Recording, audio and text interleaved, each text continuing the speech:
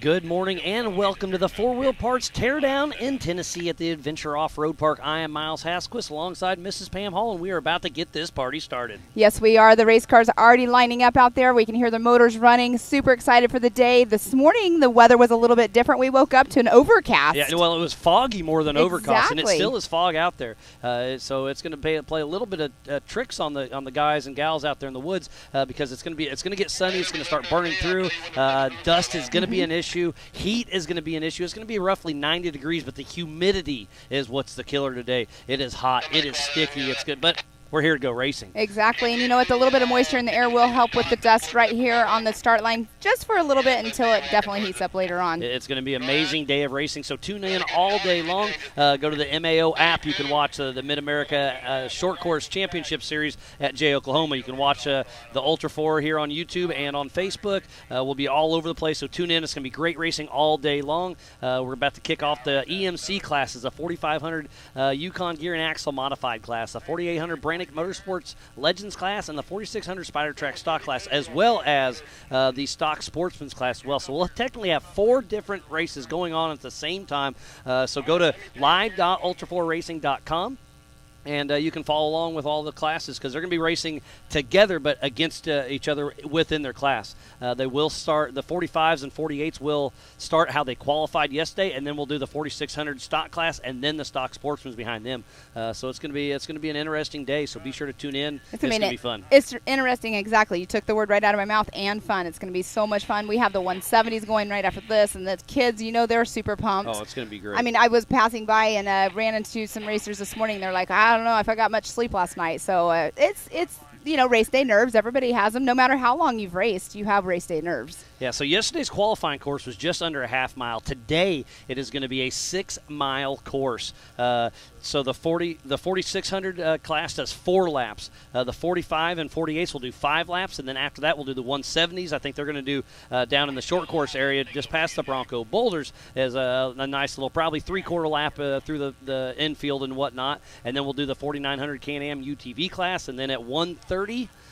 We will kick off the 4400 Unlimited class. So it's going to be a wonderful, wonderful day of racing. There are 12 either-ors, 4 stock bypasses, and for the 4400 class, they'll have a joker lane where you have to run it once, and you can only run it once, but that's not till the 4400 class. Yeah, it's going to be an interesting dynamic on the race today with how that joker lane works in the 4400 class. The people have been talking about how steep it is. I only saw it from the top. I didn't actually go down it. I didn't walk it. We didn't drive it down. The joker you're talking about? The joker line. I don't know. I've walked it 3 or 4 times, and it's gnarly up top. There's just lots of nuisance rocks, I'd say. A few loose ones, but a lot of ledges. And it's just, I'm going to say it's probably 300 yards in total, and the last probably 20 feet is very, very vertical. Not straight, but super steep, and it's kind of rounded in the middle. And if you go too far to the left, you could take a tumble pretty easy. Yeah, very true. And, you know, we were talking about, too, like tires are going to be an issue out here, but yesterday in qualifying, that was only qualifying too, and it was only 0.43 miles, but tires weren't a problem yesterday. Only Jamie McCoy, when he came in. I saw Casey Ryan come on 2 yes, flats. That's true. There was, I'm going to say, more than a handful of people that did have flats just in a half-mile run. But today. They were pushing a little harder than normal. And today's just a whole different ball game for sure. Absolutely. So we'll kind of give you a course layout on what it looks like. This is this isn't the 4900. We need to go to the 46 and 4500 course with the Amsoil hot pits in it. So there it is. We're starting right there, and we're going to, at the bottom of the screen in the middle, we're going to go clockwise. So we'll start at either or 1, then up the Recaro Rise and on around. And this is just lots of tight trees, lots of rocks, a little bit of go fast. Some mud holes are still back there, and then we'll have a drone at the Rigid Ridge, and then they'll go around. And there's just lots of either-ors, lots of trails. You see the pink is a stock bypass. And then they'll come around back out of the woods, and then the long little horseshoe down there, they'll hit the Bronco Bowlers, hit the Yukon Launch. And then the Amsoil hot pits, there's probably a 300-yard range right there where it's 25 miles an hour. So they'll start at the middle bottom and end just to the right of the Amsoil pits. That's where the checkered flag will be. Again, the stock class will be doing 4 laps. But the 45s, 48s will be doing 5 laps. So it's going to be very interesting to see how it shakes out. They've got a couple hours to finish this race. It's going to be a lot of fun, and we want to give the Robinette family a huge shout-out for all their help for helping merge Ultra 4 with Mid-America Outdoors. We've got a whole slew of volunteers. The media and the safety crew are all out here, and we are going to have a great shot. And it sounds like we're going to head to the start line right now and check out who is there. And on the line right now is Mr. George Schooley, but Casey Ryan is fill-in driver. George is having some medical issues. He is here on site doing well, but the doctor said you cannot get in that car yet, so he called his buddy Casey Ryan up, and he is on the pole for the 4800 Brannick Motorsports Legends class.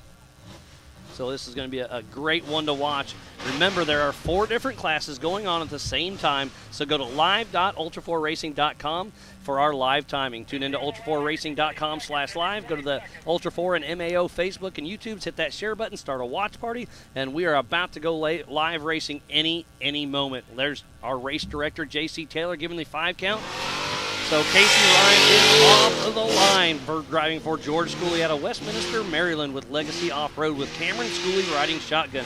He's in a Miller Pro chassis, LS 437, Turbo 400, Atlas, Nitto Tires, Spider Tracks, Method, and Fox.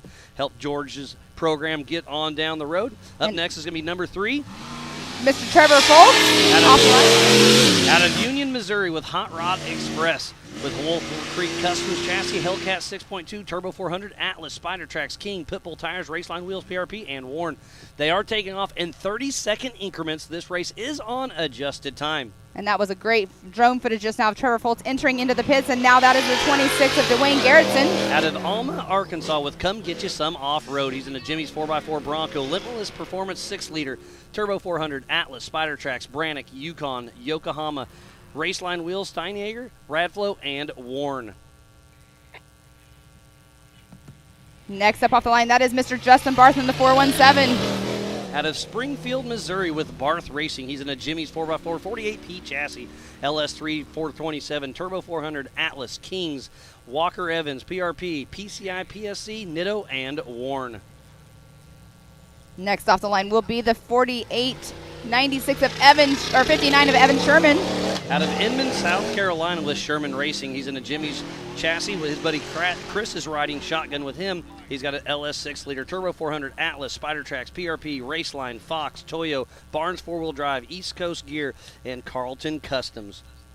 All right, next off the line is the 302 of Jody Ford. This is a fun one, racing in memory of Roscoe.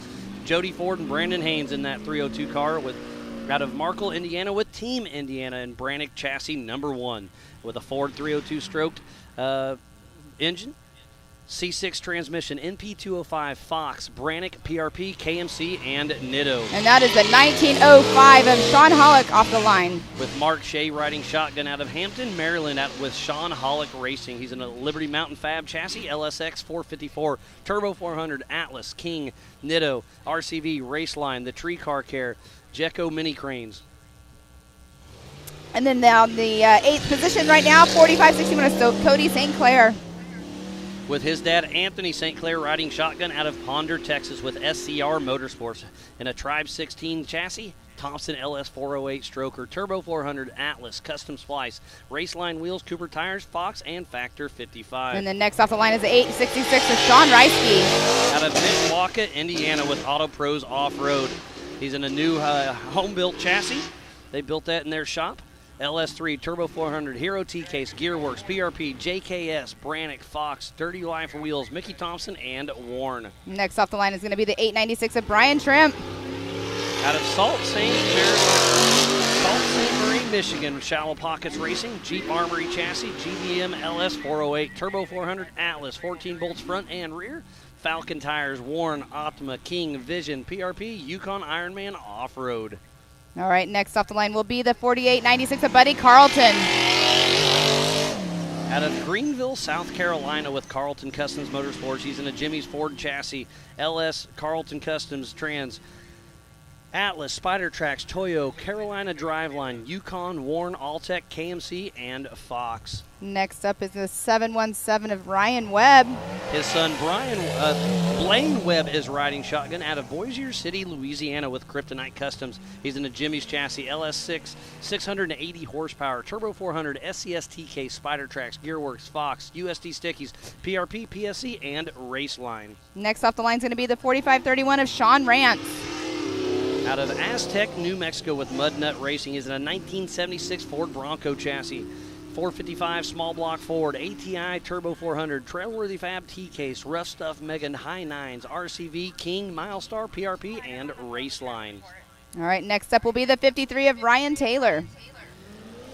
Out of North Liberty, Indiana with Team Indiana, Trent Fab Chassis, LS6 Liter 4L80E, Atlas, Spider Tracks, Brannick, Fox, Yokohama, Raceline, and PRP. And next off the line will be the 45-49 of Rick Levezzo. He's got James Mahoney riding shotgun with him out of Fort Worth, Texas with R Squared Racing. He's in a Bent Fab Ford Bronco, LS7, Gearworks Turbo 400, Hero T-Case, King, Spider Tracks, Yokohama Tires, Raceline Wheels, PRP, Warn, and AMSOIL. And next up will be the 45-14 of Troy Digby. Out of Charlotte, North Carolina with Outlaw Off-Road. He's in a built Jeep LS 5.3 Turbo 400, Atlas, Dana 60, 14 bolts, Fox, Maxxis, Raceline, Corbo, and Barnes four-wheel drive. And starting in that 17th position will be the 45-13 of Robert Humachek. This is his first race with us here at Ultra 4. Bob Humachek out of Richmond Heights, Ohio with Nocturnal Motorsports. He's in a Jeep-based buggy, LS, BFG, Raceline, Fox.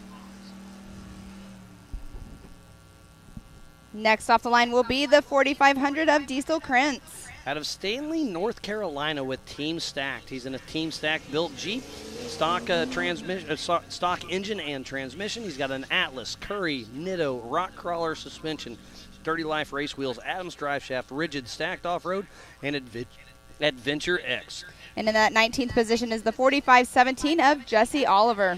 He had a drive shaft issue yesterday, but it's good to see him out there. So Jesse Oliver out of White Lake, Michigan with Oliver Racing.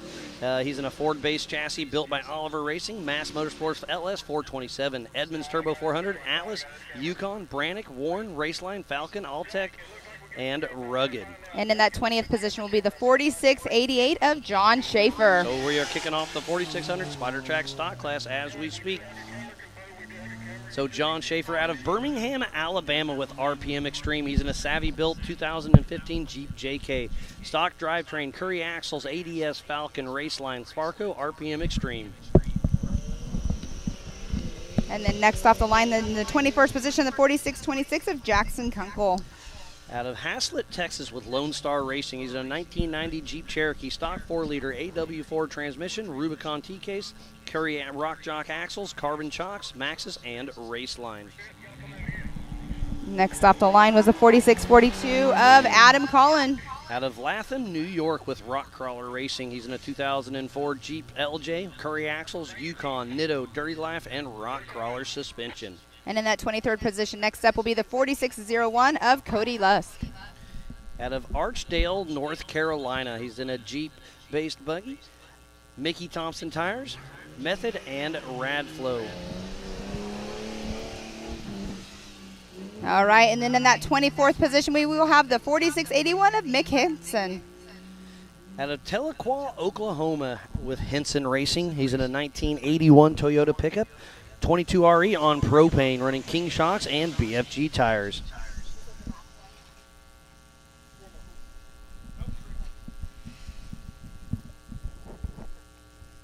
And next up should be the 169 of Matt Gresser.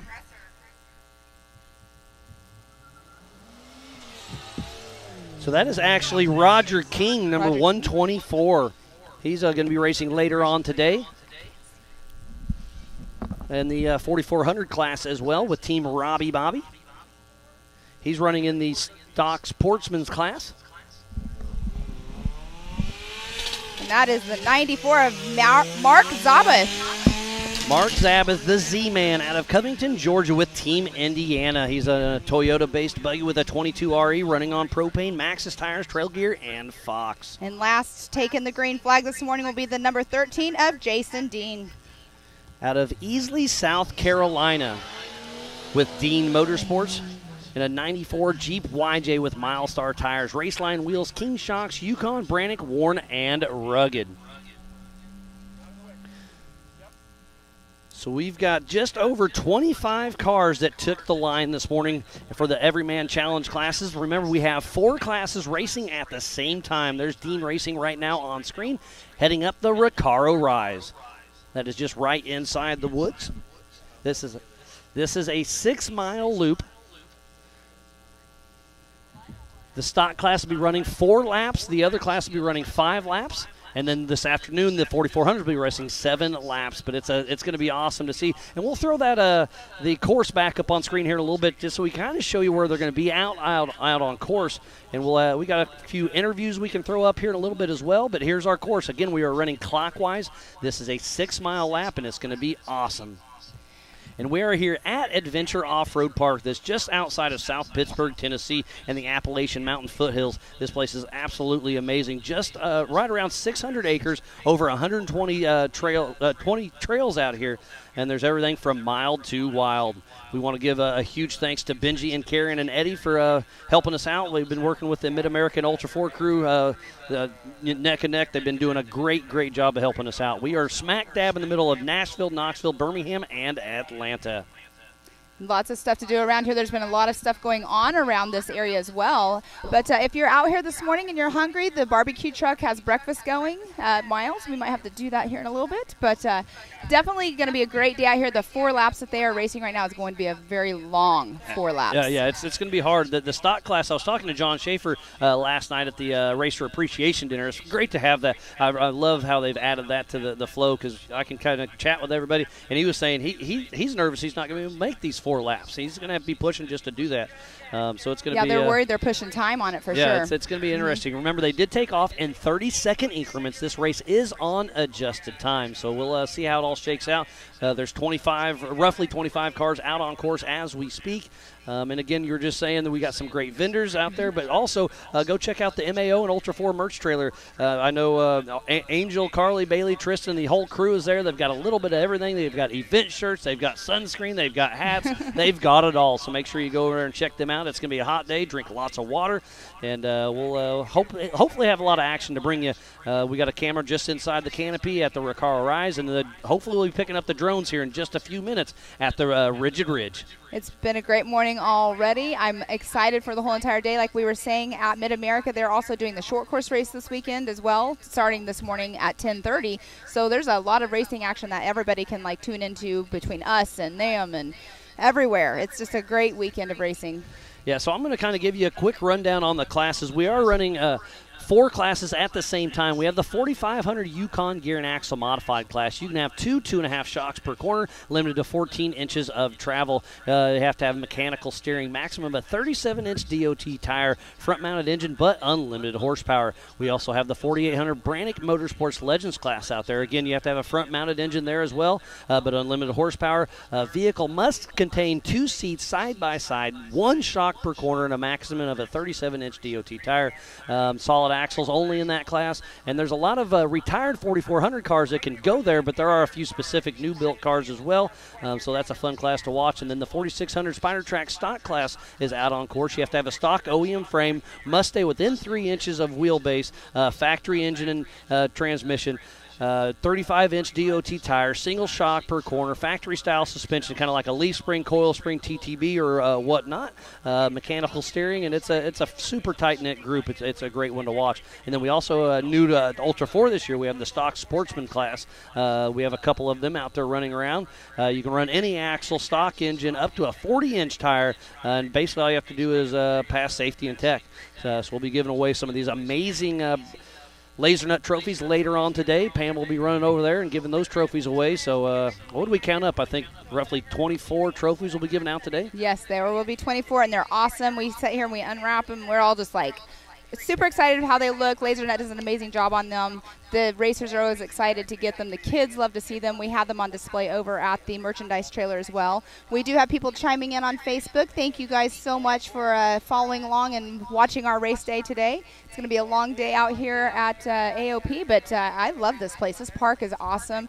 Benji and Karen, like you have mentioned multiple times, are amazing to everybody out here, not just us as staff, but everybody that comes out here also and is just spectating and likes to go out and do wheeling out here as well. It's great, absolutely. I'm just getting an update from Casey Gilbert. He said Casey Ryan, driving for George Schooley, that took off the line first, already upside down. They're trying to recover. Oh, but our leader out in the woods is already having issues. So a tree must have jumped right out in front of him. And I'm telling you, these trees are nasty out there. There's a lot of them, the rocks, the mud, and Casey Ryan's pushing hard and already had an issue. So hopefully he can get the car righted. But it's going to be a busy day out in the woods for our MAO Ultra 4 AOP recovery crews. Exactly, for sure. There's lots of recovery out there all over race course, and especially in the areas that are definitely difficult and technical.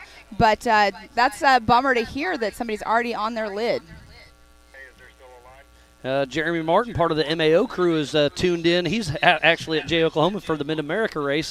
They're getting all their short course stuff getting ready to take off, and he's tuning in. So thanks for tuning in, buddy. And Shelby Scott St. Clair, they're tuning in from Louisiana saying, Miles, it's hot and sweaty out here. It's going to be a warm one today. That is no doubt. And we're able to catch up with a few interviews. I remember we had Diesel Krentz earlier in the week, the number 4,500. So let's have a quick chat with him. So I am here with Diesel Krentz. He is from North Carolina, and he's racing in a Jeep. Tell us a little bit about your vehicle here. So that's kind of a cool question because this particular Jeep I bought brand new November of 2011. This is a 2012 JKU I bought from my local dealership. It had 12 miles on it when I bought it, and well, it's not very stock anymore. Well, and last year was your actual first race here. Tell us a little bit because you had a little lull in your racing career. So give us a little backstory on you. So we raced all over California. And got a race in North Carolina. That's what brought us to North Carolina. Amazing racetracks. Won the World Finals in 2001 at Sears Point. Really had a great racing career. Well, adrenaline junkie is an adrenaline junkie. Broke my back on a dirt bike. 5 vertebrae, paralyzed from the waist down. I used to walk weird. Now it's my strut. But, a lot of medical problems. And it was about 15 years when I bought this Jeep. And I just fell in love with it. The Jeep community is amazing. The racing community, Ultra 4, is pretty amazing. So we just started building this Jeep, and then last year was the deadline. It was the point in time to where we were going to make it happen, and it was amazing. And when we got here, you guys were open arms and helped us with the rules and everything we had to do to compete, and we love it, and this is 1 year. And this isn't your only race you've raced with Ultra 4, but you're back out here competing in this lovely weather this weekend. What do you think about the weather that's going on? It's pretty bad, but in California, we raced in some pretty hot temperatures, so we're pretty good. But yeah, so I don't know if you consider us racing or learning. We learned a lot, and it has been an uphill battle and so much fun. You're broken down, but you have your family and your pit crew, just amazing amount of people behind us, and coming to see your smiling face, you can't not do that. So well, good luck out there this weekend, and make sure you guys tune in back at home. To the front and to the bar.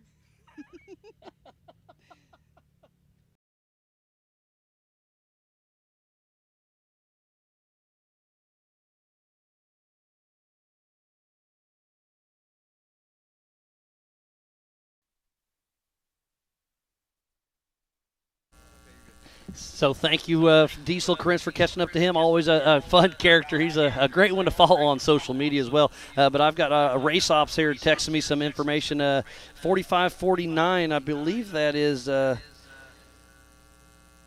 should know that. There it is. Rick Lavezzo is having some issues. He rolled over as well. And then 417.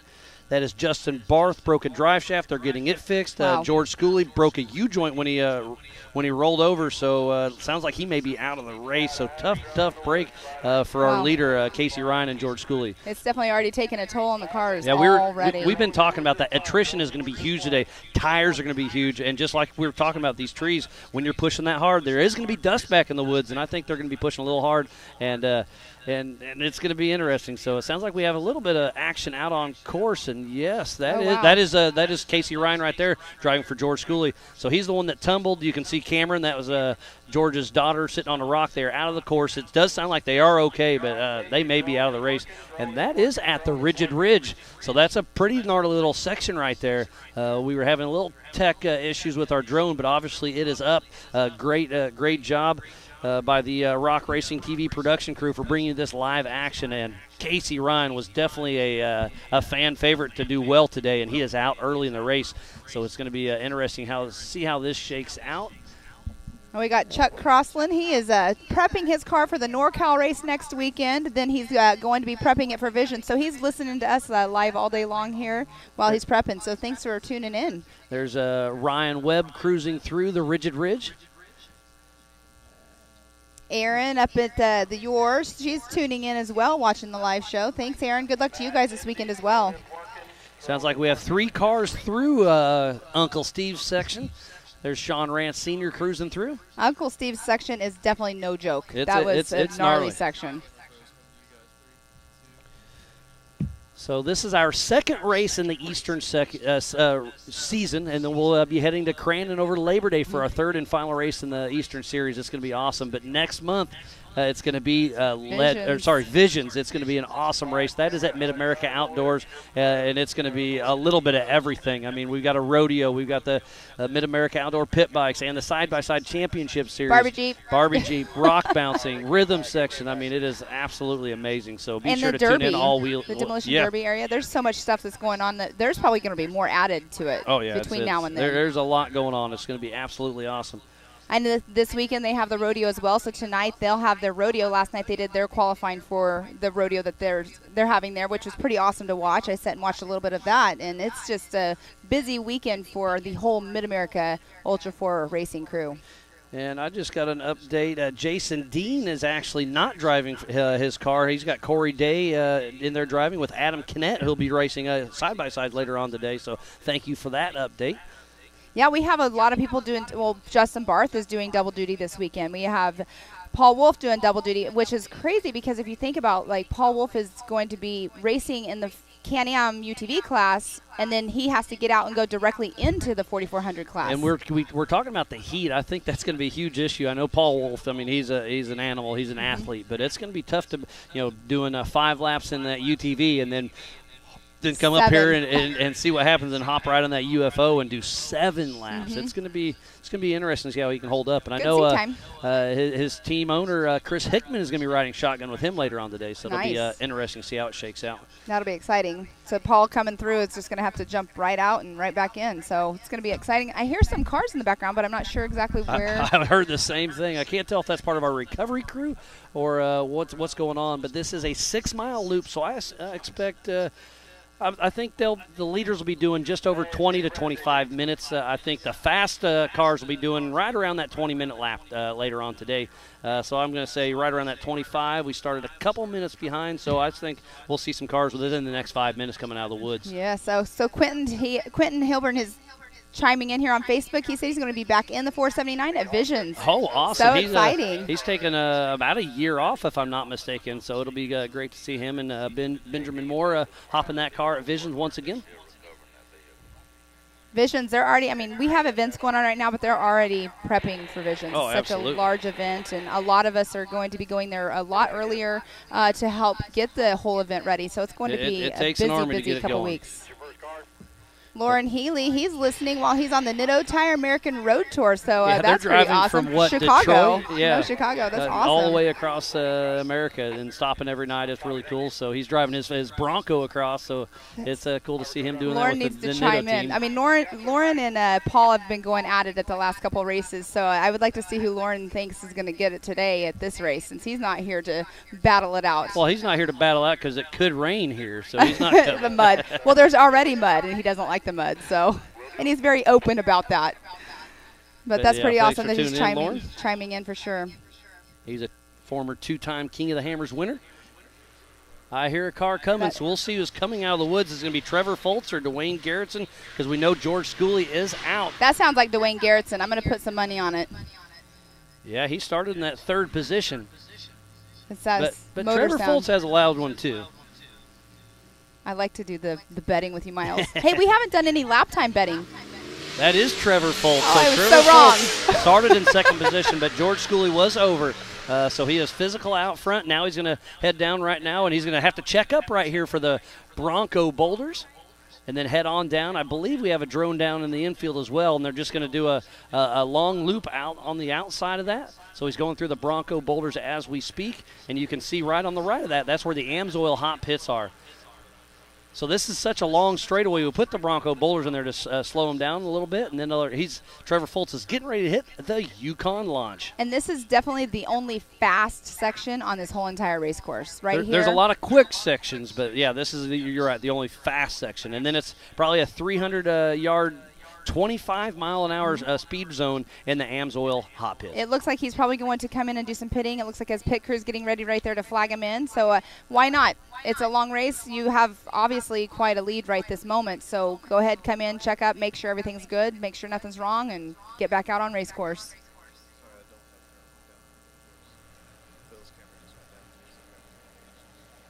It sounds like another one coming through. Maybe this one will be Mr. Dwayne Garrett. I mean, yeah, that would be a good bet for sure. Remember, they did take off in 30-second increments. This race is on adjusted time. If you're just tuning in, this is the 4 Wheel Parts Teardown in Tennessee at the Adventure Off-Road Park, just outside of South Pittsburgh.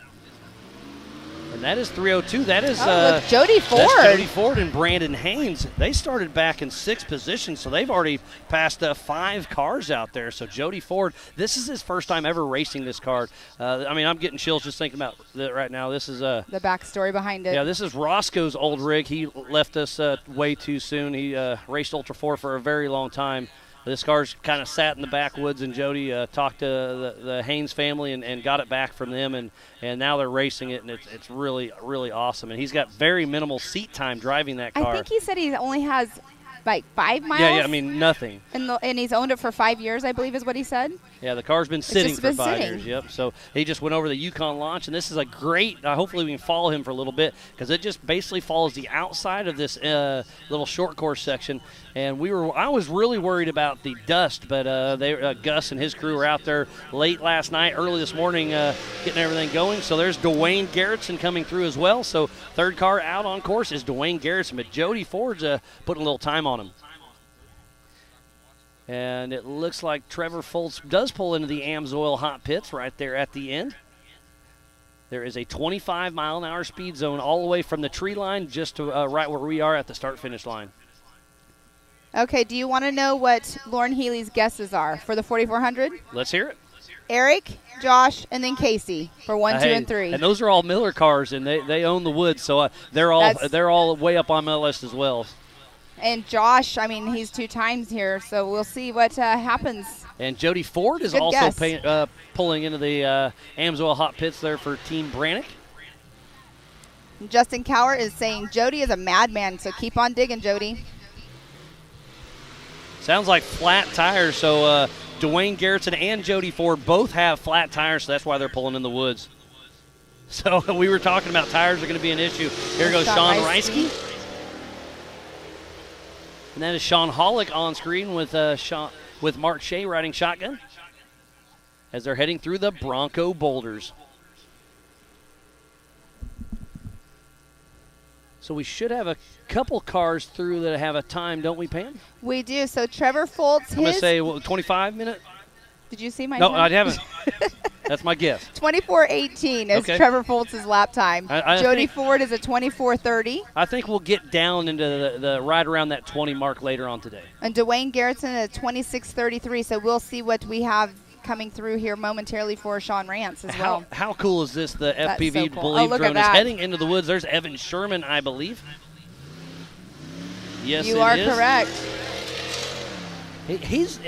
He's been running off and on all weekend, and there's some kind of stutter with that engine. I'm not quite sure what's going on. It's still running, but when it's up there and it's running good, it sounds good. But when he's going back on the gas, that's when the stutter's happening. Another left front flat tire. So tires are absolutely going to be an issue today. I know the other classes are watching right now because that was a discussion. Is tires are going to be an issue, and it's already proving to be it. So the attrition is already starting to set in. So that's probably going to play into some of these drivers' heads on how hard to push, how early. There's as St. Cody Clair. St. Clair's coming through.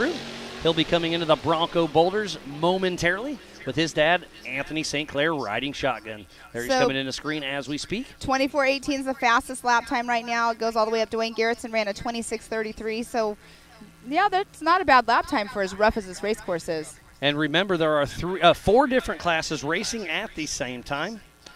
So it's going to be a wild day.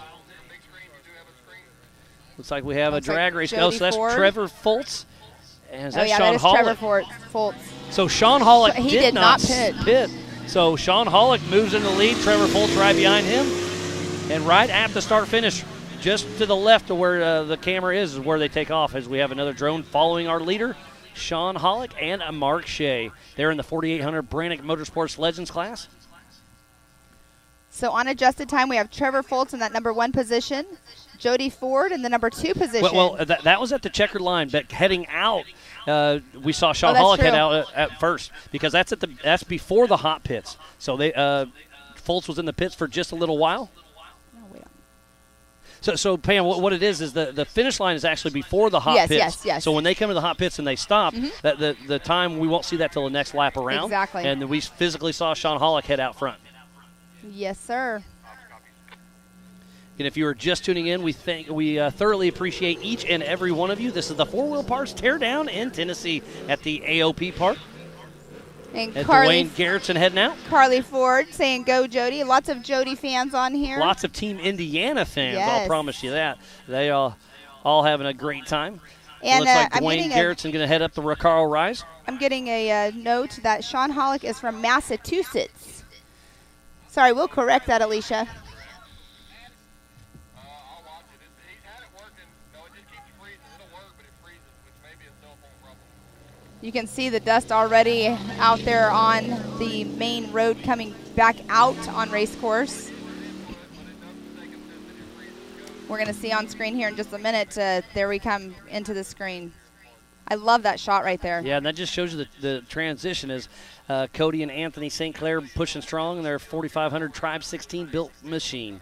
So I believe in 4500 it's Dwayne Garrettson and then Cody St. Clair. In 4800 it is Sean Hollick and then Trevor Foltz. Physical out on course. This is our so this is out at the Rigid Ridge. There's Casey Ryan. They're still working on that car, trying to figure it out. They are driving for George Schooley. And if it's something that they don't have with them, too, they can communicate with other race teams, and other race teams can actually bring them parts out there for those at home that, don't know that they can do that. Yeah, but this is a no-chase race, so only fellow drivers or MAO Ultra 4 AOP crew can help. And it looks like we got Buddy Carlton in there and Evan Sherman in the AMSOIL hot pits.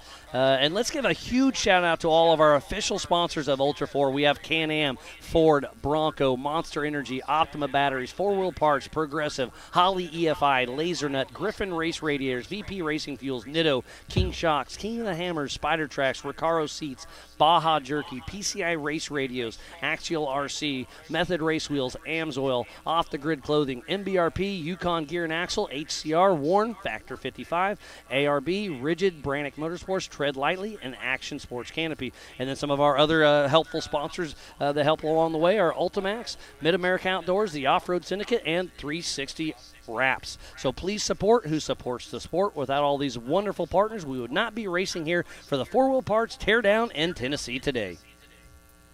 So if you're ever building a race car, a tow rig, a mall crawl, or anything, go check out all these wonderful partners. They do a lot for our sport, so let's pay back a little bit to them. And I believe that's Evan Sherman they're following right now, going Absolutely. back out onto lap number 2. And right when he hits the gas again, he's got a little stumble at that, at that low It could end. be a fuel issue or something. I mean, it could be a lot of things, Yeah. absolutely. But he's still running. He's still going. That Jimmy Chassis is going to be heading up the Recaro Rise here very shortly. Hey, all he has to do is finish. But to finish first, You must finish. Exactly. And I think that's going to be a huge, huge issue today. Buddy Carlton out of the AMSOIL hot pits. We'll see him coming soon.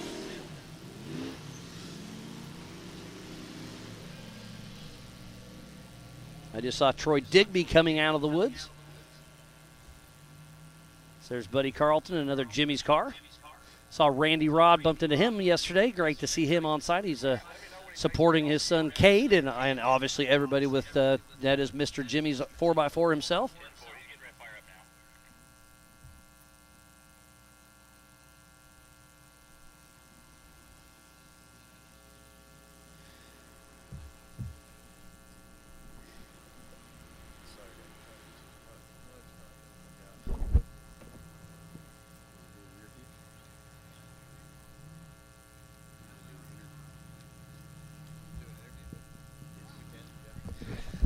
We were able to catch up with Buddy Carlton and Evan Sherman. We just saw them come through the AMSOIL hot pits. We caught up with them the other day, so let's see what they had to say.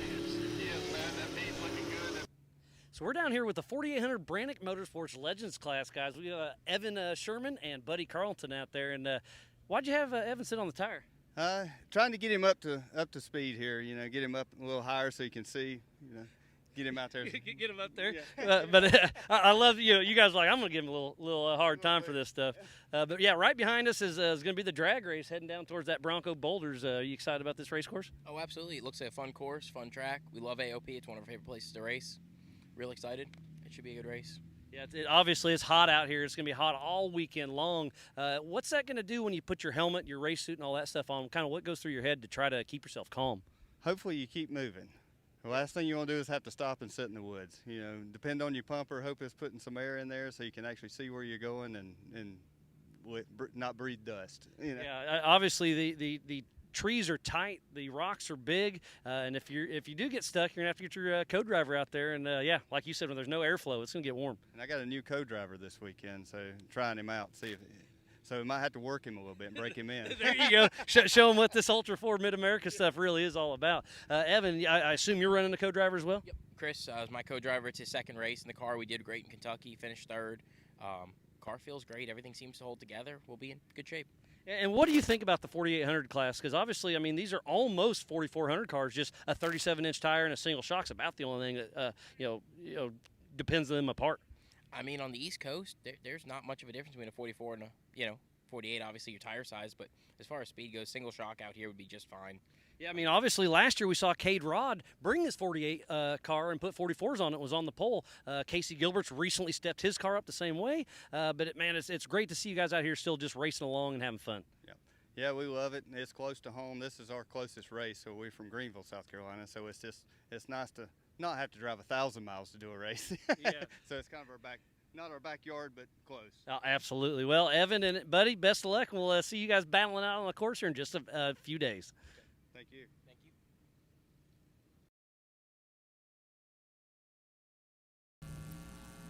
That was an awesome interview. It was so much fun when you guys were talking to Evan. You were like, you need to set up on the tire. Well, Buddy was giving him a hard time, and I just roll with anything. I like giving everybody some grief. But we had a lot of fun with that. We made him sit on that tire, and it's just fun catching up with some of these drivers. And I just got an update from Jody Ford.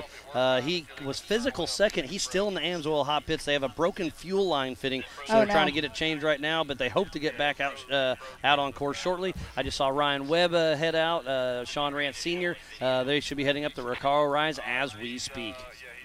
So the attrition is definitely setting in. The AMSOIL hot pits are going to be a busy today. I'm working on it. Lots of chatter through the PCI race radios. Caleb to JT. Go ahead, Cal. Yeah, 42 is at the bottom of the hill. Both lanes are clear, and they are out of the race.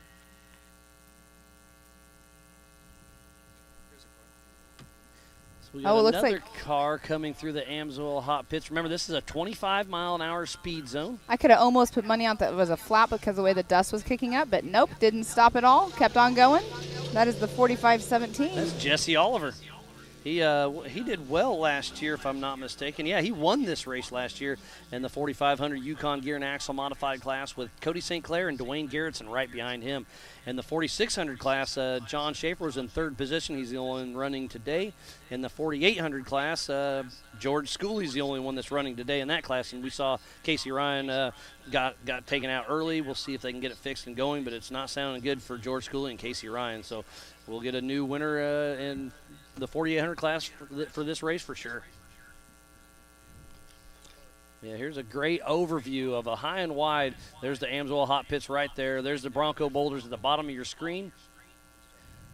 And it's just a great overview on how big this 600-acre park is. It's absolutely amazing here. They are open 7 days a week here at the Adventure Off-Road Park. It's $20 a week. It's $5 per person. They've got tons of dry camping. They've got a few power spots with water, nice showers and bathrooms. And, again, just huge thanks to Benji, Karen, and Eddie for helping us put this race on. And while we're thanking everybody, let's give another huge shout out to Jason and Gayla Robinette with Mid-America Outdoors and Ultra 4. All of our volunteers, all of our Ultra 4 and MAO crew, the media and safety. We have Angel, Carly, Bailey, and Tristan there in the MAO Ultra 4 merch trailer. We got a whole great crew. Gus is running around, JT's running around. We've got a great crew putting on a great race. We also have USAC. They are sanctioning body. We'll be running timing, scoring, race ops, safety, and tech. We have Leo O'Donnell, our USAC rep here on site. And on screen right there is our safety crew out there on course. I think that's Casey Ryan they're chatting with, and if that's it, I mean, he's got his, that's Cameron Schooley also. So, that's George Schooley's car, so it's looking like they're probably going to be calling their race. That is tough break for them. Hate seeing that, but that's it's such a part bummer. of racing. That's Diesel Krentz possibly. I think you're right. It is. His Jeep is so quiet compared to all these other race cars. And it is, sorry, I misspoke just a moment ago. It's $20 per person per day, and it's $5 to camp. Here at the Adventure Off-Road Park.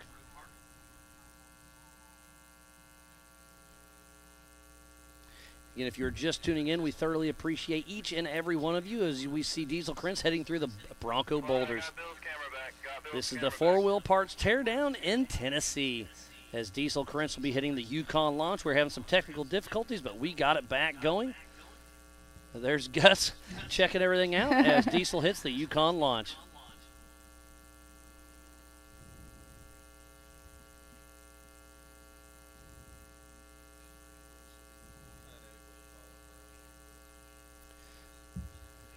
Everybody's been working extremely hard today to get everything going, so we just want to thank everybody here on site for putting on letting us race here. It's an amazing facility. It's an amazing place, and the racers are doing great things. It makes a lot of fun to watch. Crowd's starting to trickle in a little bit. We got a great pavilion here. We got the Jumbotron just behind us, so you can see all the action. And go to live.ultra4racing.com for our timing.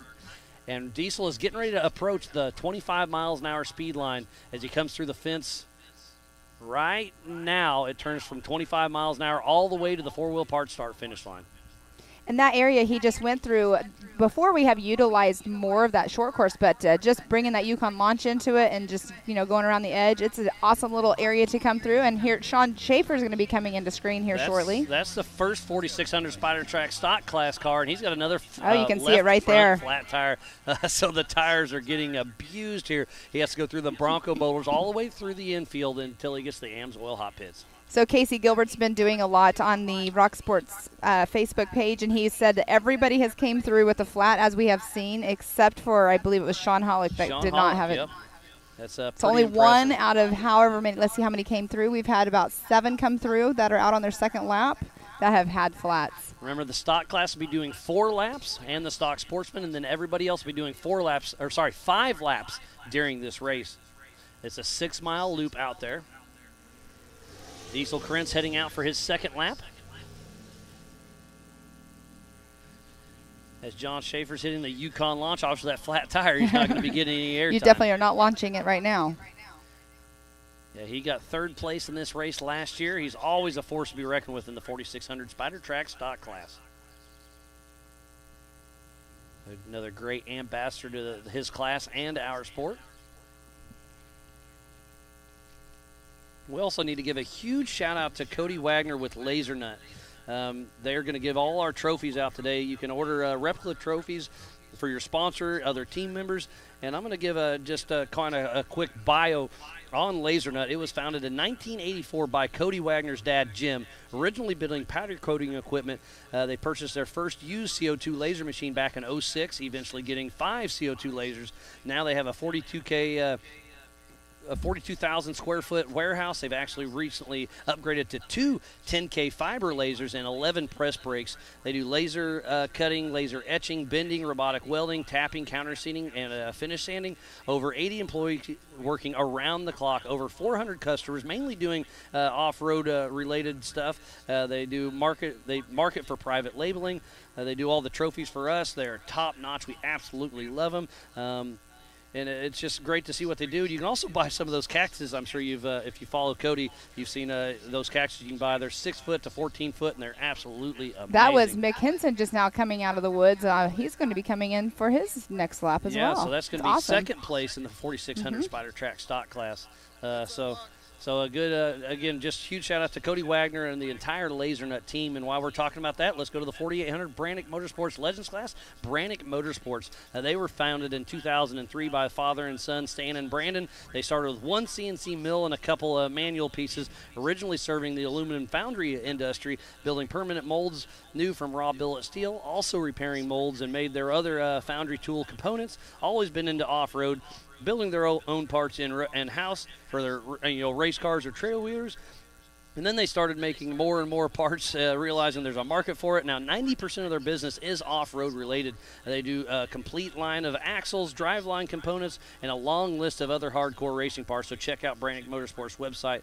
They also do some private labeling, a lot of parts for some of the big companies in our industry. They now have a 10,000 square foot building with three axis mills, 2 rotaries, 2 3-axis mills, and 4 CNC lathes, 1 twin spindle multi-axis lathe, the manual machines, welder saws, and other fab equipment.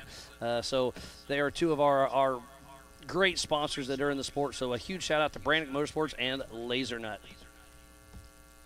Stan comes to almost every single race, but he was not able to make this one, but his son Brandon is here, and they are in the Amsoil Hot Pits with Jody Ford. I know Tim Indiana is working hard right now. So this is the physical finish line at the 4-Wheel Parts Teardown in Tennessee with Mick Henson crossing through. He'll hit the Amsoil Hot Pits, and we'll see if he stops. I don't see a flat tire on him, Pam. I do not see one either, so that's going to be a good thing for him that he won't have to stop. I mean, he's a little bit slower out there, but that Toyota, that thing's one that keeps on running. Yeah, he's been racing with us for about a year and a half. He's out of the Talco, Oklahoma area.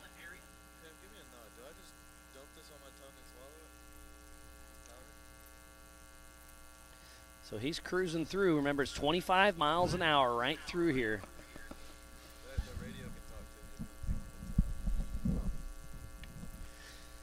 We need to give a huge shout out to Holly, Lasernut, Griffin, VP Racing Fuels, Nitto, King Shocks, King of the Hammers, Progressive, 4-Wheel Parts, Optima Batteries, Monster Energy, Ford, Bronco, and Can-Am.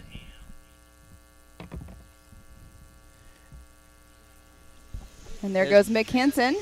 And that's interesting. He is not running a co-driver today. I'm kind of surprised by that. I don't see a spare tire in the back either.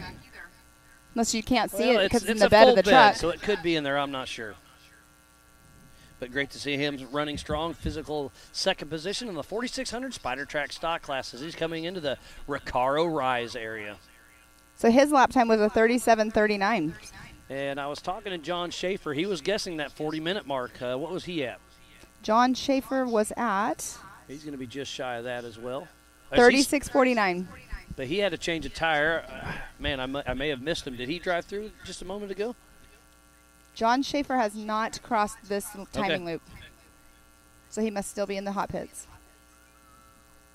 Yeah, I think the Amsoil Hot Pits are going to be extremely busy, and that's a great shot. There's multiple lines up the Recaro Rise right here. There's, I'm going to say 4 or 5 different lines you can come up. The hill's long, it's very steep, it's rutted out, and then you get, they all kind of merge at the top. It's a great section. JT Daler, our race director, built one heck of a course. These cars are the Swiss Army knife of off-road. They race King of the Hammers, Crandon, MAO, Sturgis, California, Tennessee, Kentucky, Oklahoma. They go over huge rocks, mountains, short course, jumps, tight trees, mud, dust, desert, whoops. These cars do it all and do it all well. That is Mark Zabeth.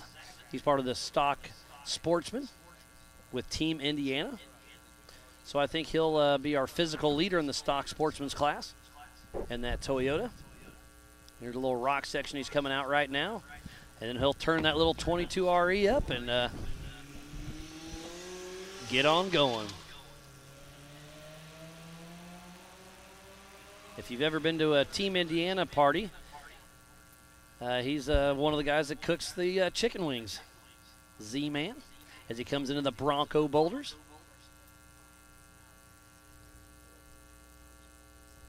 It's amazing what this Believe Cam drone can do. It's really cool to see the different angles and see how big these rocks are. And he'll do a sharp. little bit of a Those rocks in that Bronco boulder are definitely super sharp. There's a great shot of all of our flags out there.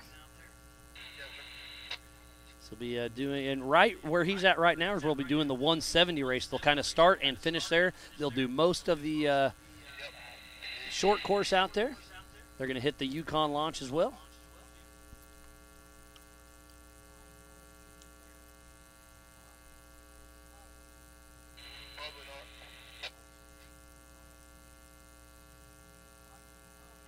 We will end up the year for nationals at the Mid-America Outdoors in Jay, Oklahoma for Legends of the Fall. We're going to have nationals for Ultra 4, the Rock Racing Association, MAO Side-by-Side Championship. So we're going to have a busy weekend there as well. So be sure to tune in all weekend long.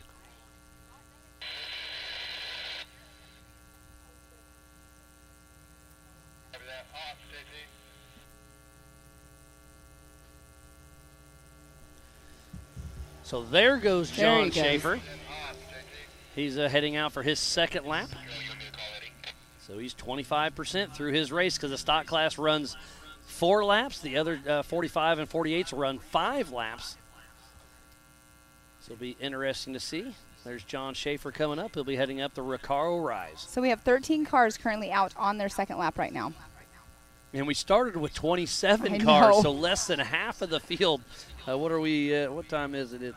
We've been racing for just under an hour, and only half the field's still moving, or they're having issues. I don't know, but we were talking about attrition.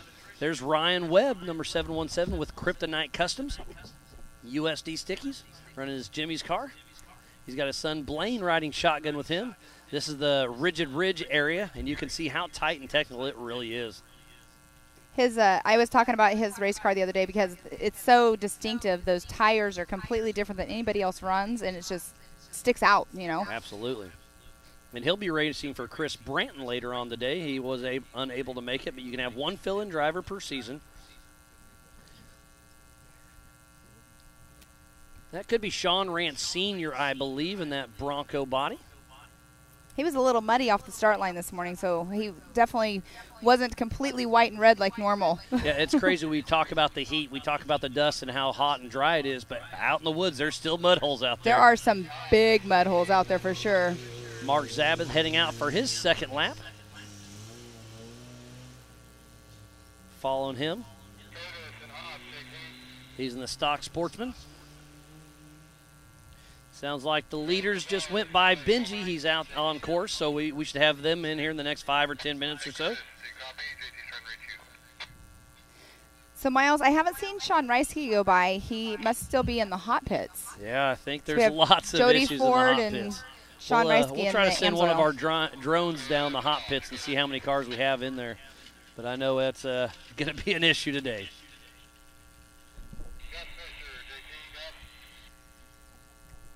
Lots of chatter going over the PCI race radios. There's a great shot of the Recaro Rise.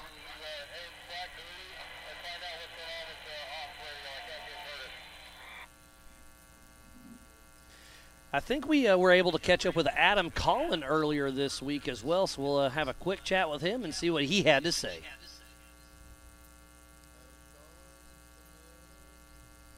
So I'm down here with Adam Collin. He's part of the 4600 Spider Track stock class, and you're getting ready to tear it down here in the trees out here in Tennessee. Yeah, we're going to have some fun.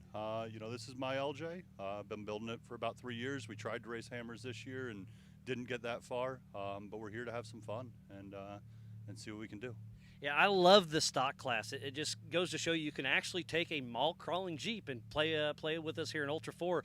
Give me your kind of rundown on what the Spider Track stock class actually is. So stock class is a lot of fun. You know, you take a production vehicle that's 4-wheel drive, has a low-range transfer case, and run 35s and kind of run what you brung. It stays factory concept suspension.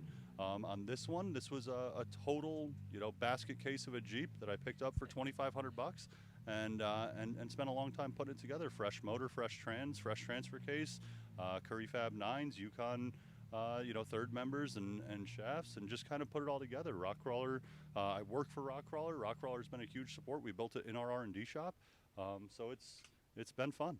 Yeah, and I know a lot of these are still tagged. Do you still tag this and drive it down the street, or? This has plates. Right Yeah, I thought I walked around it, so you this can is tagged, you can titled, still registered take it to Sonic and Walmart if you want to, in can't New you? York State. In New York State, this is tag, titled, registered, ready to run. I've been daily driving it for the last few weeks.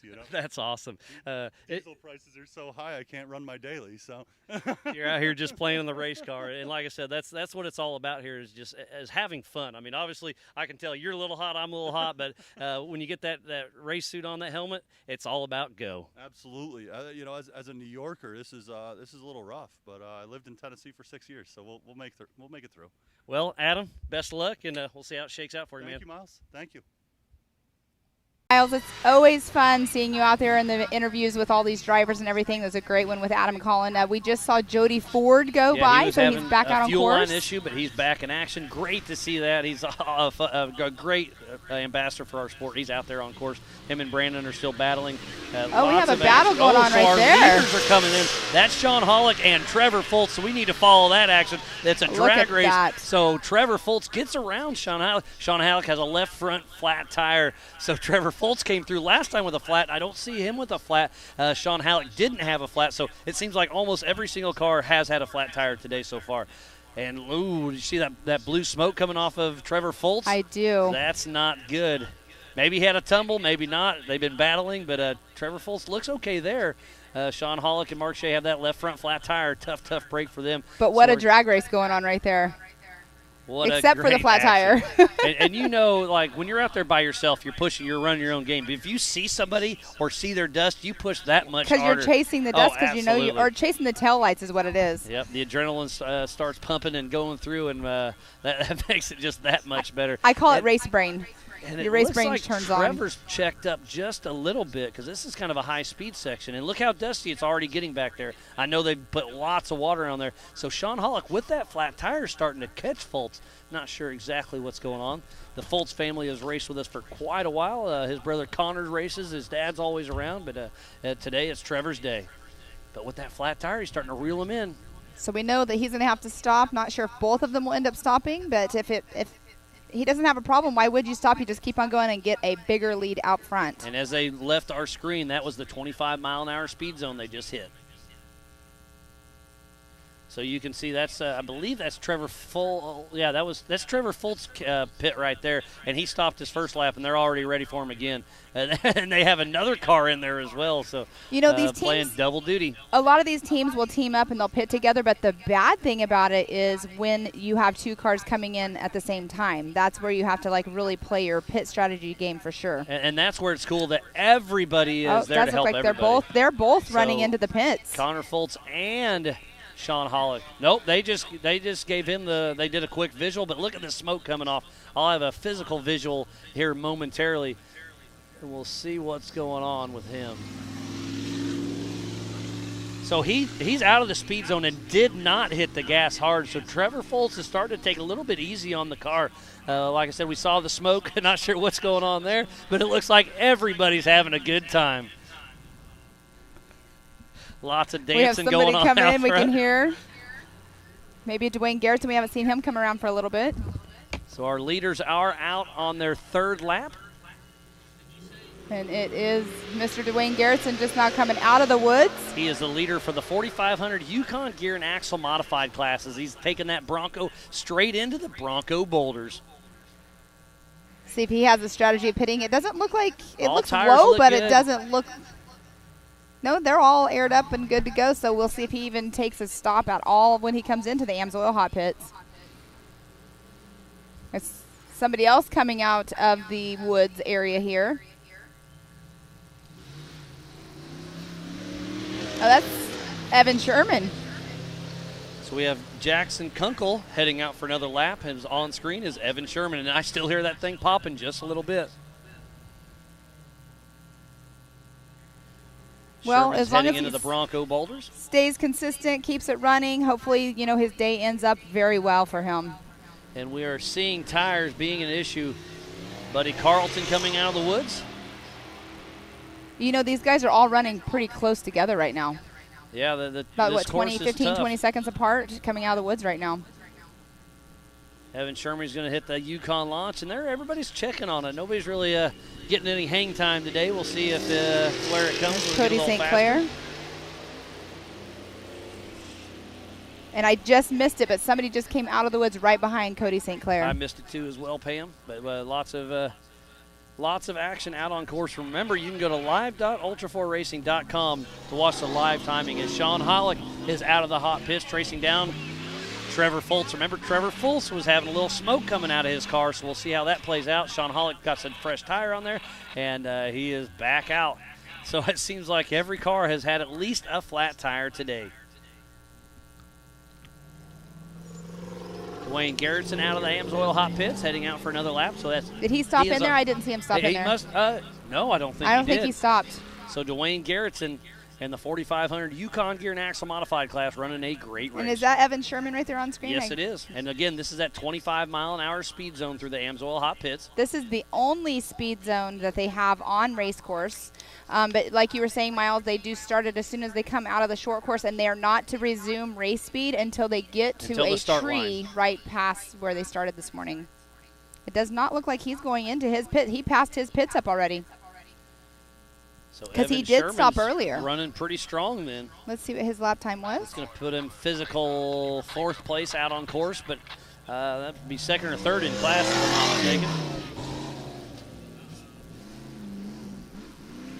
There's the Believe Cam FPV drone chasing him in towards the Recaro Rise. So Evan Sherman has a great run going. It looks like that lap was a 30.06. So he's picked it up. A little bit off pace. I think they should be running that 25-minute mark. About 2 minutes from Sean Hollick. And you see how he's steering left and right there. They're kind of checking the suspension. You see the pit crew out there looking, giving them the thumbs up. Well, and just there's making sure everything's running smooth. So much, too. Like when they're out there in those rocks, that steering, sometimes people have issues with the steering component getting hot or making sure, everything's tight. And Cody and Anthony St. Clair heading out for another lap. What lap are we on, Pam? They're heading out on their third lap, right? Yes, they are. Remember, the stock class cars are running 4 laps. The other 45 and 48s are running 5 laps. So we're just over halfway through for the leaders.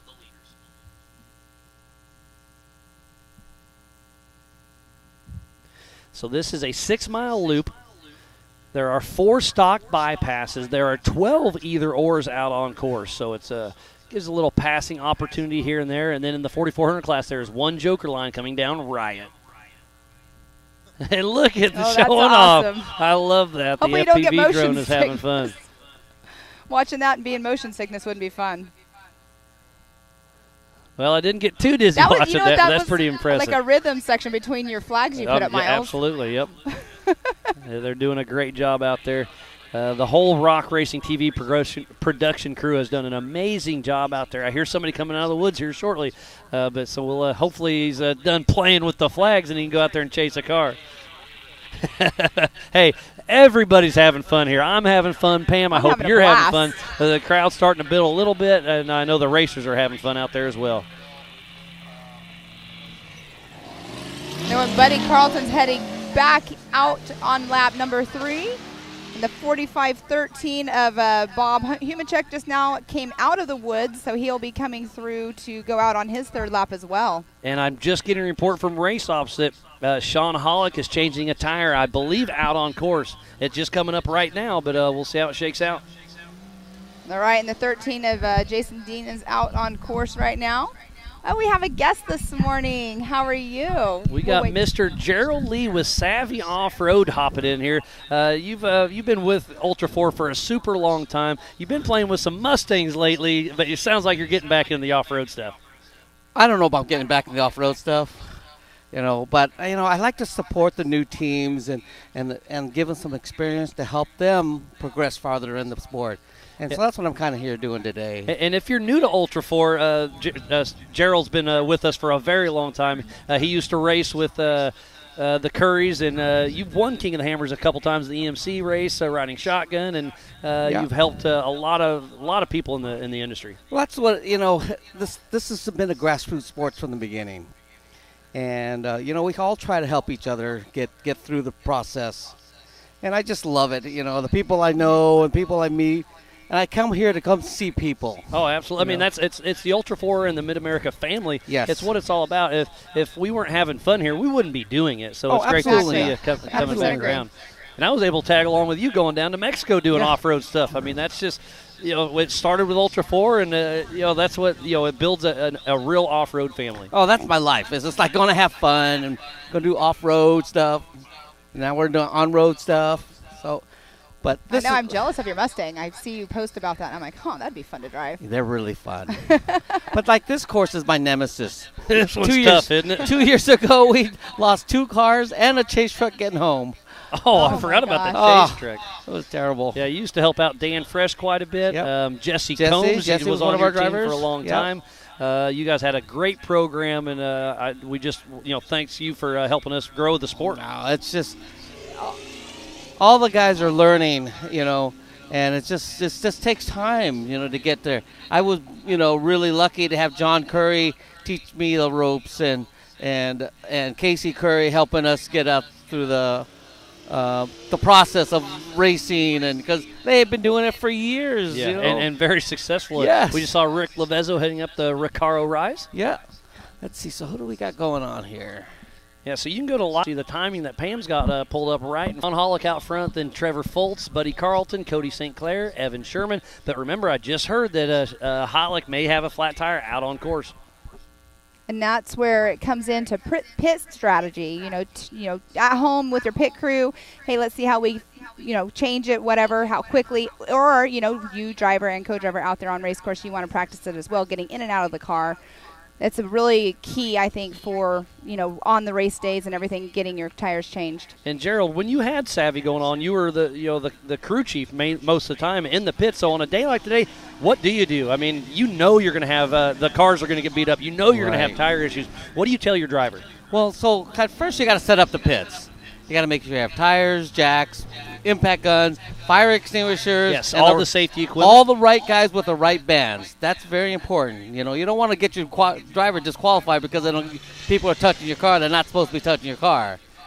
And so I saw Troy Digby just head out.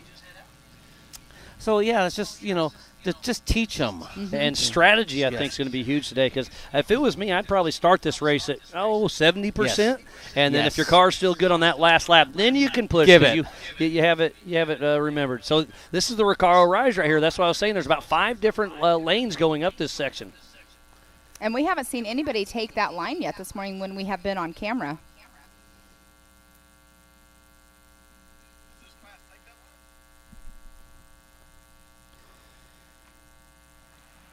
Oh, we can hear some motors coming out of the woods here shortly.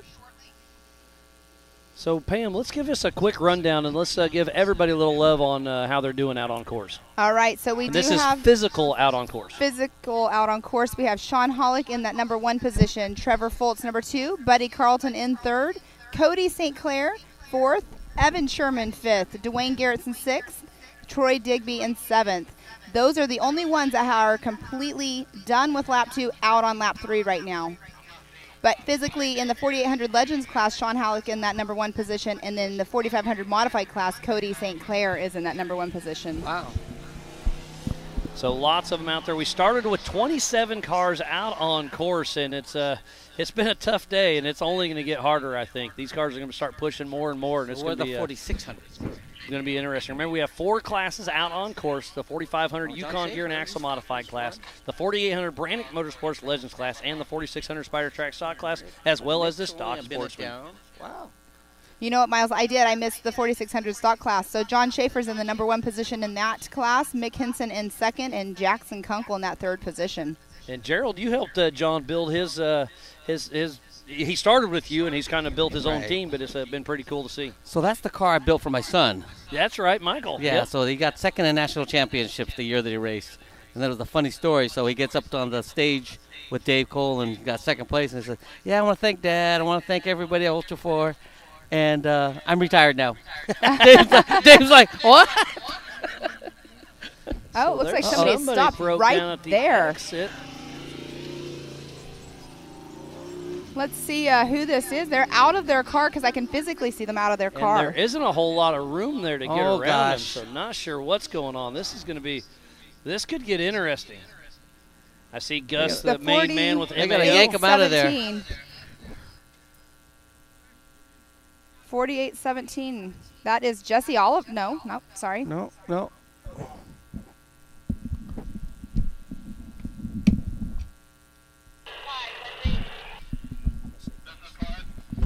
Well, Gerald, always a pleasure having you in the booth and just hanging out with you in general. But I'm going to let you kind of head back to the pits, chill out, come say hey later if you want. But always a pleasure, buddy. Thanks for coming around. Thanks, guys. Yeah, thanks. thank you. We'll see you later. Thank you, everything.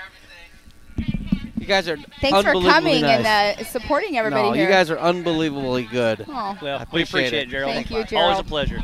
So we have our MAO and Ultra 4 safety crew on scene trying to get everything cleared up. So while we have a little break in the action, we'll be right back after this. It's time for electric to turn into lightning.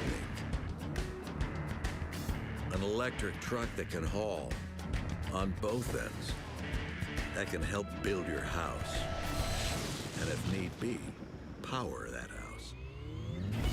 That feels like a bullet train and works like a freight train. The fully electric F-150 Lightning.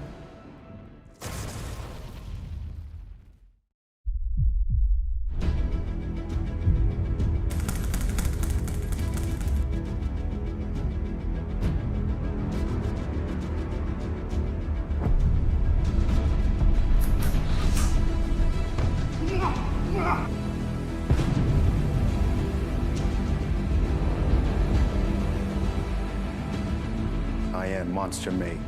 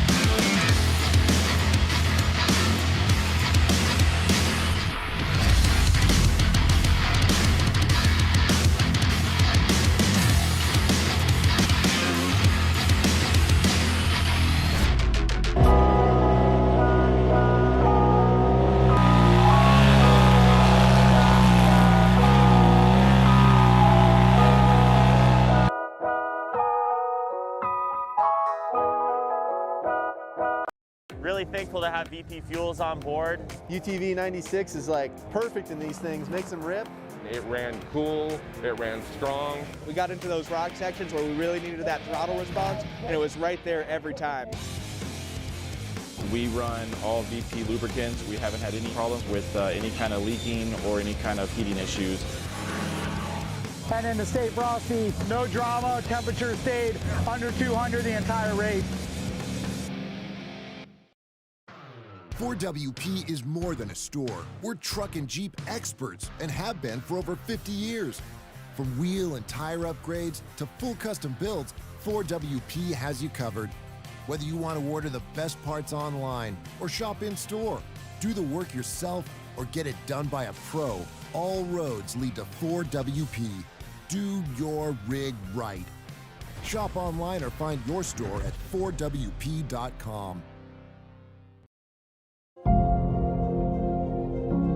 You know, the thing that people don't realize about ARB is that they have been developing the parts as our series and our sport has grown to these new extremes. They keep evolving as the sport has evolved.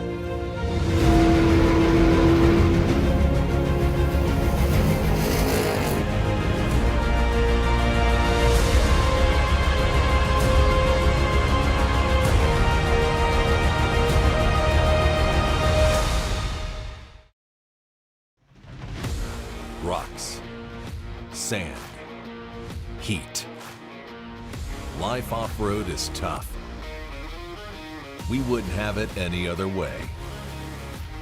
If AMSOIL products are designed for this kind of punishment, think about what they can do for your daily driver. Upgrade to AMSOIL protection today and get fast free shipping from AMSOIL.com.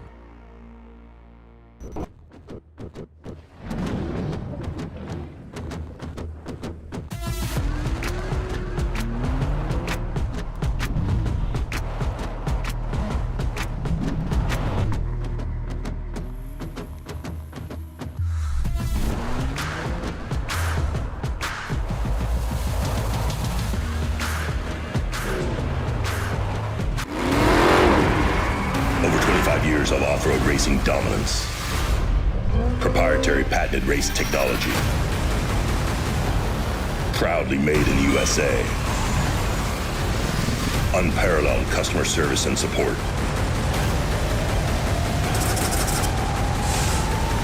The choice of champions. King Shocks. The leader in off-road shock technology.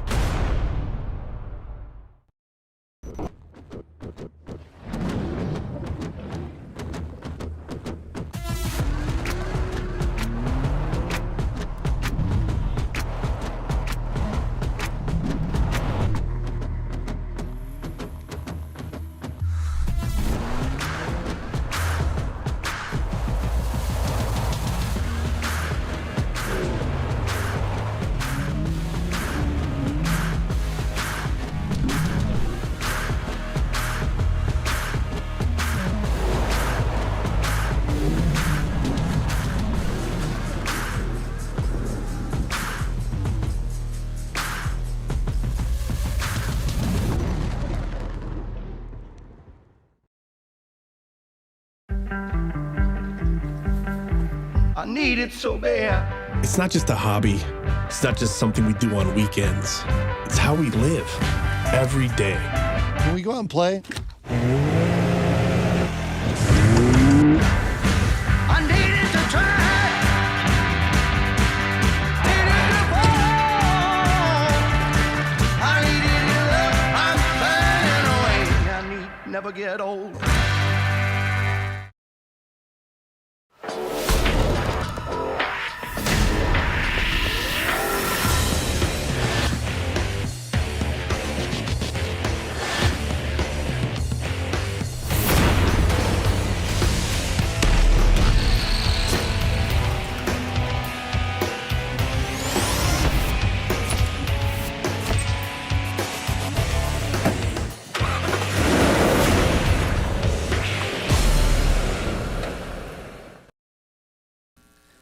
And welcome back, world, to the Four Wheel Parts Teardown in Tennessee. We're here at the Adventure Off-Road Park. I am Miles Haskins with Mrs. Pam Hall, and we are hot and heavy for the EMC race. There are 4 different classes racing at the same time, and we're over halfway through. It's going to be awesome. We race the 170s after this race, and then we'll do the 4900 Can-Am UTV race, and then at 1:30 we kick off the 4400 Unlimited class. It's going to be a great day of racing, so be sure to tune in. Tell all your friends, tell all your family. Ultra4Racing.com/live. Go to the MAO and Ultra4 Facebook and YouTube and hit that share button. Start a watch party. It's going to be a great day of racing. Definitely. And if you've been watching since the beginning this morning, the sun is now out. The overcast, the fog is gone. It's warming up. It was super foggy this morning. The drive-in was pretty wild. Pulling into the park, it was crazy. But, yeah, it's completely gone. The sun's here, and it's starting to get hot. Yeah, I woke up this morning. I looked out my window. I'm like, okay, what does it look like outside right now? Because we know it's supposed to be cooler than it's been in this past week because it's been warm out here all week long. It's still going to be 90 degrees. It's going to be hot. And Benji, who runs the park here, just said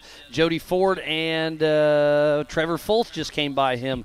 And what part of the park is he at? He's at the Uncle Steve's Trail. Okay, perfect. So Trevor Fultz was ahead of Jody Ford, so Jody Ford's pushing hard, and Trevor Fultz was a little off pace, so not sure where Sean Hollick was. He had a flat tire possibly, so the drama is starting to unfold during this race. It's going to be a change-up for sure. There's Diesel Krentz coming out of the AMSOIL hot pits.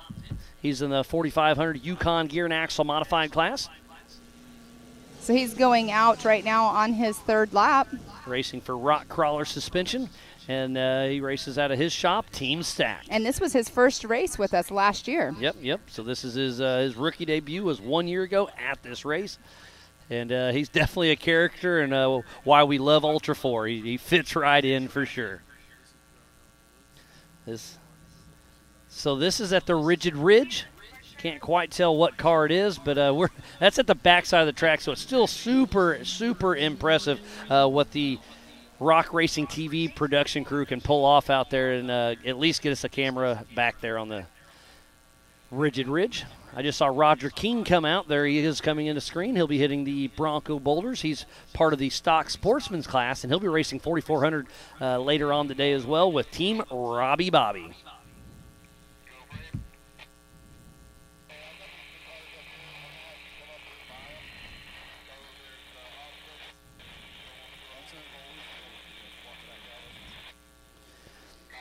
And this is a 6-mile loop. There are 4 stock bypasses and 12 either or. So we're going to throw that up on screen so you can kind of give a check of what it's at. So at the center of your screen on the bottom is where the start is. And then it goes clockwise up the Recaro Rise, back by the Rigid Ridge and around. And it's going to be a fun track all day long. And you can see the smooth section at the bottom right. That's where it's a drag race to the Bronco Boulders, and then another drag race to the Yukon Launch, and then a smooth drifting circle in the infield, and then a 25-mile-an-hour speed zone in the Amsoil hot pits, and then back out in the woods. And like I said, that is a 6-mile loop. The stock class is doing 4 laps.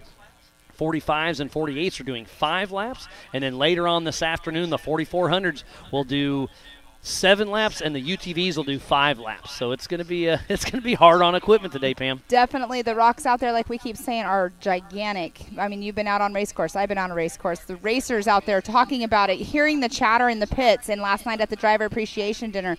It's so cool to hear everybody's take on how hard this race course is that JT Taylor put together. Yeah, they just kept talking about tires, heat, all the above is going to be an issue. Tires. Who was it that said that whoever has the most Chip tires? McLaughlin said that. He's just worried about himself. So that looks like maybe Jody Ford coming out of the woods. So could he be our physical race leader? We'll find out here shortly on timing. But wow. He spent a lot of time in the pits. But when he's not in the pits, he's hauling. And there's Trevor Foltz, so I believe so. I believe Jody Ford spent probably 15 minutes in the Amsoil hot pits and is our physical leader. That shows you how hard this course actually is. Trevor Foltz just behind him. But, again, I saw some smoke coming out of his car earlier on the day. He usually pushes really hard, a great competitor. But he's having something going on, but it's great to see him still moving. So Jody Ford's going down in the short course section, getting ready to hit the Yukon Launch. Him and Brandon Haynes running strong in Roscoe's old car. And he didn't check up too much right there, as you just saw. I did hear drivers last night talking about the Yukon Launch, that if you take it too hard, you're definitely going to buck the rear end. It does a little bit of nosedive, yep. So you want to make sure you do check up just a little bit. And that was John Schaefer that just came out of the pits. John Schaefer's heading out of the woods. I'm sorry, that was out of Roger the woods. King That's what I meant. heading out of the pits. Going towards the So pits. right there is the 4-wheel parts finish line. And then right now, as soon as he comes out of this little section, right where that camera is the 25-mile-an-hour speed zone for Jody Ford. So is that correct? Is he our physical race leader? We shall see here momentarily. So am I wrong? Am I lap counting my head possibly? No, I think. No, Jesse Oliver and Jody Ford are the same section. So Jody Ford just Ford's went back into the pits. in the pits.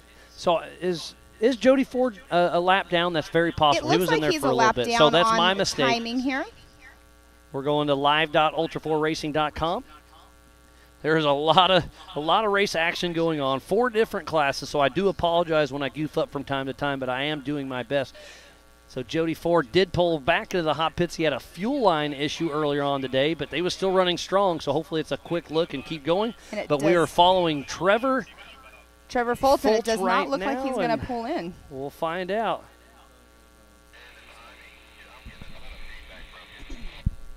Oh, he is pulling into the hot pits. So we'll see how much time they spend on this car. Having a little chat, probably a drink of water. They're checking something on the rear end of the car.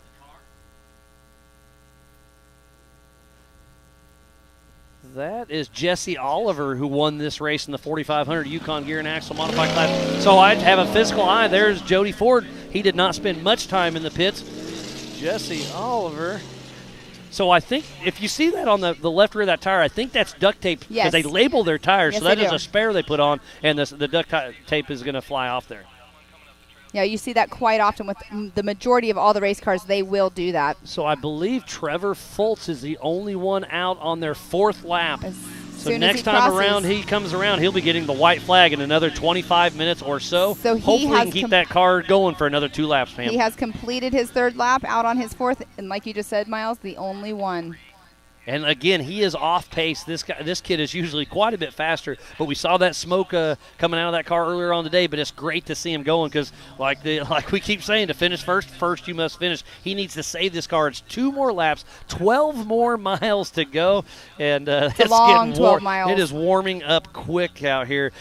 For the 4-wheel parts teardown in Tennessee at Adventure Off-Road Park, just outside of South Pittsburgh, Tennessee. It is roughly 80 degrees right now, and it's going to be just shy of 90 degrees later on the day. They're saying 85, but it's going to be sunny. It's going to be interesting.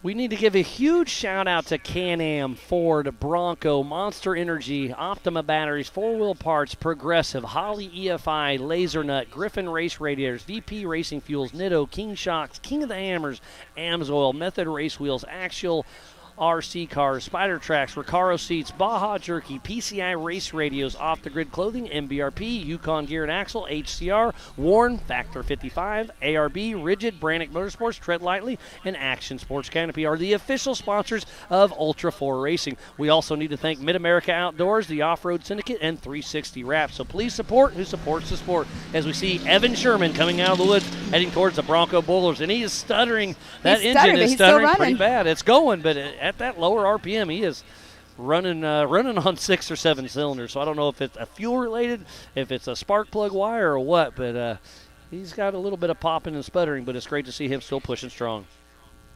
He's got his buddy Chris riding shotgun as they make quick work through the Bronco Boulders. And you can see those flags barely moving at all. We wish for a little bit of wind for sure.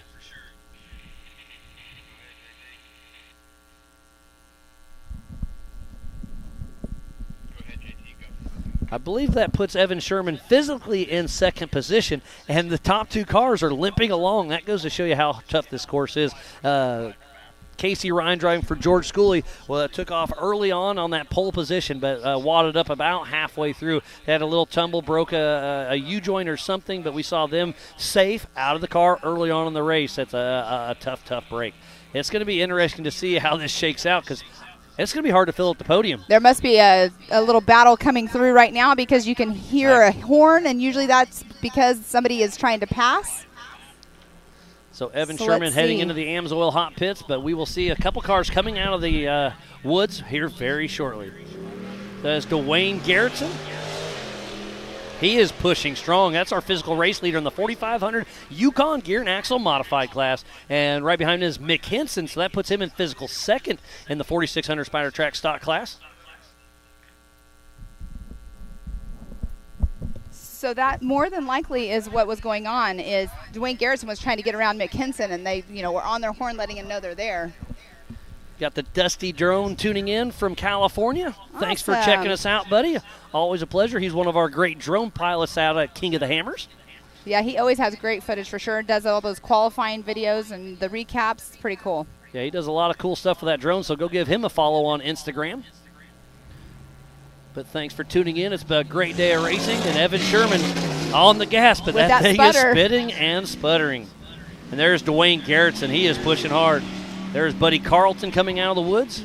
There's a great shot of Evan Sherman getting ready to head up the Recaro Rise. Let's see if he takes that line earlier that we were saying nobody takes. No, he kept on going to go past it.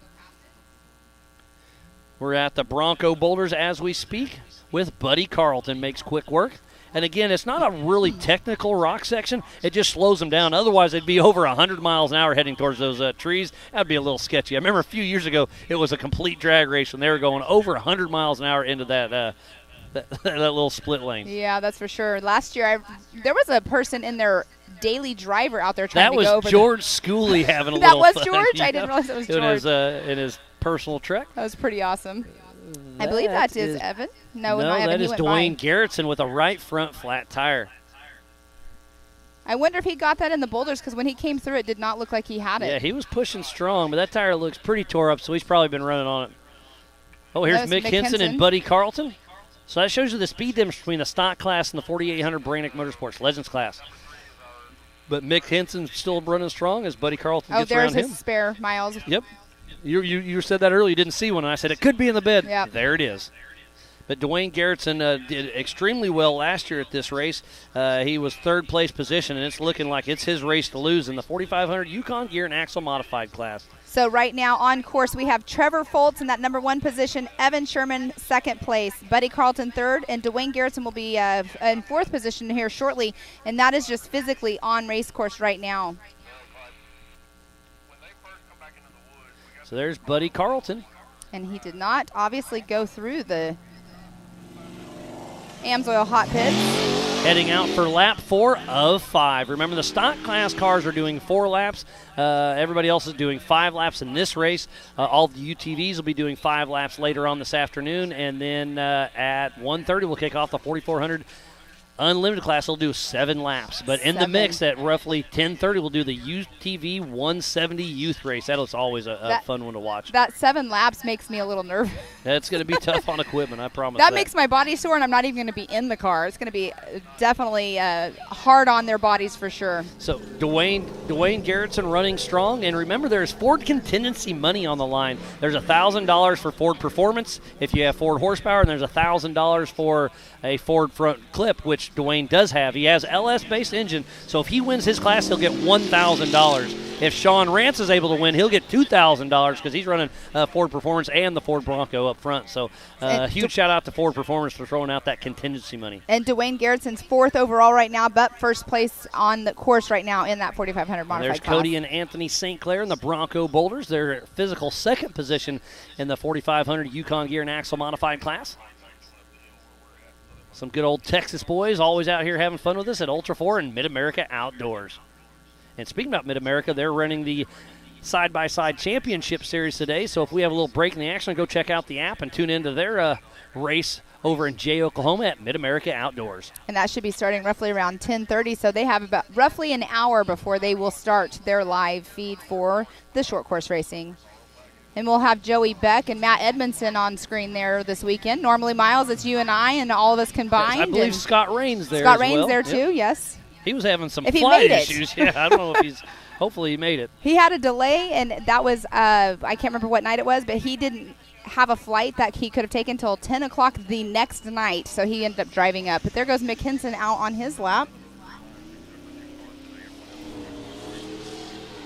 We're going to have Cameron Schooley come on over here and give us a little update of what happened out on race course today. So we're going to bring her in the booth. So I hate to see her out here right now. Me too. That's a bummer, but at least you're okay. So Cameron, kind of give us a rundown on what happened. You and Casey Ryan were in the car, and your dad George is in the pits. You guys were on the pole, out front first. What happened?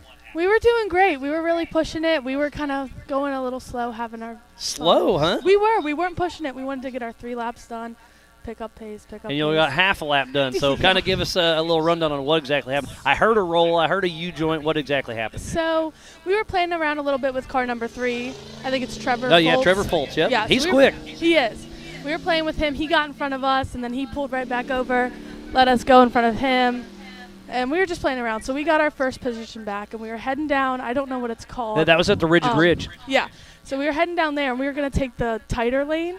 We went to go in reverse, and we lost reverse. Oh, you didn't have reverse. That's a bummer. Yep, and it's weird because we just replaced our transmission last race. These cars are hard on equipment. Yeah. So you didn't have reverse. So what happened? Is that exactly what took you out? So pretty much. So you never rolled.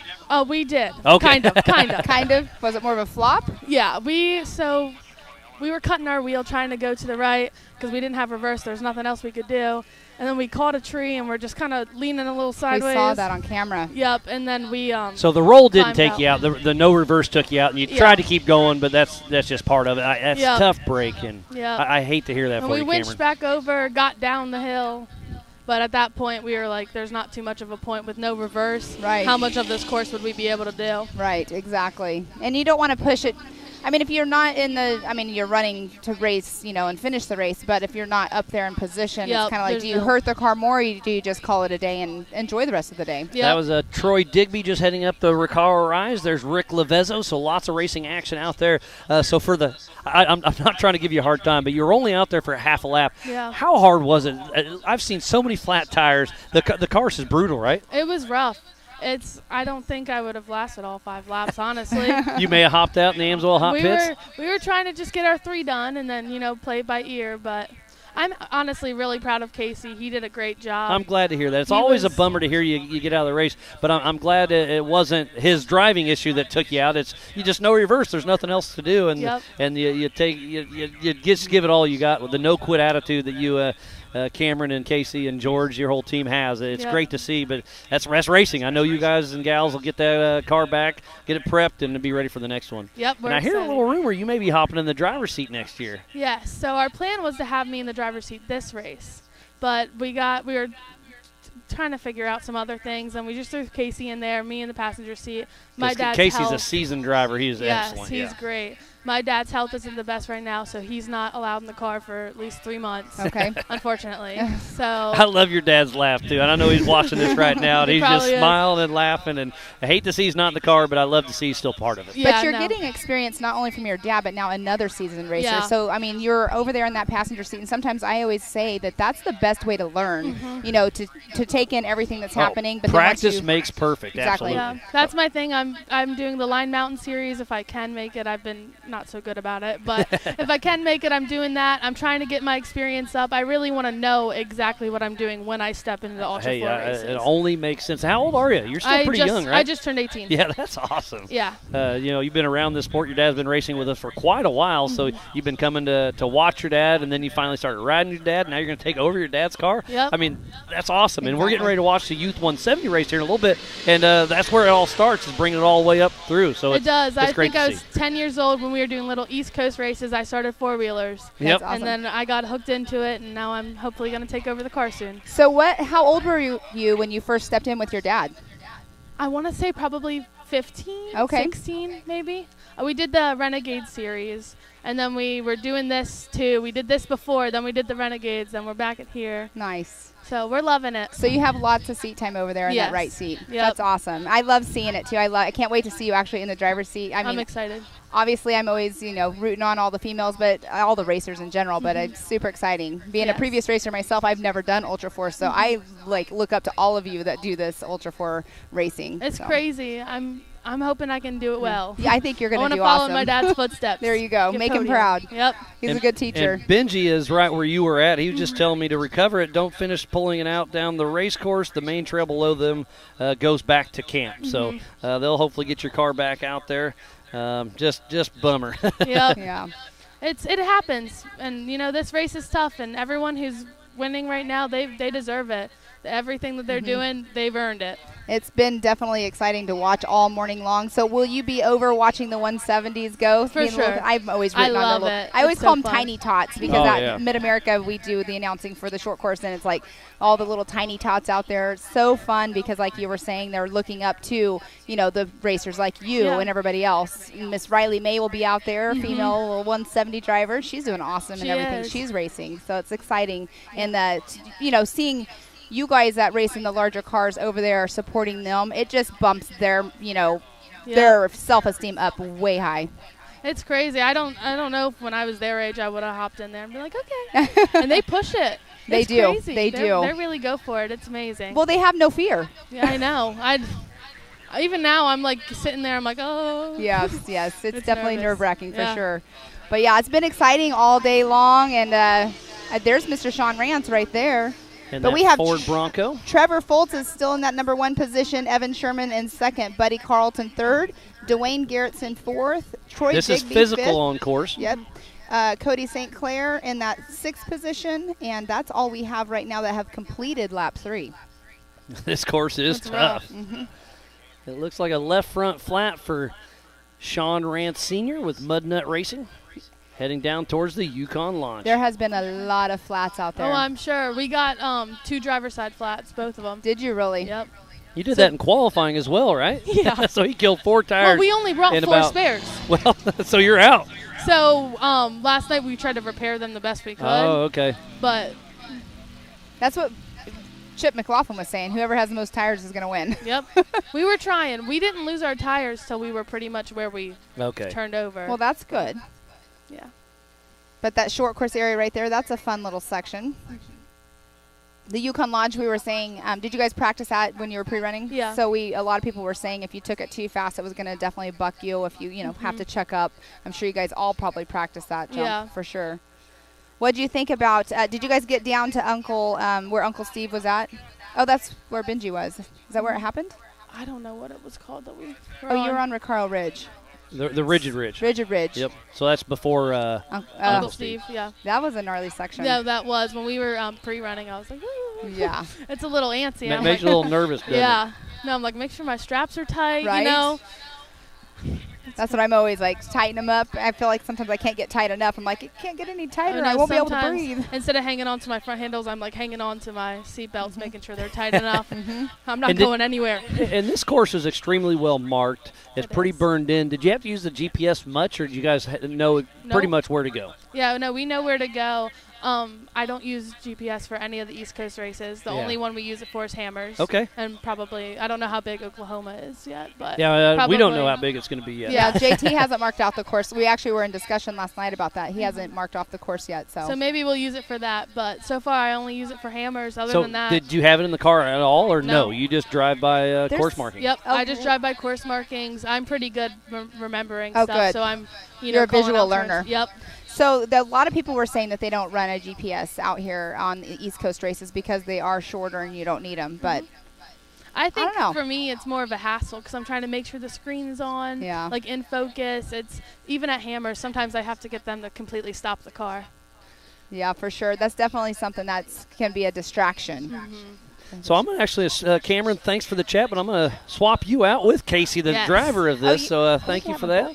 Or Pam, here, I'm going to hop out and Perfect. actually you guys, so then now driver, co-driver can be up here and chatting together. So let's do that for just a moment. So come on over here, Casey.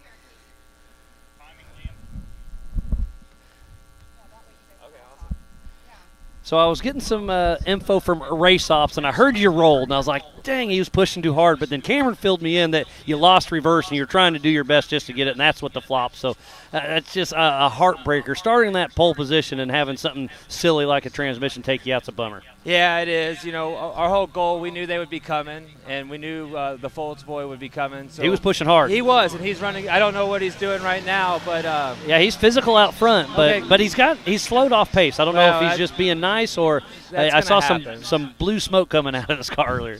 So we knew he was coming, and our whole goal was just to try to get through the 3 laps, get our points, and then if we have a good car from there, turn it up to 10. And got back up in there and had some unfortunate luck, and here we are. I mean, that's just part of it. You filled in for George last year as well at this race, and did you win last year? No, I got second. Second, that's right. Chris May. Yep, Chris May got you just by a little bit. You had a great race going last year. You're on the pole yesterday during qualifying, and then being up there up front, it's racing. It just is what it is. It is. You know, I really wasn't planning on setting on the pole for this race because I don't really care to set the pace. I'd rather come off the pace. I 100% understand that because it's a mental game. Am I overdriving? Am I underdriving? If you have somebody's dust in front of you, you kind of gauge off that. Right, and that's where we were at this morning, sitting here chatting. I was like, let's just get through the first 3 laps and see where we're sitting at, and then we'll go from there. So it didn't work out this time, but we'll be back guns blazing at the next one, and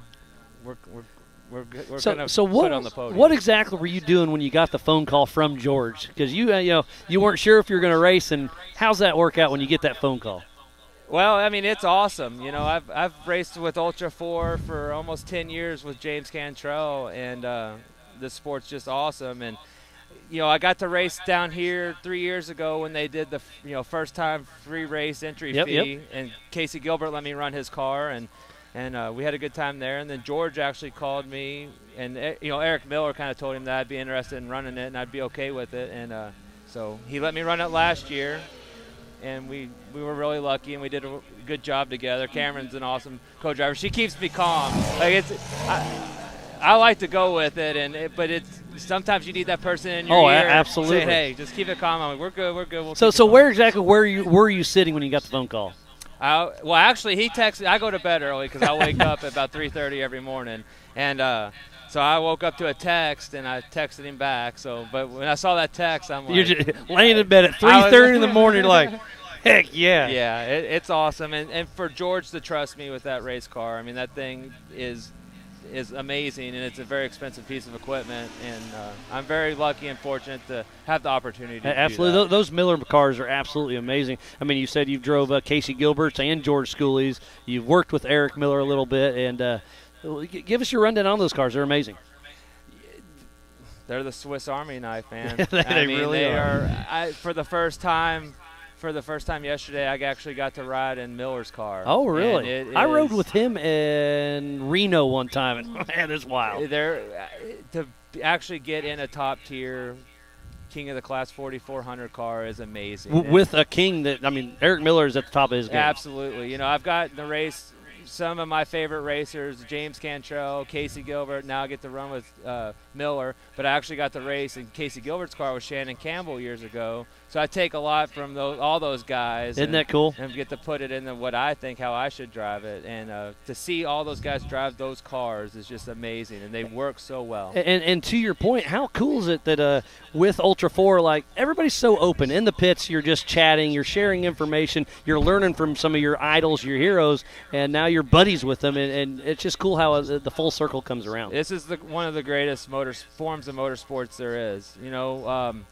I witnessed, everyone's having tire issues here. Everyone's Absolutely. worried about having enough tires. And Paul Wolf, was worried about some tires, and Eric Miller actually gave him a tire. Said, here, take this for your spare. How cool is that? And I don't know how other forms of motorsports are, but I don't think they're like that. Everyone wants to beat everyone at their A game here, and that's what's so awesome about this sport. Yeah, obviously Paul Wolf is a new Nitto athlete. He just joined them here last race, and so now him and Eric are teammates. And like you're saying, everybody's worried about tires, and Miller brought enough and gives Paul. That's just I didn't hear that story. That's awesome. Yeah, I love it.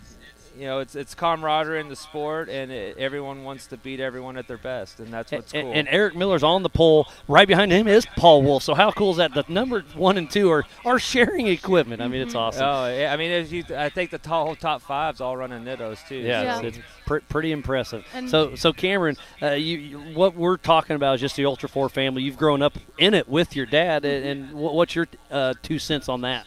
I love it. I mean, like, when we were racing out there today, the guys, while they were racing, they kind of stopped and they're like, "Are you guys good? Do you need anything?" I love that. The thumbs up. Yep, I mean, they take the time out to see it, and thumbs up that lets them know you're okay, and they take off. And even at Hammers, me and my dad, we got stuck in this sand pit, right? And we had multiple people stop. Hey, do you guys need us to winch you out? Do you guys need this? Do you need that? And that's what really matters. It's more of a family. Oh, absolutely. Everyone cares for each other, and they want everyone to do their best. You are 100% Another correct. thing that the guys and girls that are out there volunteering, running the drones, sitting there course marking, making sure people are going. All the safety they guys sit out and there gals. all day long, and those guys and girls help keep this sport running and keeping it moving. Yeah, we got to thank all of our MAO and Ultra 4 crew, all the volunteers, the safety, the media. I mean, it takes an army to put this together. And then you guys and gals as racers. I mean, and the spectators, all the sponsors. Without everybody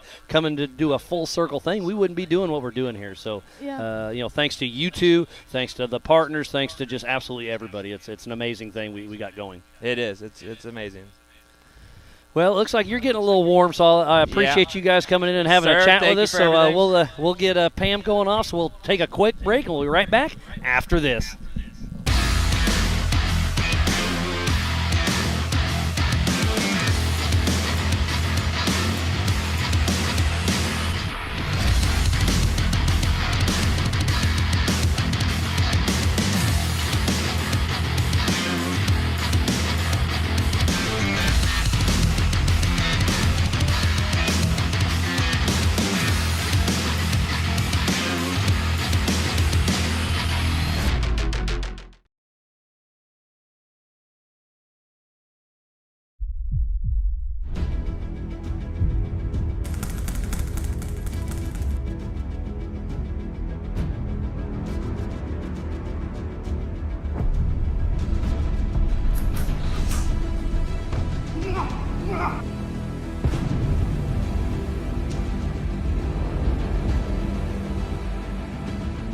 I am Monster Me.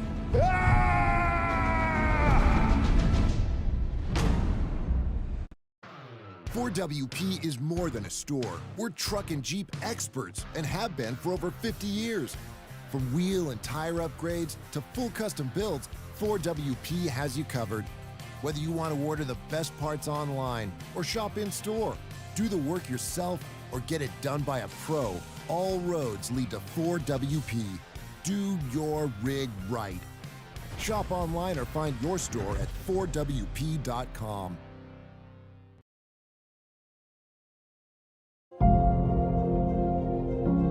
You know, the thing that people don't realize about ARB is that they have been developing the parts as our series and our sport has grown to these new extremes. They keep evolving as the sport has evolved.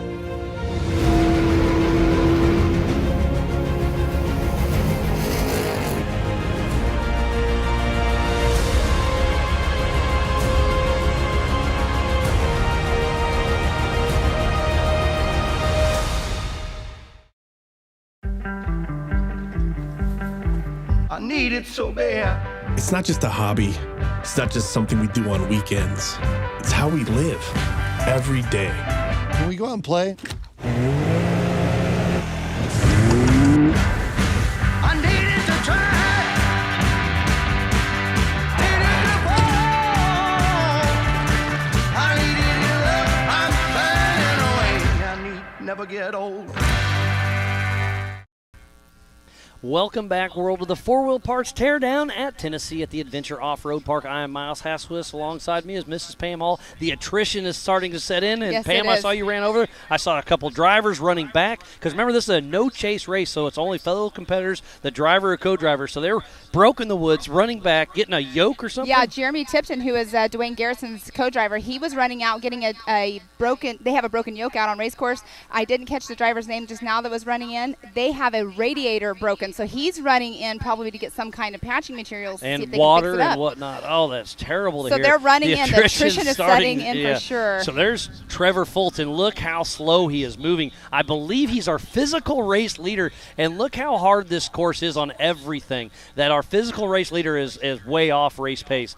So everybody is having issues today. So it's going to be we're planning on doing awards and trophies directly after this race before the UTVs, but we may not have enough cars to do it. Exactly. It's crazy as Trevor Fultz heading through the Bronco boulders, but great to see him still pushing and doing a great job.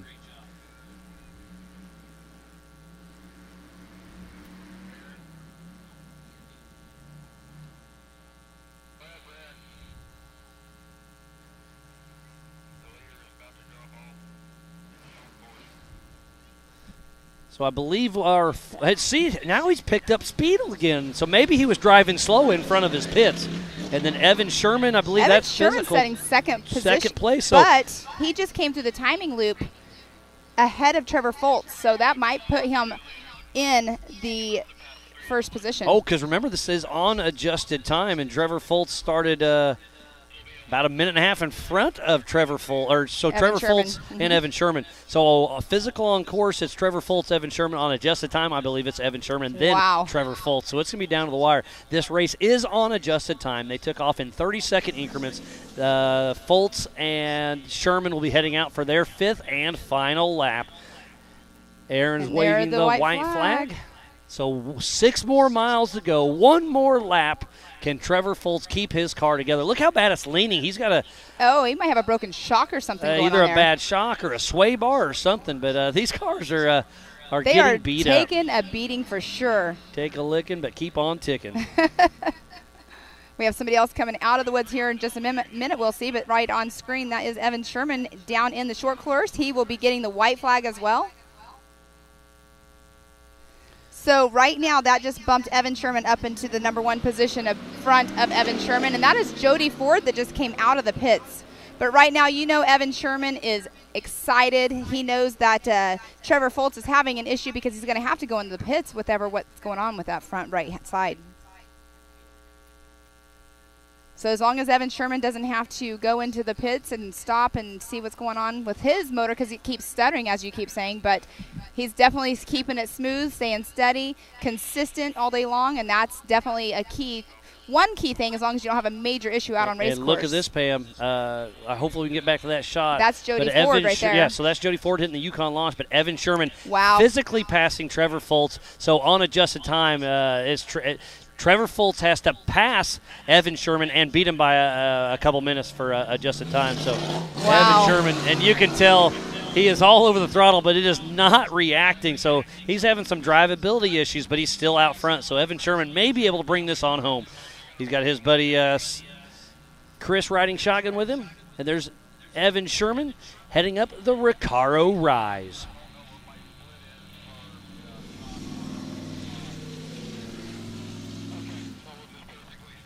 And Foltz just went through. So they are both out on their fifth and final lap. We have a little battle coming out of the woods. That was Buddy Carlton, I believe. Buddy Carlton going around a stock class car, number 13. That was Jason Dean.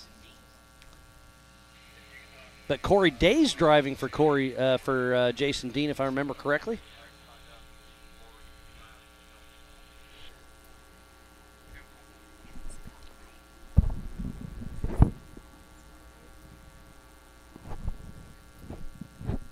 And look at Buddy Carlton getting ready to hit the Yukon launch. He's hauling the mail pretty good. But it's a pretty good kicker there, so they definitely checked up.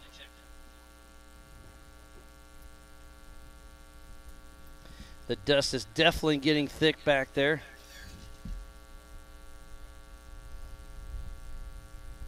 Again, thank you to everybody for tuning in to the 4-Wheel Parts Teardown in Tennessee at the Venture Off-Road Park. We are just outside of South Pittsburgh. So there's Jody Ford and Brandon Haynes heading out for another lap. So that just put Buddy Carlton up there in the number 2 position on corrected time. Has Trevor Foltz came out of the Amsoil Hot Pits? I don't think I have seen him. Actually, he has. Did he? Okay. I missed that. Sorry. Yep. Okay, so Trevor Foltz is out trying to get around Sherman. But remember, Foltz has to pass Evan and put about 2 minutes of time on him because they took off in 30-second increments, one at a time this morning. So there's Corey Day driving for Jason Dean out in the short course.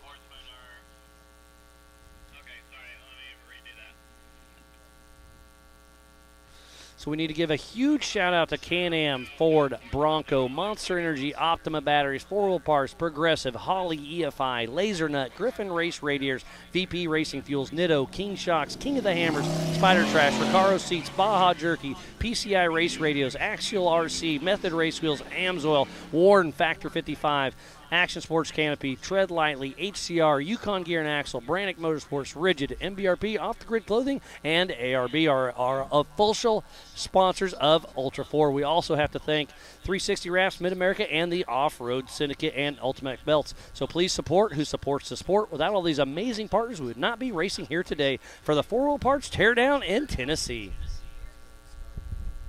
So I think they're probably talking to see if they have enough time to finish another lap or not. And Jason Dean, driven by Corey Day, is heading out for another lap, it looks like. So I guess we'll have to find out because he will be heading out. They had that chat. We'll see if he heads out for another lap. I believe cutoff time for this race is 10. It's 10 right now. We did start a little behind schedule, but I kind of assume he doesn't have time to finish another lap. There's Mr. John Schaefer just came out of the woods. What lap is he on? He's probably finishing lap 2 or lap 3? He is finishing lap 2. Okay. And they're supposed to do 4 laps, but it's a pretty brutal race. Well, and you were saying you had a discussion with him about he thought he was going to be pushing time of actually getting all 4 laps in for sure.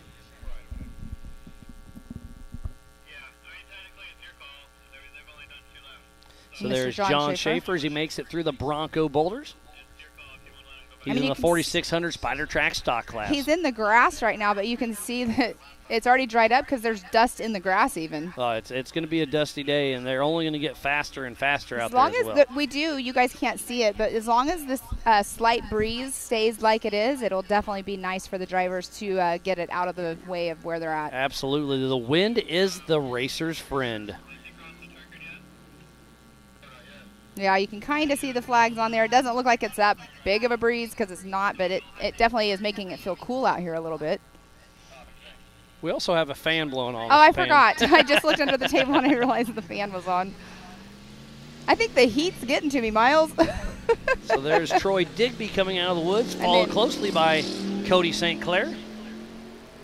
So this is a Grand Prix finish. They don't have enough time to finish the race, so it looks like John Schaefer is unofficially going to win the race in the 4600 Spider Track stock class. So it's going to be down to the wire between Cody St. Clair and Mick Hinson. Mick Hinson's in the mix. He's in the stock class. Stock class, yep. But he's running second position right now. There's Troy Digby. So Troy Digby and Cody St. Clair. Yeah, they're in second and third right now, so it's Dwayne Garrison. And Troy Digby started behind Cody St. Clair, so on adjusted time, it looks like Troy Digby is going to get that first spot unofficially over Cody St. Clair. And since we're having a little bit of time restraints, I believe the checkered flag will be out.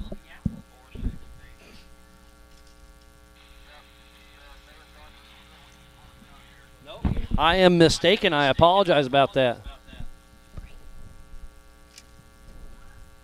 So there's Troy Digby grabbing the white flag.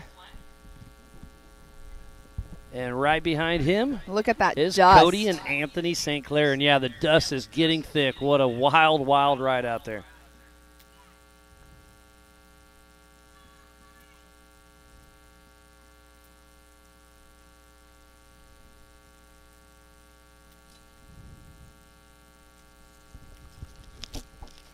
So the attrition is definitely starting to set in today. The Amsoil Hot Pits has proven to be very exciting.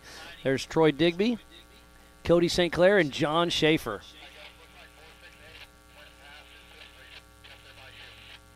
So it looks like they will be heading out for their final lap. So Troy Digby, looks like Jason Dean is part of the stock sportsman. There's John Schaefer heading in. I believe they are going to keep him in here.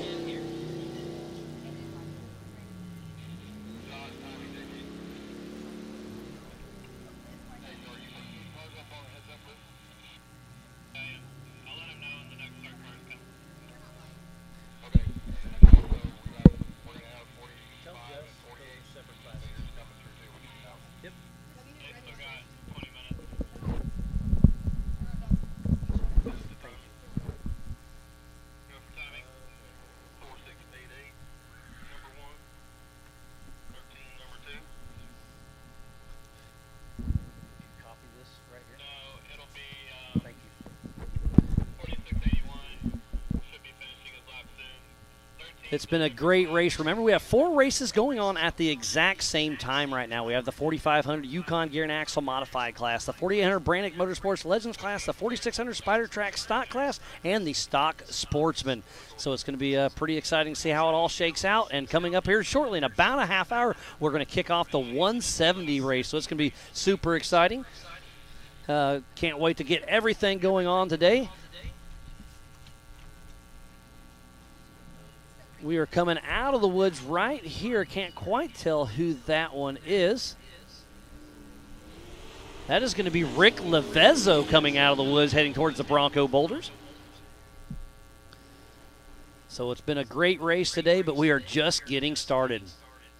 And remember, the Bronco Boulders, it isn't a hard section. It's just kind of more of a speed bump to slow them down so they're not going over 100 miles an hour into the woods.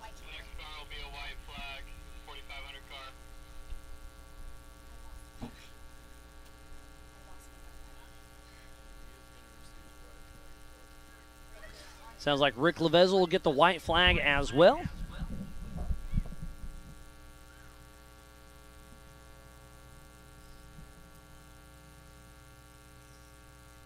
So they are running checkers for stock class and stock sportsman for the rest of this morning. They're going to send out the 45s and 48s for a little bit longer.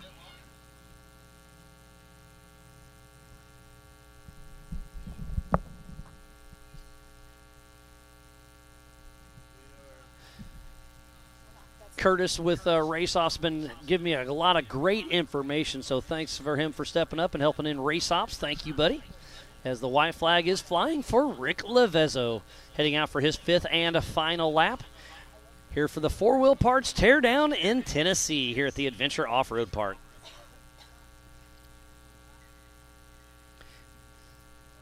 Sounds like Corey Day driving for Jason Dean is the unofficial winner for the stock sportsman.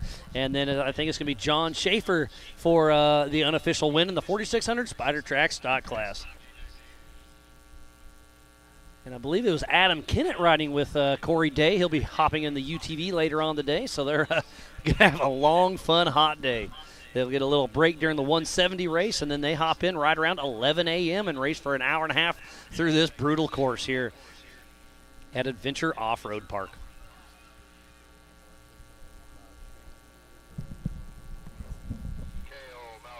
And don't forget to tune in. You can go to the MAO app and do Mid-America Outdoors for the Side-by-Side Championship Series there in Jay, Oklahoma at Mid-America Outdoors. They're racing there as well. So if you've got a couple different devices, get the Ultra 4 race up on one, get the Side-by-Side Championship Series up on another, and then if you can pull up live.ultra4racing.com, you can pull up our live timing as well. So there's Rick Levezzo getting ready to head up the Recaro Rise.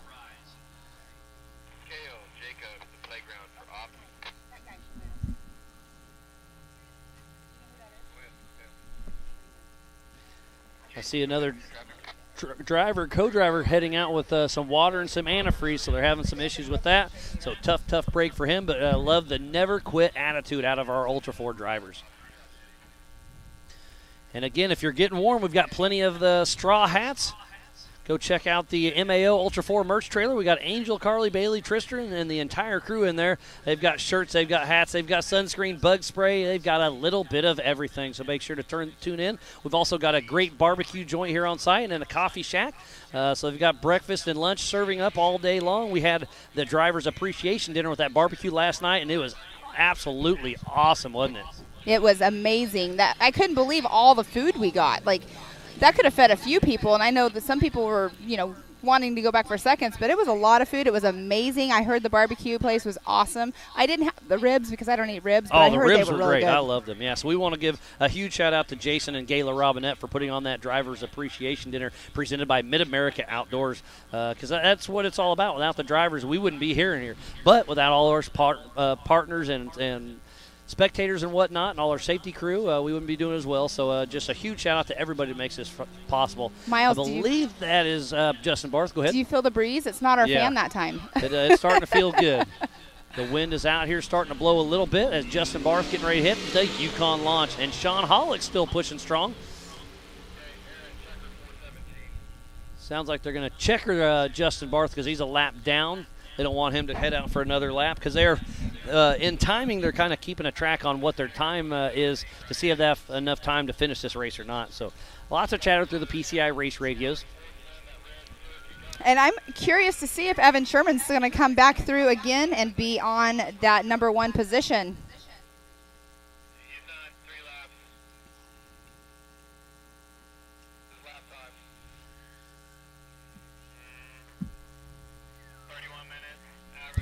So we have Evan Sherman in that number 1 position, Buddy Carlton number 2, Trevor Foltz in 3rd, Troy Digby in 4th, Cody St. Clair in that 5th position. They are all the only ones out on lap number 5. And Justin Barth is finishing up his 4800 Brannick Motorsports Legends run. He will be heading into the 4900 Can-Am UTV race here in just a little bit. So I know he's going to get back to camp, try to cool off a little bit, drink a bunch of water, get back to chilled out, and then he'll be racing here shortly. So Sean Hollick grabbing the checkered as well. That is not the official winners because they're a little off pace. We're doing the Grand Prix style. They just don't have enough time to run another lap. So I believe it's Evan Sherman, Buddy Carlton, and Trevor Foltz running for the 4800 Brannick Motorsports Legends class, and then it's going to be Troy Digby and Cody St. Clair battling it out in the 4500 class. And I think John Schaefer got his. And then Jason Dean, driven by Corey Day. And the stock sportsman, that is Roger King, so that's probably going to be our unofficial second-place finisher in the stock sportsman's class. So we are running checkered flag for the rest of this race. Nobody else out for another lap. They just don't have enough time. That, and it is a Grand Prix finish, but yes, if there's not enough time to let them go out and complete their next lap, they do have to start running the checkered flag for sure.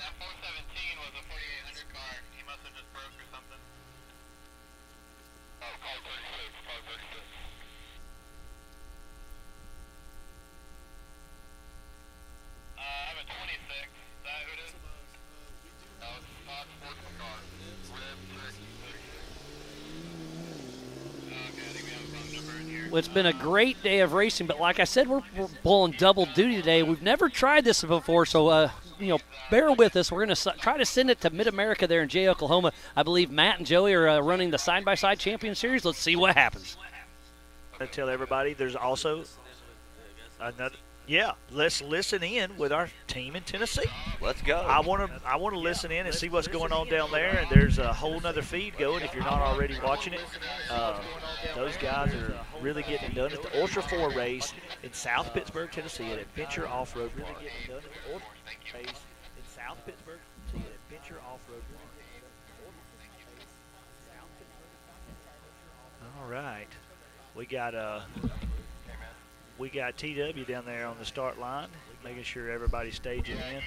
Just for you at home, I want you to all know that Mid-America has grown so much, and this MAO Short Course Racing Series here for 2022 has been turning record numbers of attendance.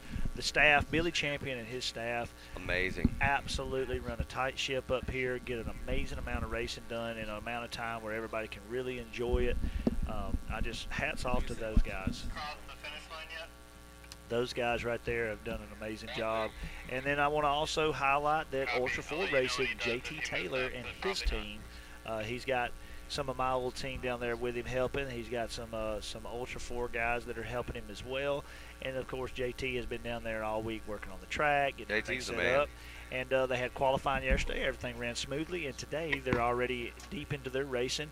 They started a little earlier than we did today, but they're getting it done down there and having a great time, and we appreciate everybody who's tuning in and supporting that. And if you're there on site or if you're watching this later, hey, glad y'all made it out there. You'll never be disappointed. Having some fun with those guys. Those machines are just amazing. Yeah, if you're at home watching, share the live feed link. We want everybody to get to see this place. This is our goal up here, Joey, is to try to, kind of spread the excitement, the fun, everything that Mid-America has to offer. And you guys at home can help us out with that. So share that link, get everybody to tune in, watch what we're doing. And we're going to have a blast today. We got a lot of racing. One day of racing today, so we'll do heats in the morning, mains in the afternoon. And then we're going to have the final event for the TK Pro Rodeo tonight. There's a concert. There's all kinds of stuff going on up here in Mid-America. And it's, you know what? Hey, it's Father's Day weekend. Father's Day weekend, and a lot of people chose to spend that with us here or in Tennessee, or maybe you're sitting at home on your Father's Day weekend Saturday watching these live feeds, enjoying your family and your children. Hats off to all the fathers. I was made a father about 8 years ago, and it's been a thrill ride ever since. Best day of my life, and I know it's probably the same for you. And man. Well, thank you, Joey and Matt. And how cool is that to be able to switch back and forth between Mid-America Outdoors and the AOP Park? That is absolutely awesome. So we'll do that off and on. I have to say, throughout the day. I have to say that was pretty awesome, because when they switched to that, that's my kid's class that's getting ready to race, and his backup driver is racing for him this weekend. So that's awesome. Super cool. And just got a little more info. Running in second position, Cody St. Clair is broken. Not sure the status, but he is up there and broken. That's a terrible bummer. But on screen is Sean Rance Sr. Looks like a right front flat for him as well. Tires are getting thank beat goodness he up got a out checkered flag, though, for sure. And it's not completely flat, but it is absolutely low.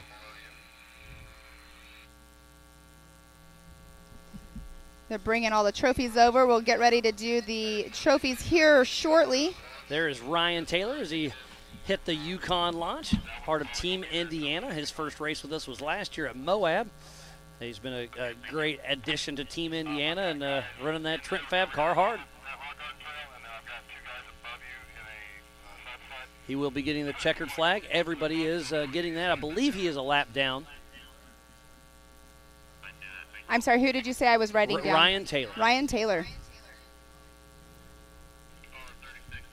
He is finishing his third lap. So lots of attrition out there today. Tough break for them. You can hear the horn again. Back into the woods. So that is Jesse Oliver and Mick Henson. So Mick Henson still running strong in his Toyota. It looks like his left rear bed is pretty caved in. Not sure if that was from today or not. And Jesse Oliver heading into the Bronco Boulders. I was chatting with him last night, and the reason he didn't qualify yesterday was he was backing off the trailer, and his drive shaft was too long or something, and it bottomed out, broke it, so he had to take it into wide open design in Murfreesboro, and Adam Woodley and his whole crew got him fixed up, and it's just great the off-road community can come together in short notice. You know, he drove up there yesterday, mid-afternoon. He said, give me about 2 hours, I'll get you fixed up. He's back out there on course, so a huge shout-out to Wide Open Design, Adam Woodley, their whole team, got Jesse Oliver back out here to race with us at Ultra 4 for the four-wheel parts teardown in Tennessee.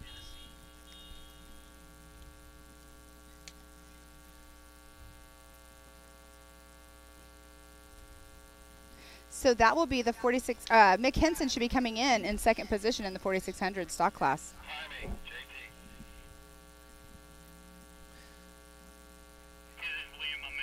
So again, remember, everything is unofficial right now, but it is Jason Dean, driven by Corey Day and Adam Kennett in the stock sportsman. And then it's going to be John Schaefer, I believe, and we'll see where Sean Halleck ends up in the 4,800 class. But a tough break for Cody St. Clair. Not sure what's going on, but he is broke out on course. So it's going to be Evan Sherman, Buddy Carlton, or Trevor Foltz. And I believe it's going to be Troy Digby looking good for the 4,500 Yukon Gear and Axle Modified class. Is Jesse Oliver a lap down, I believe?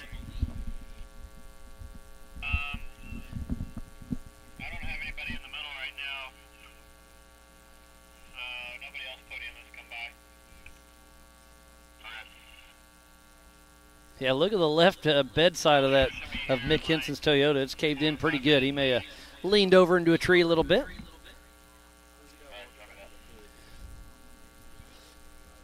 So there's somebody walking into the Amsoil hot pits with their hood off. The dedication of our drivers and co-drivers is absolutely phenomenal.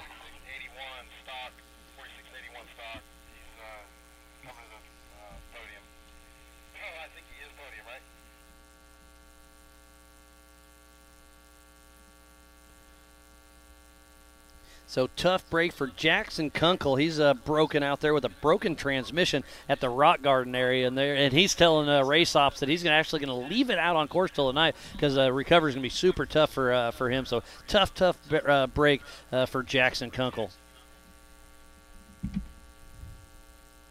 And there's Mick Henson right there driving his 25 mile per hour through the Amsoil hot pits coming in, and he will be in that number 2 position in the 4,600 Spider Track stock class.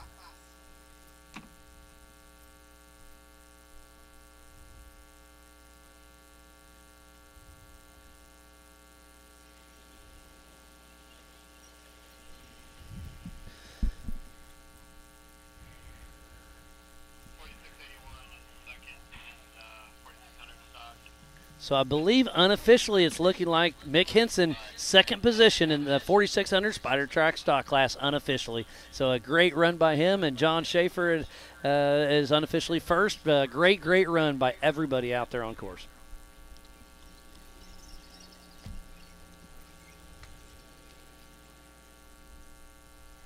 Sounds like Roger King is officially calling it. In the stock sportsman's class, tough break for him. He'll be racing later on today in the 4,400 class. So the attrition is definitely high today. I was just talking about Jackson Kunkel about a hard recovery. Benji just texted me. He said, don't worry, we'll get him out of the woods. Go for timing. I was calling for Gus. Gus Fisher, JT.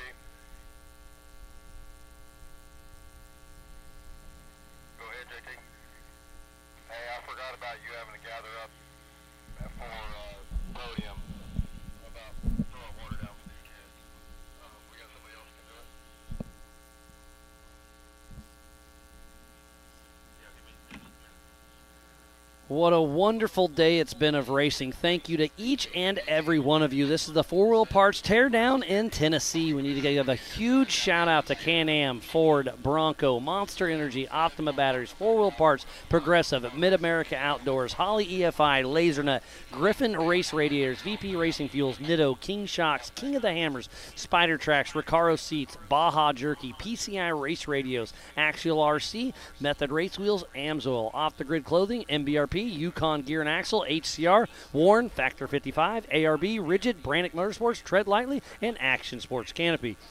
So please support who supports the sport. Without all of those amazing partners, we would not be racing here today at the Adventure Off-Road Park doing what we love. So if you're building a mall crawl, a tow rig, a race car, go check out all these amazing partners and show them the love that they are showing us.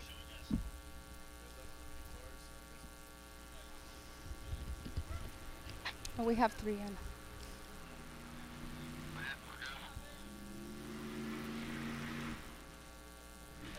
Sounds like I got a car coming out of the woods. We should see somebody here very shortly.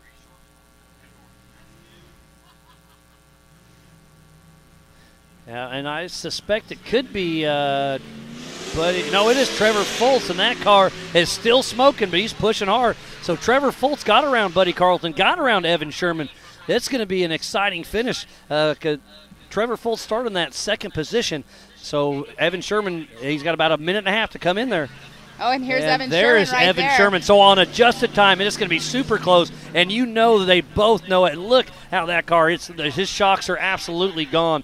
He just made through the Bronco boulders, but he is pushing hard all the way to the end. It is going to be down to the wire between Trevor Fultz and Evan Sherman. This adjusted race is absolutely awesome. Exactly, and he knows it because he knows that Evan passed him earlier in It's the hot pits. 1 minute, 30-second split. We'll see how it shakes out. But driving that hard with your suspension completely wore out. I don't know if it's shocks or sway bars and the engine's smoking, but then Evan's right behind him. His is spitting and sputtering. This is going to be an awesome show. But he got past him out on race cars. But look at how he is tipping because of the suspension. Something is definitely going on. Like you were saying, sway bars, it could be shocks. Not sure what it is. But for him to be past Evan Sherman, and Evan Sherman doesn't have a suspension issue, is amazing right now. That goes to show you how hard he was actually pushing that car. So Benji just hit me up and said Jody Ford just passed him and Uncle Steve. So I started my unofficial stopwatch. We'll see where Evan Sherman is, see how far back. Like I said, it's about a minute and a half. So hopefully we can get a camera down on Evan Sherman in that short course at the finish line. And there he is. So it's going to be unofficial. Evan Sherman does beat Trevor Fultz on time. Again, that is my personal opinion, but I think Evan Sherman just took a first-place position over Trevor Fultz. That what split a great in time race. is craziness right now. I think Evan Sherman is going to have him by right around 1 minute.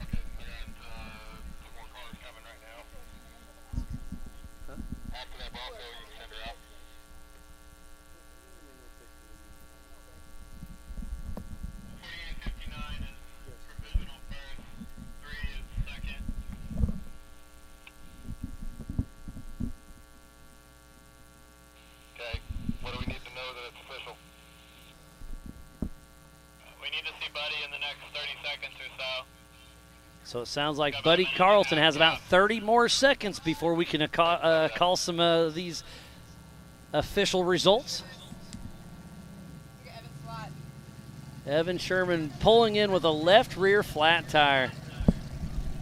And there's Trevor Fultz. And I'm excited to hear what happened to his car. Wow. Evan Sherman just now over here. He's like, where are we at? Where are we at? And somebody came in and gave him a number 1. And it's, of course, unofficial right this moment. But right now he is in that number 1 position unofficially. But who is going to round off the podium is going to be the question. What a great, great race it's been. Tires are an issue. Trees are an issue. The course is an issue. The rocks are an I'm super issue. stoked to see the rest of this day unfold in front of us. I love the short course stuff, don't get me wrong, but this out in the woods with all the trees, all the rocks is absolutely amazing. And look right, I guess which shoulder. Oh, you can see that is Evan Sherman. Right. So right over my shoulder, right? There it is. There. I'm not a weatherman. I definitely couldn't do this backwards thing. Evan Sherman with a great run. And like I said, on adjusted time, I believe Evan Sherman just tied this up. And then Trevor Foltz with a great run. This is awesome to have the finishers Evan's directly wife behind handling the us. water. Everybody's excited. Hugs going all the way around. This What is going to be a wonderful fun day. podium Oh, for man, sure This is today. going to be great. And it's going to be a lot of podiums. Yes, it will be. We have four of them classes in that have been one. racing all at the same time.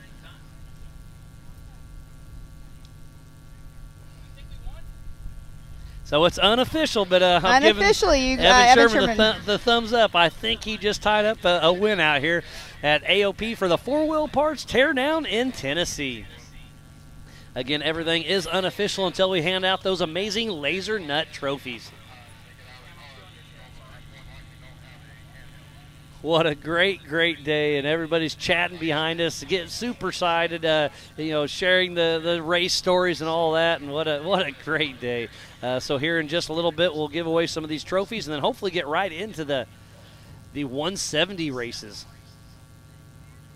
As soon as we get the official times from our live timing, we will have them officially, and we can do our awards, and then move on to the 170 class. The little tiny tots will be out there. We're going to be cutting it close on time, that's for sure. Yes, we will. We will go live with the awards as long as it's not When running it's- over when into it's another available. race. So there's Sean Ranch Sr.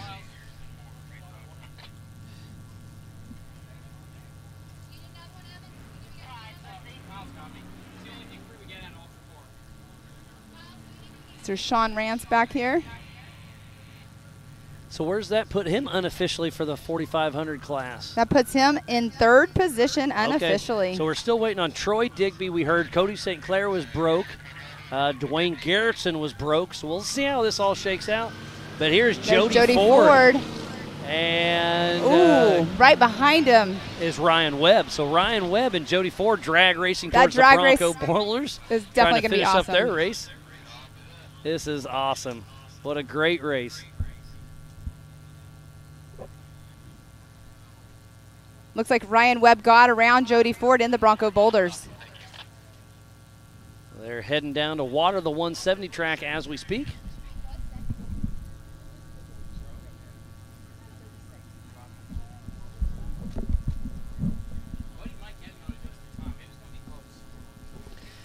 Remember, this race is on adjusted time, and he's got a right front flat tire. Jody Ford does. He's been pushing hard all day long. They were in the AMSOIL hot pits. I don't see a spare tire on the back, so they had to already change that tire. Tires are the issue today. What a wild ride.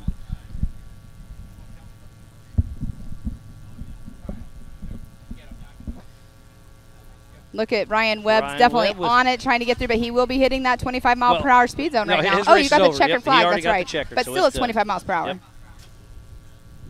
We'll be kicking off the 170 race here shortly, and then going into the 4900 Can-Am UTV race at 11 a.m.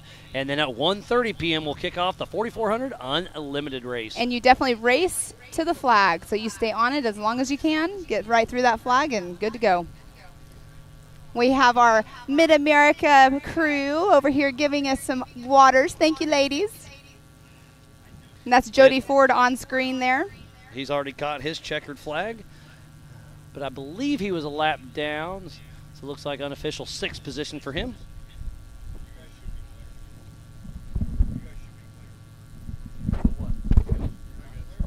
All right, sounds like we are going to take a commercial break here shortly. So we'll be giving our sponsors some love here momentarily. We have a lot of stuff going on, as you saw behind us. Yeah, we got some laser nut trophies to hand out. We're going to kick off the 170 race here shortly, so we'll be right back after this.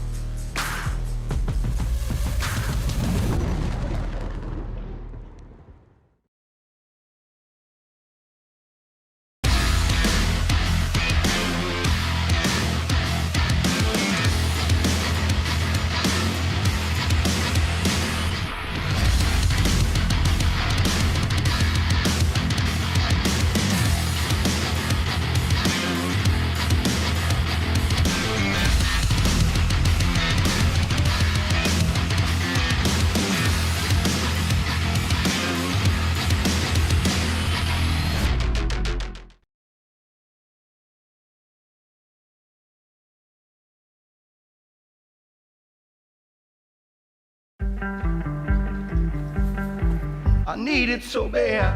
It's not just a hobby. It's not just something we do on weekends. It's how we live every day. Can we go out and play? I need it to try. Need it to fall. I need it in love. I'm fading away. I need never get old.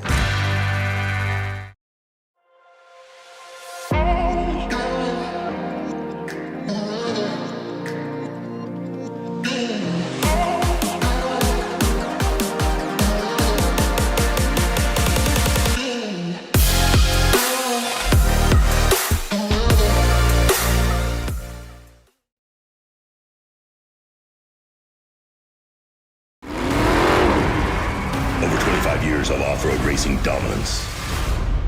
Proprietary patented race technology. Proudly made in the USA. Unparalleled customer service and support. The choice of champions. King Shocks. The leader in off-road shock technology.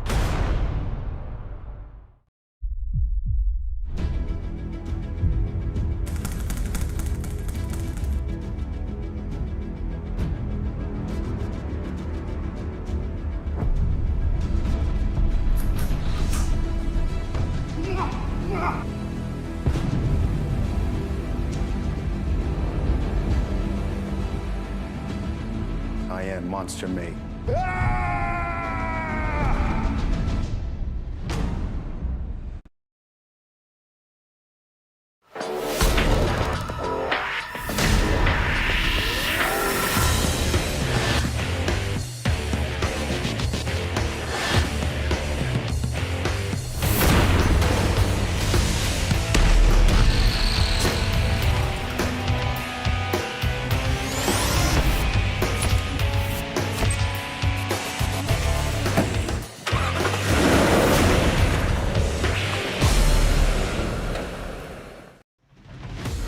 Rocks, sand, heat.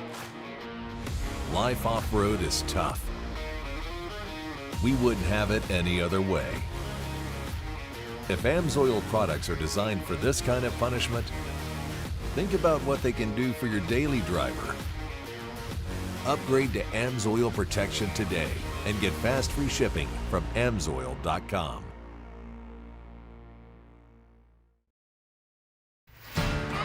Bronco, an American classic, returns. And it only gets better when it's outfitted with the right gear. From bumpers to winches, rigging accessories, suspensions, body armor, and wheels. You need a full array of gear to outfit your Bronco for adventure. Get them now at warn.com. Hello and welcome. Breathe, relax, and enjoy the meditation. Provided by Yukon Gear and Axle.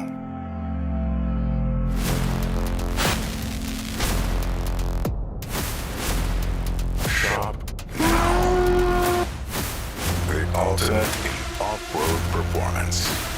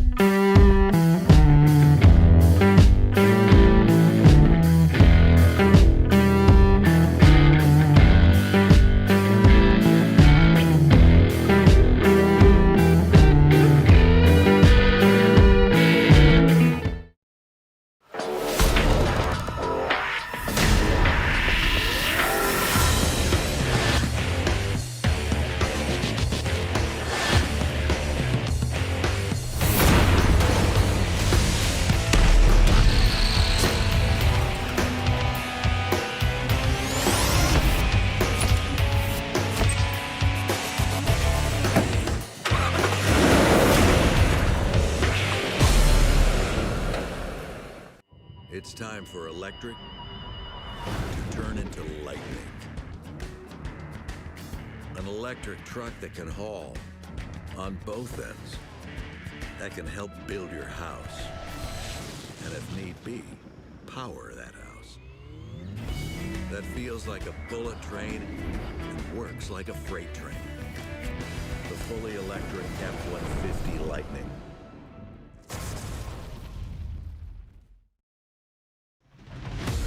Rocks, sand, heat.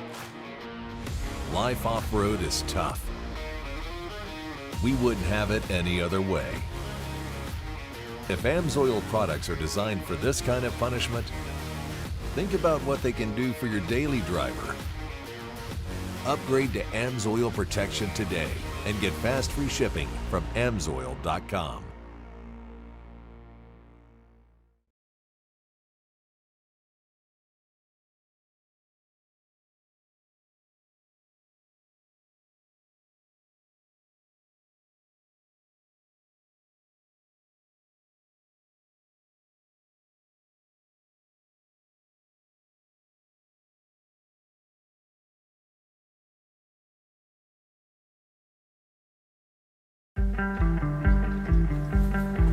I need it so bad. It's not just a hobby.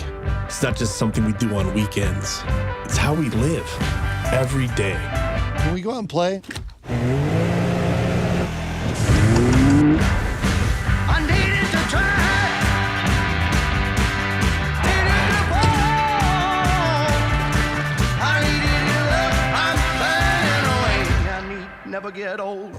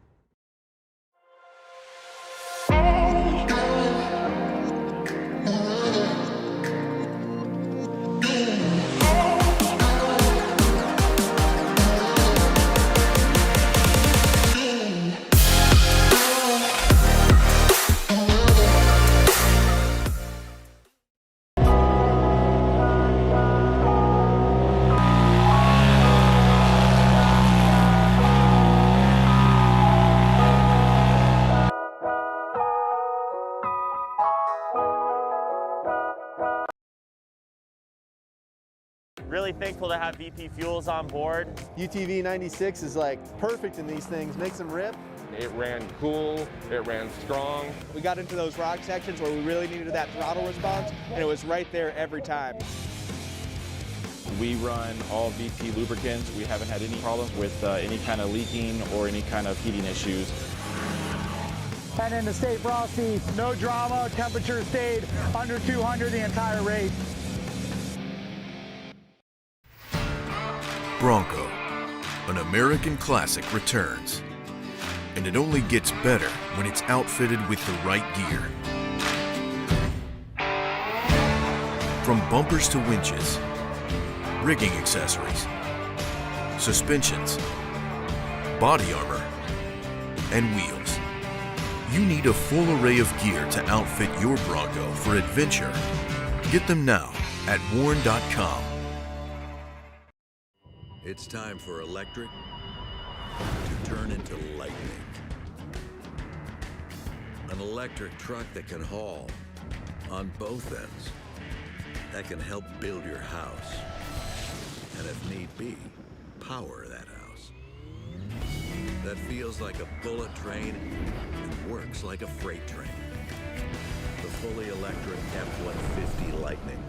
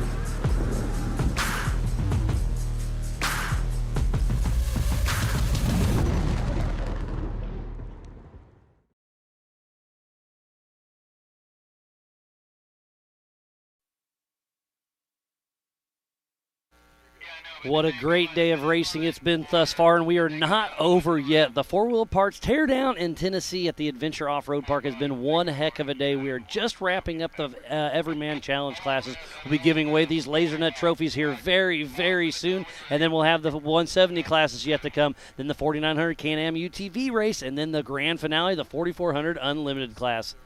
So it sounds like Pam, she's about ready. So Pam, take it away. Up here with our stock sportsman class in second position, Mr. Roger King. You made it through a brutal course out there today, quick and short and sweet. Tell us what you thought about it. It's always rough at AOP. It was just rough. Definitely, you had no issues with any rocks and flats? Well, we do now, but we didn't then. I know of. Well, that's awesome. Who do you have to thank for getting you up here today? I need to thank Raceline Wheels. And I have another co-driver, and Wednesday night his wife had to go into emergency surgery. So he's with her, but I just want to tell Stephanie, we hope you get well quick. Yeah, definitely prayers to her. Now, how'd you think about the race course out there today since you were thrown into it all of a sudden? It was rough, just fun. Well, awesome. Congratulations on your number 2 spot up here on the podium. This definitely was a very rough course, and you'll get to party later on. All right, and over here in the number 1 position, how are you doing, Jason? Jason Dean? Actually, Jason. Hi. Yeah, Jason. Yeah, he's over here. He separated his shoulder and asked us to hop in for him, and so we were able to bring home a win for him, and pretty uneventful day. It was definitely rough out there, but didn't kill any tires and only had to winch once. So Jason didn't do that out here pre-running, did he? No, but he did pre-run and decided it wasn't for the shoulder pain, so he asked us to step in, and we're going to leave here and go hop in 4900. So awesome. Well, congratulations. Who do you guys have to thank for getting you up here on the podium then? We want to thank Raceline Wheels, Warren Winches, Brannick Motorsports, and Jason and our wives, and Milestar Tires too. They were great today, actually. Awesome. Well, congratulations to our first and second, our stock sportsman class. You guys get to go jump in, so go hydrate and get on in, and let's do some celebrations.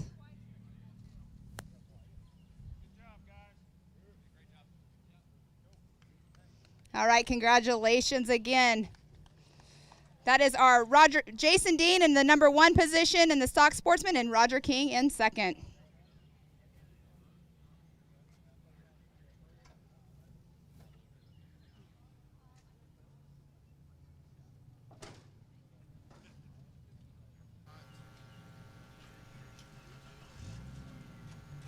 Well, thank you, Pam, for giving away those amazing Laser Nut trophies. The sports stockman class is a lot of fun. It's kind of new to the Ultra 4. It was part of the America Pro Rock, but we just want everybody to come out and race, everybody to come out and have some fun. So we're going to rearrange some cars and get everything set up, and we'll keep on everything rolling. I know we're a little bit behind time. We apologize, but hey, there's nothing you can do when you're doing racing out in the middle of the woods, and if cars don't come in, they don't come in. There's nothing you can do. But JT's running a great thing. We will be kicking off the 170s here very shortly. But again, thanks everybody for tuning in to the four-wheel parts. The four-wheel parts teardown in Tennessee. I keep wanting to say the Everyman Challenge because that's what I used to say at King of the Hammers, so sorry if I stutter every once in a while on that. But yeah, four-wheel parts has stepped up in a huge way this year once again, and we just want to give them a huge shout-out to making everything possible. So yeah, and again, with a little lull in the action from time to time, make sure you switch over to Mid-America Outdoors, the side-by-side championship series at Mid-America Outdoors in Jay, Oklahoma. They're racing as well, so you can switch back and forth. Go to that MAO app and switch the different links. Go to the MAO and Ultra 4 Facebook and YouTube. You can hit that share button, start a watch party. Let everybody know what we're doing out here at Adventure Off-Road Park in Tennessee and back in Jay, Oklahoma. So it's just like I said, it's been a wonderful day. We'll kind of, it's just we're going to keep running with what we got, and that's all we can do. This is our second race in the Eastern Series. Our third and final race will be in Crandon, Wisconsin at the Big House over Labor Day weekend, so make sure you don't miss that. We'll be heading to Visions here in about a month. We'll end up in Legends of the Fall, and it's been a great deal. So we need to give a huge shout-out to all of our amazing partners to make this possible. We need to thank Can-Am, Ford, Bronco, Monster Energy, Optima Batteries, Four Wheel Parts, Progressive, Holly EFI, Laser Nut, Griffin Race Radiators, VP Racing Fuels, Nitto, King Shocks, King of the Hammers, Spider Tracks, Recaro Seats, Baja Jerky, PCI Race Radios, Axial RC, Method Race Wheels, Amsoil, Off the Grid Clothing, MBRP, Yukon Gear and Axle, HCR, Warren, Factor 55, Traction Tread Lightly, Action Sports Canopy, Brannick Motorsports, Rigid, and ARB. So please support who supports the sport.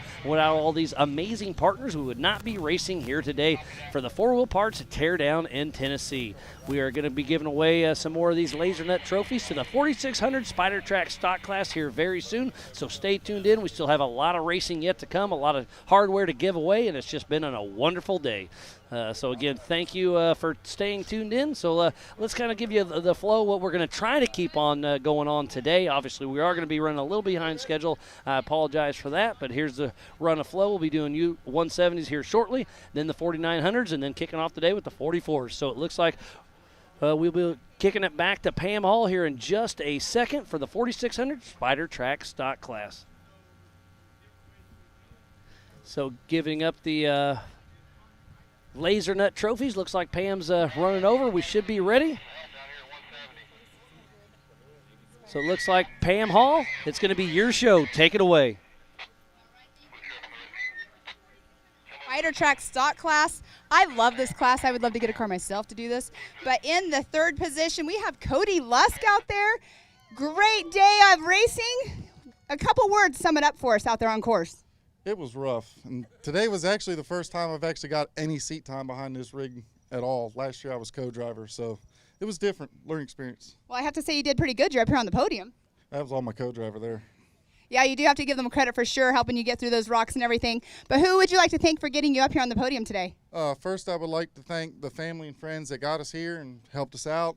I'd like to thank my co-driver with Digging Deeper, Warren Winch, Method Race Wheels, Radflow Shocks, Barnes Off-Road. I'd like to thank everybody. Are you ready for the next one? We'll see. We got to do some wrenching to see if we can make it to the next one. Awesome. Well, congratulations on that number 3. Are you going to stick around and watch the rest of the racing? Oh, yeah. Awesome. Well, congratulations. Going over here to the number 2 spot in that Toyota. Whoops.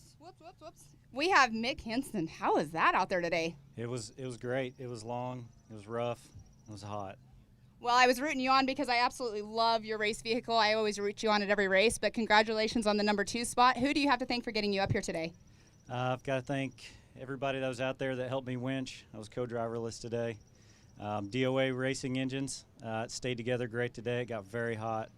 Stayed together. King Shocks and Hired Gun Off-Road. Awesome. Well, congratulations on this number 2 spot. See you at the next one? Yeah, absolutely. Awesome. Well, congratulations. And on to the number 1 position, we have Mr. John Schaefer. Great day out there. Any issues? No, I mean, we had a flat there on the first, did like 3/4 of the first lap on a flat, changed it, took it easy after that. The weather was really nice and cool, hardly any rocks out there, so it was like a trail ride. No rocks jumped out at you or no trees today, right? No, not after we got to flat. We were good after that. Awesome. Well, who do you have to thank for getting you up here in the number 1 spot today? I want to thank friends and family for coming out and helping. Sergio, he does really good on the notes. He knew where every rock was. Want to thank RPM Extreme for helping me build the Jeep. Savvy Off-Road, Rock Crawler suspension. The Falcon tires did great. Raceline wheel, I mean, we drove on a flat for a long time. It held up. We got MCE liners, which really helps. And our ADS shocks, I mean, we haven't had a problem with it all day. Awesome. Well, congratulations on the top of the box here today. Let's give it up for our 4600 Spider Track stock class, John Schaefer, Mick Henson, and Cody Lusk.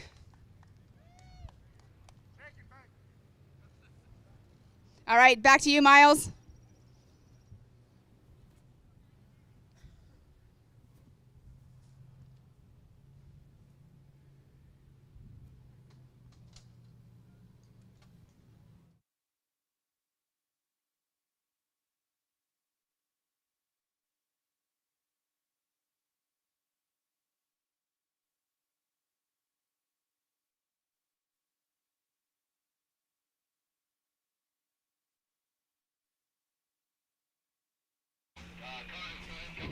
So we are racing the 170s as we speak. Sorry for the little mishap there, but they are out there. The young guys and gals are out there on course racing. We have Tillman Hewing, Hayden Gibson, Alexander Walraven, Hudson Wilson, Hurricane May, Lane Yeager, Dominique Gaddis, J.W. Caldwell, and Kimsey Caldwell. So we have a bunch of young guys and gals out there on the course running about a 3/4 mile lap down on the infield. They're here in the Yukon launch. It's great to see them running and having fun out there. Again, this is the youth of our sport. And joining me in the booth, I have Mr. Paul Wolf. How's it going, buddy? Good. What's going on? It's cool to see these little guys out there. Like I said, they're going to be coming up behind us and probably whipping me down one of these days. Probably sooner than I want to admit, right? And you got a daughter yourself. You know, I've got a couple young kids, and I hope to get them in this. We'll see. But are you going to bring yours up in the 170s? Oh, also? Yeah, absolutely. We'll get there here shortly.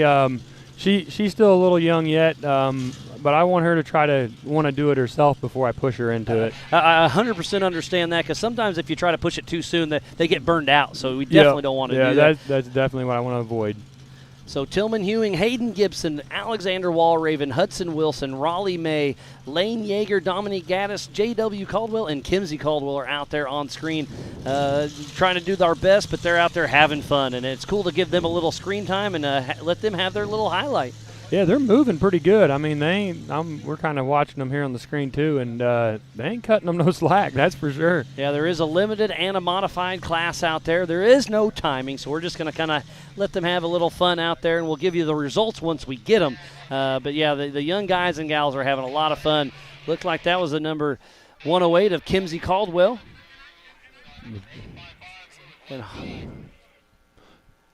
That's definitely some cool. It's a little dusty out there. They're fighting fighting a little dusty. bit of dust. So I wonder, do they have fresh air pumpers in them? I don't know that answer. I would sure hope so.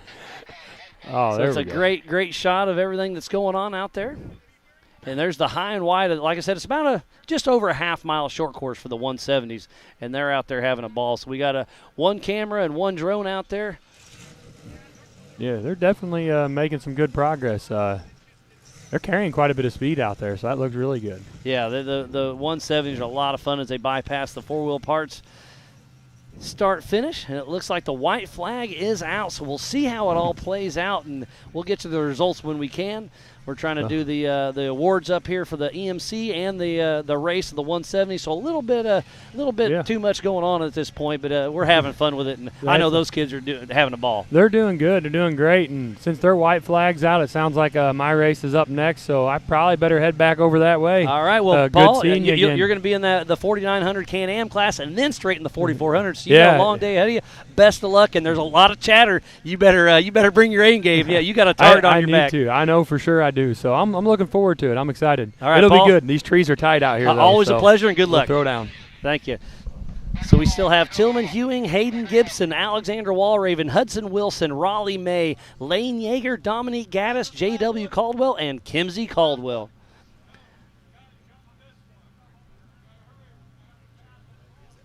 Looks like the checkered flag is out, so we'll wait for the results. I'll give them to you here in just a little bit. But I know Lane and Raleigh May were out there battling strong. Checkered flag is out, and these young guys and gals are having a ball. And how cool is it they're able to race during the Ultra 4 event here at the Four Wheel Parts Teardown in Tennessee.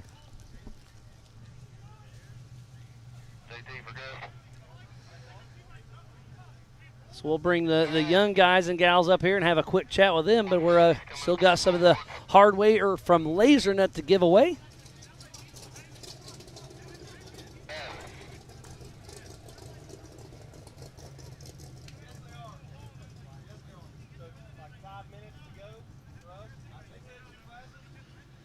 Again, thank you everybody for tuning in. It's been a great day of racing, and we are not done yet for the Four Wheel Parts Teardown in Tennessee at the Adventure Off-Road Park. This is an amazing place just outside of South Pittsburgh in the Appalachian Mountain foothills.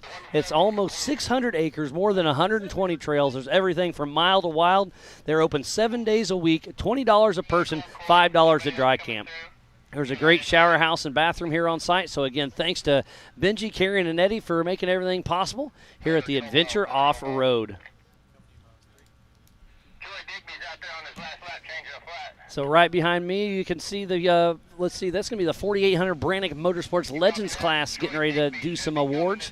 And then we'll be kicking off the 4900 Can-Am UTV class here very shortly. We're a little bit behind schedule, but hey, that's racing. That's just part of it. And I know you guys all completely understand, so thank you for your patience. It's going to be a wonderful day, so we'll see what happens. Looks like we have one more car to park, and then we'll be giving away some of these Laser Nut trophies. Again, thank you to Cody Wagner and company for giving away these amazing trophies. They did it all last year. They're continuing this whole year. They've been a peach to work with, and they make some of the best trophies out there that I've ever seen. Sounds like we have 2 more awards to go, and then we'll give some recognition to the 170s before we kick out the 4900 Can-Am UTV class. We'll have 3 races going on at the same time in there as well. We'll have stock, pro modification, and open.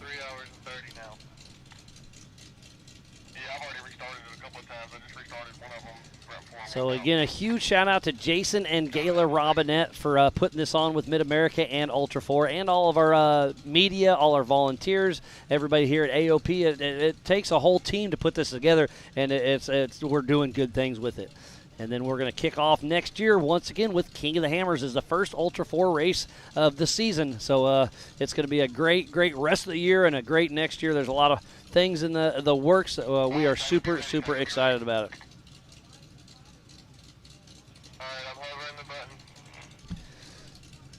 Sounds like we are just moments away from the 4800 Brannick Motorsports Legends class.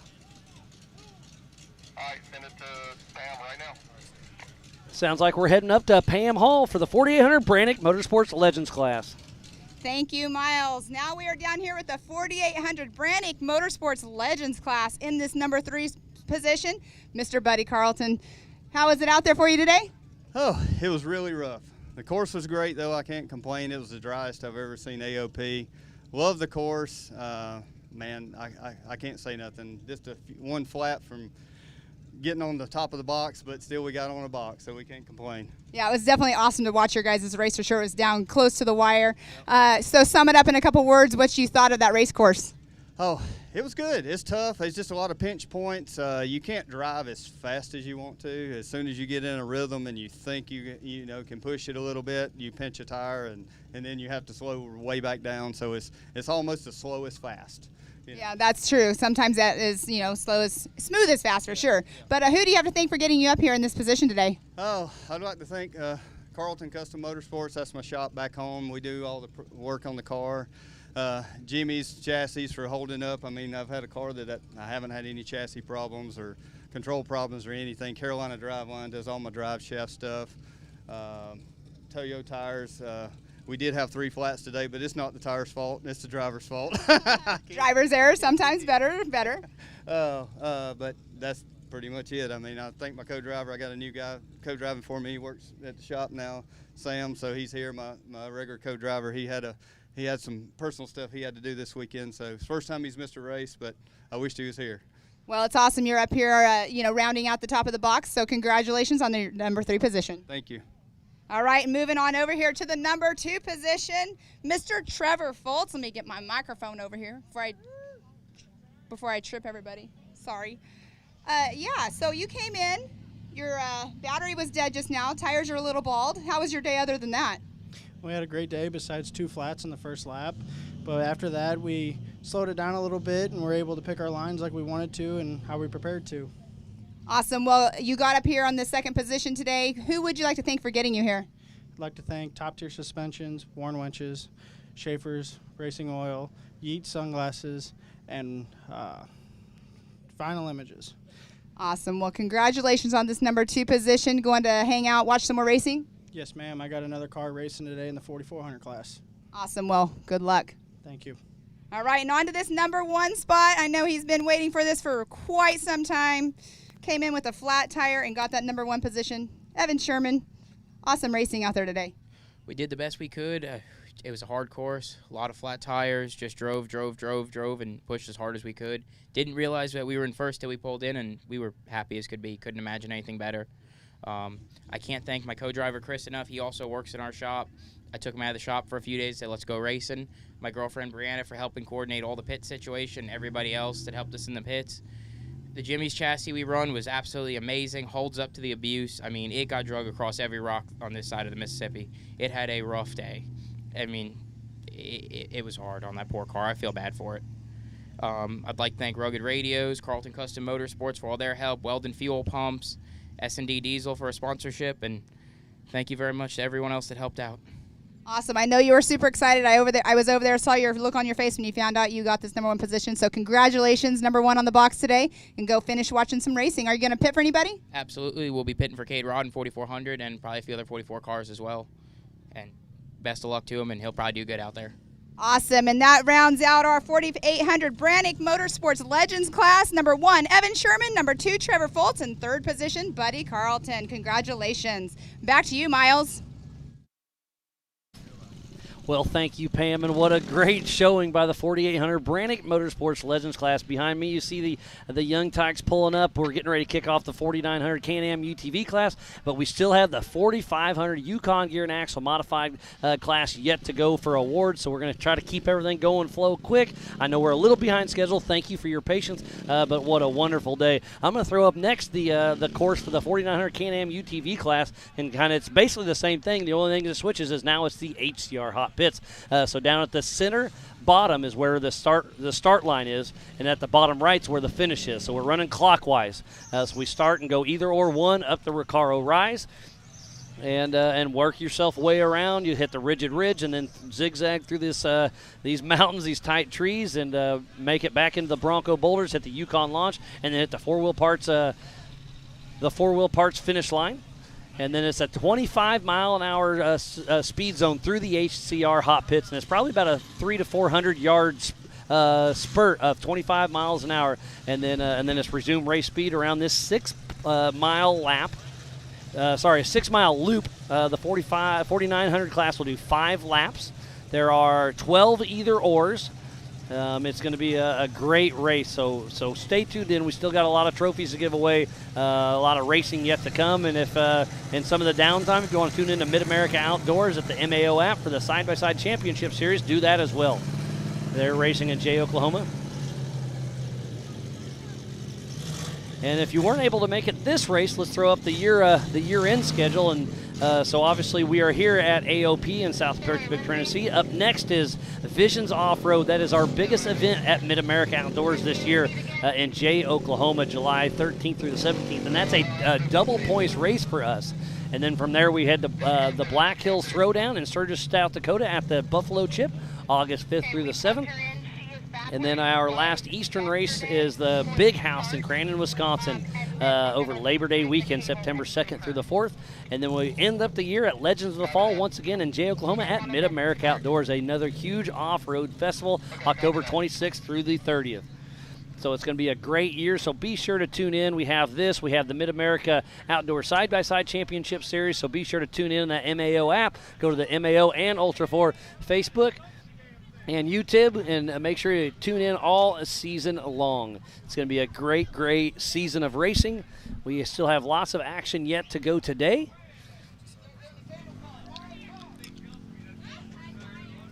So it looks like, look at the line. Look how many UTVs we have out there. I believe we have roughly 38 UTVs that will be hitting the track here in just a little bit. We have the stock production UTV NA. The stock production class. That is NA and turbo. You have to have an OEM chassis, 33-inch tire. That's the biggest tire you can run in the stock class. Must use stock suspension pickup points. Reinforcing is allowed. Must run front body and side plastics. Rear bed can be trimmed to fit a spare tire. Then we have the Pro Modified UTV class. It's based on an OEM chassis, but aftermarket chassis are allowed. Must use stock suspension points there as well. Reinforcing is allowed. Must run full front plastics. And you can have up to a 35-inch tire. And then the open class, that's just what it is. It's open. The only rule there is it can't be more than 1,000 cc's in the engine, but it's run what you brung, build what you want. And we have Scott Raymer running that one in the open class, and it's going to be busy. So we'll be kicking off the 4900 Can-Am UTV class here in just a little bit.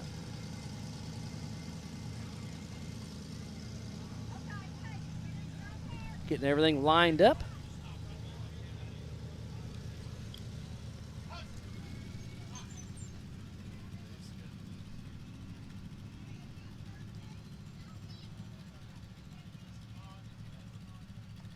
The weather is starting to heat up out here. The wind is blowing, but not very much. So we are hoping for that. It's going to be roughly 90 degrees today.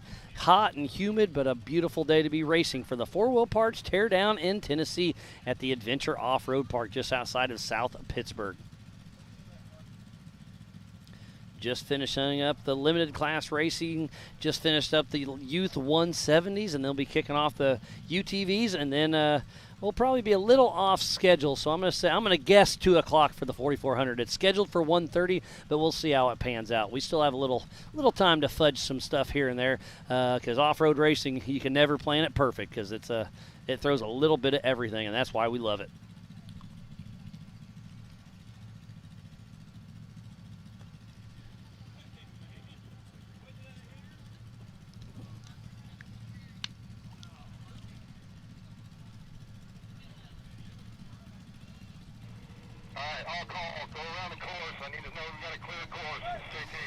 Hearing through the PCI race radios, we're checking everything out, making sure we have a clear course. So we will be sending the 4900 Can-Am UTV class here in just a little bit.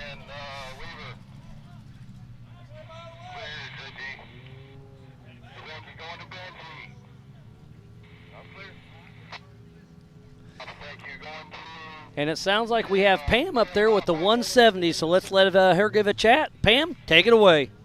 Thanks, Miles. We're down here with the 170 modified class. We have Miss Kimsey Caldwell really quickly because we're moving on to the big cars here in just a moment. What'd you think? It was very fun. Awesome. Thanks, Mom and Dad, right? Yes. Well, congratulations on that number 3 spot up here. We'll see you in the big cars maybe later on. Yes, ma'am. Thank you. Thank you very much. All right, and on the number 2 spot here, we have Miss Riley May. She's a seasoned driver. She races all over the place. Congratulations today. Are you going to smile for us? Want to thank Mom and Dad? Yeah. I know this is a new car. You're having fun in it, right? Yeah. Awesome. Well, congratulations on your number 2 spot. Thank you. All right, and over here in number 1, we have Lane Yeager in the 170 modified class. Congratulations. Who do you have to thank? My mom and my dad. Well, you did pretty awesome out there. I didn't get to physically watch your race, but you're up here on top of the box, so you had to do good, right? I guess. Awesome. Well, congratulations. We'll see you guys in the future in the big cars, but congratulations to our 170 modified class, Lane Yeager, Riley May, and Kimsey Caldwell.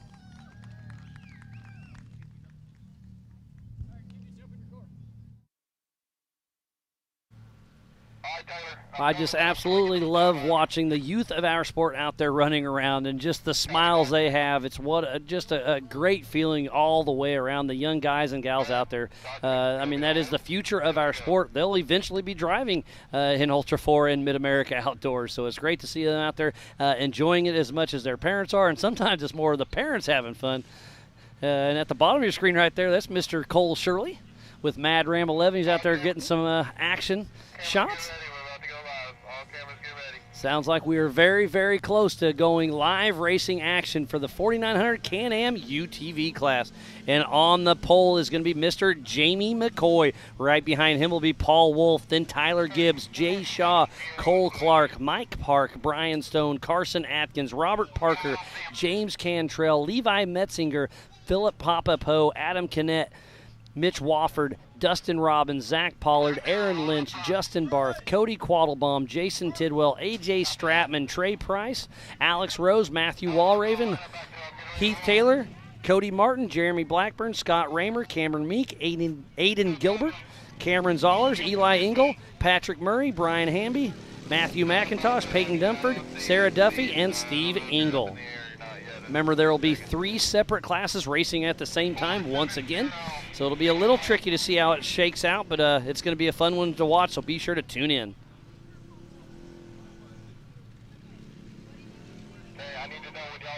So there's a great shot of Mr. Jamie McCoy, our pole setter. He had a 1:08 fastest lap of the day out of every single car. Almost 90 cars qualified yesterday, and Jamie McCoy was the fastest overall. Behind him, I believe, was Eric Miller with a 1:11 in his 4400 King of the Hammers winning car.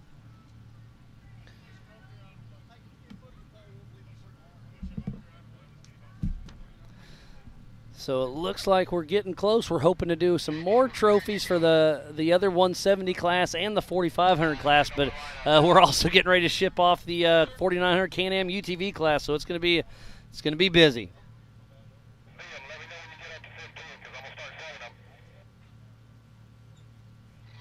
Lots of chatter through the PCI race radios. It sounds like once we have a safe and clear course, we will be racing for the 4-wheel parts Teardown in Tennessee at the Adventure Off-Road Park. We need to give a huge shout out to Can-Am, Ford, Bronco, Monster Energy, Optima Batteries, 4-wheel parts, Progressive, Mid-America Outdoors, Holly EFI, Lasernut, Griffin, VP Racing Fuels, Nitto, King Shocks, and King of the Hammers. So please support who supports the sport. Without all these amazing partners, we would not be racing here today.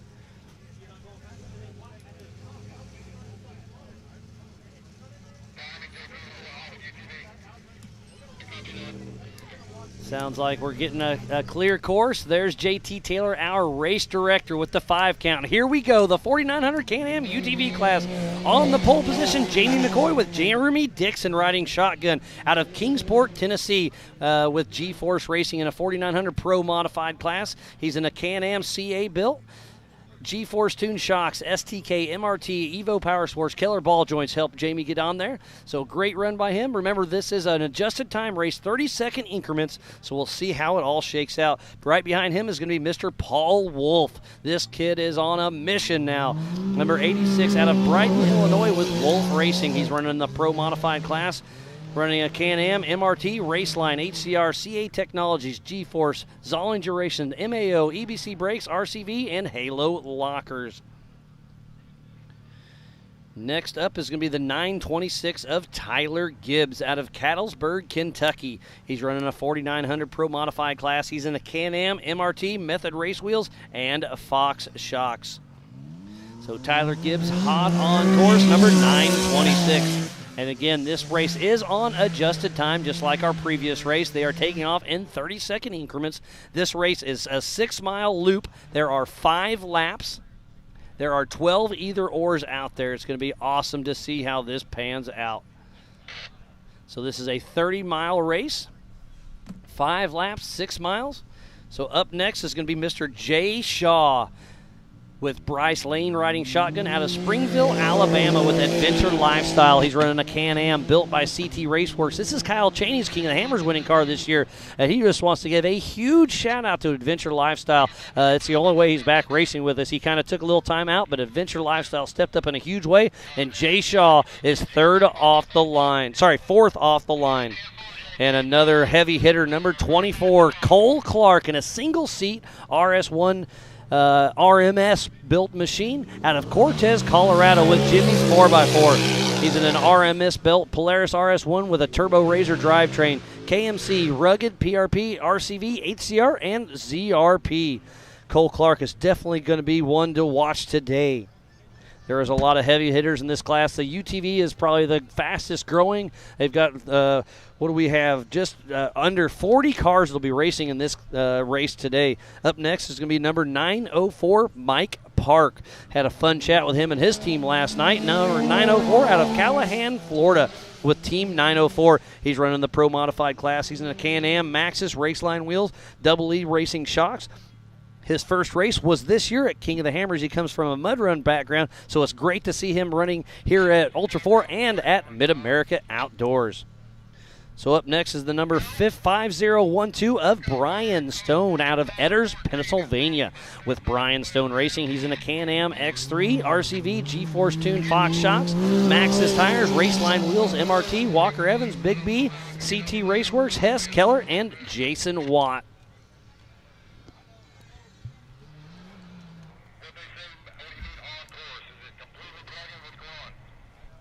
Up next is going to be the 722 of Carson Atkins, a new to him Yamaha YXZ out of Seymour, Tennessee with Devone 722 Racing. He's in a Yamaha YXZ 1000, Nitto Tires, Raceline Wheels, and Fox Shocks. And that's interesting. You see him, you can hear him take off, and he's actually shifting. Most of these cars are belt driven with a lot of Ultimax belts, but he has got a transmission, so he's going to shifts with that thing. So he definitely has an advantage not having to run one of those belts, but in some of these rock sections, that can be a little tricky as well.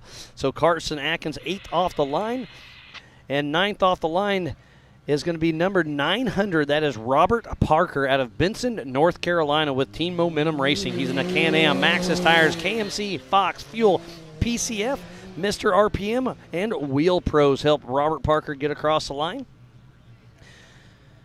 This is the 4900 Can-Am UTV class.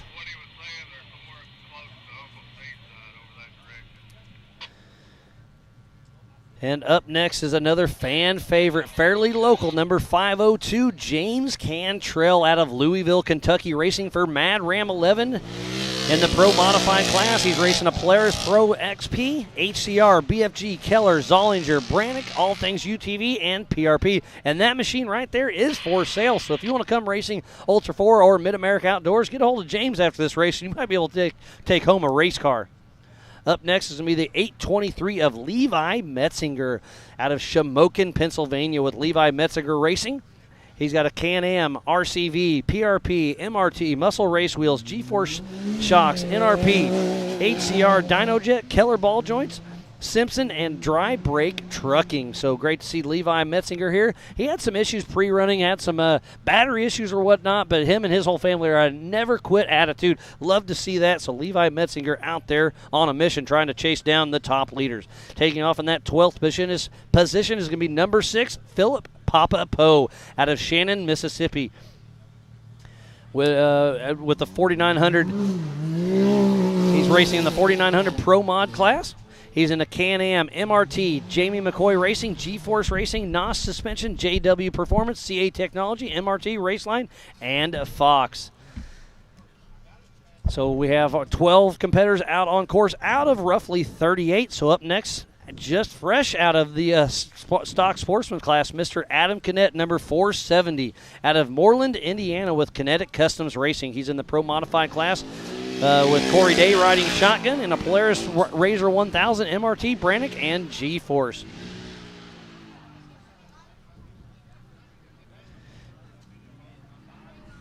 So up next is going to be the number 253 of Mitch Wofford.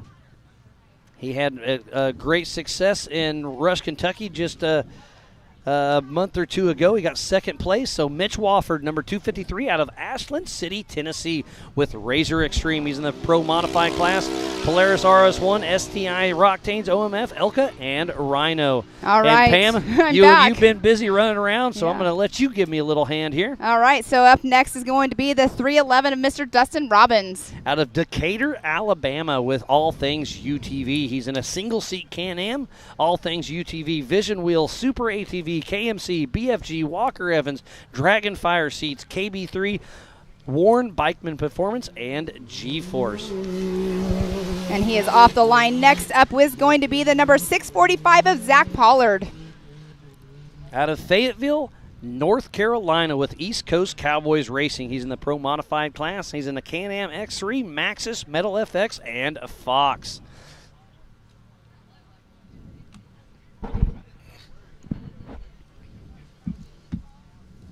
All right, on the line is the 113 of Aaron Lynch, starting in that 17th position.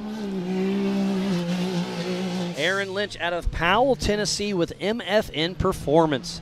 He's in a Can-Am, MFN, Lynchworks, CA Technologies, TinFab, Maxxis, STI, G-Force, Fox, and Right Coast Off-Road. Again, this is the 4900 Can-Am UTV class. They are taking off in 30-second increments. This race is on adjusted time as we're watching the Recaro rise as we speak. What a great, great, great race we have.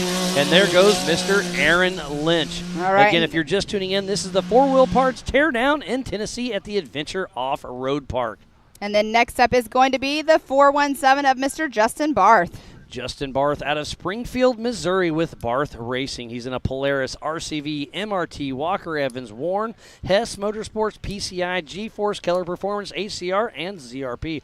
Justin Barth just hopped out of his Jimmy's chassis car out of the 4800 Brannick Motorsports Legends class and is out there running. So Justin Barth pulling double duty today, and he is off the line in 18th position.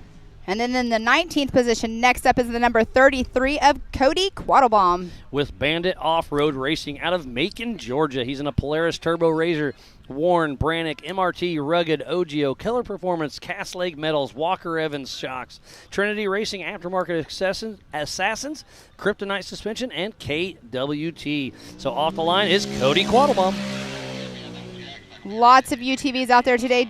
Yeah, 38 UTVs UTVs should be taking the line, Pam. This is going to be a great race. Again, there are 3 classes racing at the same time. It's going to be action, action, action. Action and quickly paced as well. I mean, well, I say quickly, but it's because they're more nimble. I think they're going to be right around that 21-minute mark. There you go. For the leaders. Okay. And then the 20th position next off the line is going to be the 778 of Jason Tidwell. Out of Gravette, Arkansas with PST Racing. He's in the stock class, running a Can-Am, KMC, and Fox Shock. So in that 20th position, Jason Tidwell off the line.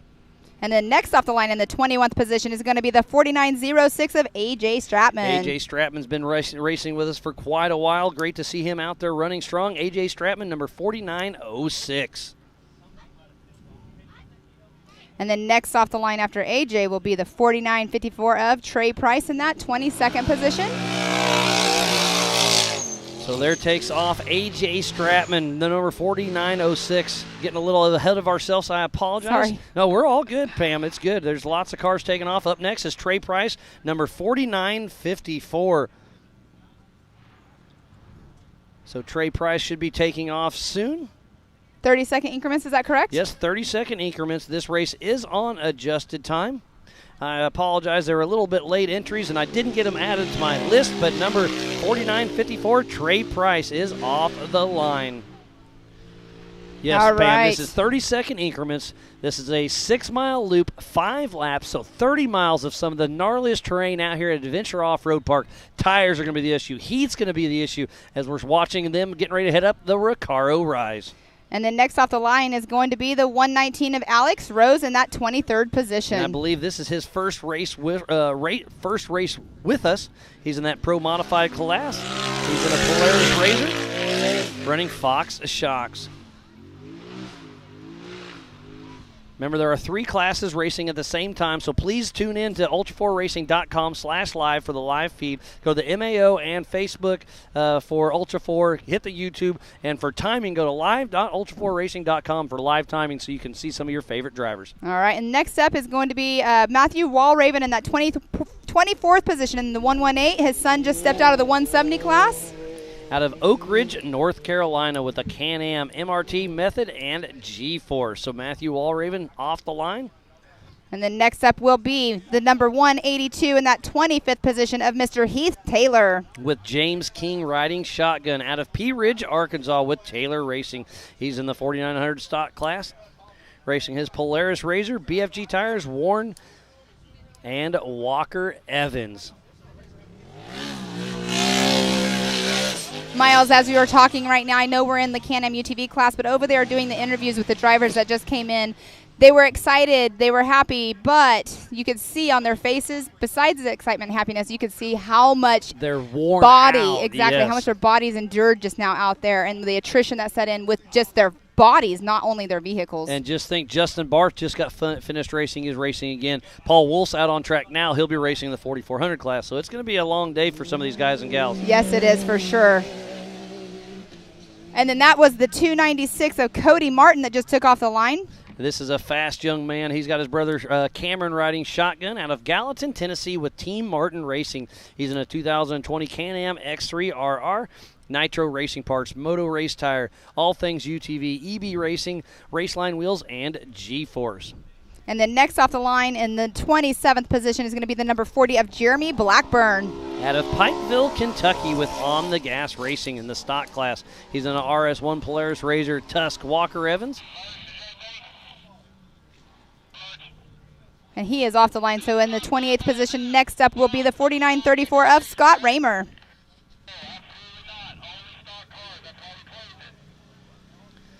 So Scott Raymer, number 4934 out of Springdale, Arkansas with Fuelworks Racing. He's the only one in the open class. He's in a Pilgreen built chassis, Polaris 1000 turbo drivetrain. He's running portals on this machine. Nitto tires, Fox, race line, brake meat, and Fuel Works.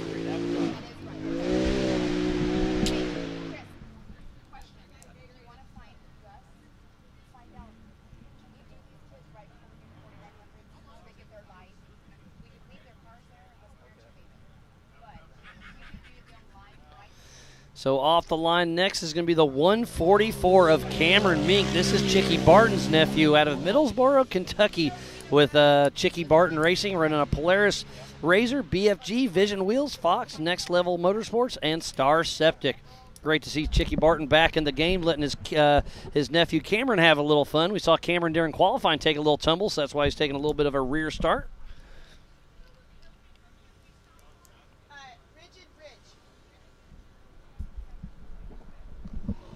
So up next is the 618 of Aiden Gilbert. This is Casey Gilbert's son. He's riding shotgun with him out of Fenton, Michigan, with Gilbert Brothers Racing in a 4900 stock class car, running Polaris, Nitto, Method, Fox, Brannick, Big B, Funhaver. It's great to see everybody pitch in and help the young Aiden Gilbert out. He decided not to qualify, just save the car, save himself. But he's out there racing with the big guys and gals. Aiden Gilbert has a bright future in our sport. And we'll see Casey out there running next. And that is the 395 of Cameron Zollers in that 31st position. Out of Canton, Ohio, with Cam's Motorsports, another young gun in our sport. In the stock class, running a Polaris Turbo S, Super Grip tires, Raceline wheels, Walker Evans shocks, and RCV. In the 32nd position, next up will be the number 77 of Ellie Engel. He was another late entry, so I apologize. I didn't get all of his information, but Ellie Engel out there running strong, taking off in that. Number 902, that's Patrick Murray. So I do not see Ellie Engel out there. So that's number 902, Patrick Murray out of Voss, North Carolina, with Murray Off-Road Motorsports. In the Pro Mod class, he's in a Can-Am X3, ZRP, RCV, G-Force Tune shocks, MRT, KMC, Warren, and Keller. We apologize. We cannot see which car is next off the line, but it should be the number 817 of Brian Hamby in that 34th position. It is absolutely 817. Brian Hamby out of Winchester, Tennessee, with Limited Budget Racing in another stock class. Can-Am, Extreme Razor Performance, CA Technology, Turner Cycles, Trinity Racing, Halo, KMC, Bohr, Maxxis, KMC, and Fox. Next off the line should be the 4918 of Matthew McIntosh.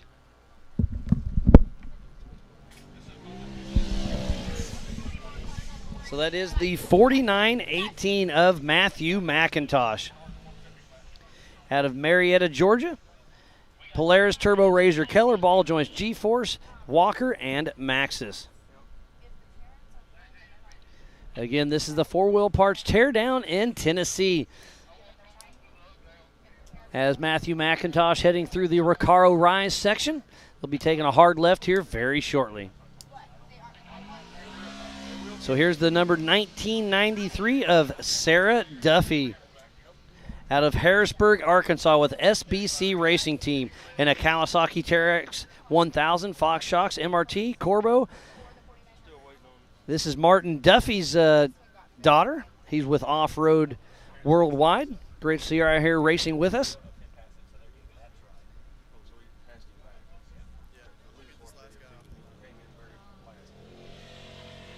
So this is number 7, Peyton Dumford. Out of Cincinnati, Ohio, with Dirt Princess 7. She's in a Polaris Turbo S, MRT tires, Off-Road Vixens, AJK, Raceline wheels, Extreme Muddin, and Walker Evans. I know she took a pretty good tumble during pre-running. She didn't qualify, so she may have just took the start just to get her start points. So I know she was a little banged up, but she is okay. She's just a little sore, so we'll see how it all plays out. But it looks like we have 36 cars out on course as we speak. This is a 6-mile loop. They are running 5 laps, so it's a 30-mile race. They got about an hour and a half to roll with it. It's going to be a great, great one. So, yeah, number 77, Steve Engel, did not take the line. And, yes, Peyton Dunford is just going to take the start and pull off instantly. She isn't feeling up, so tough break, but at least she was able to take the green flag.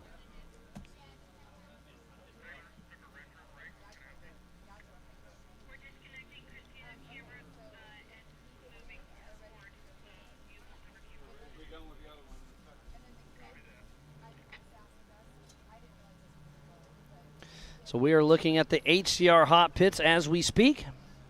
There's lots of action all over, and I hear a UTV already coming out of the woods. So is this going to be Jamie McCoy or Paul Wolf, Tyler Gibbs, Jay Shaw? I'm sure unless Jamie McCoy has issues, it's going to be him. And it is absolutely Paul Wolf. I was wrong.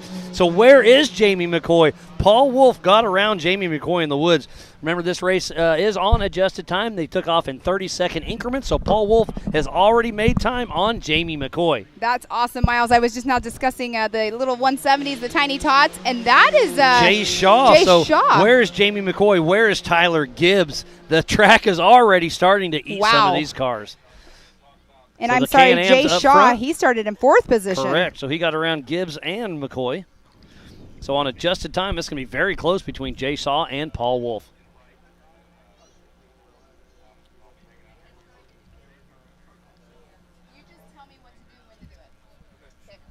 Look at the amazing aerial shot from FPV Believe Cam drone. There's the HCR hot pits. This is going to be a great addition. So again, thank you to Rock Racing TV production crew. The dust that was in the Bronco boulders right there was pretty amazing. You know, you don't usually want to throw water down on an area like that with rocks being dusty. Look at the drone going through the woods. That's equally as impressive as some of these race cars. So we only have 2 cars. Is there a bottleneck out there somewhere? What is going on? With so many either ors out there, some of them it's hard. You might not know there might be a bottleneck and you get into it and then you can't get out of it because you can't go backwards on race course. And remember, in the HCR hot pits, it is a 25 miles an hour but you hear speed zone. Can-Am. Yep, that's going to be that's Paul probably Wolf, I believe. Well, no, I believe that's going to be Jamie McCoy. Paul Wolf is already gone through. Well, no, he's going to be coming through the HCR hot pits is what I'm talking about. This right here. So yep, there's Jamie McCoy with a right rear flat tire, and then Brian Stone gets around. So that is why McCoy is off pace. He's got a right rear flat as Brian Stone makes around Jamie McCoy. So it is Paul Wolf physically out front still. And remember, you can go to live.ultra4racing.com for our live timing. As Jamie McCoy with that flat tire heading through the Jay Bronco Shaw boulders. On corrected time right now. I was just saying that I think it was going to be really close. What is the time split between those two? 20 seconds? No, 40 seconds. On corrected time, Jay Shaw is at it says 19:52 and Paul Wolf at 20:40. So wow, I called a 21-minute lap, and they've already broke it because their lap times. Yes, that's pretty impressive. So adjusted time is Jay Shaw up front, but at physical it is Paul Wolf. Wow, this is going to be one heck of a race. Those Can-Ams up front are going to be pushing hard. There's Brian Stone coming through the 4-wheel parts finishing his first lap out of 5. Brian Stone started in that number 7 position.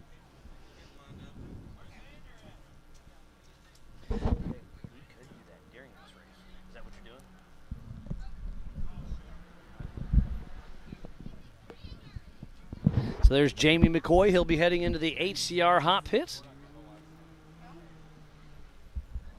And there's another chase through the woods by our Believe Cam FPV drone. There's the 904. That's Mike Park. We had some fun with him and his team last night. Out of Florida. They're new to Ultra 4 and Mid-America Outdoors as he's heading into the Bronco Boulders. And they'll head in the short course and hit the Yukon launch. So Brian Stone heading out, physical in that 3rd position. But hey, Pam, look at this on adjusted time. Brian Stone is actually out front, so he's got a really good race. His lap time was in 18:56. Wow! Like I said, I called 21 minutes. I'm 2 minutes off this one. All right, Miles, I'm going to leave you for just a moment. We're going to go talk with the kids that finished in the UTV 170 class, so I'll be back here in just a moment. Pam, have fun.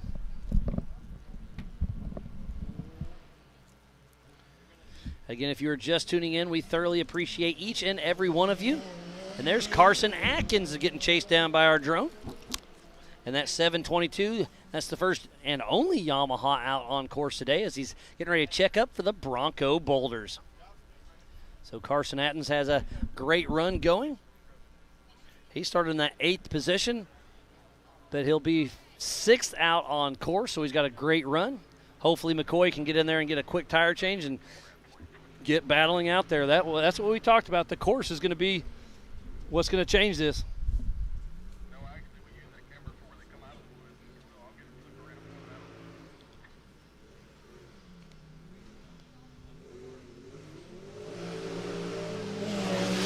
So Jamie McCoy all over the gas. He is out there trying to run down. There's Cole Clark coming to screen as he's going to hit the Bronco Boulders, but Jamie McCoy with a quick tire change back out there quick.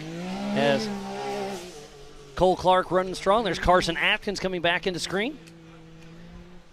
We've got 36 cars that took the green flag. We know Peyton Dumfer was just going to take the green flag and pull over. She just isn't feeling up. She took a pretty good tumble, but she's a young gal. We know she'll come back as this is going to be a great shot of Cole Clark. He'll hit the Yukon launch, do a little bunny kick, and have some fun with it.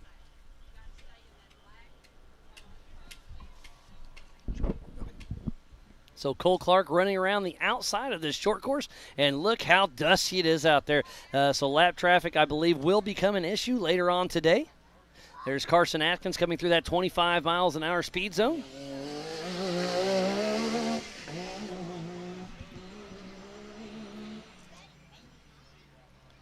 Again, we want to give a huge shout out to Jason and Gayla Robinette for bringing the Ultra 4 and Mid-America crew out here to AOP.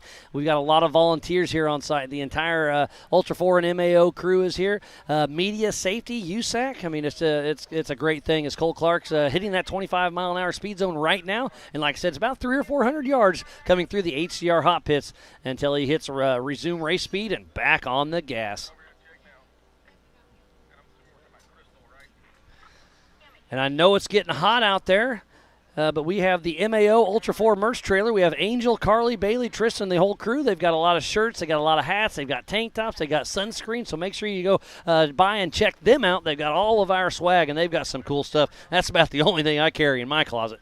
We've also got a coffee shop over here, the barbecue joint. We had that last night. Thank you to the Robinettes for the Driver's Appreciation Dinner, and it is excellent. So make sure you go over there and grab some grub. They've got plenty of it, and it is great.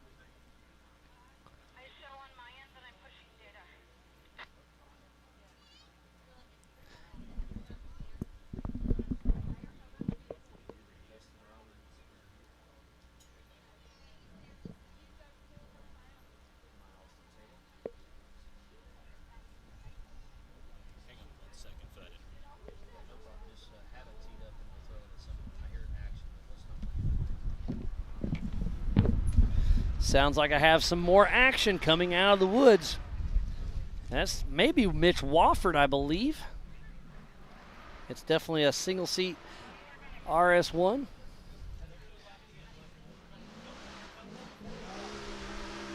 That is the 253 of Mitch Wofford out of Ashland City, Tennessee.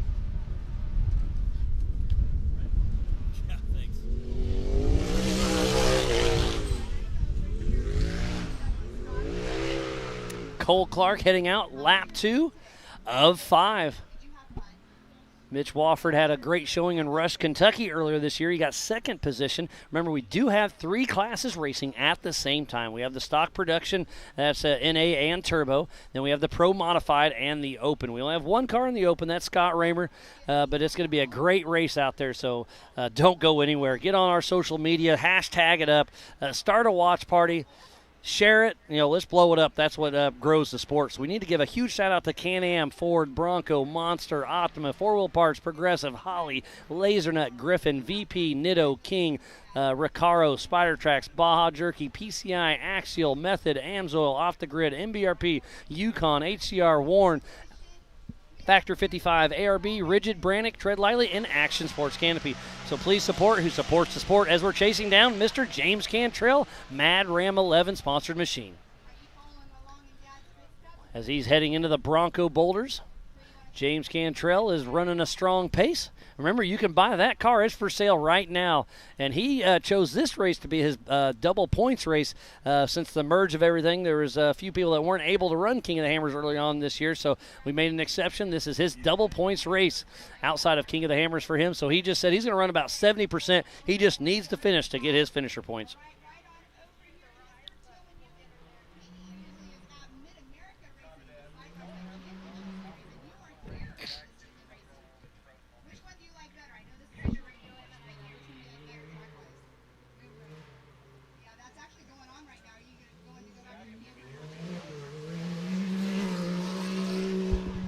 So I see Dustin Robbins coming through. There we go. We got that Believe Cam FPV chasing him down as he hits the Bronco boulders. So Dustin Robbins with all things UTV still running strong as Mitch Wofford hits the gas, heading out for another lap.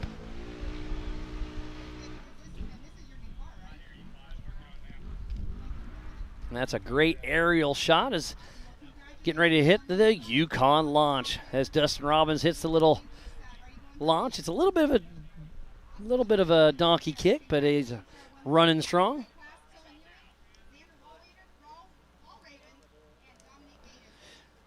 Still waiting to see Levi Metzinger come through.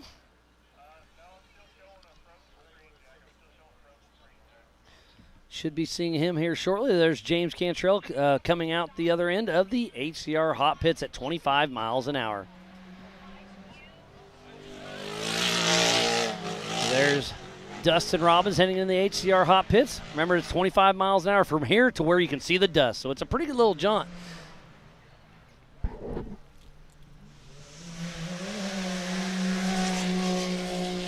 There's the 113 of Aaron Lynch coming. He'll be coming towards the Bronco boulders. We'll see him there. You can see his dust getting kicked up, so Aaron Lynch hitting the Bronco boulders as we speak. 645 is Zach Pollard right behind him. The dust is thick out here today. And look at the flags. They are just barely moving.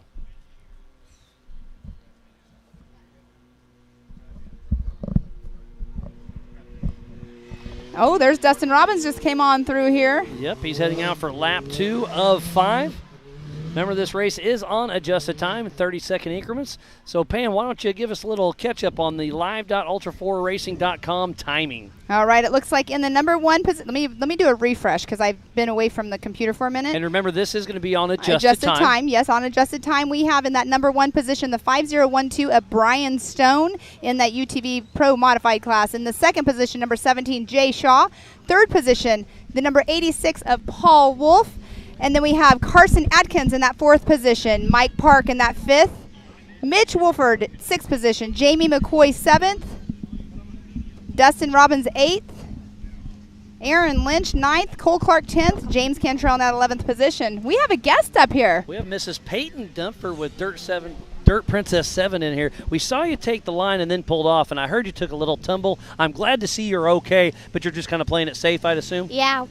We kind of broke the car a little bit. You broke the car. You were the one driving, right? Yeah. I hate to see that for you. You've been racing with us for a little while now. It's always fun to see. You've got a great social media thing going on. And I love how you know the car's hurt, but you still took the green flag. Yep. So how's everything else been going? What's next on the schedule for you? I think Visions. Oh, you're coming to Visions. That place is awesome. What? You've been there already, right? You raced MAO Yes. some. And it's close to you, right? You guys live not too far away from there? No, we live 12 hours away. Oh, 12 hours away. I thought you were closer than that. Wow. Yeah. About Yeah. like me. I'm 16 hours away from there. Whoa. Have you guys been watching any of the racing there since you've been here? I mean, since you got out of the car? Yeah. Yep. Awesome. I know we were kind of flipping back and forth ourselves here. What was your favorite part about the race course today? I'm not sure. I did Yeah, like she going didn't go up out. up Oh, some you of weren't the here. That's right. Yep. I'm sorry. I knew that. I've been back and forth between all these race cars. So. What's your favorite part about Mid-America Outdoors? Let's go there. I would say the short course. The short course is awesome, isn't it? And then what about the amenities? Do you like the lazy river and the pool and all that Yes. stuff? Yeah. Yeah, it's awesome.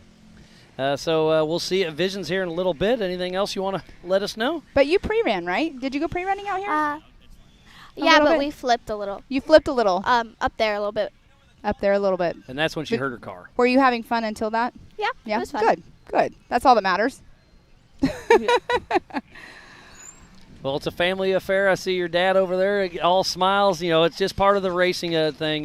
Without everything, you just can't make it happen. So, Peyton, best of luck to you, and thanks for having a quick chat with us. Thanks. Awesome. See you next time. All right, lots of action going on behind us here. We've had the 170 podiums. We have the 4,500 we're waiting to do. It's just been an action-packed morning here, and we have on screen, we have the 4,900 Can-Am UTV class. I didn't get to see the very beginning of everything, but I heard the cars taken off the line, and already we had Paul Wolf come in physically, but he is on corrected time in 3rd position. So it's been a crazy race day here this morning.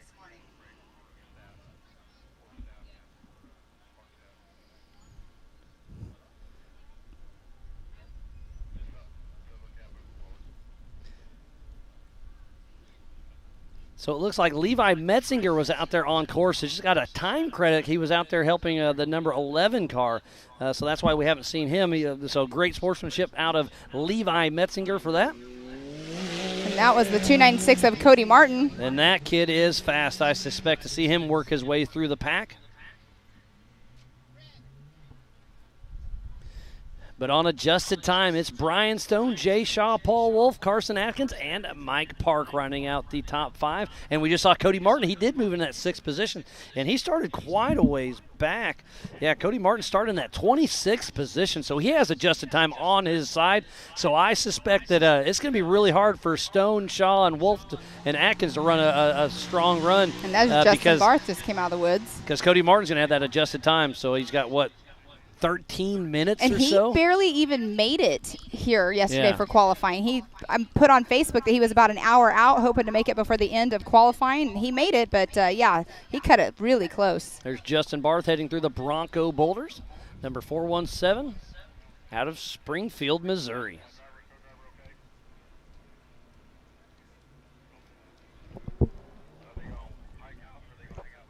So Justin Barth getting ready to hit the Yukon launch in the back section. You can see him checking up for sure right there. Gets a little bit of airtime.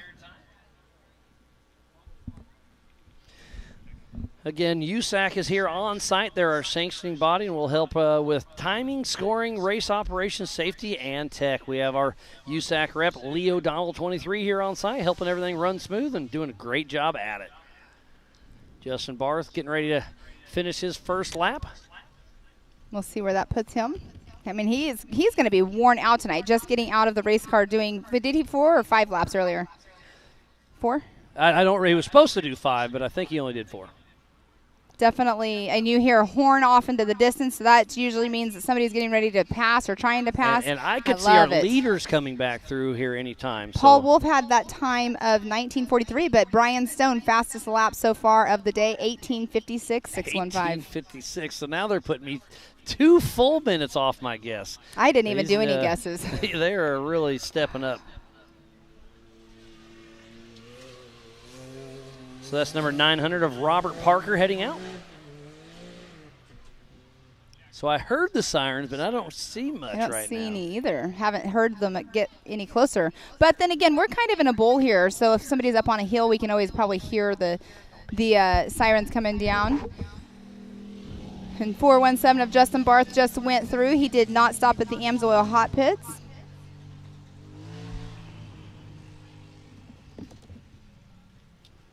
Out here at AOP, it is roughly a 600-acre off-road park. It is open 7 days a week. Miss Karen and Benji and Eddie, they're out here working the park all the time. It's an amazing place to come out here and do some wheeling. They are definitely some, I call them black diamond trails because they are definitely hard. If you guys know the, ski style trails, a black diamond definitely is what one of these are out here during this race. If you are at home and you want to watch the live timing, you can go to live.ultra4racing.com and see the live timing as we do. It is on corrected time. Also, we have the Mid-America UTV short course racing, side-by-side short course racing going on this weekend. It's going on right now as well. Make sure you download the Mid-America app because you can see not only our schedule for Mid-America, but also all the Ultra 4 races. It'll give you a daily schedule so you know what time everything is starting. Can hear some people coming through out of the woods right now, and that looks like that was an RS1, and it is. That is Mr. Jeremy Blackburn. Yeah, there's a few of them out there running, and they're running strong. So Jeremy Blackburn, number 40, heading towards the Bronco Boulders. Pam, what a great day of racing. It has been awesome. And we are not even halfway through. We still have this race to go, and then the 4,400 Unlimited class. And what do we have there? I think we have, let's see, 20 cars racing later on today. We have somebody else that's getting ready to come out of the woods here in just a moment.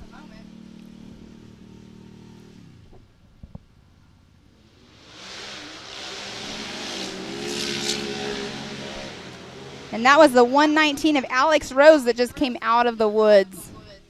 He was on the pedal for sure.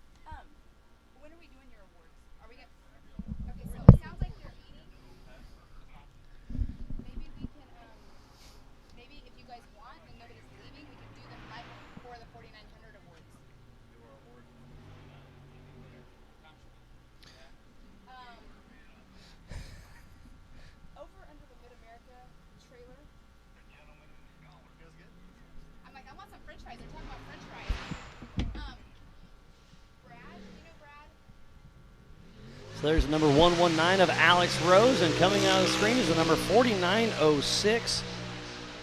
That is A.J. Stratman out of High Ridge, Missouri, heading towards the Bronco Boulders.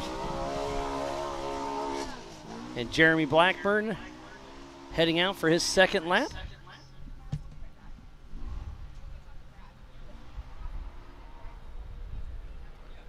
A.J. Stratman heading down towards those trees, and it's kind of a little pinch point right there, so you kind of have to check up just a little bit as a little step down, and then you head right into the Yukon launch.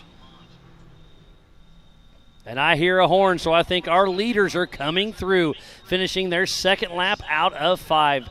This race is on adjusted time. They took off in 30-second increments. There's Heath Taylor being chased by Paul Wolf. And Levi Metzinger's finally coming through, but Paul Wolf is fighting some lap traffic already. He gets around him, it looks like, in the Bronco Boulders. I don't know if he did or not. We'll see if we can see it coming at us. Yes, Paul Wolf gets around Heath Taylor. So Paul Wolf physically out front, but on adjusted time. It's going to be interesting. And look at the dust. The lap traffic is definitely going to be an issue. But remember, to finish first you must finish. Paul Wolf is definitely a heavy hitter in this race and next race. He's sitting right behind Eric Miller. He's taking off in second position in the 4,400 class. So Paul Wolf is going to be worn out and have to. So is that an advantage or not? He's going to. Oh, there was Jay Shaw, I believe, but he had a right rear flat tire. So is it an advantage to race this so you know the course really well, or is it a disadvantage because you're going to be half wore out?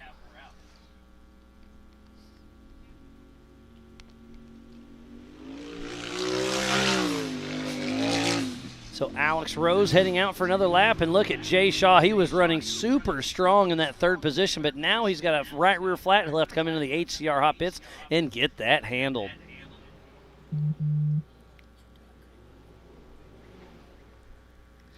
Again, if you are just tuning in, we want to thank each and every one of you. This is the 4 Wheel Parts Teardown in Tennessee, just outside of the Adventure Off-Road Park.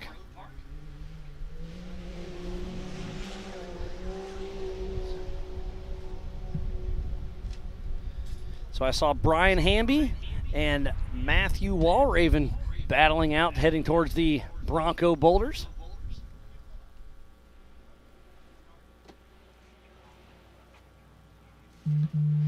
What a great race we have on our hands for the 4900 Can-Am UTV class. We have stock production, Pro Mod, and open UTV. Levi Metzinger. Remember, he's going to get a little bit of a time credit, so we'll have to see how that all shakes out. And I see Jamie McCoy pushing hard once again. All 4 tires right there holding air. So he had a little bit of bad break early, but it's looking good for Mr. Jamie McCoy. But is that going to be enough? Is Paul Wolf going to get a flat tire? We saw Jay Shaw having a flat, but Paul Wolf has had no issues yet. I don't think Brian Stone has as well. But remember, this race is on adjusted time, so we'll see how it all shakes out.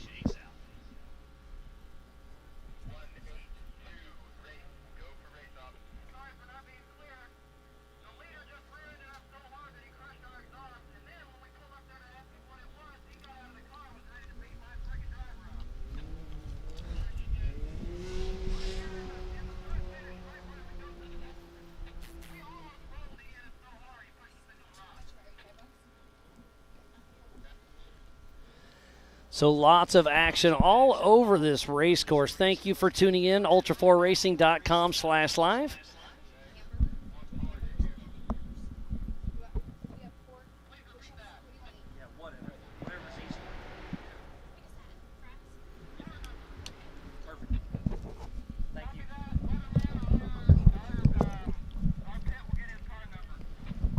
Miles, I've been stepped away here for just a moment, but wow, what a race that's going on out here. I saw Paul Wolf coming through. There were 3 cars all at once.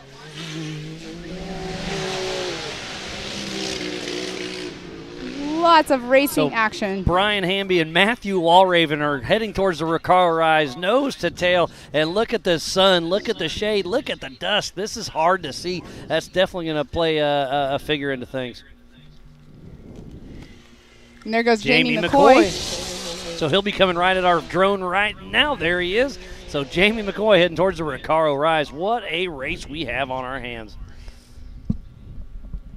Where is Paul Wolf? There's Jay Shaw. Did I miss Paul Wolf? Must have. But on adjusted time, it's still Jay Shaw up front.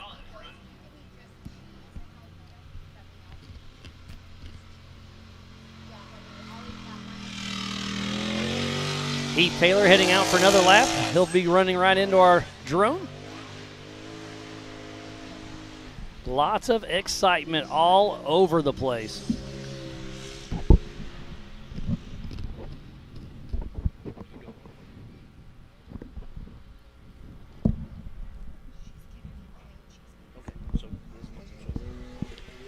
There goes Patrick Murray, the number 902.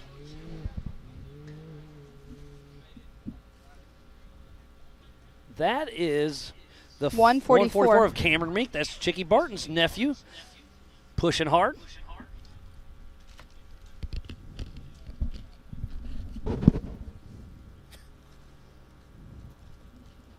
It's a great drone footage. You can see part of the pits. There's been so many people.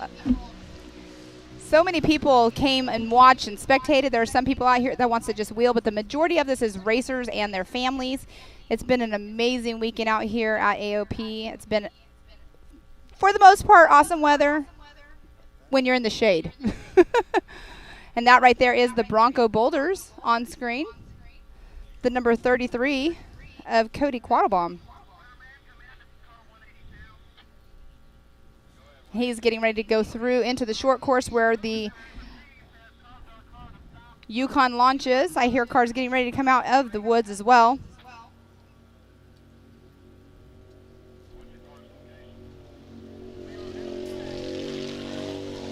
That is the 4934 of Scott Raymer that just came through. He's going out on his second lap.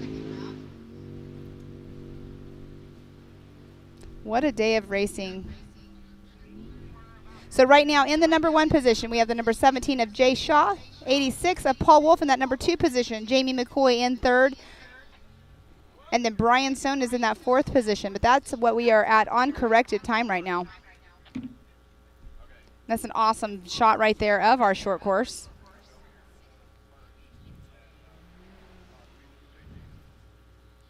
Sounds like we have some people coming back through here in the woods. You can always tell when the photographers are getting ready because they know they're coming right there. Oh, and it looks like he does that. Sounds like Mike Park has a flat for sure.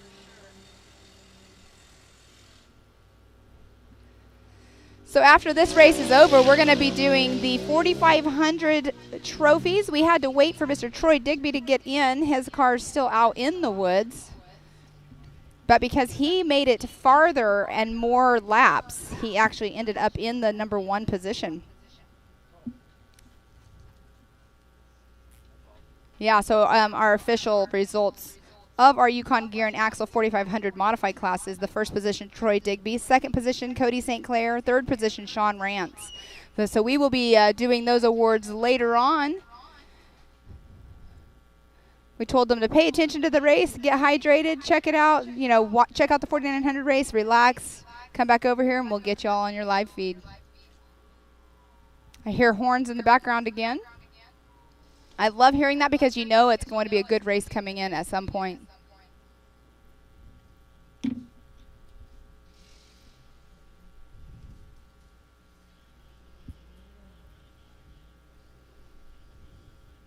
And we just finished up with the 170 limited class. It was, or the modified class. It was super awesome seeing those kids out there. They had a blast. They'll be getting some of those awesome LaserNet trophies as well.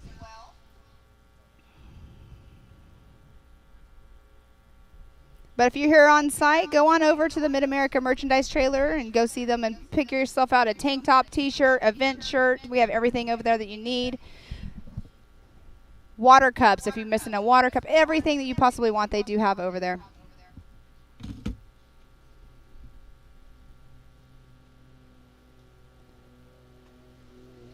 And that's the 904 right there of Mike Park that just went through. He's going out on his second lap.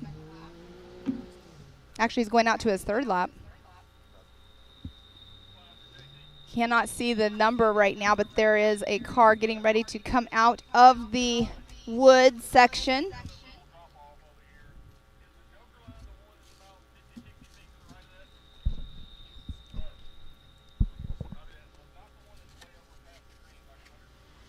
All right, let's see who this is right here. Ooh, sounds like they might have a broken belt. They're not moving all of a sudden. Oh, nope, shifted out of gear.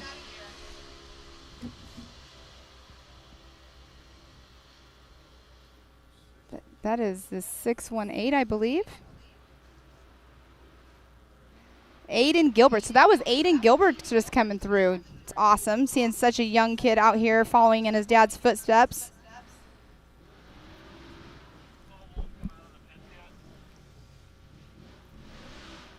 All right. And the 33 of Cody Quattlebaum just now came past us at the start-finish line. He's headed out.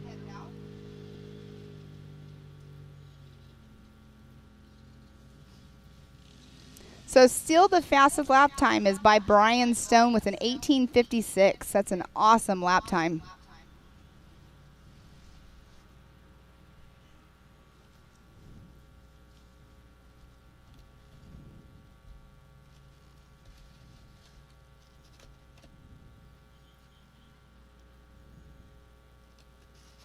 Another RS1 out on course. I did not catch their number.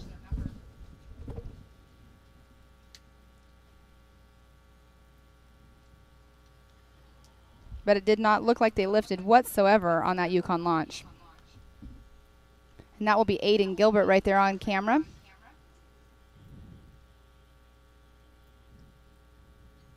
Aiden did take a rear start today as well. He did not go out and qualify yesterday.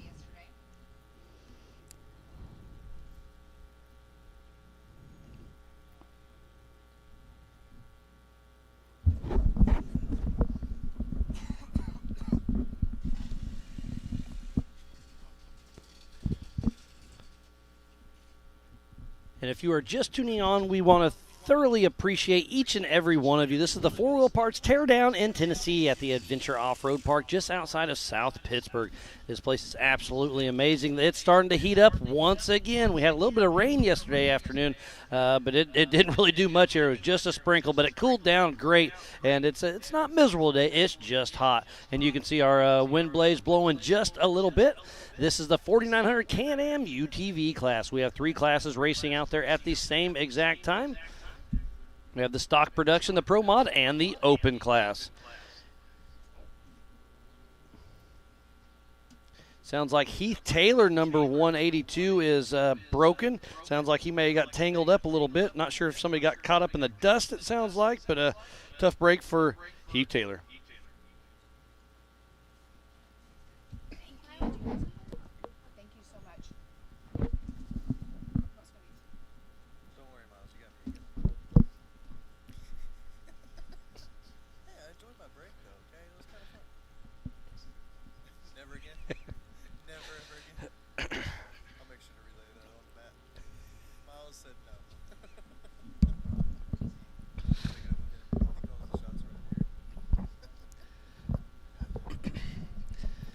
So we are just about a half hour into our race here.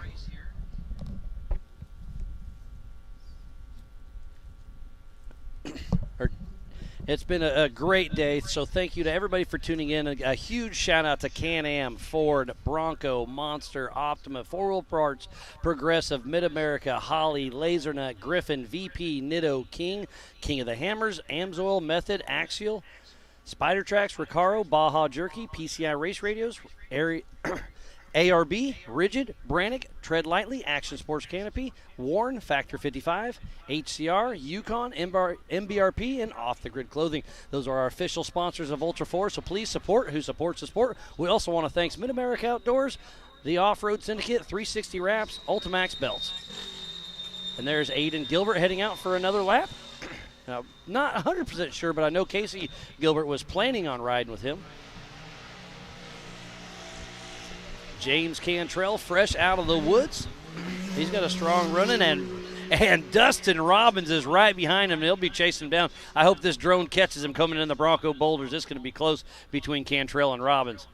There he is. You can see him catching him. Dustin Robbins is definitely pushing harder than James Cantrell, but James Cantrell last night during the dinner told me he's going to run about 70%. He just wants those finishing points. So Dustin Robbins should be able to get the pass right now. So a pass right into the Yukon launch, and Robbins is on a mission. He's going to check up at the Yukon launch. And look how thick that dust is. And there goes Paul Wolf. So he was in the pits. So I think what happened was between Heath Taylor and Paul Wolf, and this is just what it looked like to me, is Heath Taylor was in front of him, and the dust was so thick when they came into the Bronco Boulders, it looks like that Paul Wolf probably bumped into the back of Heath Taylor a little bit because he was just lost into the dust. And look at Dustin Robbins just doing a little drift card out there, looking good. And look how dusty it is. Here's Paul Wolf heading up the Recaro Rise. He was, I expect to do extremely, extremely well today. But he's, like I said, had that little mishap, got in the pits, got back out. So we'll see if he can have a little redemption in the 4400 car. So this is the 113 of Aaron Lynch. That's coming out of the woods.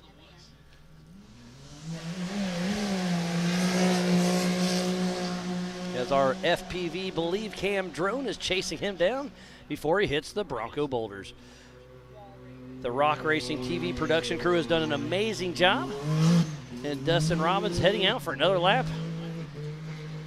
As we're watching Aaron Lynch making quick work through the Bronco Boulders.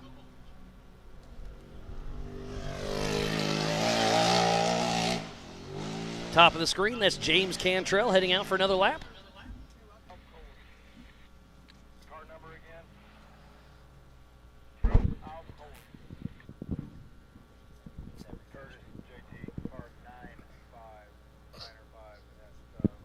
So I'll give you a quick rundown here for live.ultra4racing.com of our live timing. On adjusted time, it is Jay Shaw, Paul Wolf, Jamie McCoy, Mitch Wofford, Mike Park, Dustin Robbins, James Cantrell, Brian Stone, Carson Atkins, Cody Martin. But actually out on the lead lap is just James Cantrell. So the top 8 are finished their second lap, heading out for lap 3. So we are just about halfway done with this race. But I hear some more noise coming through the woods.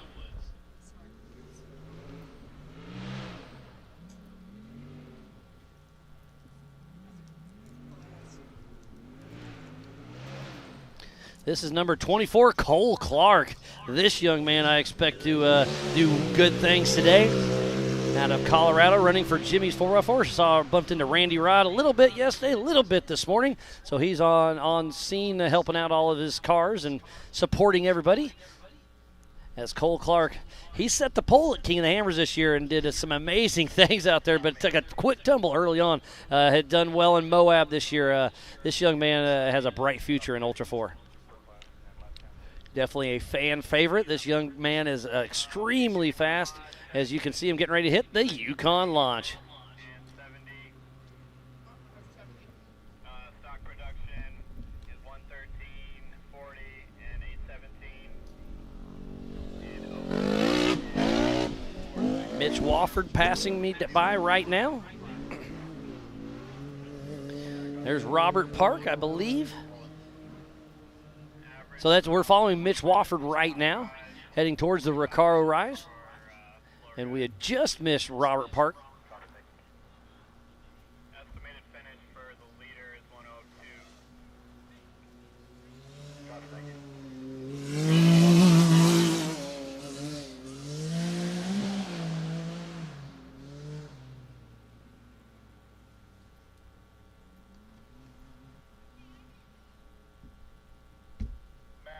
Matt D, copy.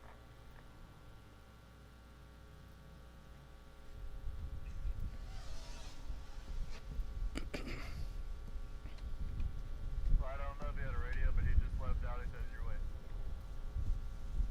Alright, I was going to tell him to get a different cable. I think we got a longer data cable as well. I think we got from the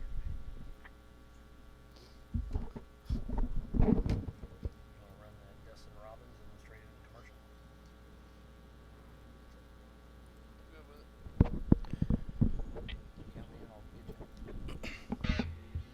What gap were we doing for the stock production for launches?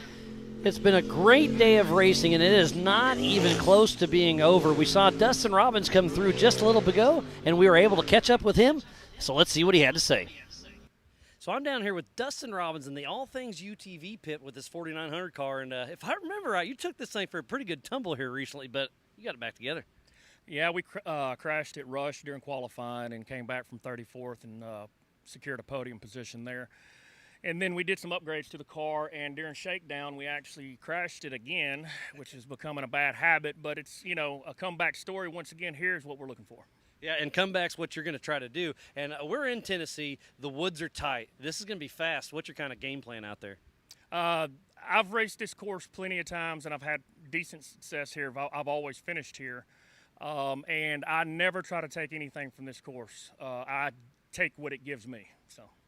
And if I remember right, McCoy's the one that won this race last year, so he's got a little target on his back. How hard are you going to run to try to chase him down? I have a totally different suspension this year. My head shouldn't be moving and my kidneys shouldn't be bleeding after the course, so I expect to be faster. Yeah, well, it's going to be fun to watch you. You're always a fan favorite for sure. If I remember right, this is a 6-mile course roughly. You guys are going to run, I think, 5 laps. It's going to be interesting. It's going to be wide open from start to finish. The rocks are big, the trees are tight, and we'll see how it all shakes out. We've prepared the car for the tight trees and the rocks. We have a couple different tire combinations. The main thing that's going to be cool here is my family will be here. And that's what it's all about with Ultra 4 racing in Mid-America is family first. I mean, it's that's what it's all about. You're here to have fun, and if you can't do it with your family, what can you do it with? You know what I mean? And I like the venue for 4900s at 11 o'clock now. That makes it more conducive for the family to come out and watch. So. Yeah, well, we'll see how it shakes out. Best of luck with you, and always a pleasure, my man. Yes, sir. Thanks, Miles. Over 25 years of off-road racing dominance. Proprietary patented race technology. Proudly made in the USA. Unparalleled customer service and support. The choice of champions. King Shocks. The leader in off-road shock technology.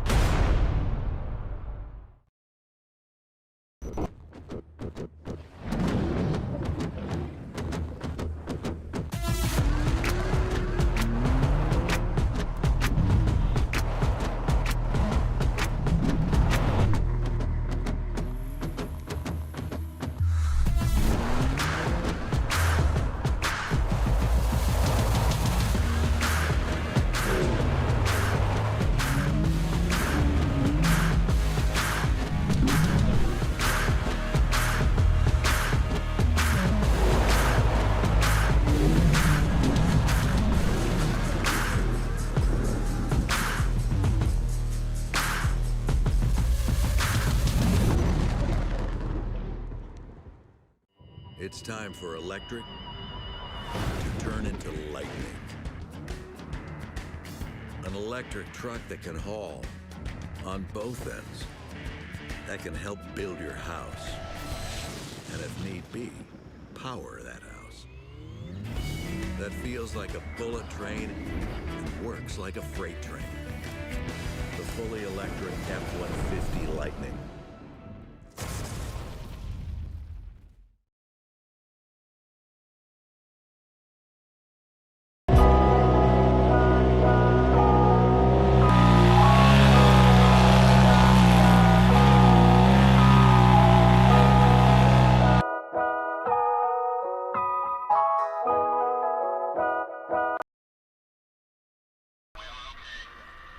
Welcome back to the 2022 Four-Wheel Parts Teardown in Tennessee, and I believe that is Jamie McCoy.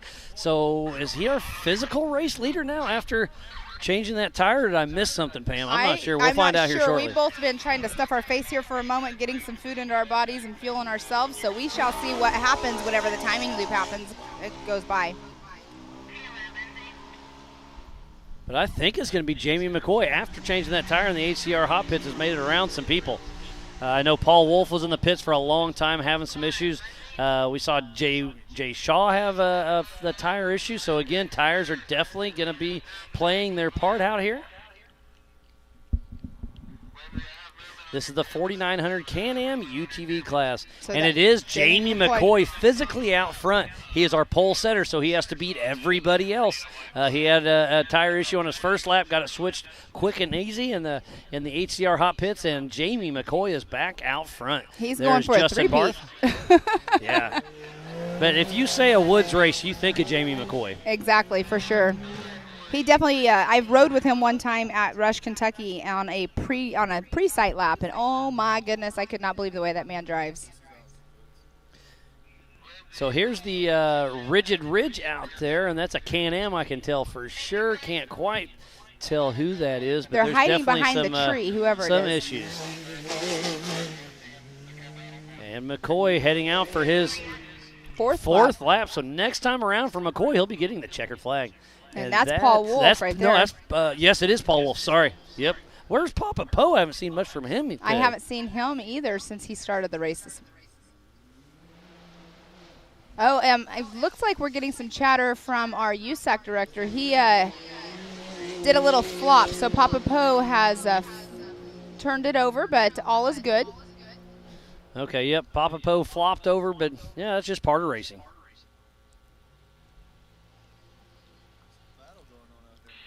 There is definitely a nice battle going on out there in their woods. On camera, we didn't quite catch their numbers.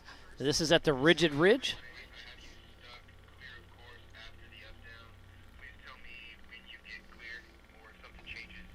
And look at the drone flying through the woods. That is a very tricky thing to do. It's cool to see. You saw our little rigid flag there. Sarah Duffy still moving strong.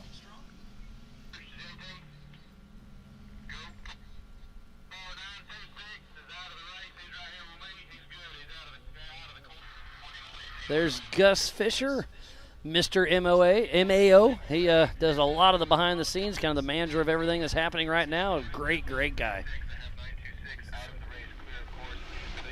That is 17. That's Jay Shaw. So that's going to be physical second, and on adjusted time, it looks like he's in that second position as well. All right, and it sounds like also the 5012 Brian Shaw has also turned it on his lid as well. So we have a couple that are on their lid. Well, you said Brian Shaw. You mean Brian Stone? I said meant Brian Stone. Yeah, we just saw Jay Shaw. You said Jay Shaw, so I'm like. I get it. I'm just making sure I'm correct. You are correct, Miles. So Brian Stone was doing extremely well, but this course is starting to eat all of these people up.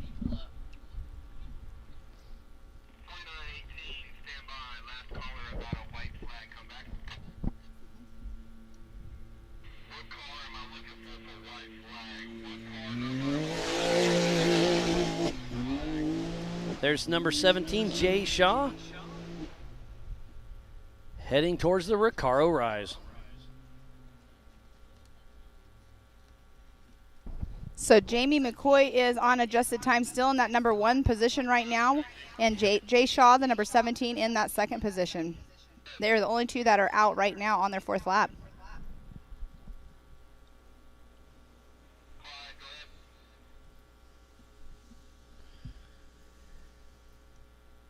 So finishing lap number 3, out on lap number 4 is Jamie McCoy and Jay Shaw. So we know Paul Wolf had some issues. So Mitch Wofford could move up. Mike Park's having a good day. Dustin Robbins is having a good day. And here is James Cantrell, I believe, with Jeremy Blackburn right behind him. This is the Rigid Ridge section. No, that's Mitch Wofford, I apologize, right behind James Cantrell. And that just shows you how tight and technical this Rigid Ridge is back here. What a cool section. That's about halfway through the race. Remember, you can go to live.ultra4racing.com for our live timing. Go to ultra4racing.com/live. Go to the Ultra4 and MAO Facebook and YouTube. Start a watch party. Share it. Hashtag it up. So it looks like Cantrell let Wofford around. And remember, Cantrell's going for points, so he's playing the conservative race game because this is his double points race for the season. So I think James Cantrell is playing a great strategy right now.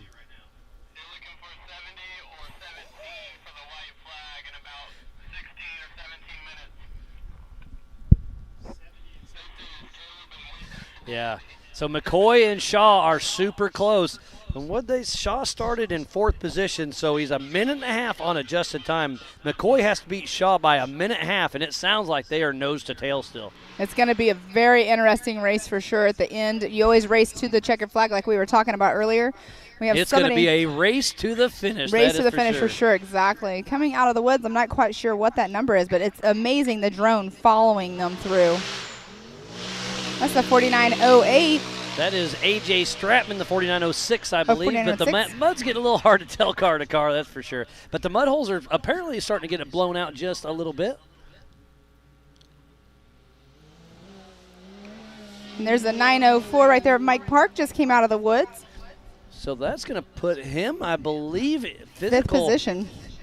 No, I think that's going to put him in physical 3rd. Physical 3rd, yeah. Yeah, next time around. He was in 5th last time. And Brian Hamby still pushing strong in that number 817. Look at the dust out here.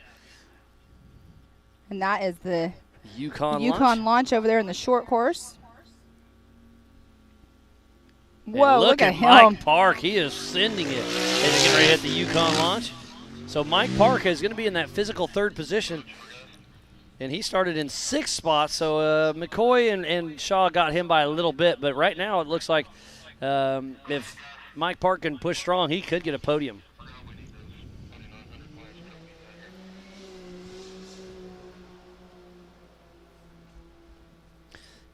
Mike Park is fresh to the UTV world, to the Ultra 4 and MAO world. He came from a kind of a mud run background. Great to see him out here playing with us. There's the number 902 of Patrick Murray. He's raced with us off and on for a long time. He kind of got caught up with work. He serves for the Armed Forces, so he had to take a little bit of a break. Great to see him out here back racing with us again. I believe he's in the Army branch.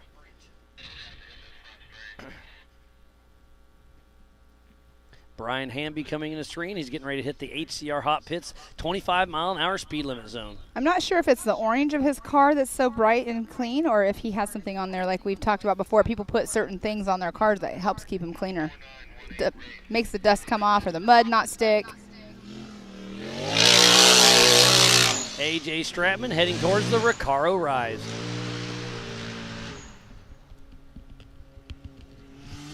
And right behind him is going to be Mike Park, physically in 3rd and on adjusted time.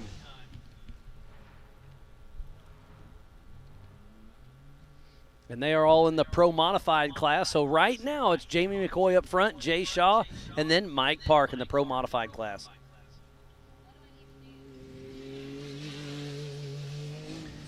There's A.J. Stratman heading up the Recaro Rise with Mike Park hot on his heels. Sounds like Cody Quattlebaum is broke down at mile 3. So is he out of the race? Ah, tough.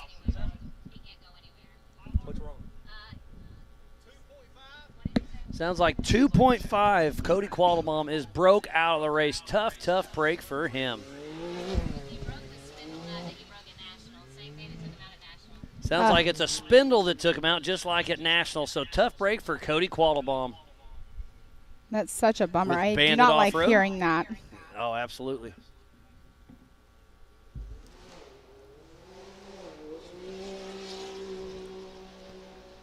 There's Matthew Walraven. And we're back at the Rigid Ridge right now, chasing down one of our UTVs. This is the 4900 Can-Am UTV class.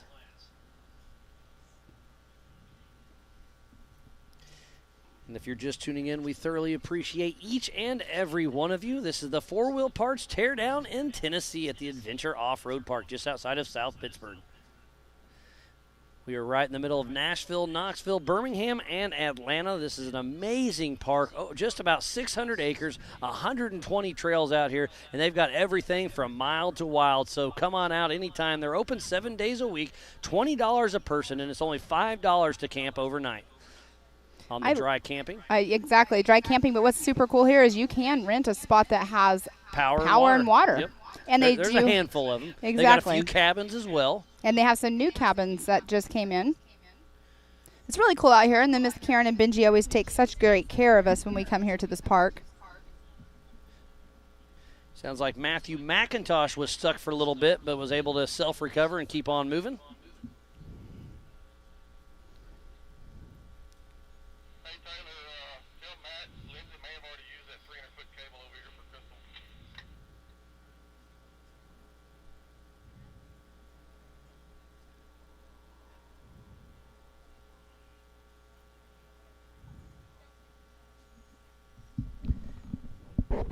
All right, in the number 1 position, we have Mr. Jamie McCoy still sitting in number 1. We have Jay Shaw, number 2. Mike Park in that 3rd position. Paul Wolf in 4th. Well, and those are the only 3 out on the That lead is very, lap. very true. So we'll just go with the top 3 right now.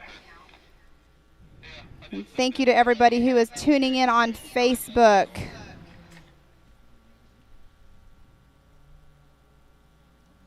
People loving the drone pilots. It's awesome. It's amazing. Thank you so much. They are doing an amazing job out there.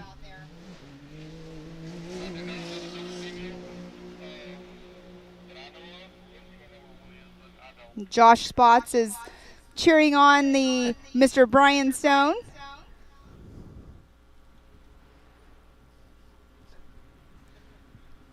So we got lots of people out in the crowd. Looks like Drew just showed up. He's out here enjoying some of the UTV racing. We're going to get him over here, Miles. He's going to come over and get a fun little chit-chat. I mean, he's been in this UTV world for quite a while, I think since the beginning. There's Scott Raymer coming out. He's running the open UTV class. We normally see Drew at Mid-America, but this weekend we're all here for the most part, and here he is. Drew, what's going on? And you've been working for USAC for quite a while, but it looks like you got the weekend off, huh? Yeah, absolutely. Took the weekend off and just came out to racing anyway. Yeah, exactly. Funny how that happens. Days off, you go racing. Huh? Yep. That's how that works. Yeah, you do. What do you do for USAC on your side? Because we have Lee O'Donnell. He's our rep for Ultra 4. But what's your role in USAC? Yeah, Lee O'Donnell's a great guy out here at the Ultra 4 races. But I do the Porsche Sprint Challenge. So we do all the asphalt stuff and travel around the country with the Porsche series. And then you come out here to have fun. Yeah, this is my fun. Getting dirty and being in the humidity is a lot more fun than being in the asphalt and on the humidity. Absolutely. And you used to race UTVs. So what's your take on this course so far? This course looks gnarly, actually. I was pretty surprised by it. I kind of want to go check out inside the woods and see what the rocks look like. The rocks are big. It's gnarly. It's gnarly. It's a gnarly course. It looks really aggressive in there. It looks fun as hell, though. And look at that section right there. There's the Rigid Ridge. There's Mr. Paul Wolf. It looks like he had maybe a right rear something going on. Paul Wolf is coming out. And there's Jay Shaw, one of our leaders. But Paul Wolf is coming through with a right rear flat tire.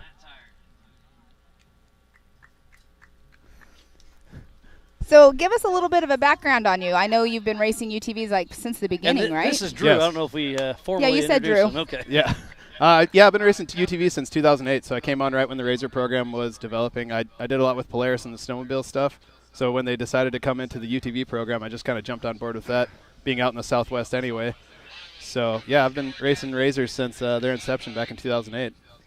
That's pretty cool. So what all series have you raced? Short course and desert, or what did you start out racing in? Yeah, I started out in the Work Series, which is like partially motocross, partially desert, and then I did Best in the Desert at the same time, and then we did a couple score races down in Mexico, and then I ended up going up north to the Torque Series and did just short course for a while. Oh, nice. Yeah, so I did Torque for their last season, and then I did a little bit with So the 4934 just went through, and that's Scott Raymer. He's running the open class, and that's a Pilgrim built machine running on portals. So you saw the extra ground clearance, pretty wild. But he had a left rear going down, and he just left the HER hot pits. That's interesting. It was a little. Did you see it when he passed by, Drew? I missed it. How much longer are they going to be out there?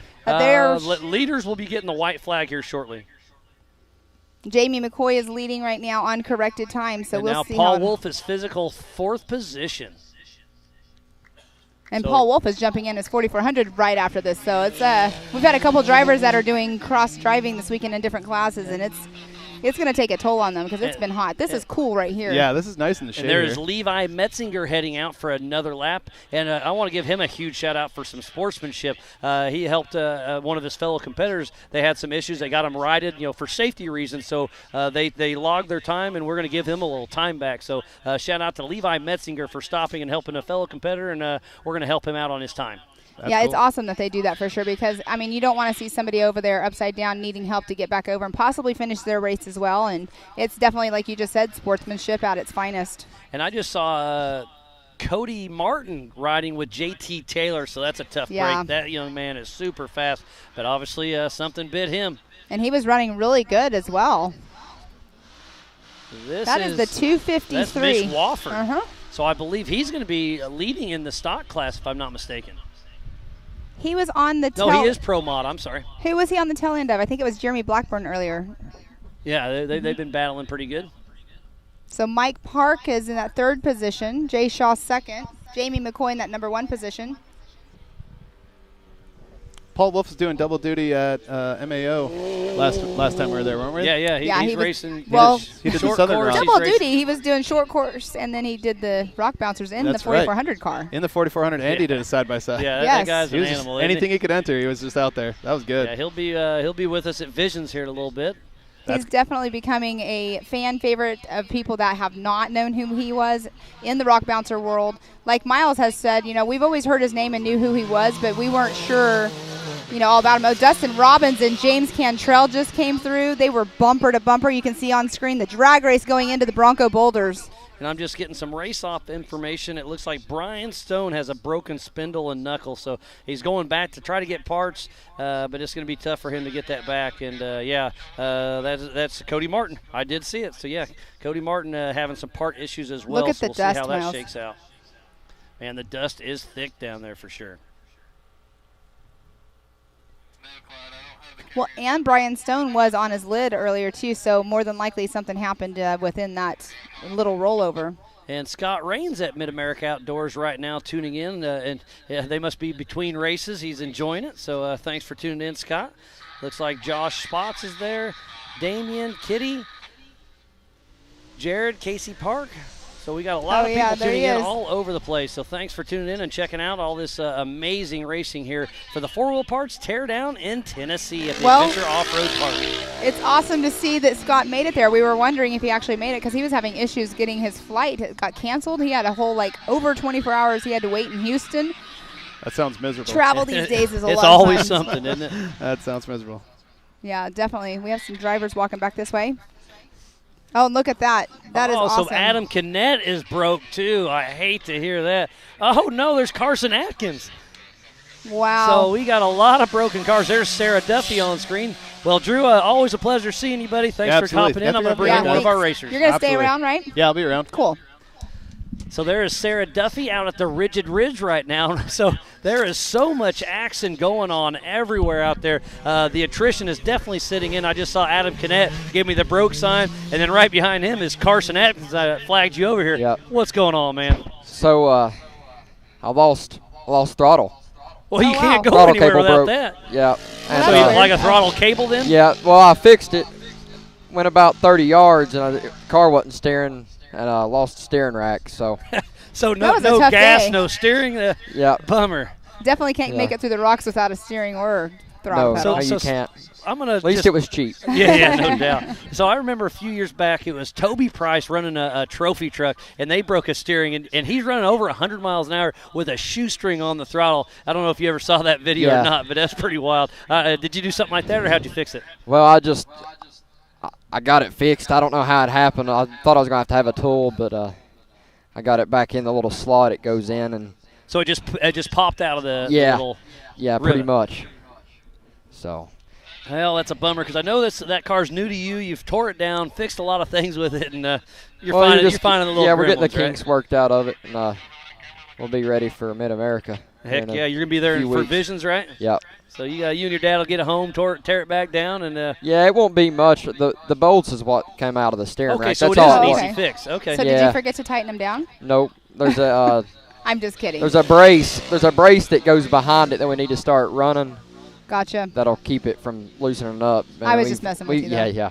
I understand. You gotta laugh, right? Yeah. Oh yeah, it's just part of it. It's part of it. But I see the smile, and well, I was running. I think I was in fourth. Yeah, you were running strong for quite a while. Yeah, we was working up through there. Cars was just broke down everywhere. I was just trying to stay in the race. Yeah, so let me catch you up. That number. I'm going to catch you up on broken parts. So 49-18, that's Matthew McIntosh. He's out there broke on course, trying to stay out of the way but still moving. The number 926 is Tyler Gibbs. He's broke. He's self-recovering. Number 470, that is Adam Kinnett. We just said he's broke. And now, we got you, Carson. Me. So I just got a text that you're broke out there. Perfect. Just now. But I just talked to the guy right up here. That was Brian Stone they had on screen there just for a minute showing. Tough break there. But, so what was your favorite part about the race course today? Probably the short course out here, honestly. The smoothest part. Well, it's a new car and the suspension needs worked on, and we didn't have time to send it off to Gary, and it's not handling real well, but it was just beating me up bad in the rocks. But we'll get it figured out. What was your least favorite part? Honestly, that creek bed, because you gotta go so fast to keep momentum up to get up through there without. So you gotta be a little rough on equipment. Yeah, and it's just beating around, and it's rough on you because you're like your head's moving around and stuff. Banging, yeah. So how was the heat out there? You don't look too bad actually. I mean, it's obviously hot. Well, I think I just had a water. Okay. Thank you though, but kind of an adrenaline rush. You don't think about it. So it's not even a thought in your mind. So that's our race leader. That's so white flag should be coming out for Jamie McCoy. It sounds like Caleb's tuned in watching. Miss seeing you around, buddy, but we'll see you soon. Yeah, I just seen my first lap I came through. It was like a 20:50. So, I mean, I was on pace to do well. You were doing decent, for sure. He ran yeah. Our fastest lap has been at 18. Right at 19 minutes, I think. Just an 18, yeah. just shy of 19. No, it was not. It was actually. Jay Shaw, if I remember right. No, it's Brian Stone, but he went upside down, so he's gonna be down on your list. Yeah, that first lap wasn't too smooth for me. I got hung up in a few spots, but I ended up coming around here and I was in fourth. So I was like, I started in eighth, ended up in fourth on the first lap. So I was like, we'll just keep on this pace. And I love what's going on with everything with the adjusted time and whatnot. The 30-second increments just really throws another element into the game. And it looks like the white flag for Mr. Jamie McCoy is out. 6 more miles, 1 more lap to go for Jamie McCoy.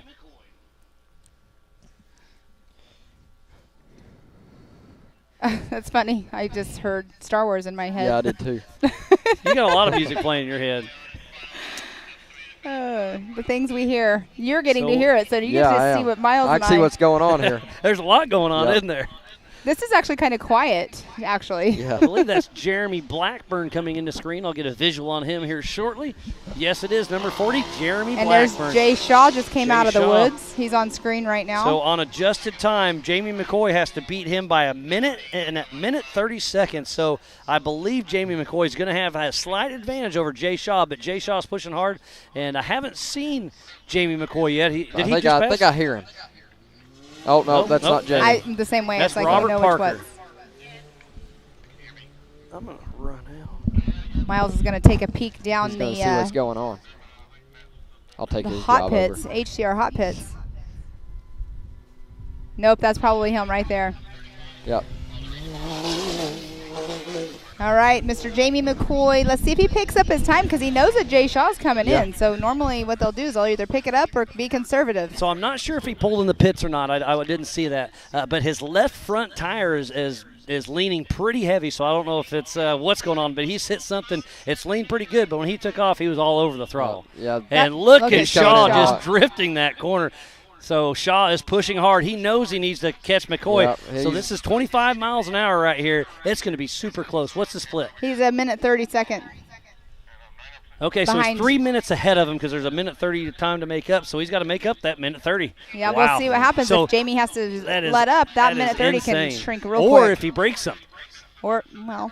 I mean, to finish first you must finish, and this is a brutal course out there. It's going to be awesome if Jamie ends up finishing first place. If he does, this is his 3rd year in a row to finish first place out here. He's on it. Yeah, all the time. that guy always is. All the time. But it's going to be a race to the finish. Jay Shaw knows where he's at. He knows where Jamie's at, and I know Jamie knows where Jay's at. They're both in those Can-Ams running hard for the 4900 Can-Am UTV class. So Jay Shaw pushing hard. And did Jeremy Dickerson actually get in with Jamie today? Or did Jamie go out solo? Do either one I of think you know? he got in there with him. Okay. Because I know yesterday it was like, yeah, you might or might not run with him. Yeah, so. no, I think he did, right? Yeah. Yep. Okay, cool. Yeah, so Jeremy Dixon, that's one of our what I good wanted buddies. to ask you. Did you have a co-driver? No, I don't want anybody with me in there. That wouldn't be talking to you? Sometimes I do, but really the only option I ever have is my dad, and he gets scared. So. But he's good in the pits, too, so there's a happy medium, I'd rather too. just have him in the pits. Yeah, some people don't like to run co-drivers either because they don't want anybody talking to them. Well, too. and it's a weight issue, too. Yeah, that doesn't bother me that bad. But you know, I got buddies and stuff that I was like, hey, let me ride with you and stuff. It's like, dude, you don't even know how to run a read a wrench or GPS. something, you know, yeah. So I just, you need to get some better buddies. Yeah. Yeah. Or teach them. I got a few that could do it, but they're always at work or something. Yeah, that work thing always gets in the way, doesn't it? That happened last year at Sturgis. I actually ended up riding with Jason Watt. He was driving Jamie McCoy's car, and he wanted a co-driver, so I hopped in with him and did I was supposed to only go out for practice, and I ended up practicing, qualifying, and racing with him. It was a lot of fun because I used to race the Can-Am myself, so good times for sure. Look at that drone footage going into the woods. It's so awesome to see. He was on me a few times when I was over there trying to fix my throttle cable. Oh, yeah? Yeah, I seen him come by. They try to give you guys enough room to where you're not kicking dust up into your eyes and stuff. Yeah, it's pretty impressive how they can fly one of those things. And I see Gary with G-Force up there running up, checking out the Jumbotron. You know he's on the – I don't know if he's talking to Jay Shaw or Jamie McCoy, but he's got a couple good cars up front. He's making a new walking path. Okay, he's talking to McCoy right now, and he's knowing the time splits right now, and he is pacing in circles. This is going to be down to the wire. Well, Carson, always a pleasure having you up here, buddy. I know you were walking. I'll let you go chat with your dad, but thanks for hopping in the Nitto Lounge with us. Appreciate it. So right before we do the 4,900 Can-Am UTV trophies, we are going to do the 4,500 awards. We did not get to do those earlier. So if you are out there close by, or you hear us, or you're watching it live on your TV right now in your RV, make your way over here to our top 3 podium finishers so we can get you guys going. And that's going to be Troy Digby, Cody St. Clair, and Sean Rance, if I'm not mistaken. Correct, right, Pam? 100%. And there's a great shot of somebody coming down towards the Bronco boulders. Oh, they just passed the Bronco boulders, sorry. So they're That's getting ready to hit the gas. Yukon launch.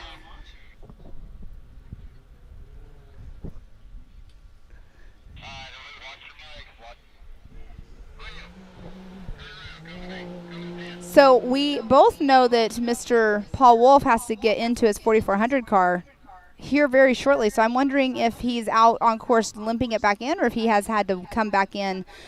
Some of them will have to walk back in and recover their car later if it's off course safely.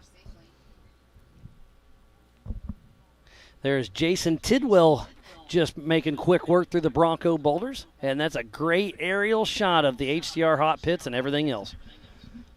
Zach Pollard has got onto the Facebook feed, and he said he's out.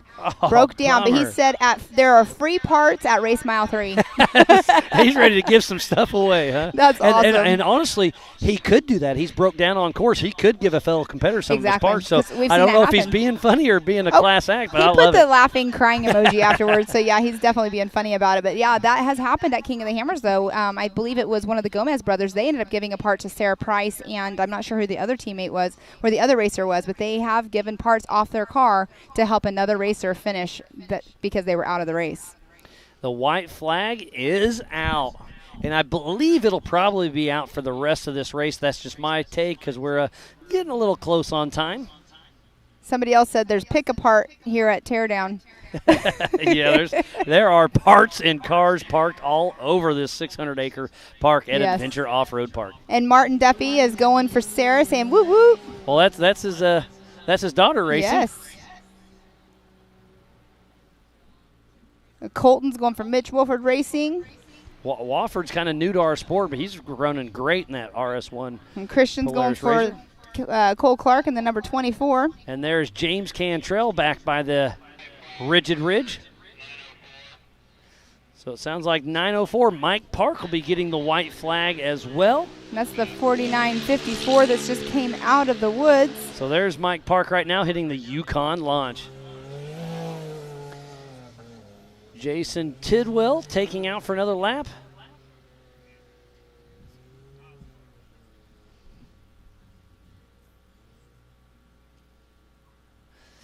So that's the 49.54.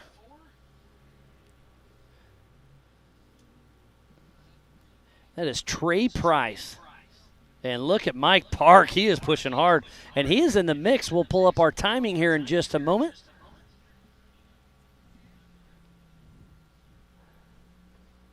So we have Jamie McCoy in that number 1 position. Jay Shaw in number 2. Mike Park is in that 3rd So position he just now. crossed the Yes. line, so he's in the mix to be on the podium. This is his first season with Ultra 4 and Mid-America Outdoors, and Mike Park is on a mission. He's in the HCR hot pits as we speak, doing 25 miles an hour, and you know he wants to push. There is 6 more miles to go, 1 more lap, and we'll see how it shakes out. There's Mike Park. Looks like he may have a little lean on the front of his also.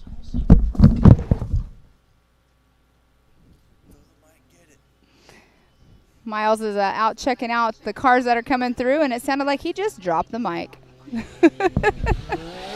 Dropping the mic, Miles. And that was Mike Park just came through. Check, check. Yep, I threw the mic down to run out there and check out the car. And That's why you shouldn't wear flip-flops to work. Hey, that wasn't the fault. I promise that. So we should see Jamie McCoy and Jay Shaw in the next, I'm going to guess, 5 to 10 minutes. And there's the Rigid Ridge. And look how fast he's going. It's just Is that a blur. Cole Clark? It kind of looked like Cole Clark's car, but I Your cannot guess is tell good you. as mine. I mean, the shape of it was kind of like Cole Clark's because the way his is it's kind of distinctive in a way. And we were talking about the top 3. That is in the UTV Pro Modified class. So on adjusted time and physical out on course, it's Jamie McCoy, Jay Shaw, and Mike Park. But first and second is going to be super, super close. There is Justin Barth just finishing in another lap, heading into the HCR hot pits.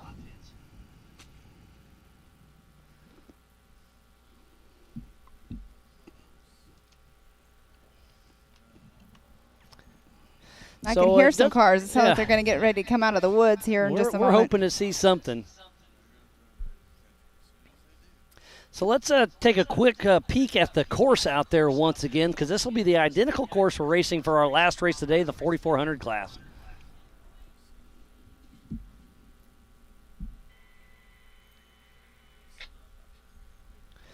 So again, we start at the bottom center of the screen. We run clockwise, so we hit the Recaro Rise first, make our ways around all these either-ors, go across the Rigid Ridge, snake back and forth over this amazing mountain here, and then we come back into the Bronco Boulders at the Yukon launch, and then the four-wheel part start-finish at the beginning of the HCR hot pits. That's a 6-mile lap, and it's quick and easy to talk about, but it's taken the fast guys and gals about 20 minutes to make it around. We did have a sub-19-minute lap, and I think that's going to be hard to beat. I'm going to guess the 4400s, they may be similar. But again, if you're just tuning in, we thoroughly appreciate everybody. This is the 4-Wheel Parts Teardown in Tennessee at the Adventure Off-Road Park, and we're looking at the map right now for today's racetrack. The next race will be identical as this as well. We still have some Laser Nut trophies to give away.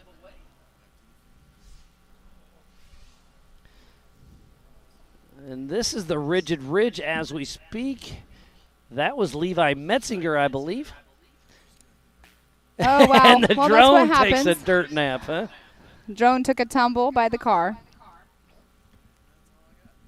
I'm not sure, Miles, but I thought that said 900 on it, but I could not be positive. I have 900. You know what?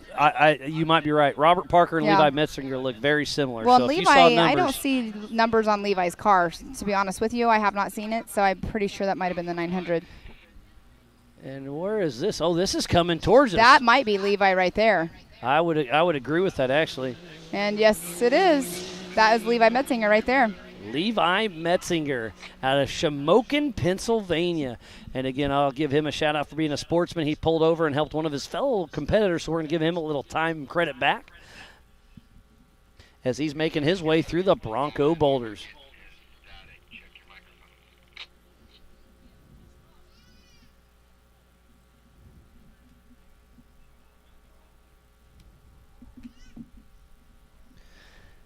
If you've never been to Adventure Off-Road Park, it's definitely a destination just outside of South Pittsburgh, Tennessee in the Appalachian Mountain foothills. The elevation here is roughly 600 feet. There's over 600 acres here to come play out, 120 trails where they've got everything from mild to wild. They are open 7 days a week, $20 a person, $5 to dry camp. They've got a nice shower house, great bathrooms. So again, thanks to Benji, Karen, and Eddie for bringing us such an amazing park to come play at.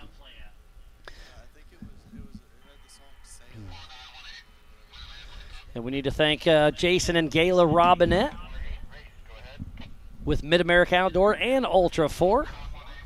We need to thank all of our amazing volunteers, Ultra 4 and MAO crew, Media Safety, and USAC.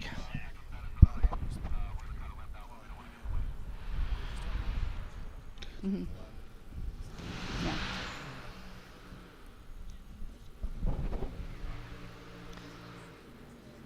And if you're here on site, make sure you go see Angel, Carly, Bailey, Tristan, and the entire crew at the MAO Ultra 4 merchandise trailer. They've got a little bit of everything to offer, so go check it out.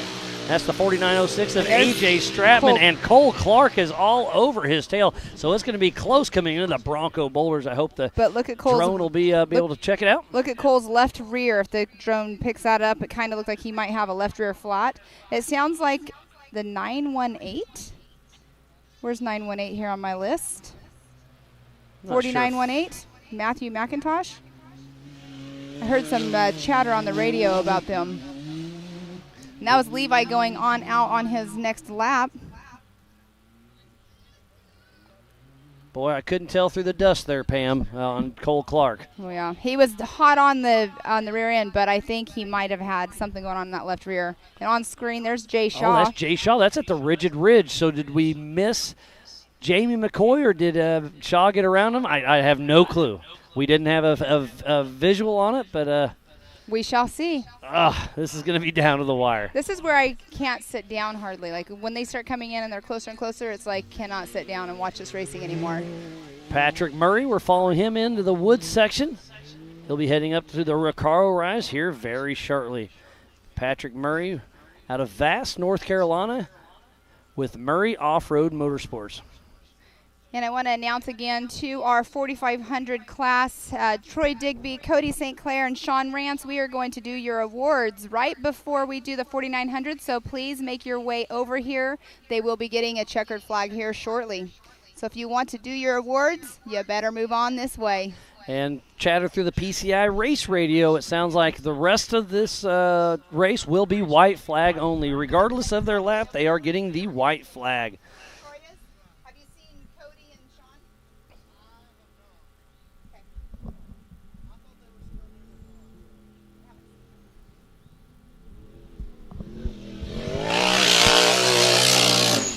So 49.06, A.J. Stratman heading out for his final lap. Let me go to that timing there, Miles. I've got timing up everywhere here.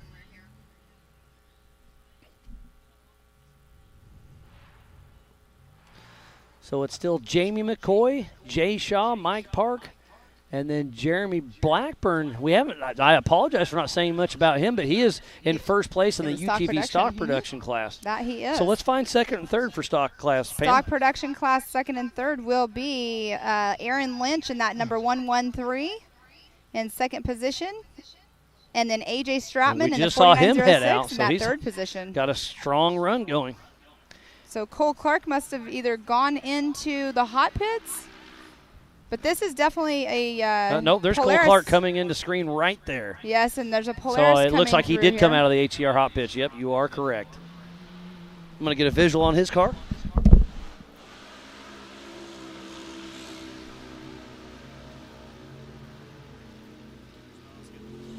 Miles just got a visual on screen there. You can see we running back and forth to get the screens. And the 86 of Paul Wolf got going again because he just exited the wood area. So he will get the white flag there as well. And I was able to run out to the start line Yes, here you're and get on a camera. visual. I was getting a visual on Cole Clark's car, and it looks great. So it's Awesome. kind of fun to see how those cars look on their last lap as Cole Clark comes into screen heading up the Recaro Rise. Now, did he come out of the pits? It looked like it. I think he had a I think flat. so.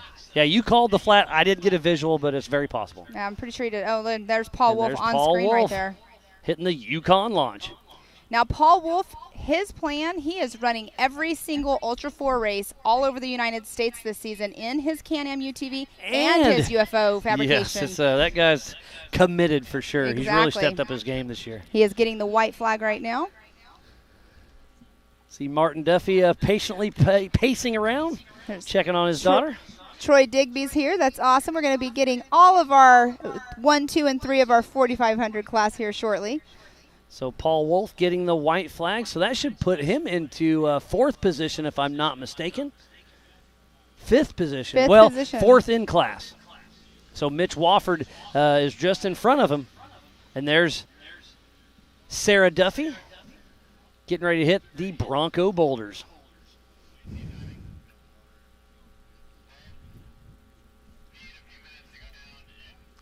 The heat is definitely starting to soak in. There's minimal wind out here, so make sure you drink plenty of water out there.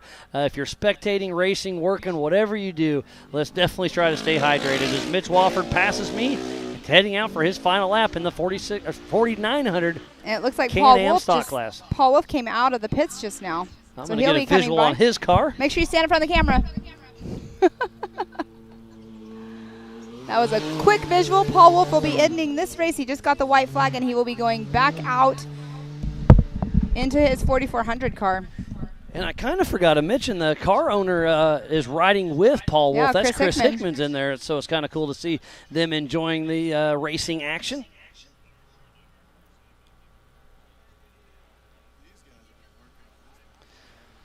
Look at the left front on that car, that can. That's oh, Brian that's Brian Stone. Stone. It is. Yeah, You're Brian right. Stone. So he's got that knuckle issue. So tough break for him. But The drone keeps going over, and he keeps looking at it every time it's been over there by him. He's either saying, leave me alone, or I send mean, help. it's just all in smiles. There's James Cantrell just exited the woods. And there's Dustin Robbins. He's not too far behind.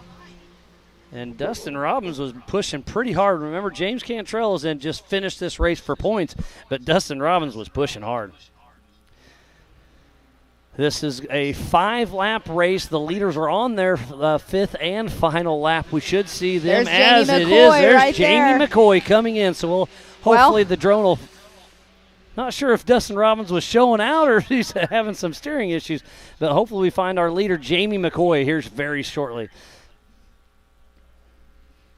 My heart just started beating so fast because I wasn't sure, like, how far behind is Jay Shaw, and we know it's so close between the two. And this is I when will it gets really start- exciting. So the 49-18 of Matthew McIntosh is going to wait for a cold course to limp the rest of the way out. He is out of the race, so tough break for him.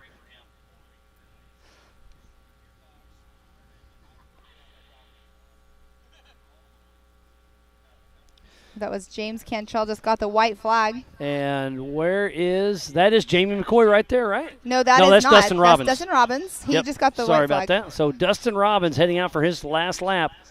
And then the checkered flag is coming out for Jamie McCoy right now. Unofficially in that number 1 position for the 3rd year in a row out here at AOP. So where is Jay Shaw? How far back is him? I started my unofficial stopwatch right now. He's got 1 minute and 30 seconds to cross that flag. And if we don't see him in the next 10 or 15 seconds, I think Jamie McCoy is going to get a three-peat here at the AOP Park. So Jamie McCoy definitely picked it up on that last lap. So Gary over there telling him to pick it up. 20.49, that's what his last lap was. That was his fastest lap of the race as well. And if I'm not mistaken, only 1 flat tire. That's pretty impressive. That but car, he definitely put it through its paces. Dustin Robbins heading out for one more lap. There's Gus Fisher. He's patiently awaiting. So Dustin Robbins, we're chasing him through the woods, getting ready to hit up the Recaro Rise. There's Sarah Duffy pulling over. That's great to see the sportsmanship out of her.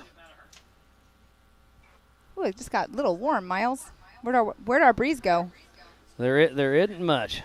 Yeah, look at the sportsmanship out of Sarah Duffy. She's at the Recaro Rise section, and it looks like everything's going great.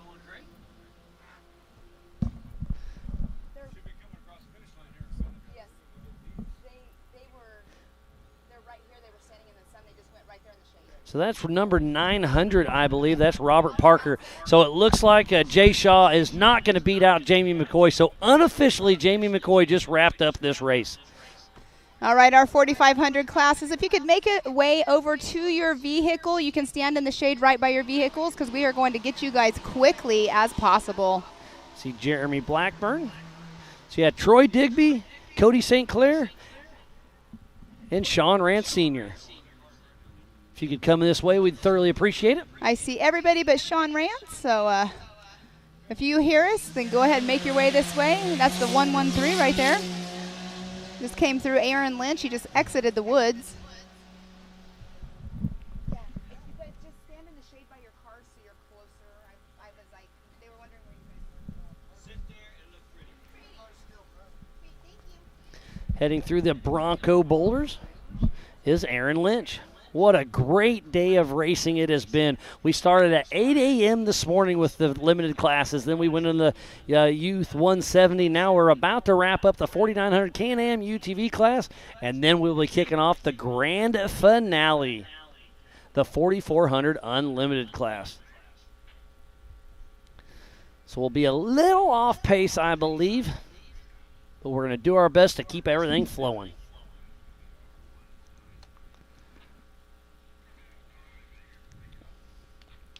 So Jamie McCoy with his fastest lap on his last lap this afternoon. He finished all 5 laps in 1 hour and 48 minutes in his fastest lap of a 20.49. But you know what? That wasn't the fastest lap of the day, which is amazing, but he has just definitely kept a steady pace. 1 flat tire is all he had. It's all you need to do.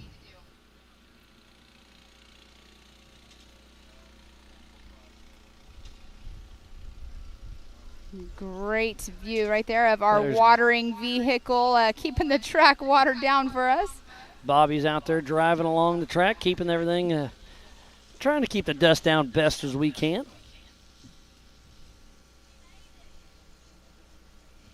Oh, I hear a Can-Am in the background. I'm going to guess that that's Jay Shaw. I mean, it could be Mike Park. No, it could be Mike Park. You're right. He's in a Can-Am as well. I was expecting to see Jay Shaw a lot sooner than we have. So. Oh, that is definitely Jay Shaw because Mike Park is not yellow. Yep, Jay Shaw. So physical second position and on adjusted time. But could Mike Park sneak up on him? It's going to be interesting.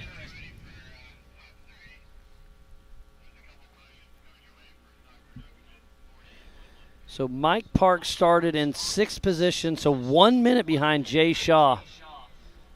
So I'll start my unofficial time clock once we see him class. We have Matt Walraven over here. He's not in the race, but he's got some ice going on. I'm not sure what's happened, but if he wants to come on over here and talk with us for just a moment, let us know.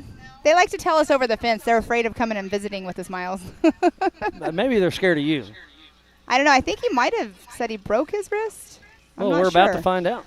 Come on over here, Matt. So there's Aaron Lynch pulling out of the race, it looks like. So, Wall Raven, you're all iced up. What happened there, buddy? Oh, well, we made a car switch from Polaris to Can-Am in between motos, or in between rounds, and car's running awesome. CT Raceworks, MRT Tires, all those guys. Daniel, Alex Reed, David at CT hooked us up, and we were running strong, qualified 5th. Made a couple physical passes on the first lap, and then Papa Poe flipped over, and we got out with Levi. Okay, you were the one. You helped Levi help Poe. Yep, and that's we got cool. him. Great on you. Well, it was he's a buddy of ours, so we wanted to get him back going or at least safe. So we got him flipped over, and we were making good time. Caught back up to the front of the guys, and we were coming up the hill, and my seat was moving a little bit, and I was pushing myself back in the seat to hold myself stable coming up the uphill, and hit a rock, and the wheel turned hard left and caught my thumb, and that was the end of it. I have to be honest with you. My husband broke his thumb because of the same kind of thing. Yeah. So, that's racing. We were excited to be here. The track was amazing and tough. We had the car to win, but next time. Yeah. Yeah, I mean, that's part of racing. I hate hearing that, but I still see the smile on your face. Oh, yeah, I mean, racing. That's why you're here to have fun. Well, your son ended up on the podium Yes, today, sir. so that's what's awesome. Yes, He was in the 170 class today. I was second place, correct? Were you in second place? Yes. Yes, ma'am. I love this. And he's awesome. in a barred car who blew up his 200 yesterday in practice. So Oh, my goodness. Oh, couldn't be it's proud So of you him. got a loader Brand new. car. So you drove it like a rental, right, buddy? Yeah. You drove it like you stole it. Does Dad tell you to do that? No. Chris May hooked us up, so big thanks to those guys. We were driving Raleigh's backup car, so couldn't be happier for the weekend, though. And my co-driver's out there right now running my car. So Okay. Oh, okay. We'll So see. you hopped out here in the Yep. pits? Yep. So, Okay. did you go to medics right here and have them check it out, or you're just going to No. go straight and know what Yeah, happened? we filled out our accident report, and I'm going to go bum a ride from somebody because all we have is our toter. So. Oh, gotcha. Gotcha. So you go get it looked at? Yes, sir. Well, tough break for that, but hopefully everything pans out and you get back there, get healthy, and hopefully your co-driver doesn't tear your car up too much. Well, he already turned it over once. He's got it back on his wheels, so we'll see when it gets back. Now he'll have to fix it for you since your hand's a little damaged. We'll send it down to CT, get those guys. Let them up. get it fixed up. Yeah, they do a lot of work on a lot of cars. Yeah, they're amazing guys, and just again, thanks to CT and MRT, and shout out to the family of Chad Pedersen. He was a big part of getting us with MRT, so I just really appreciate it. All right, everybody's helped us. Wall Raven, always a pleasure. Thanks for coming to race with us. Tough break, but we'll see you at the next one, buddy. All right, I appreciate Awesome. it. Thanks, guys. Thank you. There's a So 904 there Mike is Park. Mike Park, physical third place, and on adjusted time. That's how it's going to shake out unofficially. So it looks like it's as long as he can come in here. It's Jamie McCoy, Jay Shaw, and then Mike Park. So his first season with Ultra 4, getting on the podium here at AOP, he is going to be excited about that. All right, Miles, I'm going to go over there. We're going to start getting going on the podium because we do have our 4500 Yukon gear and axle that we did not get to earlier, so I will be back here shortly. Well, thank you, Pam, for that. And we're watching Mike Park hit the Yukon launch. And we still have the stock class yet to go.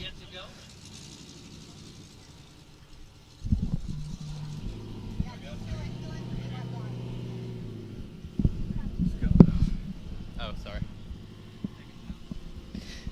So we've got another UTV racer hitting, hopping into the Nitto studio with us. Cody Quattlebaum, how's it going, buddy? Yeah, I had a rough day. Flat on the first lap. Second lap, broke my tie rod bolt. Same thing happened in Nationals. Sheared it right off and took me out of the race. So. And we just saw Mike Park grab the checkered flag, unofficial third place for him for his first season with Ultra 4. So great effort by him and his whole team. We had a lot of laughs with them last night. And I still see a smile on your face, Cody, and I love that about you. But, I mean, it's just a tough break, isn't it? Yeah, it's hot out here. My wife got me a sundae, so I'm good to go. An ice cream sundae. Yep, ice cream sundae. Looks like my buddy Jeremy right there is in 4th overall, so that's first in class. Yeah, first in class, absolutely, yeah. So that's awesome. So what's your next race with us? It'll be Visions. Coming to Visions. Yeah. Yep. That's going to be a good time. I'm excited for that one. Got my camp spot and everything. We're going to fix a few things and get rid of this bolt that I keep breaking. What are you going to move to? I'm going to try to find something that's double shear. All right, It's a single shear system, and apparently I just don't know how to drive on it. So, well, it's definitely hard on equipment. That is for sure. Yeah, this is a very tough race course, but it's fun. But it's fun. Yeah, I was just going to say, it's tough, but it is fun out there. It's challenging, and there's a mix. What was the hardest part out there on the track? Probably some of the downhills. They took out one of the big mud climbs, so everybody was taking the left line there.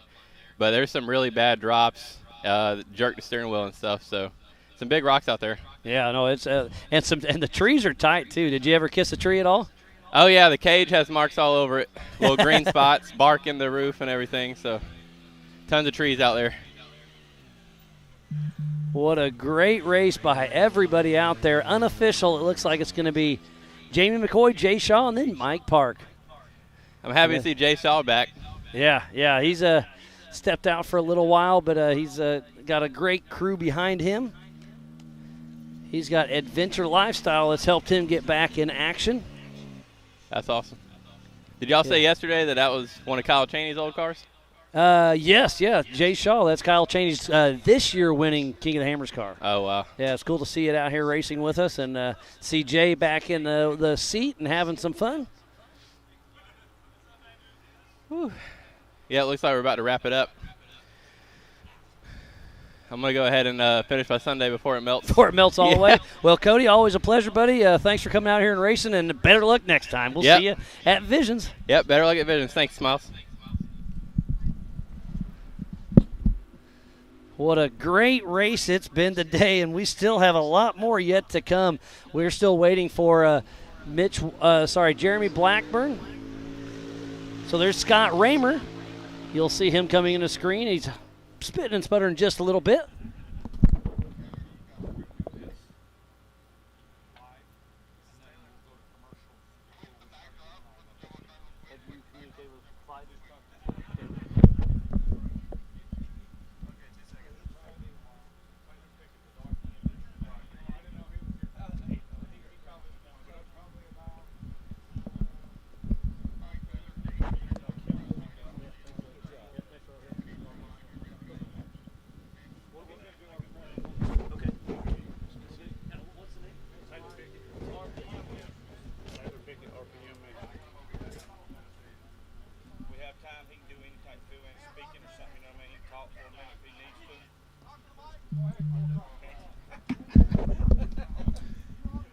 So it looks like we got Pam ready to do some awards for the 4,500 Yukon Gear and Axle Modified class, giving away some of those Laser Nut trophies thanks to Cody Wagner and company.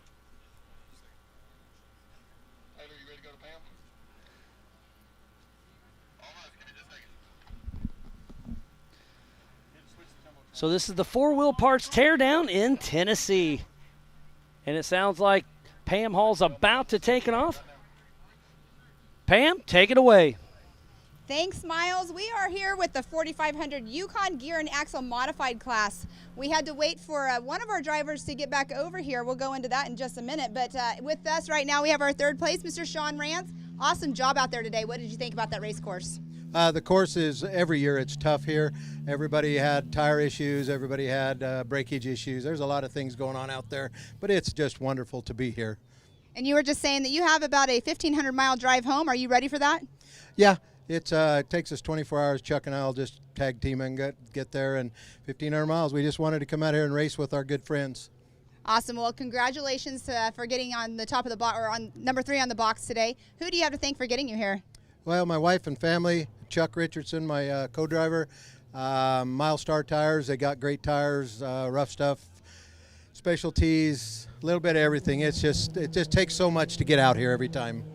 Well, we greatly appreciate you coming all that way. I think we have somebody that might have came a little bit farther, but I'm not sure because we have our new Canadian team that showed up here this weekend. But thank you so much for coming and racing with us again. Will we see you at Visions? Yes, we'll be at Visions, and I'd like to say thanks to the new Ultra 4. It's been just amazing. I just love the new what's going on. Awesome. Well, thank you so much, and I know that they greatly appreciate hearing all of that from all of our racers. And congratulations and safe trip back home. All right. Thank you, everybody.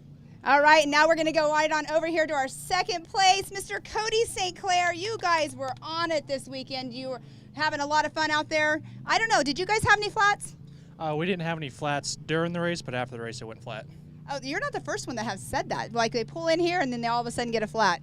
Yeah, walked over and tire was flat, so I don't know. But did you guys have fun? Oh, it was a blast. Rough, but it was fun.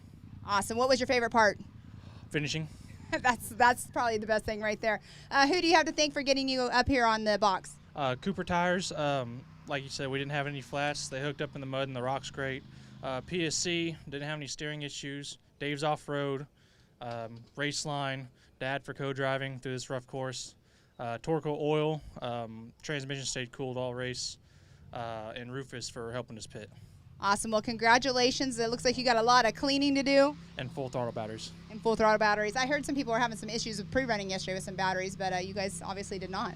Not this time. Well, congratulations on that second position, and have a safe trip back home. You all staying around for the 4400s? Yeah, we'll be leaving early tomorrow morning. Awesome. Well, congratulations. All right, into that number 1 position. It's a little different for our number 1 spot right here. There's a good explanation, but he made it farther on course, but you're in that number 1 position, but your car is still out on course. But here you are. What happened out there?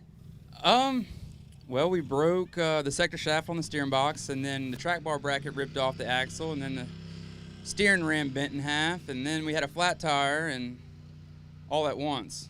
And now it's stuck against a tree on a steep downhill, and hopefully we can get it after the 4400 race. Benji and his crew out here and all of the Mid-America crew, they're awesome. I'm sure Benji definitely will be able to get you out. Who do you have to thank for getting you up here on the box? Well, first off, Outlaw Off-Road in Charlotte, they helped us, get the car ready. And then we got Barnes 4x4 with all their joints, and we got Raceline wheels. Didn't have any wheel issues. And then got my boy Luke right here navigating me through everything. And that's about it. Awesome. Well, we obviously know you're sticking around for the 4400 race, but congratulations on getting on that number 1 spot here today, and time to go party, right? Oh, yeah, thank you. This is my first number 1 trophy right here. So super pumped about that. Awesome. Well, congratulations to our 4500 Yukon Gear and Axle Modified class, Troy Digby, Cody St. Clair, and Sean Rance. Back to you, Miles.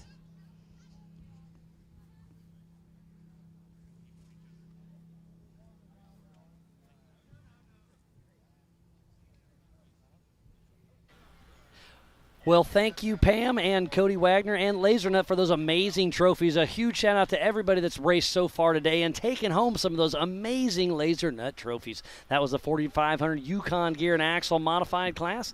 It's been a great day of racing here at AOP for the 4-Wheel Parts Teardown in Tennessee, but we're also racing at Mid-America Outdoors at Jay, Oklahoma for the Side-by-Side Championship Series, and we're going to try to throw it back to them and see what Joey and Matt have to say. That's the only way.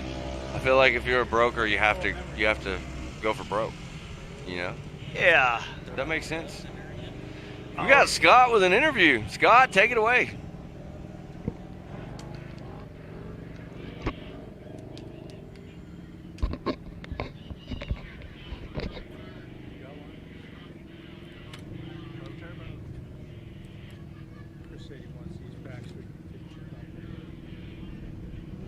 You look way too clean.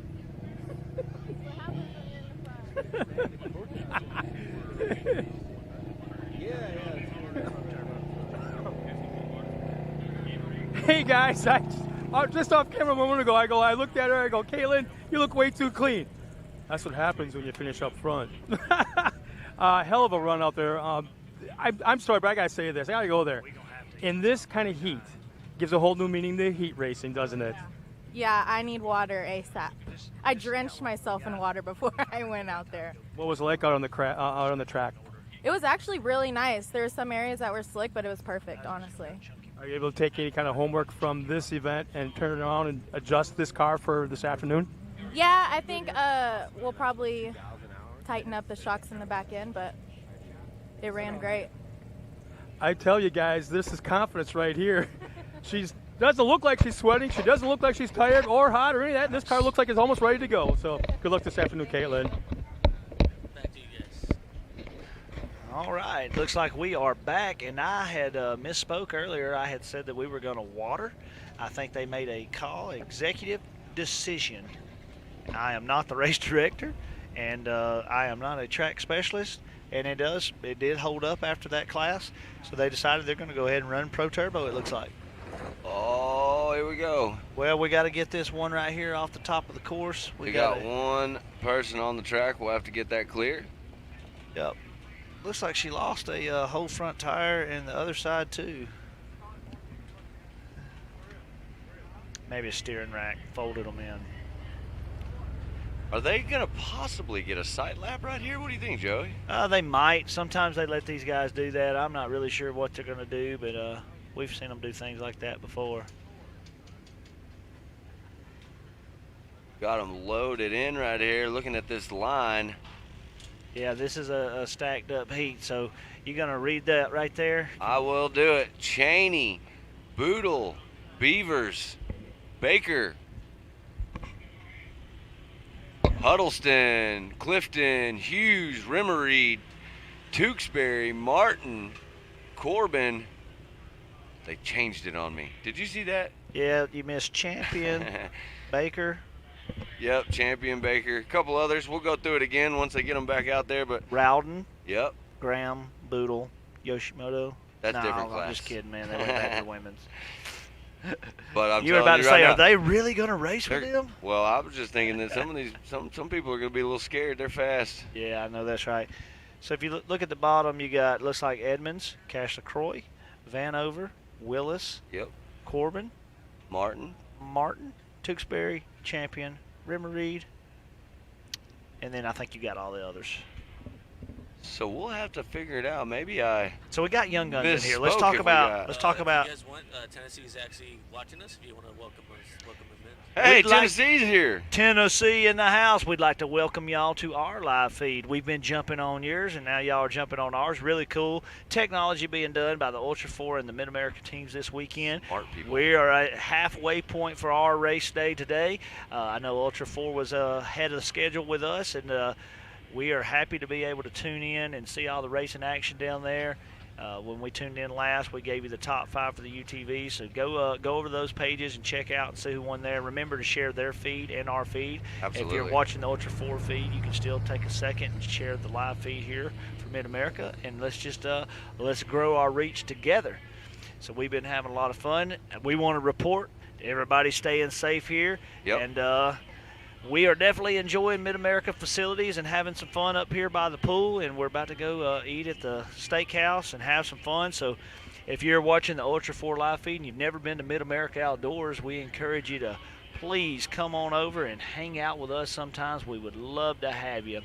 But Joey, first, before we do any of those cool things like go eat lunch or get back in the pool, Pro Turbo, man. Pro Turbo. So we talk about this.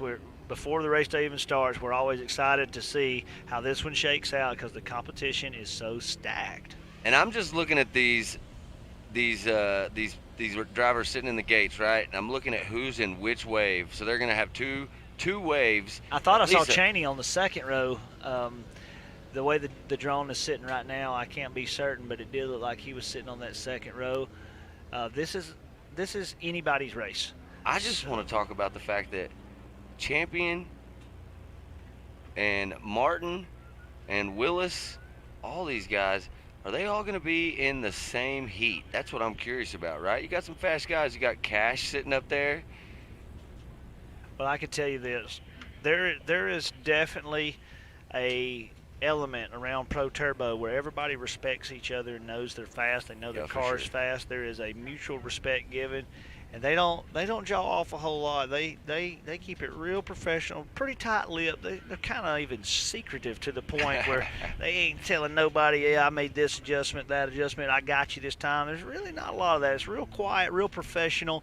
Let's leave it all on the track. That's right. But there is a super, lighthearted fun side to these guys. We got to see that a little bit last time with, Scott and Cash going back and forth in their interviews and kind of dishing it out to one another. But here we go, Pro Turbo.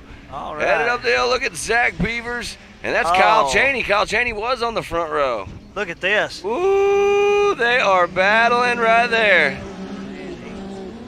He was in that other slot, so that other car. And great start for Zach Beavers. That was a really good run right there. Looks like Jeb Boodle in the 3rd position. There's Kane and Baker in that 4th spot. Man, there comes Mitchell Huddleston, the 124 machine. Looks like he may have had a little issue on the start. Yeah, so very tight for that top 4 right there. That is going to make for some interesting racing as we're getting ready for wave number 2. Yeah, it's about to get Western before it So gets that means Western we're about to for see Cash LaCroix. Right, here they come. And how cool is that to be switching back and forth with Mid-America Outdoors for the Side-by-Side Championship Series? We were just listening to Matt Joe, and we saw Scott Rain do a little after race interview. It's awesome to be able to share the feed back and forth, and it looks like Pam Hall should be ready to do some awards for the 4900 Can-Am UTV class for the Pro Modified class. Pam, take it away. Thanks, Miles. We're over here with the 4900 Pro Modified Can-Am UTV class. 3rd place, Mike Park. You were on it out there. You were having a great race. How do you feel? Feel great. Definitely a rough track, but we didn't have any issues. So never had to stop the car and made a good race. That's awesome because tires have been an issue for sure out there. And for you to not have any issues, that's awesome. You were just on it, making lap times better and better and picking up places. Yes, ma'am. We just try to save the tires and keep moving. Awesome. Well, who do you have to thank for getting you up here on the box tonight?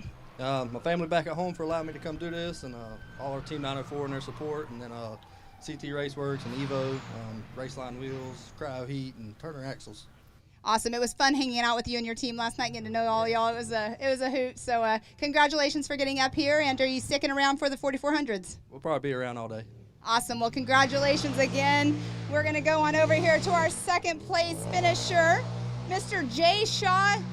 We were about ready to start standing up because we thought you were going to catch up to Mr. McCoy over there, but did you have any issues this race? Yeah, I mean, going into the first lap, we blew a tire, so we had to get that swapped over, and, we stayed sort of consistent 2nd through fourth lap, and then I told my co-driver, I said, hey, hold on, man, we're about to go for him. So we put the hammer down, and I felt like we were making some time up on him, but we ended up blowing a belt, so had to get that changed over, man. He swapped it within no time, and it kept us here in 2nd. So super happy, man. We hadn't been in a car in 2 years, so, man, we're back, and it just feels good to be up here. Awesome. Well, congratulations. Who do you have to thank for getting you up here besides this little tiny one right here next to you? Yeah, it's always good when you bring the family out, man. My wife and her come out, and it just makes feel like home, But Adventure Lifestyle, if it wasn't for them, man, they bought this car for us. They got us back out here racing, and it's just a huge shout out to those guys, man. They've stepped up in a big way, man. They got us back out here and really just sort of floating the bill, so we couldn't do it without them at all. And then, co-driver, I got Dirt Monkey Performance out here helping us out with the car, and NOS Suspension, G-Force Racing, man, everybody that helps, it's just an awesome time.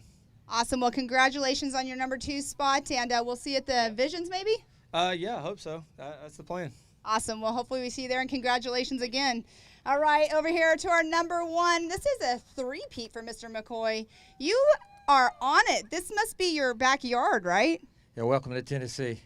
Jamie McCoy, he has literally 3rd time in a row. Every time we're on the East Coast, you seem to be, on the top of the box somewhere, 1, 2, or 3, and it's pretty awesome. What is your strategy when you get out there to do this? I hate this place. I just want to get out of here. I was going to say, do you just close your eyes and go because you already have the course in your head? It does have enough woods in it that I really like that part of it. But the rock section, it's not my strong point. But I can hold my own back there in the woods, I think. Yeah, I was explaining earlier how I got in the car with you when you were pre-running at Kentucky, and I could not believe the way you drive. I was just like, whoa, you're an amazing driver. You have your family here with you this weekend. Normally, you're already halfway packed and wanting to go home by the time you get up here on the podium, but how does it feel to have your family back here with you? Oh, it's sweet. I got up this morning and I said just how blessed I am that, my daughter and my wife wanted to come with me, and then I looked over at Facebook and it said, Father's Day tomorrow, and I'm like, maybe they don't love me as much as I thought. Just Father's Day, man. It's good. No, I'm just kidding. It's just really, really fun to have them here, and she got to go to the creek a couple times, brought the dog and stuff, but it's always a good time. This is the closest race for us, so. Exactly. I know I don't live too far from you, so it's definitely the closest one for us. And you had Jeremy Dickerson in the car with you, your little girl standing right here by your side. Who do you have to thank for getting you up here at the top of the box today? Oh, man, I am so fortunate. You walk around these pits, and I'm just welcomed by so many people. It's just a wonderful sport, and I'm just very blessed, man. Have people that build other other types of parts for UTVs. Man just come up and shook his hand, said great job, and he's a competitor of my product, and just overwhelmed by the support. I'll be 57 years old, and I'm very blessed, man, but I got a really neat G4CA Can-Am. I laced them MRTs up, and a couple guys was doing different tires and everything, and that's all I've tested on this year, so I was very pleased with them. The Halo locker, just flawless. I got a lot of really, really neat parts on this car, and I got a tremendous amount of help by a lot of people, and I'm very blessed, man. I got a really cool Can-Am. Well, that's awesome to hear. The Can-Ams definitely are usually up here, and here we are today, 1, 2, and 3 up on the box with Can-Am. So that's awesome. Congratulations. You guys are going to stick around, I think, is what you said yesterday. So congratulations for your 3rd year in a row in that #1 position here at AOP. Thank you very much. Everybody be safe. Happy Father's Day. Awesome. And congratulations to our 1, 2, and 3, Mr. Jamie McCoy, Jay Shaw, and Mike Park. Well, thank you, Pam, and everybody who is racing at the 4900 Can-Am UTV class. Hold those laser nut trophies up high and get those pictures, and that's what it is all about. So I think we have unofficial Mitch Wofford in the UTV. Sorry, no, he was 4th place. So we're still waiting for our stock class, if I'm not mistaken. So we'll see if we'll get those. The course is still hot, but lots of racing action. We saw it there at Mid-America Outdoors for the Side-by-Side Championship Series. We just saw them racing. We just gave away these laser nut trophies to the Pro Mod class. We still have the stock competitors out on course, and we are going to be sending out the 4400 Unlimited class. I'm going to say we're going to be about a half hour delayed or so. So please stay tuned. Get on the MAO app, get on the Ultra 4 and MAO Facebook and YouTube. Start a watch party. Share it, hashtag it up, and we will be live racing for the biggest and baddest names in our sport here in just a little bit. And again, thank you everybody for staying tuned in for the 4-Wheel Parts Teardown in Tennessee here at the Adventure Off-Road Park. It's been a wonderful day, and while we wait for a few more cars to cross the line, we're going to take a quick break and be right back after this. Over 25 years of off-road racing dominance. Proprietary patented race technology. Proudly made in the USA. Unparalleled customer service and support.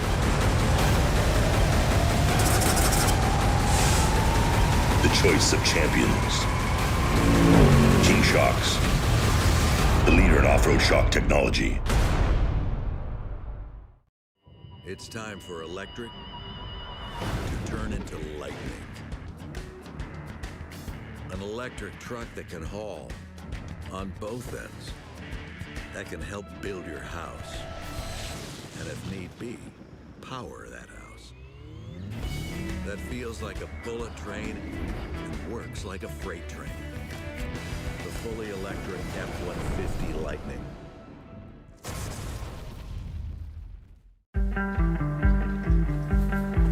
I need it so bad. It's not just a hobby. It's not just something we do on weekends. It's how we live every day. Can we go out and play?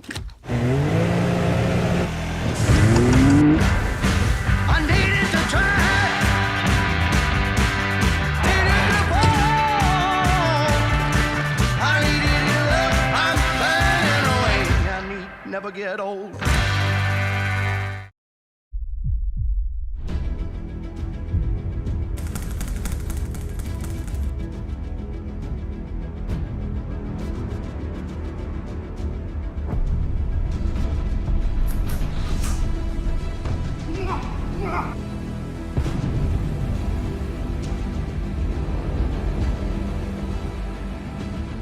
I am Monster Mate.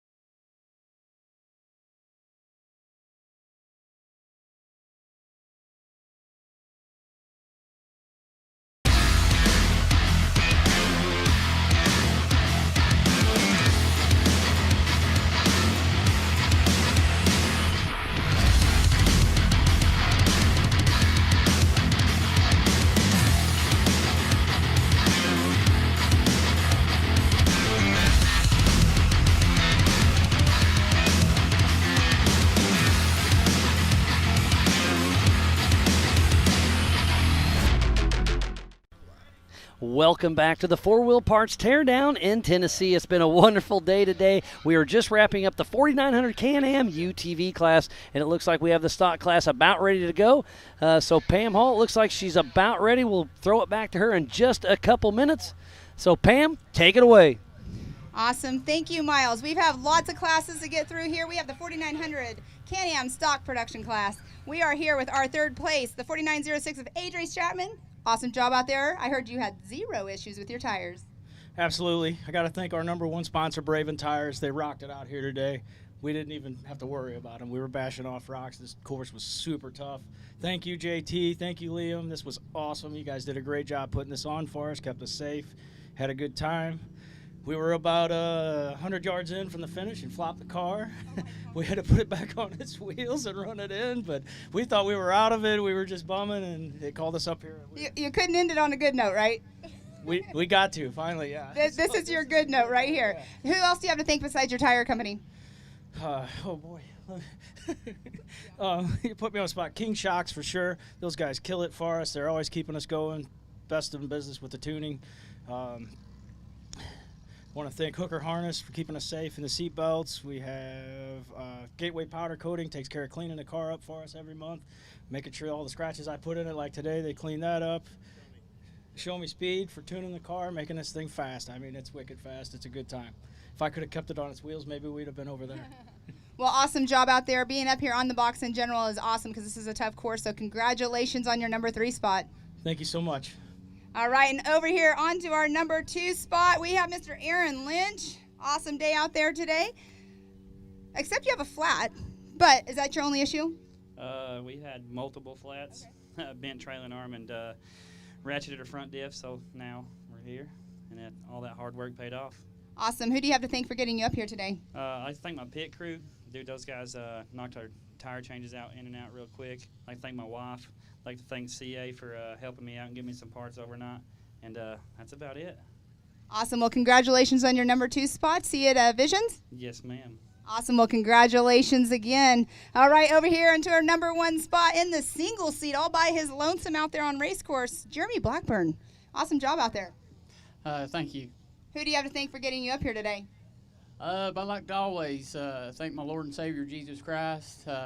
Without God, I don't think none of us would be here. I'd like to thank my wife for allowing me to race. Big shout out to Nate Martinez. He for Alba Racing. He tuned this RS1. That's a naturally aspirated machine, and it was ripping out there. I'd also like to thank Bandit Suspension. They give me a set of Tender Springs to run, but after this race, I have learned I am going to have to upgrade my suspension. This track beat the brakes off me. Well, you did awesome out there. Got you out here on the number 1. Did you have any flats? No flats. I got lucky. Well, that's a good thing because tires are an issue out there. But congratulations. See you at Visions? Yes, I'll be at Visions. Awesome. Obviously, we are wanting all of y'all to be out there. So congratulations again to our 4900 Can-Am stock production class. Jeremy Blackburn, Aaron Lynch, and AJ Stratman.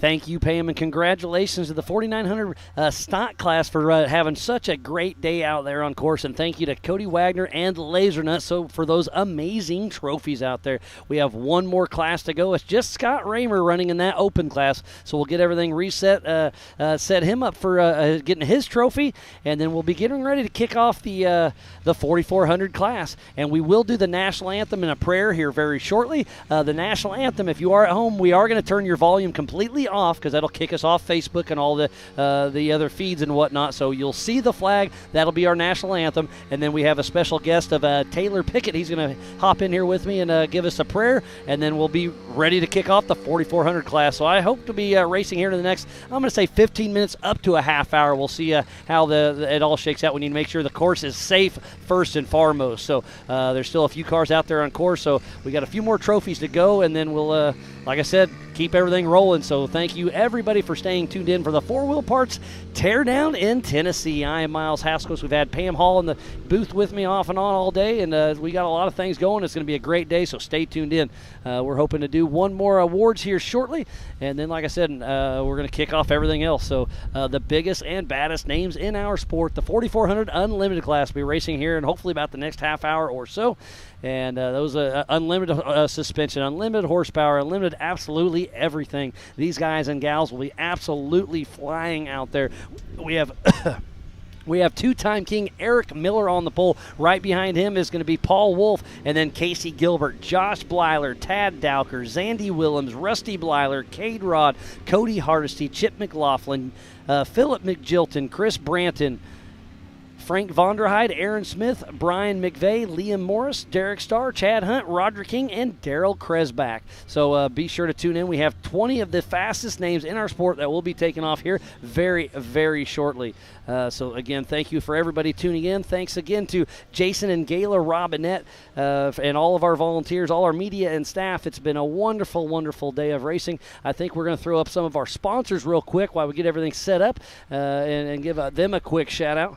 So, it looks like Pam's going to have them ready here in just a second. But, again, a huge shout-out to Can-Am, Ford, Bronco, Monster, Optima, 4 Wheel Parts, Progressive, Holly, LaserNut, Griffin, VP, Nitto, King, and King of the Hammers.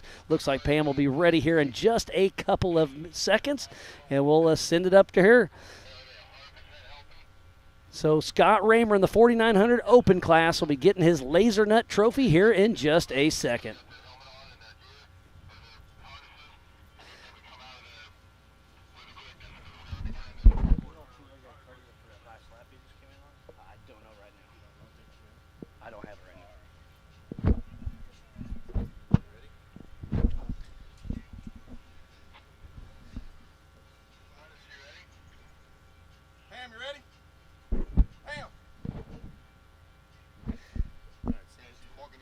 Well, it looks like Pam Hall is ready with that LaserNut trophy and Scott Raymer. So, Pam Hall, it's your show. All right, I'm right here with our UTV 4900 Open class. Scott Raymer, how was it out there for you? Hot. It's really rough, but we survived it. I thought you were going to leave that with one word of hot. That's why I was going to talk again. Great day out there. Did you come in with a flat at one point? We had a flat on the last lap, about a mile from the finish, but that's it. Did you change it out on course, or did you limp it into here? Changed it right before the waterfall. So. Okay, I thought for some reason I saw y'all come in with it flat, but awesome job out there. What was your worst part about the race course, your least favorite? It's just rough, but good challenge. We enjoyed the day. It's been a long weekend, so we're happy to finish. Are you going to stick around and watch the 4400 race here coming up right in just a few minutes? Yeah, we'll be here. Awesome. Well, congratulations. Who do you have to thank for getting you up here on the top of the box today? I would want to thank Fuelworks, Ross Pilgreen, Natural State Chassis, and then Ross Pilgreen, Trey Price, Ryan Baskin. We worked it this weekend. Did you guys ever have to get out on course besides the change of tire for anything? Did your co-driver have to winch or anything? Nope. We had a good day other than that. Just popped a tire. Awesome. Well, congratulations on your number one spot. Enjoy the rest of the day. Hopefully the breeze stays like this and we can all stay halfway cool. All right. I appreciate it. Awesome. Thank you. Congratulations. Back to you, Miles.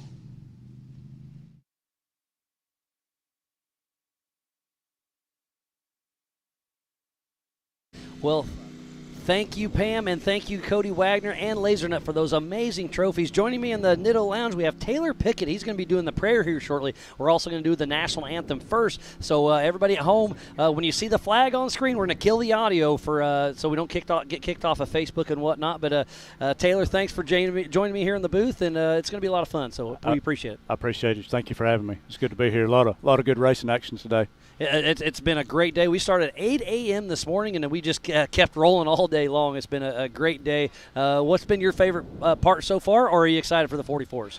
I like the horsepower, so I like the 4400 class. Absolutely, yep. Of course, I love it all, but the 4400 is where I get in my jam. I think it was cool watching the some of the stock class try to keep the cars together and make them live through the course. It's a tough course. And it wasn't so much about horsepower and speed today.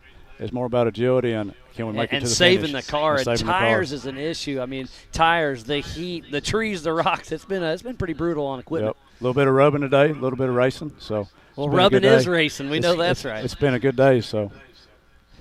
And where do you come from? We're over in Cornersville, Tennessee right now. We do RPM, Revelation Prayer Ministry. We actually started in the big bouncer stuff back in 2016. So we worked with Joey Beck and Trip Pullen in the Pro Rock Series. We've worked with Clyde in Southern Rock Series. We'll be in the Outlaw Series coming up here next weekend at AOP. So we've kind of touched base with a little bit of all the guys, but normally we do safety check and prayer on the starting lines. And then we'll preach a sermon in the middle. Plus we off-road race also. We're in the big bouncers, so nice. We kind of do a little bit of everything. A little bit of everything. Horsepower junkies. So I like your style, man. I appreciate it. Yeah, so if you're just tuning in, this is the 4-Wheel Parts Teardown in Tennessee. We just wrapped up the 4900 Can-Am UTV class, and we're just, I'm going to say 15 to 20 minutes to kicking off the 4400 Unlimited class. So it sounds like we are about ready. So, again, if you lose your audio back home, that's on purpose. We're going to kill the audio so we don't kicked off for music rights on Facebook and whatnot. So if everybody would please stand, remove your hats, and we're going to have the greatest song in the world about the greatest country in the world, the national anthem.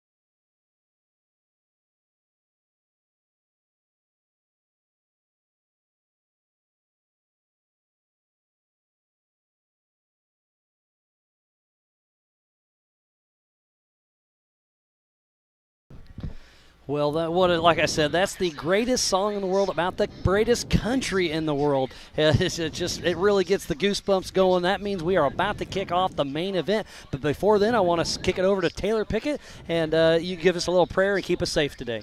I appreciate it. If you will, please remove your hat and bow your head. Our Heavenly Father, we come to you thanking you for a beautiful day. We thank you for the honor to get to race and do the things that you bless us with, Lord, with Off-Road Family. I pray a hedge of protection over each person that's here, each driver, each crew member. I pray that you be with them as they race. I pray that you just be with everybody as we travel. And we praise you and thank you for your son. For it's in Jesus' name. Amen. Amen. Amen. Miles, I'd like to share a quick scripture real quick for Father's Day, if that's okay. Absolutely. In Proverbs 20, verse 7, it says, "A just man walketh in his integrity. His children are blessed after him."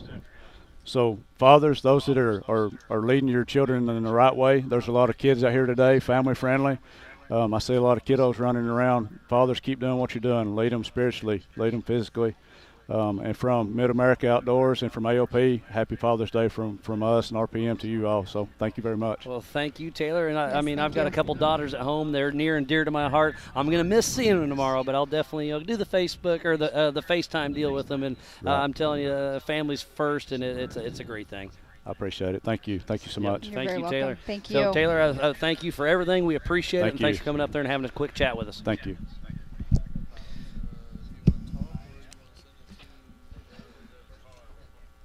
So we are about to kick off the 4,400 Unlimited class. I'm going to run through the list of names here, and then we'll probably take a quick commercial break, and then hopefully we get some live action racing coming here quickly. So first on the pole is Mr. Two-Time King Eric Miller. Right behind him is going to be Paul Wolf, then Casey Gilbert, Josh Blyler. Hold on, Miles. Tad Dowker.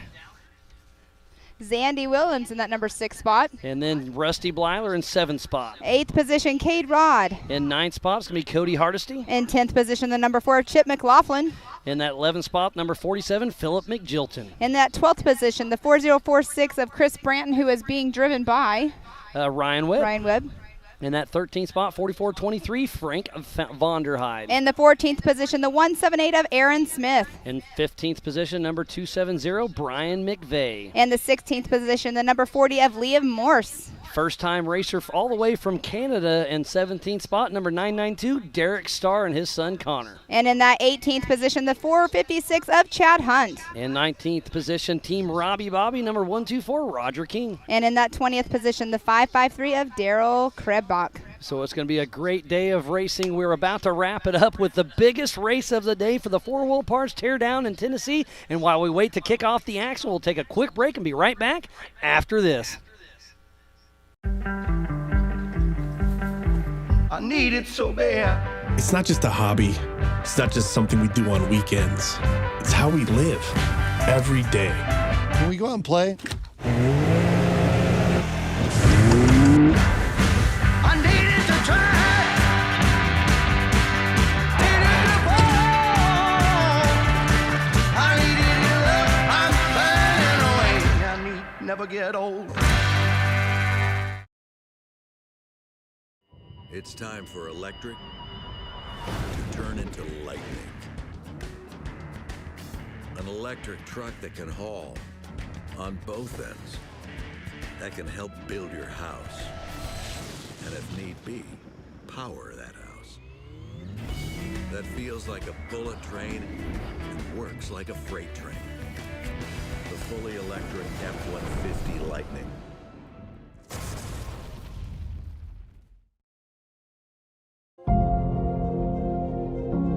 You know, the thing that people don't realize about ARB is that they have been developing the parts as our series and our sport has grown to these new extremes. They keep evolving as the sport has evolved.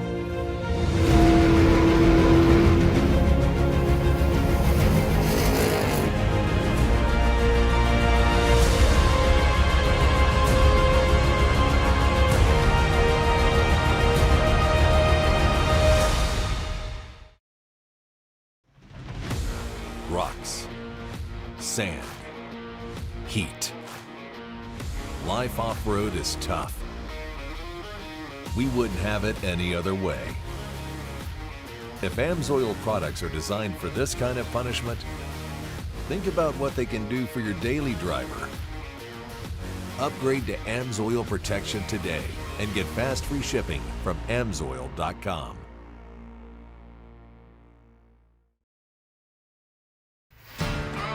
Bronco, an American classic, returns. And it only gets better when it's outfitted with the right gear.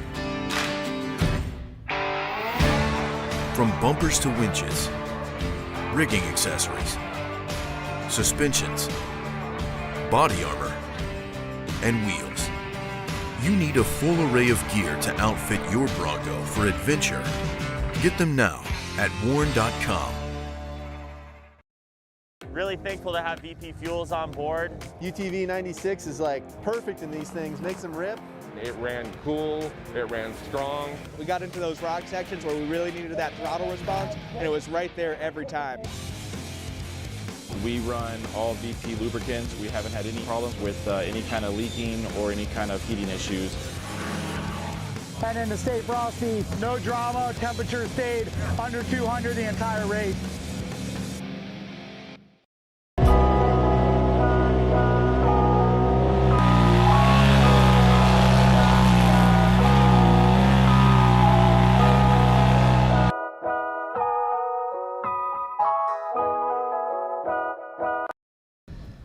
And welcome back, world, to the Four Wheel Parts Teardown in Tennessee. I am Miles Haskell. Alongside me is Mrs. Pam Hall, and we are about to kick off the 4400 Unlimited class. Like I said, I love the racing we've done all day, but now I go about into autopilot. I just love this part. I get so excited. This is going to be fun. The biggest and baddest names of our sport, and I see two-time king Eric Miller on the pole getting ready to take off. Pam, this is what it's all about. Exactly, and the ones that are up there on the top of the qualifying, they're all from the East Coast for the most part, and guess what? They're used to the woods, so this is like their backyard. They have fun in it. They know how to drive it, and they're just ready to go. We have Josh Blyler out there, who was last year's winner. He qualified in the 4th position, but we're going to have to see the up-and-coming Paul Wolf of the 4400 class, how he does out here in that UFO fabrication. Yeah, last year it was Josh Blyler that won. Then second place was Cade Rod, and third place Eric Miller. So they're all going to be in the mix today.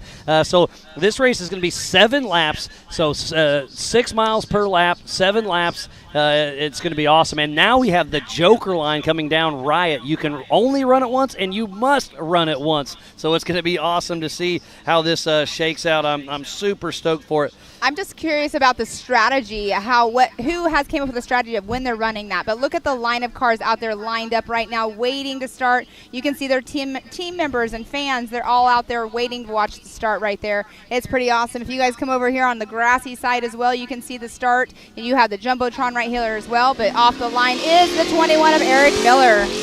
Out of Cumberland, Maryland, with Miller Motorsports, he is Mr. Miller Motorsports himself, and that Miller Pro chassis with a Jeff Ginter race engine, LS7 Turbo 400 Atlas transfer case, Spider Tracks, Nitto Method, race wheels, Fox, and impact seats. He won King of the Hammers back in 2012 and 2016, and was also the National Points Championship in 18. It's great to see him out here racing with us, and it looks like up next is going to be Mr. Paul Wolf in that 218.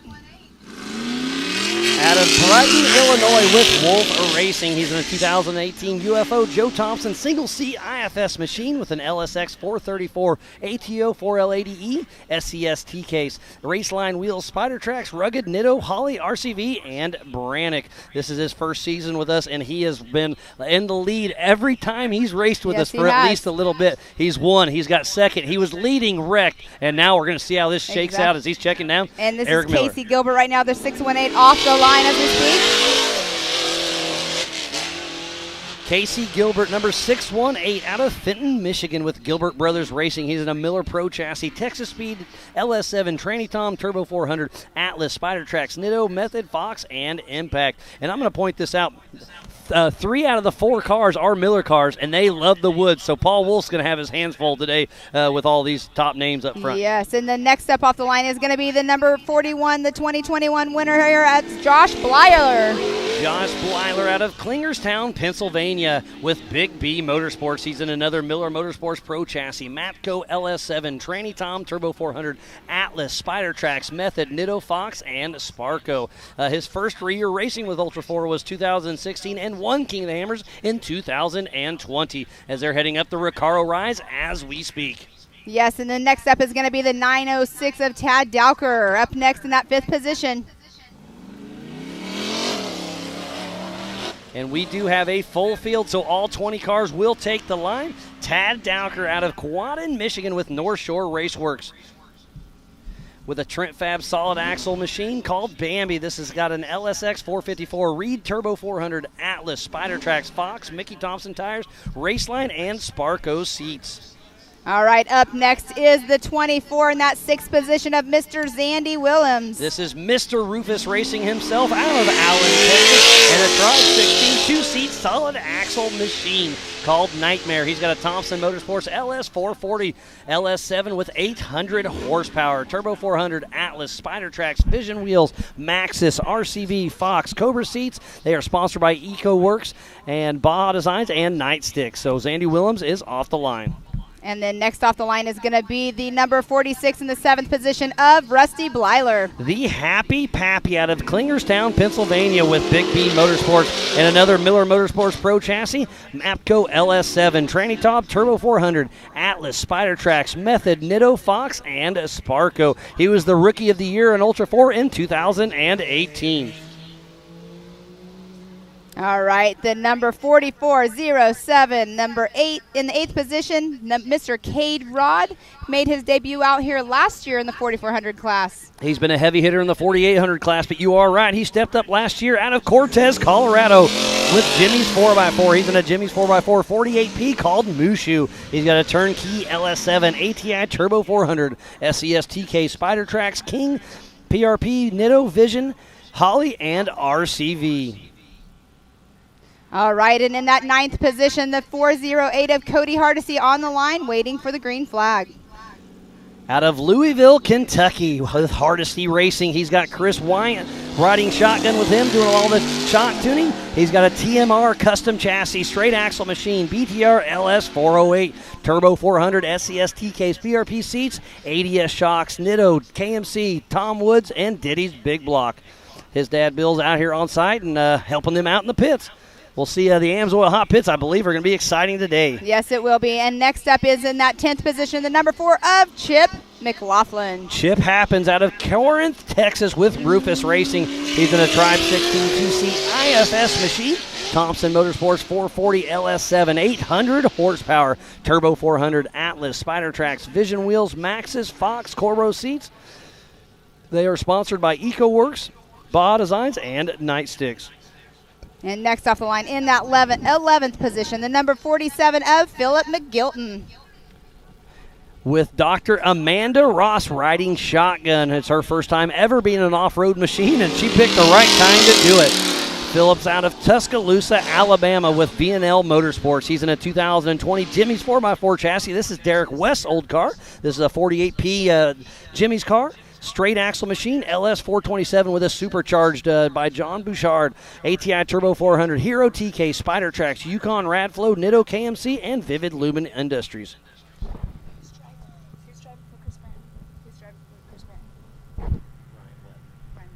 And then next off the line is the number 4046, Chris Branton, being driven by Ryan Webb. And Ryan's son Blaine is riding shotgun with him. They are out of Bossier City, Louisiana with Upside Down Racing. They are in a Jimmy's 2-seat IFS chassis with an LSX 427, Turbo 400, Hero TK Spider Tracks, Raceline wheels, Fox, and those huge USD stickies.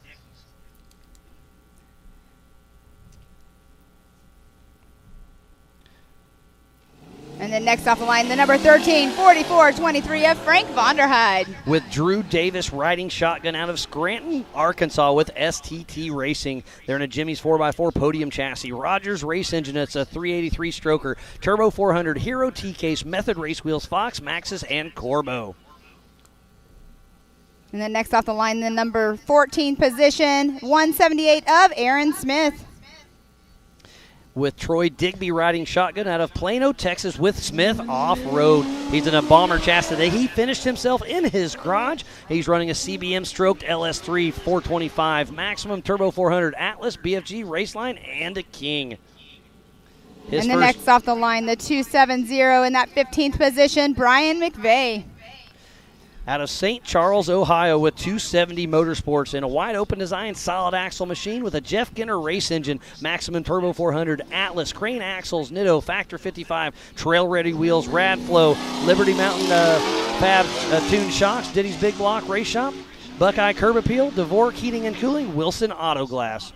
And then next off the line in that 16th position is going to be the number 40 of Liam Morris. Out of Pacific, Missouri with Hot Rock Express with a Jimmy's 4x4 chassis, LSX 454, Turbo 400, Hero T-Case, Mickey Thompson tires, Raceline wheels, Radflow shocks, top-tier suspension, Show Me Speed, vinyl images, Schaefer oils, off-road lifestyle, and Warren. All right, and then next off the line, we will have number 992 in that 17th position, the newcomer, Mr. Derek Starr. With his son Connor Starr all the way from Georgetown, Ontario with Team Hollywood for their first race ever with Ultra 4. They're in a front yard 5, solid axle machine, LS3 6L80E, Atlas, Dana 80 rock wheels, Maxxis, Raceline, and ADS. And in that 18th position, the 456 of Chad Hunt taking that green flag. With his buddy Rick riding shotgun out of Plymouth, Indiana with Hunt's Motorsports, running a 2022 Miller Pro chassis with a supercharged Dart LS 427, 4L80E transmission, SES T-Case, Spider Tracks, Fox, Nitto Raceline, and PRP. And we're getting ahead of ourselves again, Miles. I said that was him taking the green flag. That was Derek Starr. 456 is now taking the green flag here in just a moment. Getting a little too excited. Yes, I do apologize about that.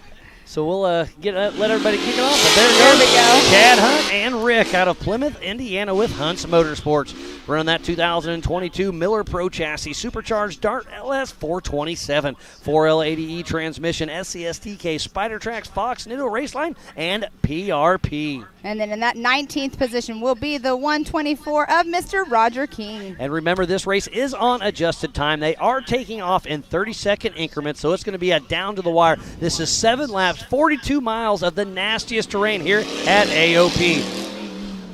And there goes Roger King out of Sparta, Tennessee with Robbie Bobby. He's in a Mike Colville chassis, LSX 427 with 680 horsepower, Magnum 4L80E. 205 T-Case, Griffin, Brannick, Curry, Gearworks, Overson, Raceline, Mickey, Thompson, Switch Pros, ORW, and Fire Aid. And I know his buddy Justin usually rides shotgun. He's at home taking care of family, and I'm proud of you for that, and I'm glad to hear it's a great recovery. And last off the line in the 20th position, we have the 553 of Daryl Kirkbox. Last but not least, out of Waterloo, Waterloo, Iowa, with Full Moon Motorsports and a Super 5 solid axle chassis, LS3 Maximum Turbo 400, Atlas, Spider Tracks, BFG, Trailer Ready, and Fox. So the full field is out on course. There are 20 cars out there playing all over the place and having a great time doing it. It looks like we're at the Recaro Rise section having a great time, and that is Daryl Krasbach as we speak. Again, 20 cars out there. It's just been a lot of fun. Everybody's having a great time. Again, if you're just tuning in, this is the 4-Wheel Parts Teardown in Tennessee here at the Adventure Off-Road Park. It's an amazing place, and joining me in the booth once again is Ryan Taylor. How you doing, buddy? Good. How you doing, Miles? Doing great, man. It's been great racing all day long. I know you had a little bit of hiccup in your race. We'll get into that. But it's been a great day, but now it's the 4400. I mean, you can't get better than this. Yeah, gets me excited. Yeah, so we got Sean Reisky and Ryan Taylor. They're almost brothers, but sometimes, I'm just giving you guys a hard time. Every once in a while I get these guys mixed up, but I'm just having fun with them. How was it for you guys out there on course today? It was rough. There was a lot of rocks out in this course. Yeah, alternator failure took us out. Oh, I hate to hear that. I mean, you guys prep, you guys work on your cars, and then something as simple as that's all it takes. Yeah, it was final day yesterday, and fine this morning, and about halfway through loop 1, alternator quit. We made it back on a flat, changed the alternator, and it's not charging either, so something ECM related. Oh, that's a bummer to hear. Yeah. And you had an okay day. You were a little off pace. What was wrong with you today? As soon as we got to that rock section coming up where it looks like gravel, except it's 2-foot brown gravel. It's big stuff, right? We got up there and cased the rock pretty hard and bent the steering ram, and then once that happened, it blew a steel line. Oh, not a rubber bad one. Luck there. So I ended up having to take it off the steering ram, rub that line up over the top of the hood and into the orbital. Oh, man, a little ingenuity there. Yeah. I like your style. A little MacGyver going on. Yeah, that's what I told Terhune, and he wasn't too excited. He's like, man, we're going to fix it? And you said, heck yeah. But yeah, I mean, you guys are both heavily involved with Team Indiana. You guys are always a lot of fun to hang out with, a lot of fun to watch in the pits, and thanks for joining me in the booth, and this is going to be a great race. Yeah, I'll tell you, Miles, I'd like to say thanks to Jonathan for being there because, man, there ain't nothing better than having a good co-driver to give you good support. Yeah, and just a good friend to share the memories with. Yeah, exactly. And he's a anybody great that gets guy. in these cars with us, they're a little crazy, there's right? something wrong with them anyways. Well, that there's spells definitely something wrong with you. Yeah, that's Terhune to a point for sure. It is. It's a good time, and I'm glad everybody's here making this all possible. Thanks to Mid-America, because I think they've improved everything. It's awesome. Oh, yeah. Way more fun. Yeah, it's been a great thing. It looks like we're at the Rigid Ridge right now, and I believe that's Eric Miller, our physical race leader. And if he has a perfect day, he's gonna be hard to beat with that clean air. Oh, for sure. So let's hear both of your picks. Let's hear your guesstimate on the podium. Well, you know who I'm gonna pick. Let's hear it. Chad Hunt. I like it. Well, I thought it's Rick Hunt. That was yesterday. It's a new day, remember? Depends on if it's Pam I'm talking to or Pam Hasselquist, right? That's right. That's it. Something like that. No, we told Chad just keep it together and keep tires in the car. Go out and trail cruise. All right, so that's one. You got two more spots. Who you picking? I think Miller Carr's going to sweep it. You think a Miller sweep, huh? I don't know, Gilbert, and I'm hoping he pulls through because that's a challenge in itself. So it was awesome. So I was in the pits last night, BS with everybody when the qualifying got updated, and Gilbert beat both Blythers, and he was giddy as a little schoolgirl, running around just saying, "Hey, I got it!" Oh man, it was great. But anyways, yeah, thanks guys for hopping in here, and I'm sure you want to watch the race. So Ryan and Sean, always a pleasure, Thank and we'll catch up for some beverages after the race. Sure thing. See you, Miles. All right, thank you. That looks like that is Zandy or Chip. That is Chip McLaughlin, it looks like. So running on the Rigid Ridge section out there. So let's kind of get into the Joker. Let's get in the Joker line real quick. So this is a 7-lap race. It's 42 miles of some of the hardest racing you can do. And here's the Joker line right here. You have to run it once, and you can only run it once. So it's going to be a lot of strategy going into this. I've got we'll do our best to keep you up to date on who's where and what's what and who's ran the Joker and not. But so it's about I'm going to say probably 100 yards coming down to this section, and that's a 20-foot drop. It's pretty steep there. And joining me in the booth is Levi Metzinger. You had a rough day out there, but I did hear you pulled over and helped Papa Poe get flipped over, so thanks for being a sportsman.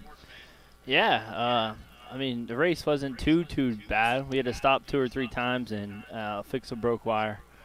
But, yeah, Papa Poe was upside down, and Jamie, when we got there, his co-pilot Jamie was waving his hands, and it was stuck upside down and couldn't get his belt off. And I don't ever take no parts, no tools with me. And I had a pair of cutters, and they cut his belt, and we got him out, and the car was right in the middle. Oh, no. Uh-oh. And then he flipped over, and we got him out of the road, and we were clean sailing from there. And you were able to log your time, and we gave that back to you, if I'm not mistaken, right? Yeah, I don't know. My dad had some stopwatch going on, so okay. I don't know if it was taken care of yet. Yeah, well, not, I heard the chat here over the PCI race here. It sounds like they were going to give you your time back. So again, just thanks for being a class act on that side of things and making it all happen. Yeah, for sure. I mean, safety is everything around here, and we're a big family. So there's Philip McGilton coming through. I believe that's the Rigid Ridge area as well. This is going to be a great race. Who's your pick to win this race today? Let's go with the top 3 podium. It doesn't have to be in an order, but just if you had to pick 3, let's hear it. I'd like to see Eric Miller win. It's been a while since we've seen him out of race, but Josh is been since King of the Hammers. Josh is another hometown favorite. He only lives right over the mountain from us. So I'd like to see Josh win. I mean, he won this race last year. Josh win, Eric second, and who else we got? Oh, and we have I'd like to see Paul on the podium. Yeah, I was just going to say, I just got updated. It looks like Paul Wolf is entering the Joker line. So it is going to be Paul Wolf, our first victim in the Joker line. So he's going to come right. The preferred line is straight down. So Paul Wolf is grabbing it early. And this is great strategy if I think, because if he can run this super smooth, I believe he'll get around Eric Miller. And look at that. You can't do anything better than that. And camera never does it justice. That is a super, super tough little drop there. I believe that's the one that McCoy wrecked on. Yeah, absolutely. He accidentally took the Joker line during pre-running. A little miscommunication there. But I hear some horsepower, and it is Paul Wolf. So Paul Wolf, physical out front, and adjusted time. That's going to have him in the lead over Eric Miller. So is that going to get in Eric's head? We will see Eric here soon, but he does cut a lot of course doing that Joker. So you can only run it once, but you have to run it once, and Paul Wolf gets it out of the way early, and I think that is a great, great idea. There's Eric Miller there coming out of the woods. And you know Eric sees Paul's dust. So there's Eric Miller, 2-time king, chasing down Paul Wolf. And I'm telling you, every time Paul Wolf enters a race, he is pushing for that front position. So this is going to be an interesting play of events here. I love the strategy game with the Joker line. But I know you have to keep tires on your car. You have to keep it going. And Levi, this is going to be awesome. Yeah, it's going to be a good race. And here Eric's going to see Paul's dust and wonder what went wrong there. So what do we have for a lap time there? Is that a 16:57? So that is with the Joker line, which does cut some of the deal off. But a 17-minute lap, that is going to be impressive. I'm excited to see Eric Miller's time. We'll get that here shortly. And it sounds like we have another Joker coming through, and that is Casey Gilbert, I believe. There's Josh. Josh has a right rear flat. So Josh Blyler So Josh Blyler with a right rear flat. He passes the Joker line, but Casey Gilbert does it again. So Eric Miller came in without the Joker at a 17:57. That's exactly 1 minute slower. 1 minute slower than Paul Wolf? Than Paul Wolf, wow. But Paul Wolf hit the Joker. So it sounds like Joker is being extremely, extremely popular right now. Oh, Casey Gilbert just hang out. So Paul Wolf physical out front and on adjusted time, and 16:57. And I don't have confirmation about Josh Blyler. I'm if he ran the take Joker a or not. guess and say that Paul stopped in the pits. He probably just did a walk around. I'm not sure, but wow, that is a fast time. We never did our bet. I don't know, Miles. I've been kind of back and forth, so I'm not sure. Eric Miller is chasing down Paul Wolf as they're heading towards the Recaro Rise. And, man, this is going to be one heck of a while. Running a 17:20 without a Joker. Yeah, well, I'm having a little – I don't know if he ran the Joker or not. Let's see, 41. So, yes. So, Blyler did hit the Joker line. We just missed it on screen. Okay. So, everybody but Eric Miller has hit it. Tad Dacker, we just saw him. What about Casey? Did we get Casey? Yeah, Casey Gilbert hit the Joker. Here's Cody Hardesty. Cade Rod just came in. I don't know if he hit the – man, this is wild. We did miss the last one that came through. There is Rusty. Rusty Blyler's just exiting the woods. This is going to be a very fast race as long as it stays at pace that we are at right now. And I'm wondering if they can keep at that pace as they are driving these things hard. And, it's crazy how fast they're going. And what were the UTV times? I think we got just shy of Jamie? Yeah. No. Brian Stone got 18:56. Yep, just shy of 19 minutes. So they're already breaking into what, 17? 16:57. Yeah, 17 seconds. That is absolutely amazing. Here's the Rigid Ridge out back. 992. That is the 992 of Derek Starr from Canada. This is his first race with Ultra 4. Cool to see him down here playing with us. That's super cool. Yeah, this is definitely a good one to be a super fast race, as I said. If it keeps pace as it is. Duck. So, wow. So now we have Rusty Blyler, Cade Rod, and Cody Hardesty all run it. So they're doing 7 laps, 6 miles apiece, 42 miles.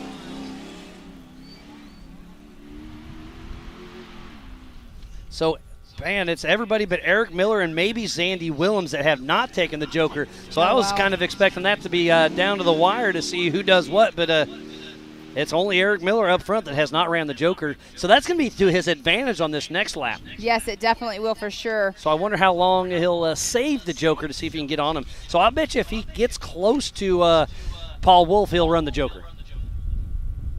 I don't know. I mean, yeah, probably, but because you get to shave some time off. Yeah, obviously. So he can get the pass around sure. him. Got Josh Blyler going up the Recaro Rise. There goes Rusty Blyler coming through. We'll see him in the Recaro Rise here shortly. Cody Hardesty at the number 408 of Cody Hardesty went through with a lap time of 16:40, which put Cody Hardesty right now in the adjusted time on first place. Wow. Cade Rod in second place. Paul Wolf in third place. How cool is this? Cody Hardesty, he's a young gun. I'm a huge fan of him. I think I met him here at this race maybe 2 years ago. And to see how far he's coming on adjusted time, playing with the big boys, Cody Hardesty has a good thing. Last year, Cade Rod came in and got the pole position. And now on adjusted time, he's in that second position. It's going to be a wild, wild race. I suspect to see that changing off and on. This is where we end our race Gilbert. standing up. Yes, and there goes Casey So Gilbert. he was You in can there hear quite that. a while. Yeah. Let's say that again, Levi. I missed it. Casey Gilbert, he was in the pit quite a while. Yeah, he was. And you heard him hit the gas. He was He's on his arm. it. He's going to be he's going to put down a fast lap here. But, yeah, if you're in the pits, it's going to be hard to recover, I think, because if somebody has a perfect race, they're going to have the perfect day. So here's who we have out on lap 2 right now in position on adjusted time is Cody Hardesty in that number 1 position, Cade Rod 2, Paul Wolf in 3rd, Josh Blyler 4th, Rusty Blyler 5th, Tad Dowker 6th, Eric Miller, our pole setter, in 7th, Casey Gilbert in that 8th position. So we have 8 cars out of 20 out on their second lap. And I'm just getting a word that Chip McLaughlin did not run Joker, but basically everybody has, except for Eric Miller, Zandy Willems, and Chip McLaughlin. I wonder how that's going to be an advantage because Eric Miller is running in 7th position right now. So it's definitely been an exciting day out there. Yeah, what a great race we have on our hands. This is the 4400 Unlimited class for the four-wheel parts Teardown in Tennessee at the Adventure Off-Road Park. I'm Miles Hasquist, and Pam Hallsman in the booth. Joining us is Levi Metzinger. Thanks for hopping in with us and having some fun. And you got a pretty good seat for this race, don't you? Yeah, this is the best seat in the shade with the the camera. shade feels We good. have a fan right here right below us. It's awesome. So don't stick your toes out too far. May get them. I might get that, too. So what was your favorite part of the race course today? The checkered flag. You are not the first one to say that. That's for sure. There's been multiple people say that. And I hear some horsepower coming from the woods. That's a McLaughlin or a Zandy. I believe But no, you're right. I like this the last mile and a half coming out through here. It's more what we're used to, you know. I'm good in the rocks, but I don't like smashing on and breaking things. But the last technical, flowy, you know, that's where I shine. Yeah, where you can That's get your what I jam like. on, huh? Oh, And that is Chip McLaughlin heading into the Bronco Boulders. Did you see? You probably looked right at the last second, man. He was on it, and he had to check up really hard before he hit the Bronco Boulders.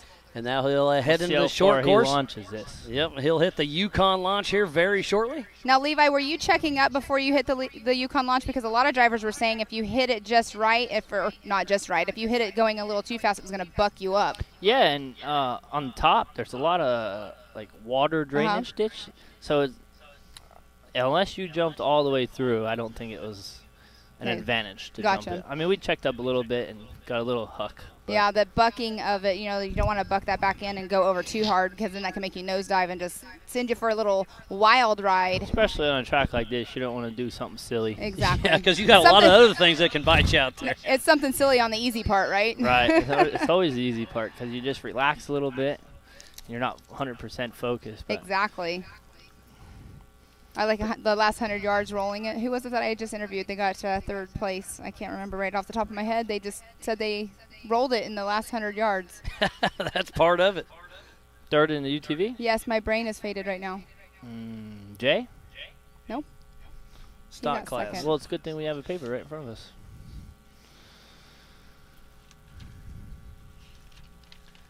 So there is Chip McLaughlin heading through. He gets thumbs up from his pit crew. So he'll be heading out for his second lap out of 7.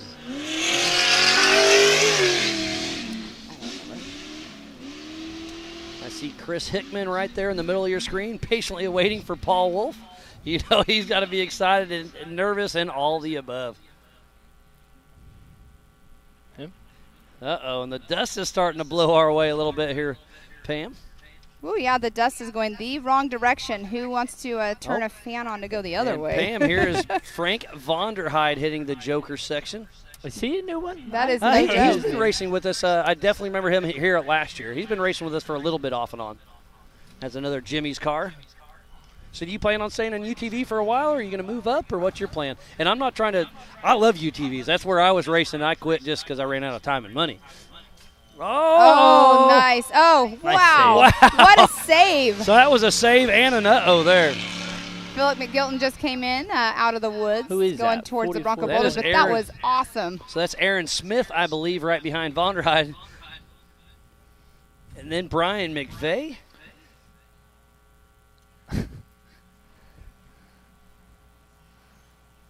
I believe it was A.J. Stratman. That was who it was. And again, if you're here on site, No, the that was, barbecue joint that was has some Frank great 44. food over Oh, there. that you talked to. class, sorry. The barbecue joint has some amazing food over there. It sounds like in won the that? studio they're eating some chicken strips. tenders. You had some pulled pork nachos Oh, earlier. they were awesome, yeah. And the dinner they put on last night was amazing as well. That was the 178 of Aaron Smith, just now entering or exiting the woods, going down towards the Bronco Boulders. Here we got Frank. There's McVeigh, Brian McVeigh, very close behind.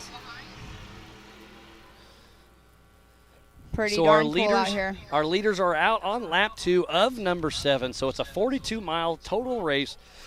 Lots of them already ran the Joker. I really thought that was going to kind of play its toll a little bit more than it has, but it's it's strategy, and that's what they're doing. There's Philip McGilton with Dr. Amanda Ross riding shotgun with him. Oh, it looks like he had a right rear flat. I think so. I caught that at the last second. But to answer your question here. Oh, sorry about that. We're going to stay in the UTV, I think, for a while here. And, oh, no, and that is in the easy section we were just talking about. Well, nothing's easy. So that's either Brian McVeigh or that's 40. That's 442. Frank. So Frank Vanderhyde, he's the one that just almost took the tumble on the Joker line, and now tumbled on the infield. And so that's tough right break there at for the him. finish line as well. Almost finish right line. I wonder if he did. There was a big berm on the outside. I wonder if he didn't catch that and get a little squirrely. That's what we need. We need an instant replay on that, but I don't think the cameras were on it when it actually started happening. It was super dusty. Wow. But that's a great shot of the four-wheel parts finish line. So we'll get him riding and keep going, and hopefully Frank Vanderhyde can keep racing with us. So what do you think, Miles? Who's going to physically come out? You think Eric's going to take the Joker this line? This lap? I don't know what to think. Yes, if I Eric think he Miller will. takes a Joker line, he could get around Paul Wolf. But Paul Wolf, I know, is pushing hard. It's going to be interesting. I can't wait. There's Chris Branton driven by Ryan Webb with those huge USD stickies. I love the looks of those things as he hits the Bronco boulders. That's the 178 right there of Aaron Smith heading out on lap number 2. We do have our MAO and Ultra 4 recovery crew heading over to help Frank Vanderhyde. Look at that. So Ryan Webb getting ready to hit the Yukon launch. There goes Chad Hunt pushing.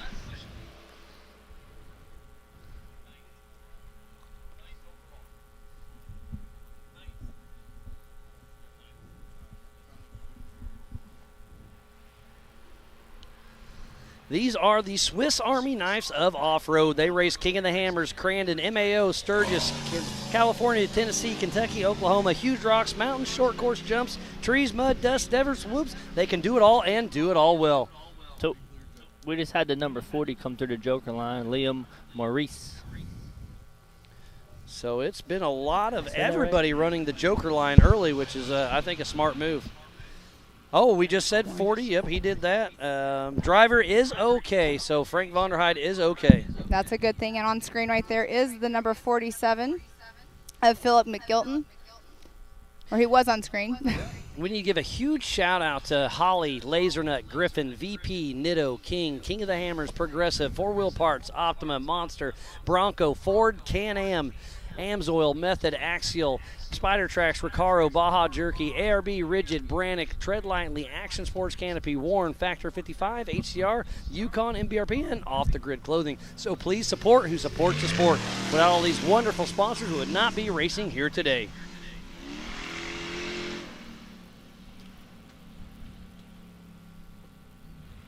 Who we have here?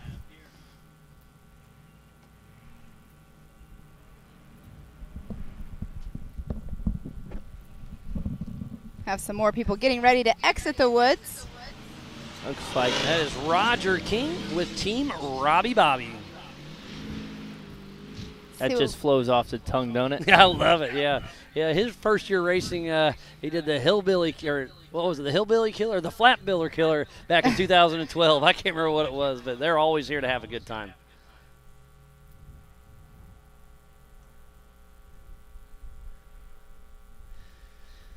So this is our second race in the Eastern Series. Our third and final race in the Eastern Series will be at the Big House in Crandon, Wisconsin over Labor Day weekend. But our next race coming up will be at Visions at J. Oklahoma at Mid-America Outdoors. And that is going to be an off-road festival as Roger King hits the Yukon launch. Levi, are you coming to Visions? Yeah, I'll be at Visions. Have you been there yet? To Yeah, Mid-America? we were at Visions last year, and then we were at Mid-America for the Memorial Day race. Okay, before yep, that. yep, that's right. You were last year. That place is absolutely awesome. It looks like Frank Vonderheide is on all fours. We'll see if he can get the car going and keep on racing with us as Roger King comes in.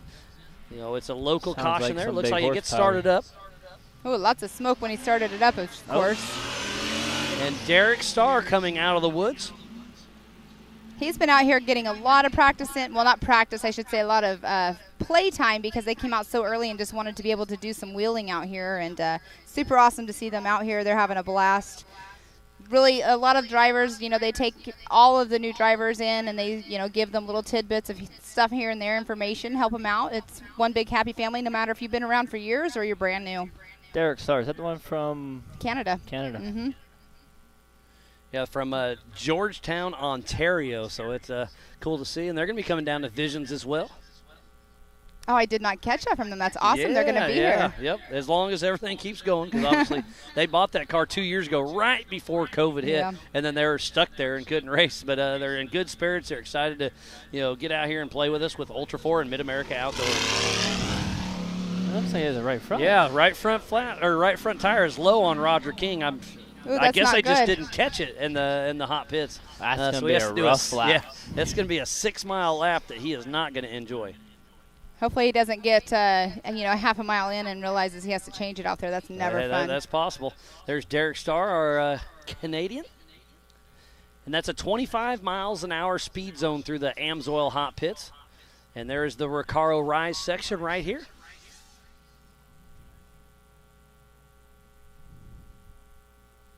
Sorry, I'm flipping over to some Mid-America short course racing here really quick, see what's going on there. They're live racing on the Facebook page for Mid-America. It's Hey, pretty Pam, awesome. listen to this. Benji just sent me a text. Eric Miller is physically in front of Paul again and still hasn't taken the Joker. So now he Wow. has the Joker in his back pocket and got around Paul Wolf. So Eric Miller is on a mission here to prove a point. Well, why you- he's won King of the Hammers twice. And the thing, too, about that, it makes me wonder because there's so many either-ors out there. I wonder if he found one that was a little bit quicker, and so he took that either-or. Yeah, there's 12 either-ors out there. So, yeah, there's a lot of spots where that's where pre-running comes to be an advantage for sure. Did you find a few either-ors that you had to take or wanted to take? Yeah, we found actually when I was sitting out and pre-running and I was broke down. You were out there for a while, weren't I was you? right at the perfect place. I was at one of the big rock drop-offs. I think they call it Rufus Highway. Yeah. But, I found a nice line past Paul Wolf on it earlier. It was a little sneaky line. You kind I of go like to the it. right and just miss all the rocks, and it was cool. But, yeah, there was definitely couple lines that were way faster and way smoother. It's not faster, but easier on the car. Yes, and there I was is. gonna. My next question to that is on the either-ors. Are they getting pretty burned in where you can tell most everybody's taking the one or the other? Was it pretty even or? For the ones that are like easier on the car, they're pretty well burned in. But like you go up to First Hill right here, the Recaro Rise, I believe. And there's 3 or 4 different lines it's up there, just right? like every one of them's burned in. Like, And they're I know super deep ruts. A lot of the UTVs took the middle line, but watching the 4400 cars here, they're all going to all the way right, And trying which to is carry the the shortest, speed. Yep. steepest, but it's also the toughest way. There's that is Chip McLaughlin heading down with Rufus Racing. He's I know back they- at the Rigid Ridge. And they have a slew of people here and a bunch of people at home watching as well. They always have such a large crowd watching them, whether they're here or afar. So, Miles, this goes back to the question earlier about Eric Miller taking the Joker line. Now he's physically in front. There he is, right there. And there's our physical race leader, Eric Miller, heading towards the Bronco Boulders. And like you were just saying, Let's see how Levi, close behind. He's got the Joker line in his back pocket now. I'm curious to see how far behind Paul Wolf is going to be because you can hear some motor power coming out of the woods right now as we speak. And remember, this race is on adjusted time. There's Paul Wolf. So Paul Wolf's about that 30 seconds. So on adjusted time, it's going to be super close. But Paul has already ran the Joker, so Eric Miller has that to his advantage. And he's getting ready to hit the Yukon launch. He'll check up just a little bit, but Eric Miller is on a mission with that clean air. I can't wait to see how he got around Paul Wolf. Hopefully we see Paul. He sent this last lap. And there he's coming, and he's pushing because he's chasing down Eric Miller's dust. He was able to get around Eric the first lap, and then vice versa. They are definitely mixing it up out there. That is thick dust in there. It's nasty. It's hot. It's That's thick. like the silt from in the desert. Exactly. Benji just said lots of leaders heading your way, so we'll be seeing a lot more coming into action. So let's get a time on Eric Miller there, Pam. Eric Miller at a 19:02. Put him right now in the number 1 position because he's the only one who's gotten as far as he has, so we shall see where he ends up once Paul Wolf hits those markers. Oh, Paul Wolf. Number 1 position just in time. right I'll now. bet you it's only by 3 or 4 seconds. It is, let's see here. About 50 point, yeah, about 50. No, 10 seconds. Hold on here. So Eric started on the pole. Oh, and Paul. Eric Miller is 14. coming into the pits, or That was just a drive-through. Sometimes they'll go through. I don't know what they call that again, but they just a drive-by basically whenever they're just checking it over.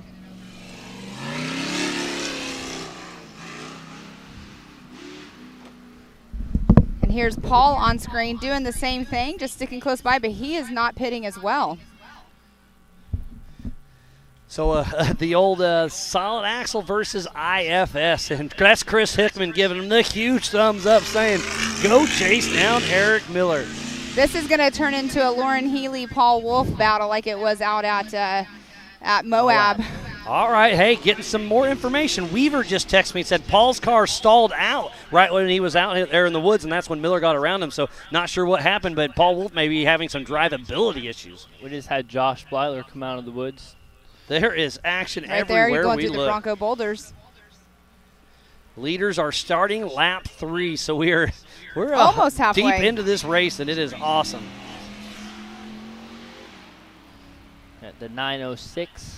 That was Tad Dowker coming in, chasing down Josh Blyler. Tad Dowker's going to have a great weekend out here. He's been racing with us for, I'm going to say, probably 4 years or so with that car, and having some pretty good success, and I'm excited for him to see him doing so well today. Look at that dust right there. That's another Trent Fab two-seat solid axle machine. Okay, I'm going to go get a bite to eat and watch the rest of the race. Levi, always a pleasure. Thanks for coming in, buddy, and we can't wait to see you at Visions. See you at Visions. Awesome. It was better this time because it wasn't during my race. There you no go. doubt. There you go.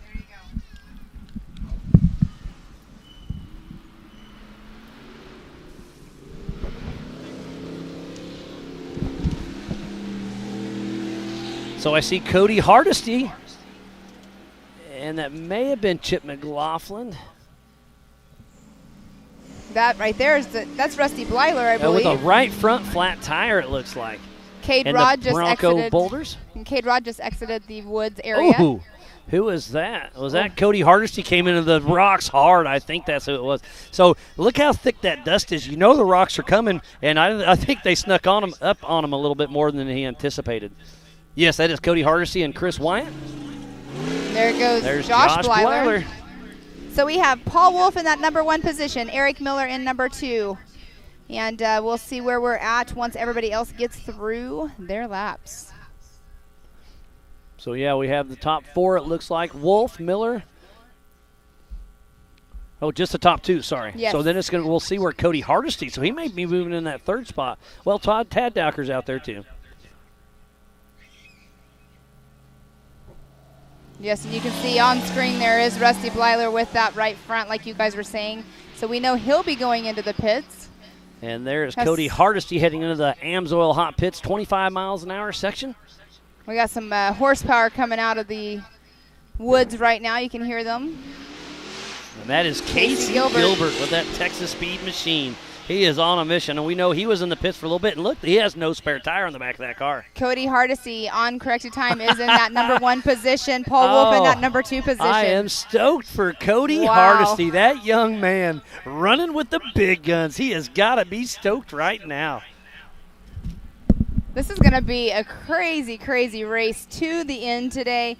We are roughly almost halfway through. Cody Hardesty has Tad Dowker close on his tail. So we have in the number 1 position, Cody Hardesty. Number 2, Paul Wolf. Third position, Eric Miller. And there was Cade Rod that came through, too. Cade Rod in the 4th position. And this is all on adjusted time. I just ran out there and gave a big thumbs up to Cody Hardesty and Tad Dowker as they ran out because I like seeing the car from, for a pit crew. Yes. I can see if the suspension's looking good, all the tires, and both cars look great. And and Cody Hardesty gave me a double thumbs up. You know he's got his PCI race radio in there and getting all this information as we see Cade Rod heading up the Recaro Rise. What a great race that is unfolding right in front of our eyes. Thank you again for everybody for tuning in. Ultra4Racing.com/live. Get on the Ultra4 and MAO Facebook and YouTube's. Hashtag it up. Hit that share button and start a watch party. This is Ultra4 Racing at its finest. This is an amazing venue for what we do and what we can show off. This is the Rigid Ridge back there. That looks like it's a Rufus car. That is Zandy Willems. Yes. On the Rigid Ridge in Nightmare. Casey Gilbert coming out, heading out for another lap.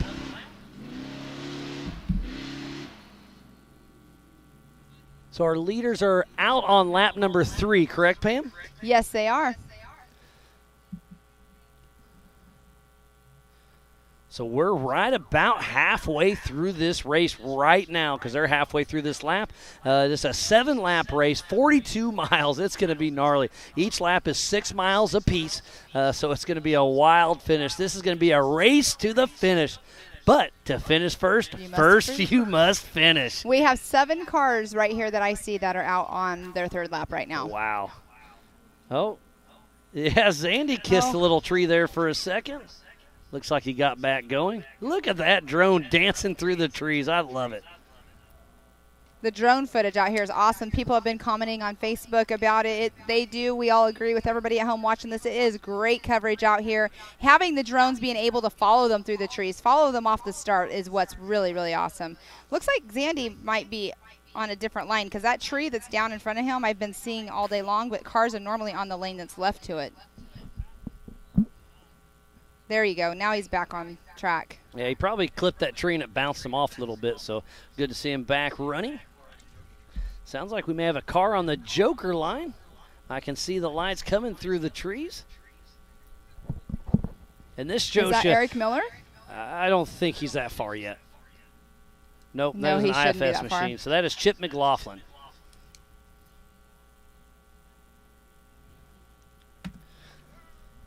So this is absolutely. There's Chris Kaufman coming up watching the Jumbotron, and he is pacing fast just like Gary was earlier. Everybody's excited to see what's going down. And that just goes to show you how steep that section really is as Chip makes quick work through it. But even up top, what I was calling the easy section is not easy. And Chris Hickman was in with Paul Wolf earlier in the Can-Am UTV class, so he got to see that track firsthand. And there on screen, I believe that's going to be Chip McLaughlin coming out of the woods. Yeah, the Joker line comes out just about 20 seconds from where we're at, Pam. So there goes Chip McLaughlin running strong. Yeah, I love that the Joker line is super close.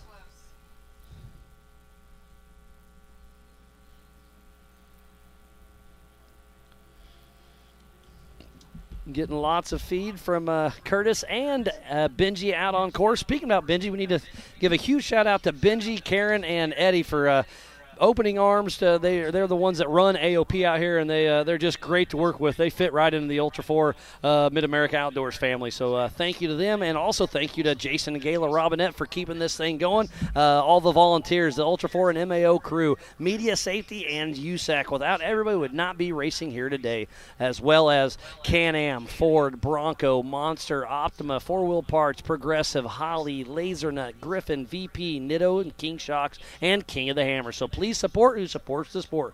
Without all these amazing partners, we would not be racing here today.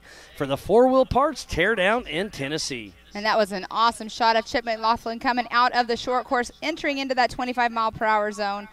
It's definitely fun out there. The great photos come from the ones that kick up the dust, and they're definitely doing it out there for sure. Oh, they are bringing it home. It's great to see. And you can see the flags just barely moving. There's a little bit of wind. We wish it would be a little bit more. And it looks like Zandy. No, that is Chip Oh, he's letting them check it out, and they're doing the party dance, sending them out on another lap. Oh, everybody's having fun out there. So that's the Amsoil hot pits that Chip blows right by. The car still looks like it's in great shape. So Chip and Brad are out for another lap. But on adjusted time, it is Cody Hardesty out front. That is absolutely amazing. And then Paul Wolf, Eric Miller, Cade Rod, Rusty Blyler, Tad Dowker, Josh Blyler, Casey Gilbert, and Chip McLaughlin, the top 9. That is the Rigid Ridge we were just watching right there. I missed that car, sorry. I was watching the live.ultra4racing.com. Same thing, you all can tune in back home. So, Miles, we still only have 7 or 8 cars that have came through onto their third lap right now. We have 9, right? 8. Yeah, so it's going to be a great showing. It's going to be a race to the finish. So far, so good with everything that is going on out there. It's definitely getting hot out here, but it is an amazing venue here for the 4-Wheel Parts Teardown in Tennessee.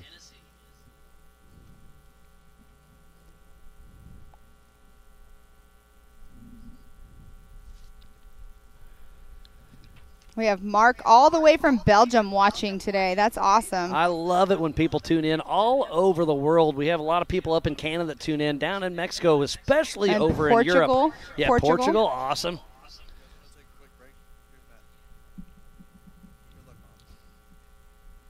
And James is asking where we're running at. We are at Adventure Off-Road Park in South Pittsburgh, Tennessee. We are just right in the middle of Nashville, Knoxville, Birmingham, and Atlanta. This is an amazing place out here in the Appalachian Mountain foothills. Population out here is roughly 3,000 people. The elevation is about 600 feet. We have just about 600 acres and 120 trails out here with everything from mild to wild. And it's open 7 days a week, $20 a person, $5 to dry camp. They've got great showers and bathhouses out here. So if you're ever wanting to come out and play, this is a beautiful part of the country. Come out to Adventure Off-Road Park.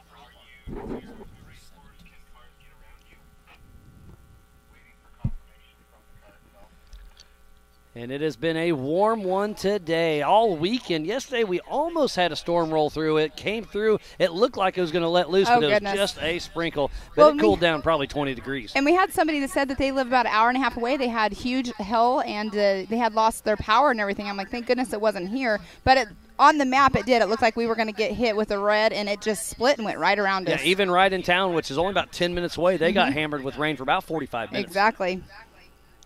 So here's the Rigid Ridge. I missed the car.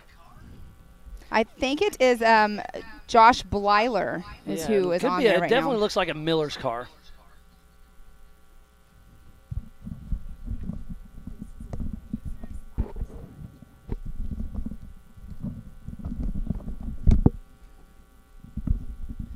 Yes, that does look like it was Josh Blyler. And that is the Rigid Ridge area, correct? Yeah, yep. We got an amazing drone out there. It's really cool to see what the Rock Racing TV production crew can bring to you. So who's going to take home that hardware from Cody Wagner and Laser Nut? We have the 178. That's Aaron Smith and that new to him Bomber chassis. He bought it as a kit, put it together in his garage, and having some fun out here as he's heading into the Bronco boulders. More of just a speed bump so they're not doing over 100 miles an hour once they reach the wood section.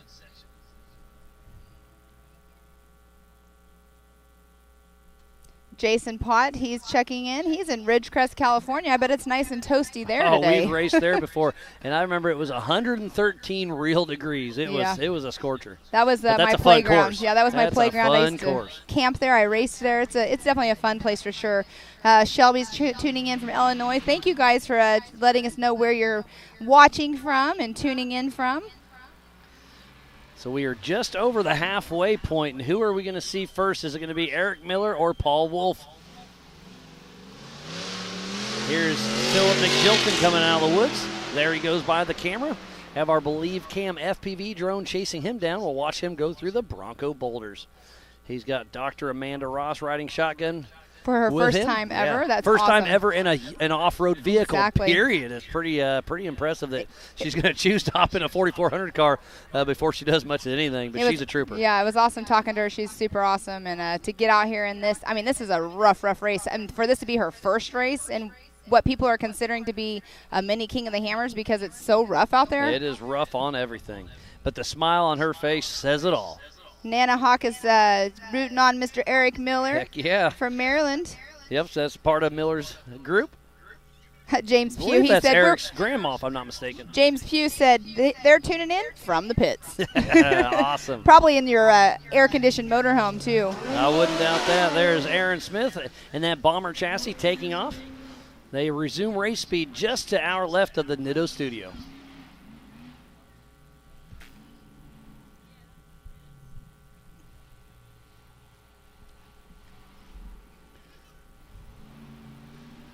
Let's see who that motor power is coming out.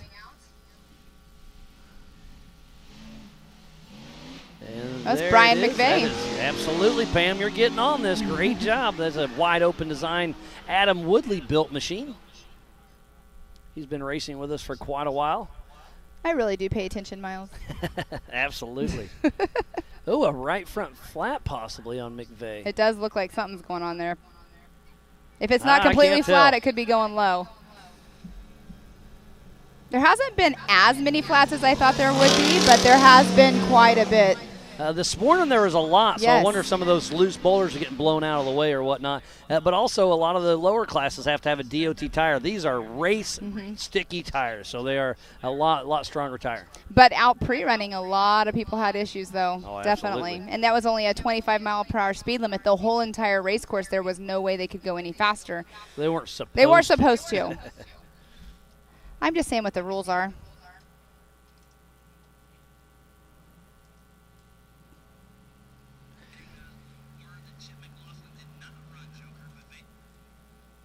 Looks like Dan he Wyrick does is tuning in while he's doing some race prep on his UTV, and he's watching Paul Wolf race his old car. And yes, Brian McVeigh does have a flat tire. So we'll be heading into the Amsoil hot pits here shortly.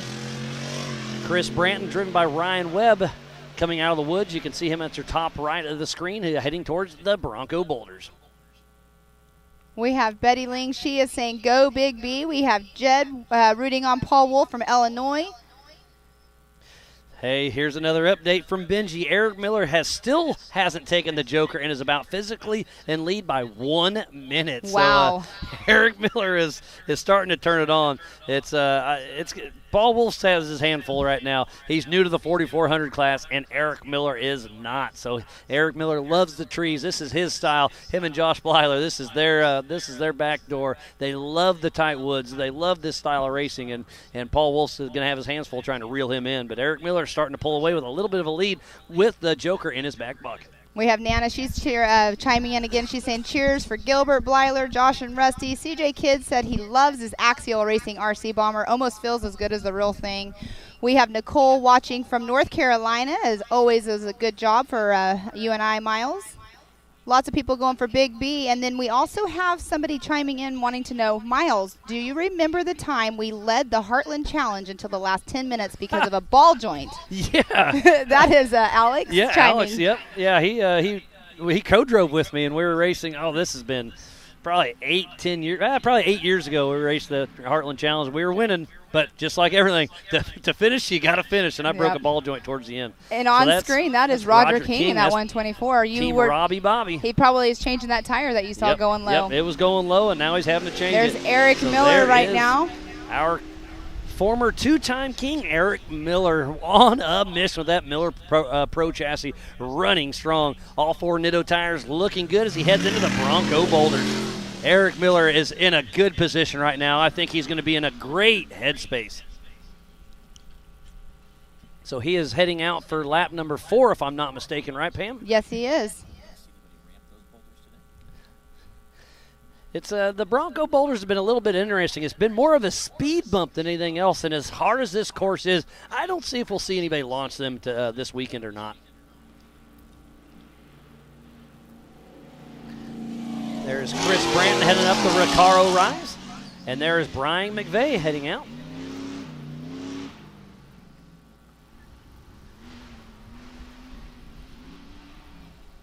Sounds like the rest of the leaders are heading by Uncle Steve right now. So they're coming to the screen. Paul Wolf, number 218. So he's about, like you said, about a minute behind.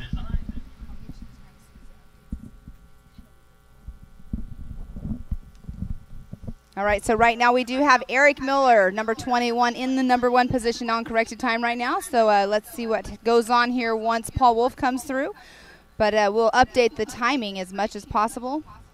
So I got some bad news for our Canadian friend. Derek Starr is out with a broken steering at Trail 88, a quarter mile before Rufus Highway. So he's going to wait till after the race to recover. So tough break. I was really hoping he could at least have a smooth race, but he's racing, and I know he'll be excited to get that car back prepped and racing at Visions. And there goes Eric Miller. He is out starting his 4th lap. And here comes Paul Wolf across the 4-wheel parts checkered finish line. He's got a few more laps to go.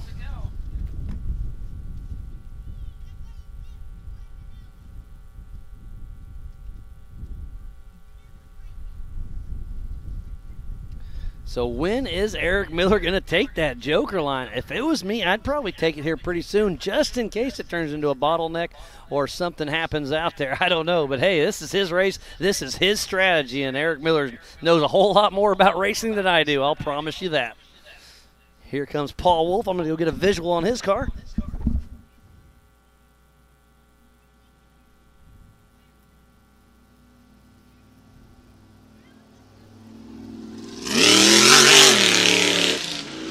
He's looking good on going out on his 4th lap. I know that his family and friends are all over underneath the pavilion over there watching and cheering him on. I just ran out and got a visual of Paul Wolf's car. It looks like it's in excellent condition, and I gave him a quick thumbs up, and it was just a half a thumbs up. I mean, this guy is focused. He is ready to chase down Eric Miller. So, you know, Paul Wolf and Eric Miller are on their A game right now. We call that laser focused. So we have Eric Wolf in that number 1 position still. Paul Wolf, number 2. Cody Hardesty in the 3rd. But Paul Wolf and Eric Miller are the only 2 that are out on their 2nd lap right now. And Cody Hardesty not 2nd lap, starting their 4th lap. Cody Hardesty started back in 9th position, so he does have adjusted time on his side.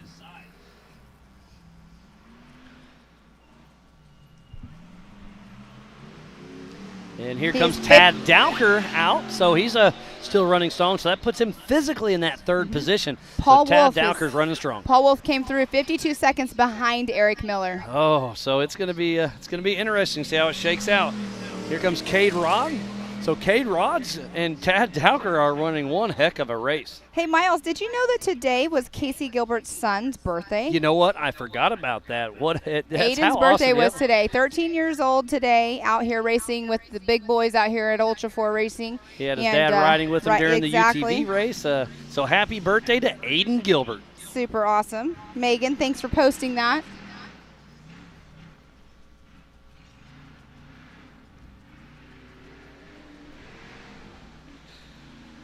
There's a great shot of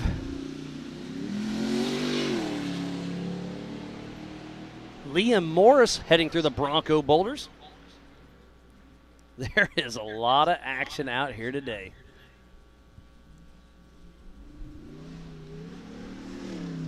Here comes Josh Blyler, and he's a little light on the throttle as he comes out of the woods, and he's a little off pace. I'm not sure what's going on with Josh Blyler. Hopefully it's something simple and get it going, or maybe he's just saving the car. I don't know. I don't know if you mentioned this already, but Ron Prindle, he is chiming in and saying good job to us, but he's watching from the Bay Area, missing being behind the wheel. I'm sure he's probably racing next week anyways at NorCal because they're doing their race next week. I don't know about that. He took a really bad tumble, and I think the car's pretty hurt and it's still getting fixed, but I'm not sure about that. But yeah, so Ron, if you're racing next weekend at NorCal Rock Racing, just chime in, let us know. But thanks for tuning in regardless, Ron. There's Tad Blyler and Tad right Dowker. behind him. So yeah, we look have at the dust. Oh, listen to this, Miles. Eric Miller, number 1. Cade Rod in that number 2 position. Paul Wolf, 3rd. Cody Hardesty fourth. So Cade Rod is starting to beat Paul Wolf on adjusted time. I'm excited to see where Cody Hardesty is in the mix with all this. That's why I love this adjusted time racing. They took off in 30-second increments, so at the end of the race, you're racing your own time. Even though there's other cars on track, you're racing your time. And But that comes into strategy later on in the game. I have to say, you know, right now we can see that Paul Wolf now is running in that third position. But what did he do at Moab? Between Paul Wolf and between Lauren Healy, that was such an amazing finish to a race because of the last lap. They both turned it up a notch. I think they bettered their times by like 3 seconds or something on both of them. So once we thought they were running their fastest lap possible, they ended up doing even better. So we'll see if Paul Wolf turns up the heat here. He has 3 laps to go. Yeah, I talked a lot of strategy with a lot of them, and yeah, they wanted to run 70-80% the first few laps, keep the car together, and then the last lap or two, you just turn it on and hope for the best. Oh, I love it. I love it when people chime in and like give people their nicknames. So Cotton Clumber is saying, come on, Caters. We saw Liam Morris pulling the Amsoil hot pits for just a second, but he is back out. And I saw Cody Hardesty still out running, and he's on adjusted time in that 4th position. And I'm getting some more info through my PCI race radio. It looks like with current lap times, we'll be finishing this race right around 4:20 or so. Ryan Rockhold, he's online watching. He's cheering on Rufus Racing.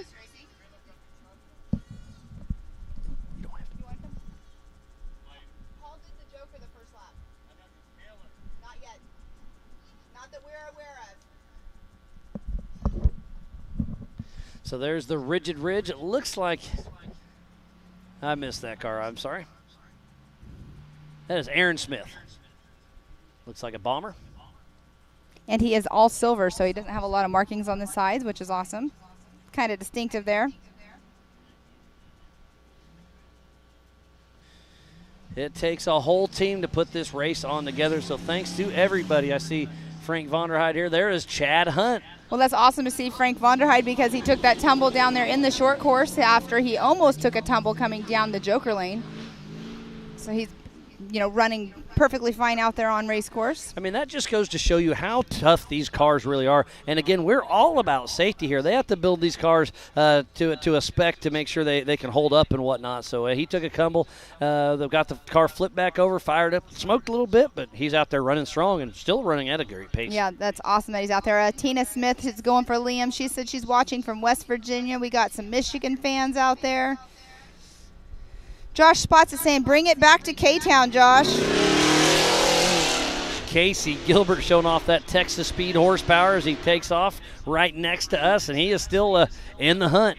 But I think it's going to be a super tight race for that 3rd place position is what it's looking like. 3rd, 4th, and 5th is really turning out to be the race for this one. Eric Miller is starting to run away with it a little bit, but man, it's pretty wild.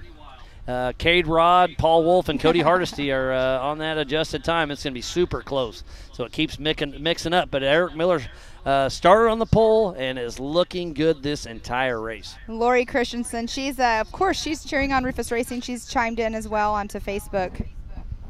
So thanks, everybody. You're awesome for doing this, letting us all know who's all watching. Too bad you guys weren't here, but watching from your air-conditioned homes today, I could not blame you. We do have a little bit of a breeze here. Isn't that nice, Miles? Oh, it is beautiful here.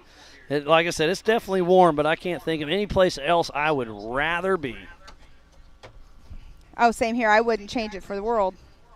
And if you're just tuning in, we thoroughly appreciate each and every one of you. This is the 4-Wheel Parts Teardown in Tennessee at the Adventure Off-Road Park.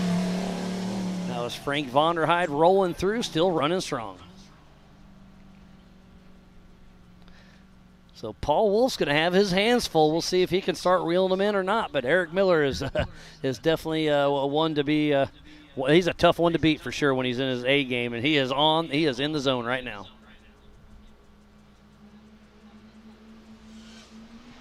I love hearing that noise coming out of the woods. We shall see who it is. And that's Frank Vonderheide on screen right now, but we do have somebody getting ready to exit the woods section.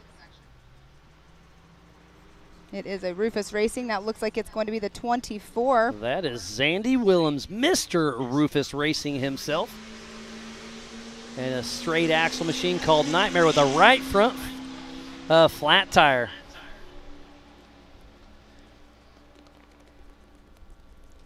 Yes, and this is where they're definitely going to have to take it easier over their boulder section, but they have just quite a bit of ways to go before they can come in and get that change, because they have to go through the short course before they can enter into the hot pits. And they've got a great pit crew there. They've got a new a guy they picked up. They nicknamed him Littlefoot. He'll be in there in the pits ready to change that tire. But the Rufus crew is always fun to hang out with. They're a great time. They're a little bit of clowns from time to time, but that's just part of what we love about them. Looks like we have somebody named Jed Harper. He's going to be out here next weekend racing rock bouncers, so that's super exciting. And we have a familiar name chimed in, giving us the yay hands, is RDP. All right. Ryan Del Pon. How's it going, buddy? We'll see you around shortly, I am sure. Here's some more of that. That's some fast car coming through. I'm not sure who that is. Casey Gilbert. No, he probably just came through. So it's a Rufus Racing possibly? Yes, it is. That is Chip. Chip McLaughlin. He is on the pipe. I like playing the guessing game of who it is coming out of the woods. A lot of them have a distinct engine noise, that is for sure, as Chip heads through the Bronco boulders. Even with the UTVs earlier, like we know who which Can-Am is which or whatever, but who is it? My mind went blank. Cole Clark, his Polaris definitely sounds a little bit different. Definitely unique, that's for sure.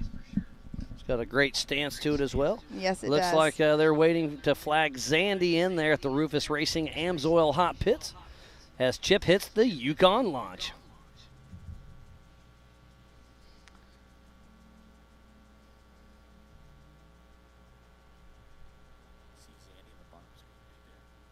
Zandy is pulling into the Amsoil's hot pits as we speak.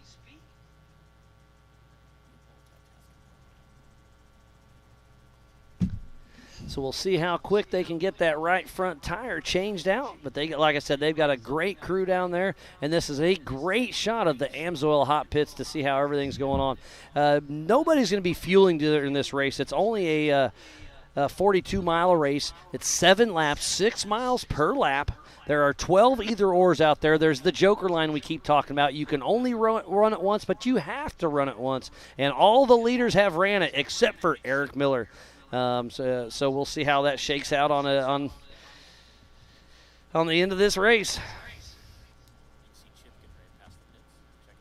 So there's another Rufus guy passing by slowly. Chip McLaughlin heading by. I'll go get a visual. So, and it looks like we have Zandy is pulling around to the side. He has a right front flat, but he just pulled off of the race course out of the hot pits. And I just ran out there and got a double thumbs up from the Chip McLaughlin. He is excited. And what'd you say about Zandy? Zandy, his right front flat, but he pulled off of the race course. So more into the pits? So he was on the pits on screen. When he came towards us on screen, he made a left. So I'm not sure if he's going back to the main pit or what's going on. Well, his hot pits is the main pits. I'm not sure what's going on there, so that's a tough break. Yeah, I'm not sure. Hopefully, get something figured out and get it back out there. The tire was not changed. It was still flat as well. Bummer.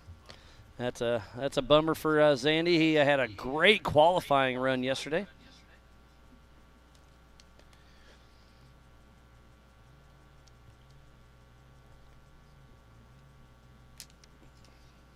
I believe this is the Rigid Ridge. And it's amazing what they can do by shooting the internet all over the place. That looks like a Jimmy's car. I'm going to guess that's Cade Rod. I couldn't quite tell. But we are shooting internet all the way to the back of this park. So the internet's a little bit, so that's why it's a little bit pixelated, but still a huge shout out by Rock Racing Production for putting on this live show alongside with Mid-America Outdoors and Ultra 4 Racing. It's pretty amazing. Brian McVeigh coming to screen at the Rigid Ridge section. It's pretty amazing to see what we can do. Just like when we were out Rush, Kentucky. I mean, we have no cell phone service. Yeah, I can't even get a text out. Right, and then we had internet show. service, and we're doing a live feed. It's just pretty awesome what this whole entire production crew can do.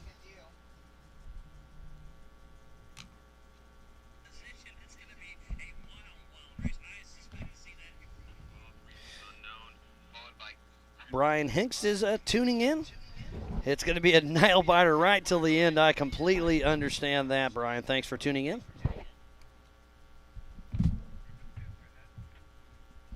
So we are halfway through this race, Miles. We're almost done with the racing for the day. I can't believe how fast it's gone by. A little chatter through the PCI race radio. It sounds like Chip McLaughlin just called the race. Not sure what it was, but tough break for Rufus Racing and Zandy Willems. But Chip McLaughlin's still out there, so we'll see how that shakes out. That is a bummer.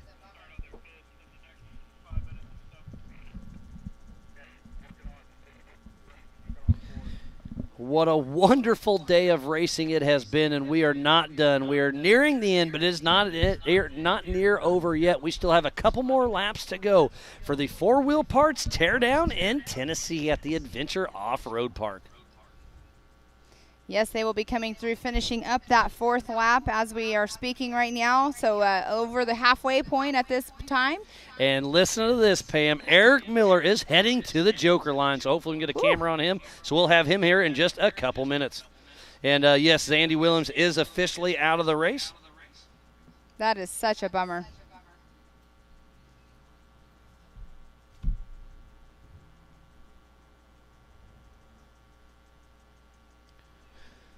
So hopefully we can get our camera there at the Joker line and watch our current leader, Eric Miller, coming down.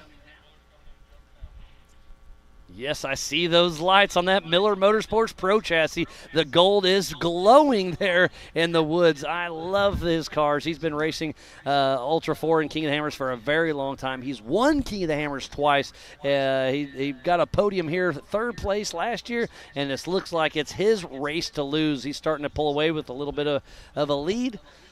But he has Cade Rod, who is bringing up the rear here, trying to and adjusted make up some time is on everybody else's side. He takes a little bit of that right-hand line, but just walked the dog nice like. So we'll have him out here in about 20 seconds or so. But Eric Miller, we'll see what kind of lead he's pulling over physically over Paul Wolf. Because I think it's an advantage for Eric Miller to run that right now. So I was talking strategy earlier, and there he Eric is. Miller knows what he's doing. So there goes Eric Miller heading down to the Bronco Boulders, and he is not just lighting it on fire. I think he knows he's starting to pull away with a commanding lead as he makes easy work through those Bronco Boulders.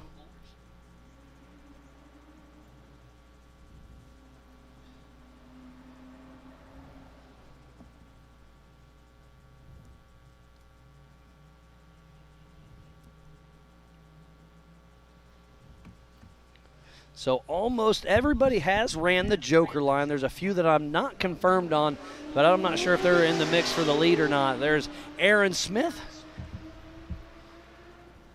with Smith Off-Road running strong in that straight axle bomber chassis. So where's Paul Wolf? He's starting to pull off the pace just a little bit, but on adjusted time, Cade Rod and Cody Hardesty are starting to look pretty good as well with Tad Dowker. Yes, and Eric Miller as starting on his 5th lap. That's going to more than likely be Paul Wolf, I think, coming through right now.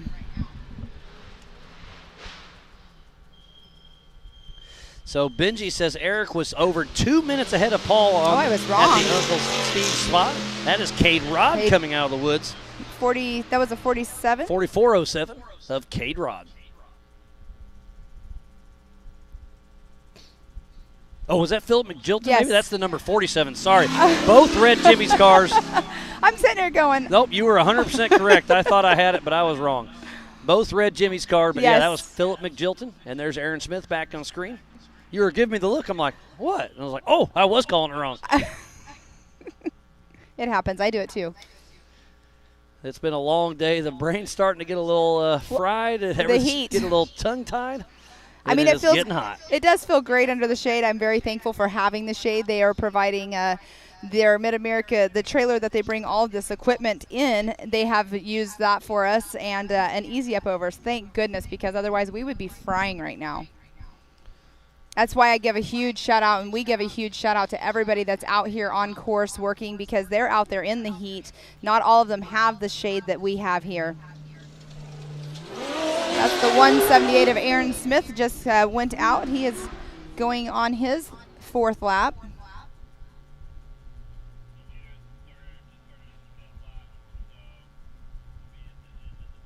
So where's Cade Rod? Where's Paul Wolf? And we have Cody Hardesty as well. So Eric Miller is out on his 5th lap out of 7. So we are 2/3 through this race, and Eric Miller just has a couple more. He's got to finish this lap. So he basically has 3 more laps to go. Exactly.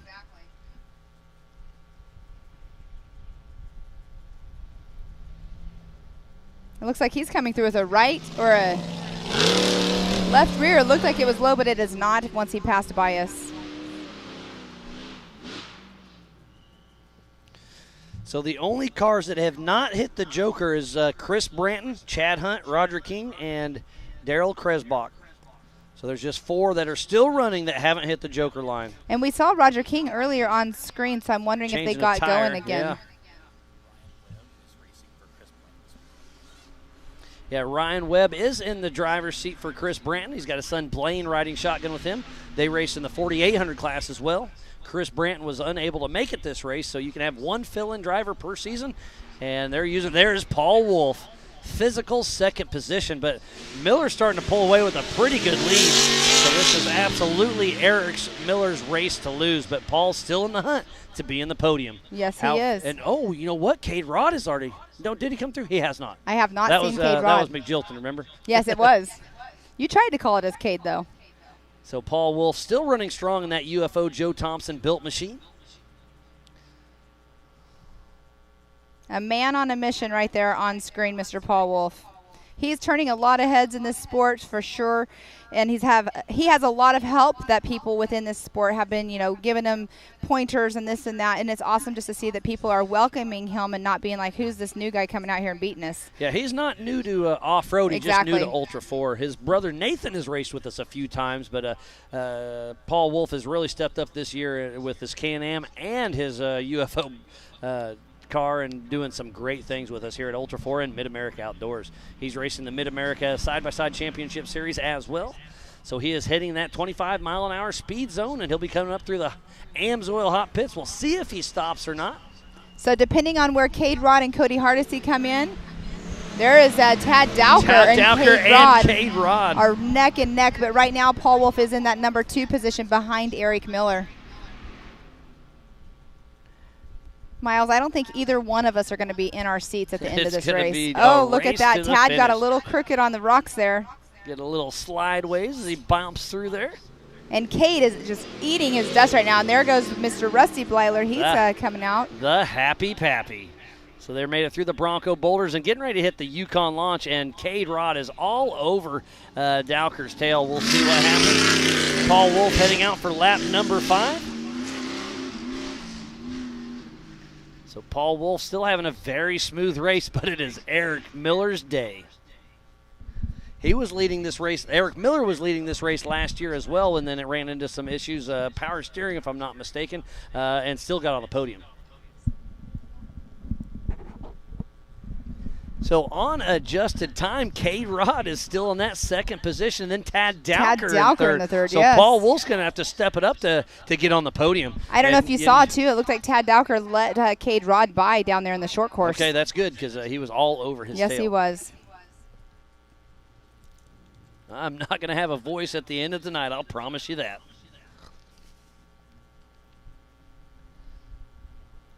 So there's Cade Rod, I believe, and Tad Dowker right behind him. I'm going to run out and get a visual on both of these cars.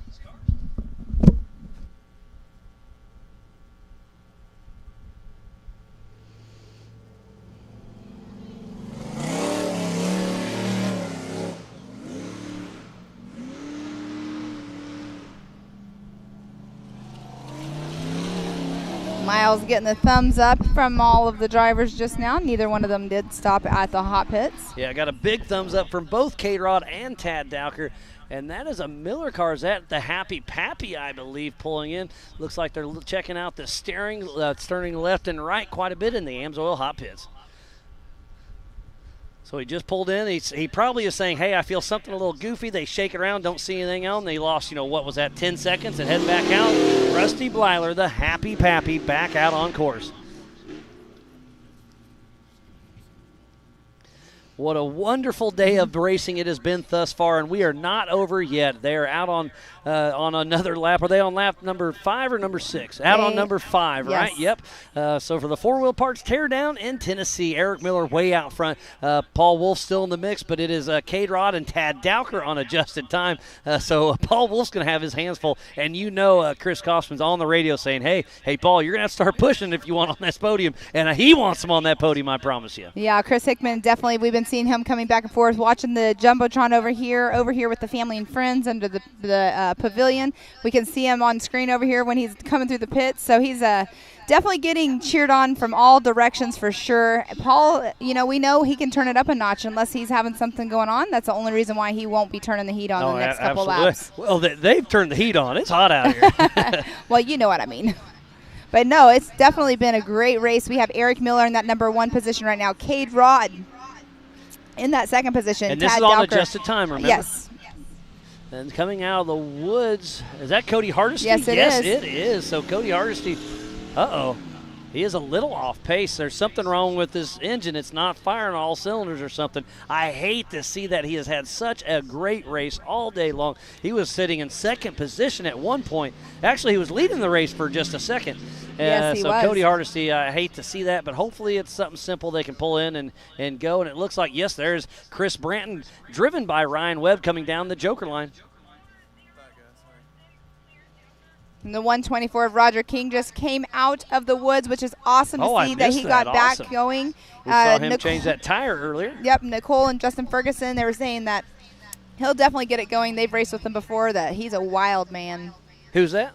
Nicole and Justin Ferguson. We're talking about who, though? Oh, Roger King. Yeah. Oh, absolutely. Oh, that was very slow pace just now by Ryan Webb in Chris Branton's car. And there went Josh Blyler.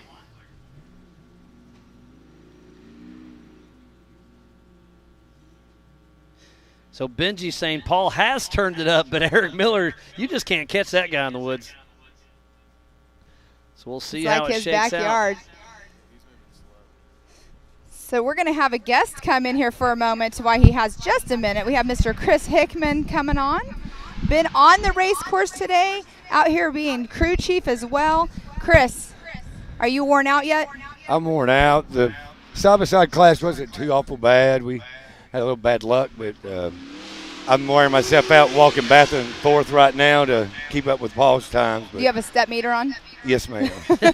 So, yeah, you're out there keeping track of everything. Paul Wolf has had a great day, but Eric Miller, that guy is on a mission, Eric's isn't he? on fire.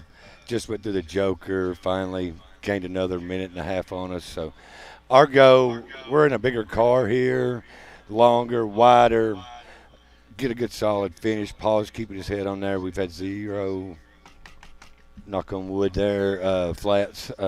He's taking care of it and just a good solid finish for here. Yeah, you guys have recently switched to those Nitto tires, and it seems like they're holding up really well. Oh, the Nittos are working awesome in the rocks, in the woods, on the short course portion, getting great traction everywhere.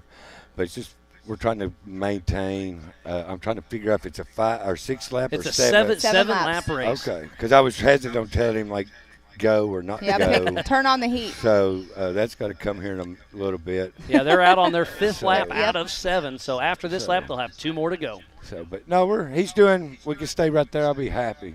So obviously, this car is yours. So when you can kind of tell him to pick it up, take it down. He listens to you quite a bit, I assume. He does, but we both have a competitiveness that when the race shield comes down and the radio comes on, it's the brain strategy's out the window a lot of times. I know the feeling. I call it race brain. Yeah, the race brain takes over. But we can maintain and then let him hammer down on this last lap or something, last lap and a half. McVeigh. With another right front flat tire. Yeah, out there on race course today. Did you guys have any flats today on the Can-Am? We had one flat, then we had a little accident out here with another competitor. That was coming right in the Bronco boulders, right? Yeah, we got into the back of a guy in the Bronco. We were drag racing and he braked and we wasn't going to brake for the boulders. We were going to hit him and he braked and we punted him, but we'd been on the horn trying to get him around for a minute out through there, a couple minutes. And Well, that's it's always something out there. And, yeah, it looks like the right front on Brian McVeigh, that right tire is completely coming off the rim, and it is stirring up the dust. It's going to be a tire day. I mean, that was our thing last night. Survival and the least tire changes is going to be. Yeah, it's a rough course. It is super hot out here. And it's been a great day of racing. It's been so much fun. I'm going to let you kind of get back in your yes, game I gotta get back in my to zone. figure out your times. But Chris, thanks for coming. Thank with us. y'all And best very of luck. very much. Thank you very much. All right. Yeah, that is definitely. He's getting ready to completely lose all the rubber off of that tire for sure. Chris is going to go over and make sure he tells Paul Wolf, you better turn it up. And here comes Roger King, cruising through the Amsoil hot pits at 25 miles an hour. And I've got a guy that I do not want to talk to right now, but he's hopping into the Nitto studio with us. We got Mr. Zandy Willems. What happened out there? We saw the right front flat, and what happened? Well, we were pushing a little too hard and ended up with 2 flats and then steering issues and jack issues. We had all kinds of problems. Everything that could break, We left it all out there on the trail for someone to find. Just have to go back later on a trail We don't ride. need it. There's Philip McGilton out by the Rigid Ridge as we speak. But you had a fun race going. How was it? It was good. You know, I went out. I felt like I qualified really good. You qualified in front of Chip. That's all that matters to you, right? That's it. That's it. But, you know, it's one of those, you win that and then you lose the race. So I'd rather do better in the race than qualify. But I completely understand that. And that's Chad Hunt. He was all over the throttle, showing off that supercharged horsepower in that Miller car coming in the Bronco Boulders. And he's hitting them a little harder than normal as well. But, yeah, that course was absolutely brutal out there. It's rough, and I was pushing way too hard in the beginning. That's part of it. That I is. mean, once like we were just talking with Chris, once the visor comes down, you have a whole different mentality, and it's go time. Yeah, you know, it's like one of those, it's like the game plan is, hey, we're going to conserve tires, we're going to take it easy, and then the flag goes and all that shit goes out the window. I know the feeling there. And it's time to rock and roll. That's right. You're trying to catch the person in front of you, and it doesn't work well that way. Yeah, but you had a good race going until you didn't. That's what right. everybody always says. That's right. Yeah, Alex Biddick was tuning in earlier. I was racing a great race, and we were leading the race till the last 10 minutes and popped the ball joint. Yep. That's just part of it. Hopefully Chip can pull a rabbit out of the hat.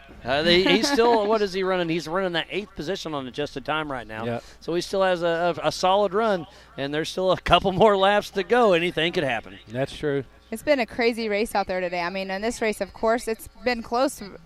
I mean, it's been between Eric Miller, Cade Rod, Tad Dowker, and Paul Wolf. Cody Hardesty had led a few laps as well, and now it's really? He's down in 5th position. Yeah, his engine wasn't firing on all cylinders there for a Exactly. bit. There's Frank Vonderheide. Great to see him still pushing. He took a tumble in the short course earlier. Yeah. Frank really? Vonderheide did, yes. Oh, wow. Right before the finish line, that sweeper. See, we started right behind Dowker. Okay. And we Tad's ended on up, a mission, isn't he? Yeah, he is. We ended up catching him, and then that's when everything went to hell. Oh, no. Because you got caught up to him. Yeah, we caught him, then that's when we blew our tires. How is the dust out there? It's not that well in the woods. I didn't make it that far in the race to know on the dust. I didn't have to deal with any dust. Okay, that's yeah, not, we even didn't when make you it caught that up part. to Tad, it wasn't too bad. No. And did you take the Joker lane? No. Nope. Okay. No, we did not. I know Chip and There's them. Chip right there. Chip hit the Joker line in the second lap. And there he is on screen heading towards the Bronco Boulders. So Chip's got a great run going. How were the Bronco Boulders? Because when they first laid them out on race course, they were sharp, they were sticking up, they were gigantic. Did you have to check up as much today as you did when you were pre-running? Or did you take them in pre-run? I took it easy today. Yeah. I mean, we were just trying to get it across and get to the pits. So. Gotcha. But there was no one has really launched that thing. No. Those rocks are not set up to launch. There's plenty of other rocks that can get you. Might as well not ruin your day there. Yep. Benji just said at Uncle Steve, Eric just passed him, so he'll give me a split time between him and Paul here shortly. So we'll see how it shakes out. But I know that Eric Miller is in the zone. He loves the trees. That Miller motor car is built for this course, period. He does good in the woods. Yeah, definitely. It's like their backyard. Cade Rod is on him, though. Yeah. And he's on adjusted time, so he's got adjusted time on his side. Cade Rod started all the way Behind back us, in yeah. 8th position. So what's that, 3.5 minutes? Something like that. So on adjusted time, it's going to be interesting to see how it shakes out.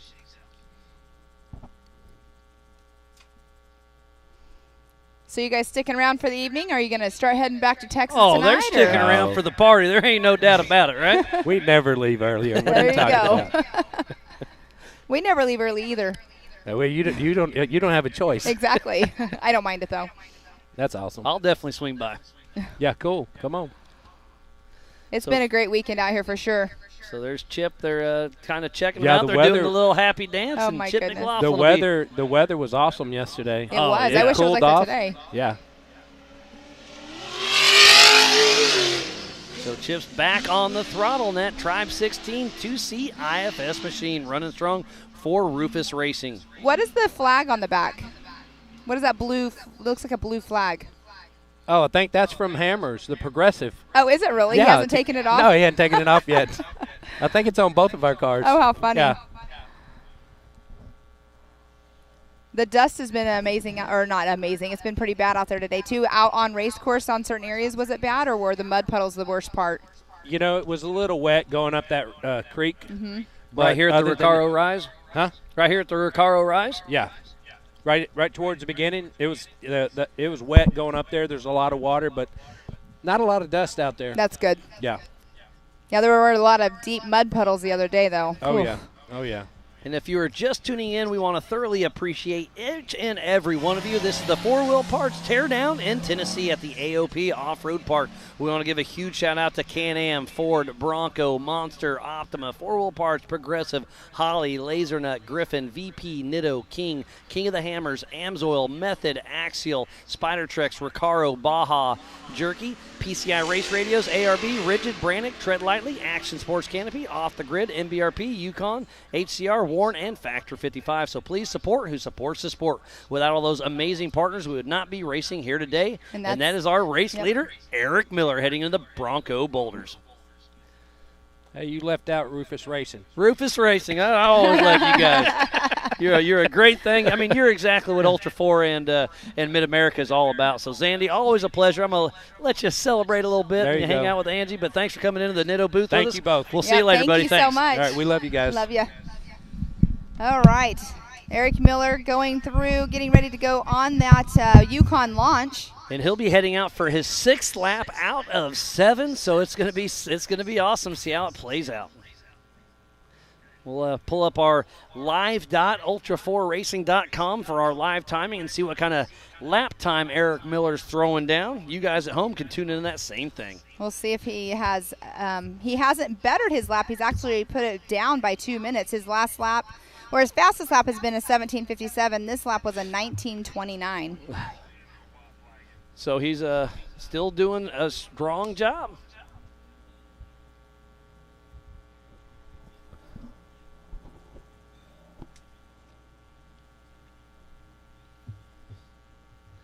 So there's Eric Miller coming through the Amsoil hot pits.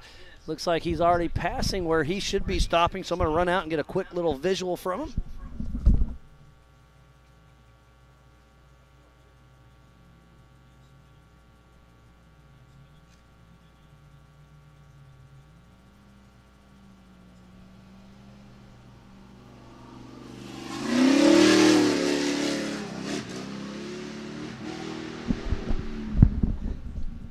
So I ran out there and complete laser focus by Eric Miller, both hands on the wheel.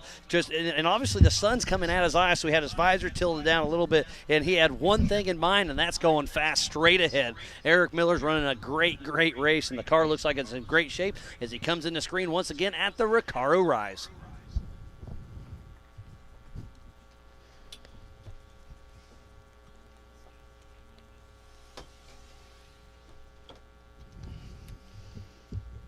This is where the suspensefulness starts. Oh, man.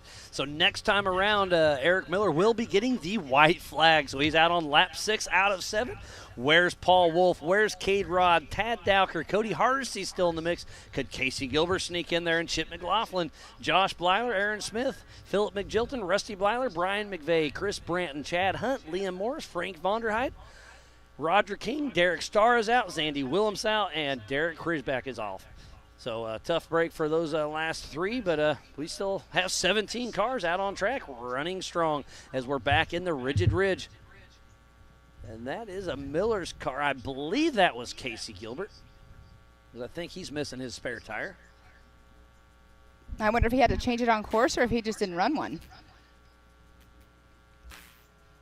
So Paul is 4.5 minutes behind, and then it looks like Philip McGilton is still out going good.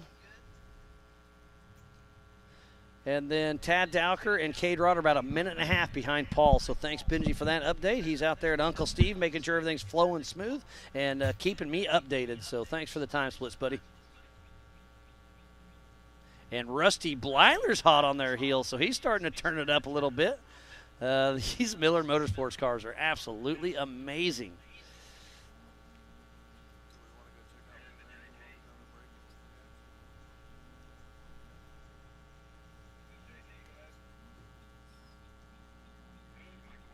And don't forget, we're racing over in Jay, Oklahoma at Mid-America Outdoors for the Side-by-Side Championship Series at Mid-America Outdoors. So while we have a little bit of break in the action, we're going to go check out what's going on at Mid-America Outdoors.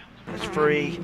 Stay in the loop on everything and share everything you see, guys. Let's get the message out. 1 and 2 battling it up. Austin Braden trying to hold on. We've to the got top a spot. Good battle going right there. That's Schroeder.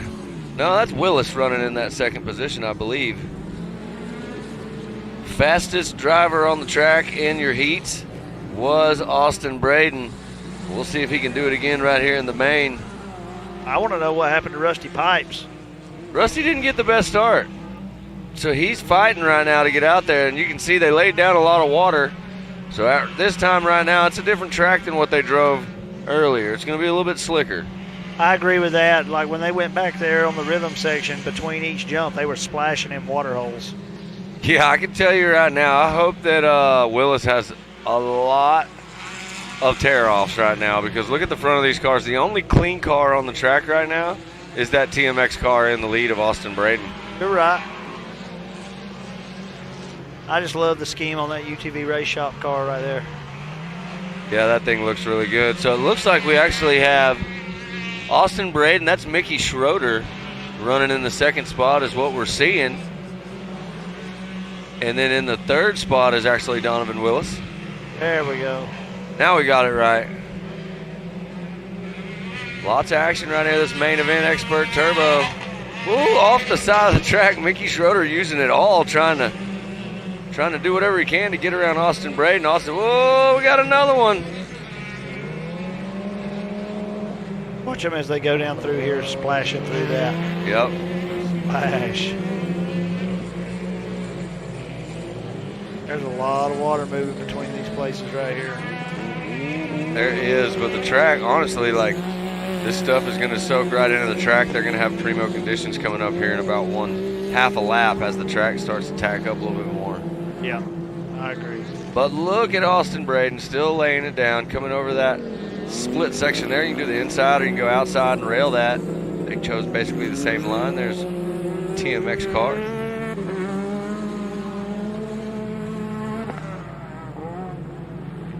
Big tabletop jump there, coming down nose heavy. I did. Through the back end of it, he didn't check up at all.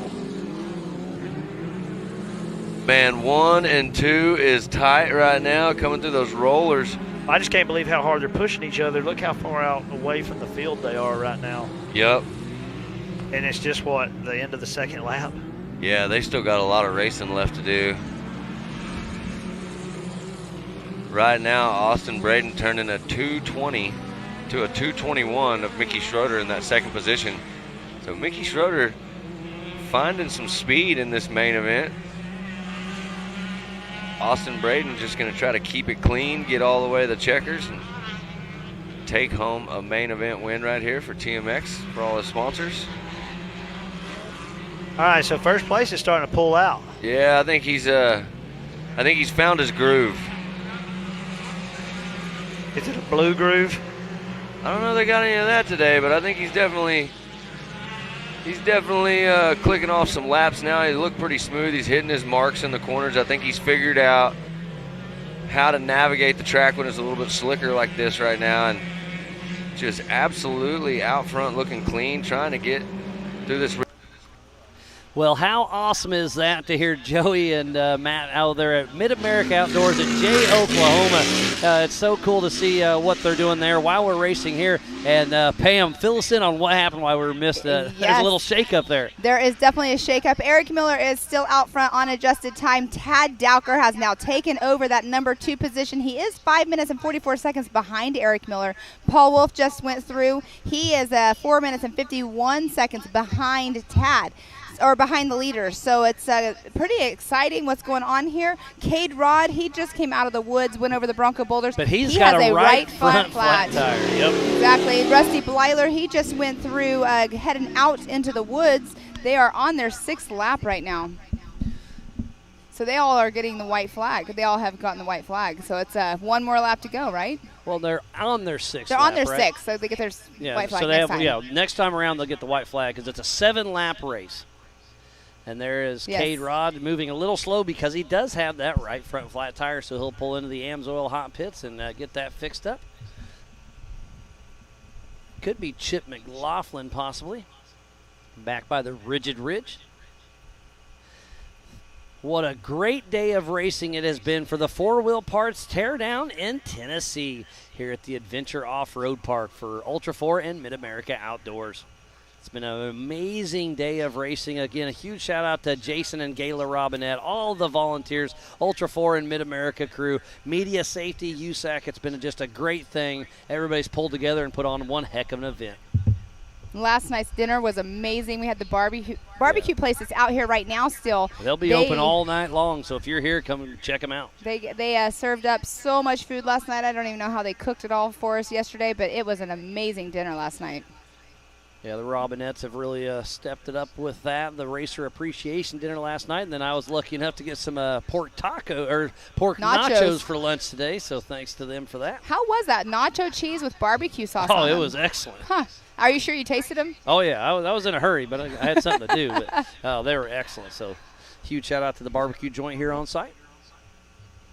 So that's a great showing of Eric Miller, Tad Dowker, Paul Wolf, Cade Rod, Cody Hardesty, Casey Gilbert. So remember, this is on adjusted time. And remember, Cade Rod does have a flat tire, so Paul Wolf is in that physical adjusted time 3rd position. And this is the Rigid Ridge. And I can't quite tell, but it's definitely a Miller car, I believe.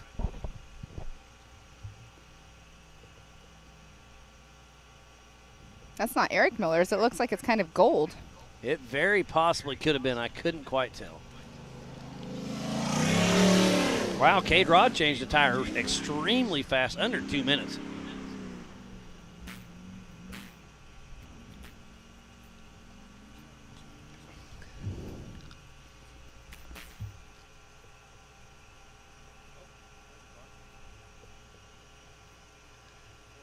That is Frank Vonderheide. He's had back quite in the the day. Rigid Ridge. Quite the day. Almost took a tumble when he was coming down the Joker line. Then he actually did take a tumble down in the short course, but he's out running, doing good. Just keep on trucking. That just, again, goes to show you how tough these cars really are. That Jimmy's car, they build one heck of a machine. So we'll be seeing this car coming out here in just Is that a second. Chip? That is, no, that's a Blyler. No, that it is is Josh Blyler. Josh Blyler. And he is a little off pace also. And then Casey Gilbert is hot on his heels. So yes, I wonder what's Blyler- going on with Blyler. Blyler moves over, and Casey Gilbert is pushing strong. So is he going to be able to get around Hardesty and Rod and get in that with Paul Wolf? It's going to be hard. He's got 2 more laps to go. Guess we'll know once the checkered flag comes out what's actually going to happen. It's going to be it's a race to the finish. But to finish first you must finish. Eric Miller still has to keep that car together. I was having a fun little chat last night with him because last year he had a great run going. They had some power steering issues. He was in the pits for probably about 15 minutes, and he said the last lap he was just running 110%. He's like, there's these 2 tight trees where you'd normally check up to go through, and he's actually accelerating through those trees. So Eric Miller can really turn it up when he needs to, and right now he just needs to kind of put it in cruise control. Mm-hmm. He's got about a 4-minute lead over everybody, so he just needs to keep on running strong as he Casey Gilbert crosses the line. 2 more laps to go. go for Mr. Casey Gilbert. That does. And again, let's give a huge shout out to his son Aiden. Happy birthday to Aiden Gilbert. And that does put Casey in that number 5 spot right now on adjusted time. And then remember, K-Rod changed the tire after he crossed that line, so he gets that much time back on him as well. But I'm wrong on that because Casey Gilbert started in front of K-Rod, so K-Rod definitely has Casey. Eric Miller was on the pole this afternoon. It feels like this morning. It's been a long day, but it's been a great day. I'm going to go get a visual of Casey.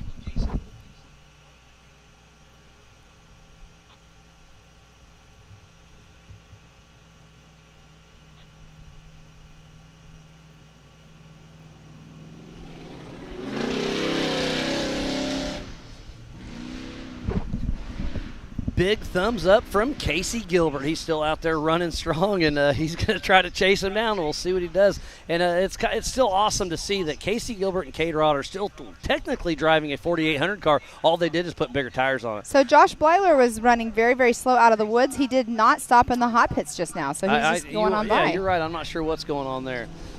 Josh Blyler is just kind of in cruise mode right now.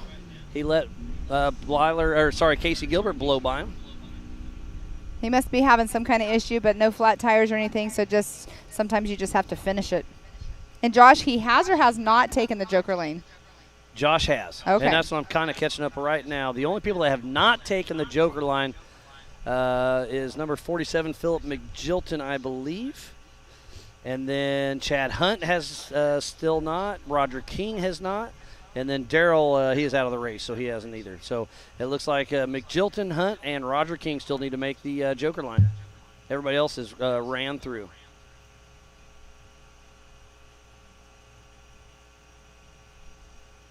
What a great day of racing it has came, and it's going to be down to this last lap that we'll be sending out Eric Miller here very shortly for the 4-Wheel Parts Teardown in Tennessee at the Adventure Off-Road Park.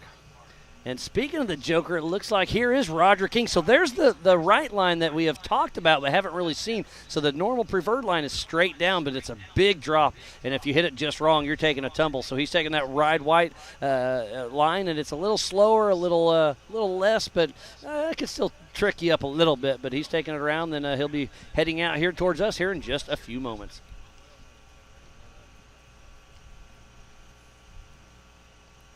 But, yeah, the preferred line is definitely straight down. So now we have Roger King out. So we still need all right, sounds like he cleared the Joker line, so he is all clear of it. So the only cars that are still running is Chad Hunt and Philip McGilton that have not ran the Joker line to my best knowledge. So here comes Roger King out, heading towards the Bronco Boulders. Great to see Team Robbie Bobby still out there running strong. He raced earlier this morning in the Stock Sportsman, and I believe he got second place, if I'm not mistaken, this morning. Lots of Laser Note trophies have been given out, so getting a little of a blur going on, but, man, it's been a great day.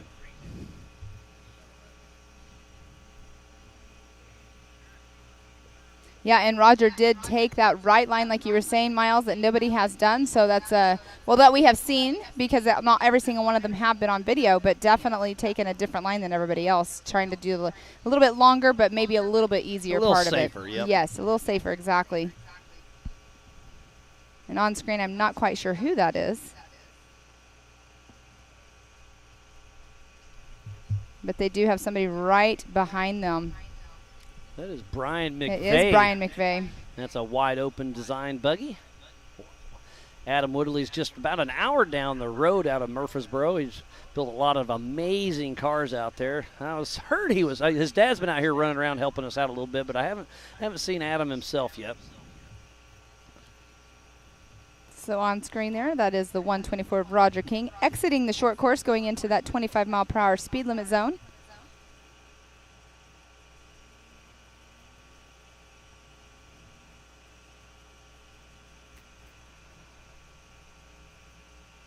That is Aaron Smith back at the Rigid Ridge section. And look at this drone just playing dodgeball with these trees.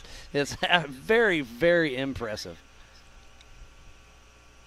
Yes, like we keep saying, they like to jump out at you, and it seems like that's happened for a few people today. But A lot of them are getting out of them. Some of them is saving their cars as well. Yeah, it's been a wild day, that is to say the least. And today it's all about the man, Eric Miller.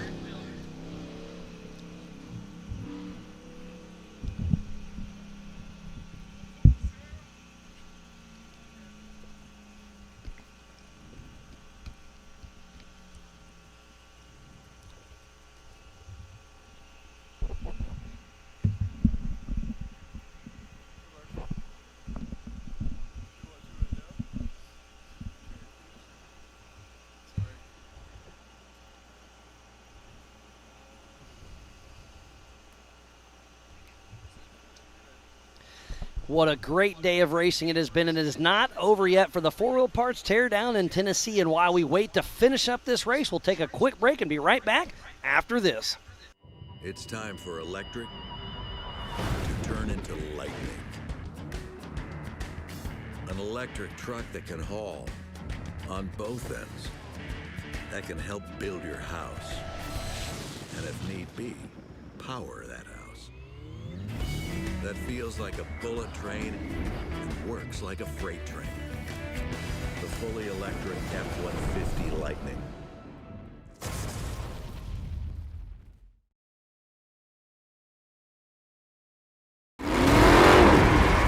Over 25 years of off-road racing dominance. Proprietary patented race technology. Proudly made in the USA. Unparalleled customer service and support. The choice of champions. King Shocks. The leader in off-road shock technology.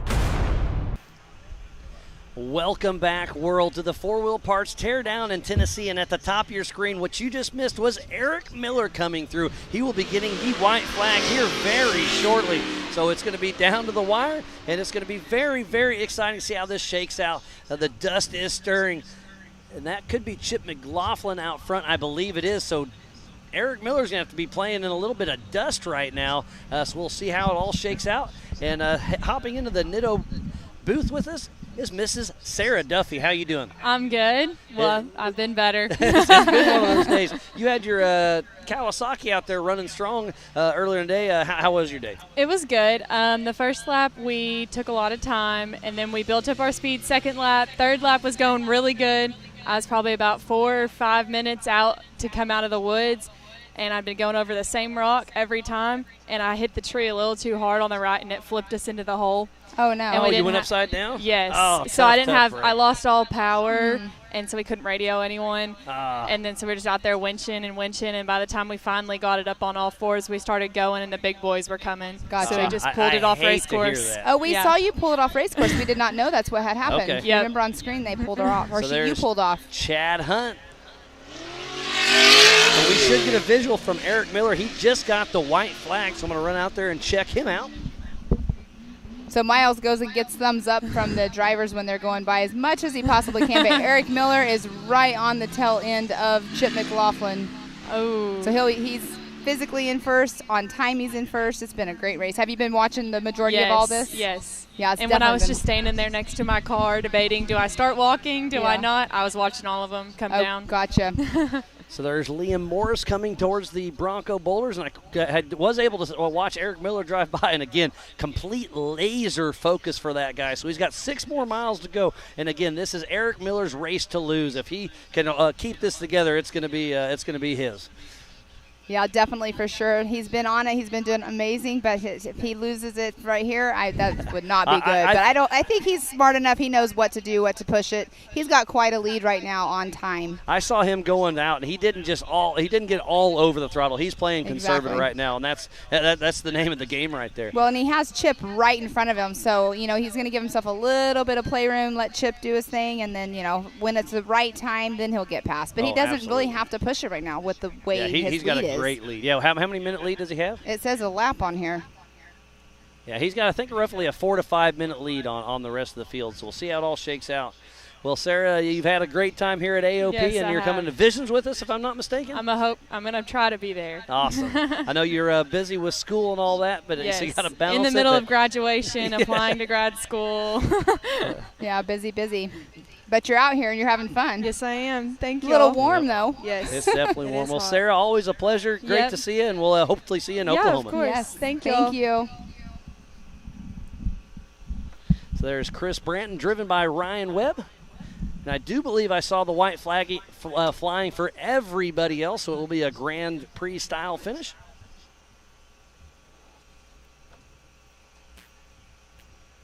So it sounds like Tad Dowker is ahead of Paul Wolf, but just barely. And it's awesome. So there is, I missed that car, I'm sorry. That is at the Rigid Ridge. It kind of looks like Brian McVeigh, possibly, but I could be completely wrong. Yeah, I can't guess that one, sorry. So we should see Tad Dowker and Paul Wolf here very soon.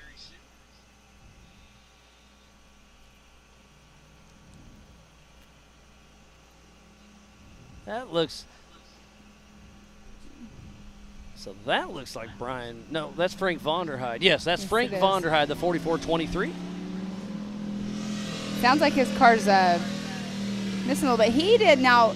Chris Branton's car, driven by Ryan Webb, he came out of the woods going very slow like that. So right now he must be just trying to get a He may be stuck finish. in first gear. That's what it sounds like. He's not shifting.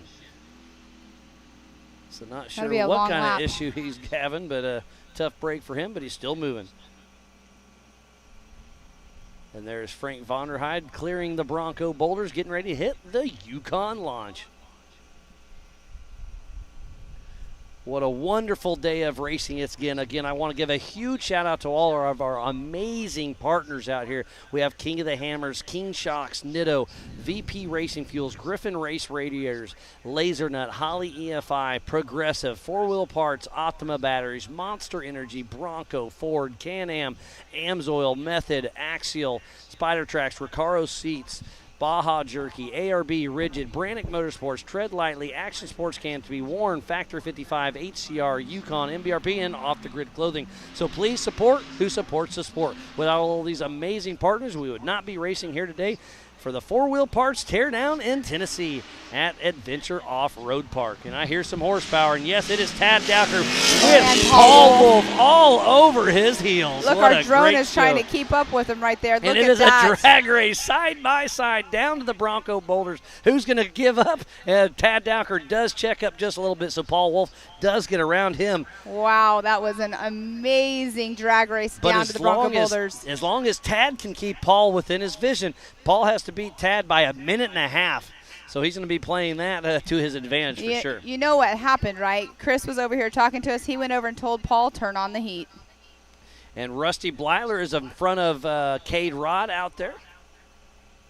And it sounds like Philip Magilton is broken, fixing, trying to continue. Tough break. And 408, Hardesty is out. I don't know what took him out, but his engine did not sound healthy. Oh, that's such a hate bummer. to hear that because Hardesty had such a great run going early on. Wow, and look at that dust cloud that is being kicked up by Mr. Paul Wolf right now. Now Paul Wolf right now is in second position. Let's see what happens when Tad comes across that finish line. Well, on adjusted time, Tad's going to have him because, like I said, he's got to beat him by a minute and a half, and he's There only he got him is. by 15, 20 seconds right now. So it's going to be interesting to see if Tad Dowker can keep Paul Wolf's dust within reason. He's going to definitely have to push hard. But right now it's Tad Dowker, but it's going to be down to the wire between Tad and Paul. How far back is Cade Rod and Casey Gilbert? So Chris Kaufman just said, give her the beans. Give Chris it all Hickman. you got. Sorry, Chris Hickman. So Paul Wolf got the go-ahead to just give it all he's got on this seventh and final lap, and I can hear the horsepower coming through strong. So this is Paul Wolf heading up the Recaro Rise. And Tad Dowker's not too far behind, and there's Paul Wolf on that, taking that last line there at the Recaro Rise. So Tad Dowker should not be too far behind him. I'm going to say roughly about 30 seconds. But Paul's got to put a minute and a half on him to get that second place position. So it's gonna be interesting. Tad's had a great race going down, and normally these woods races kind of favor the straight axle, but Paul's a wheel man. Ooh, my heart just started pumping even It's faster. It's gonna be good.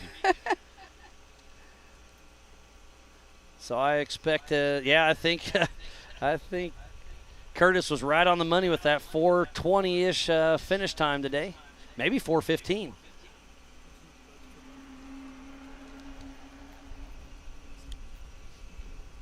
So this is about to come out the woods. I believe that's Aaron Smith in that bomber.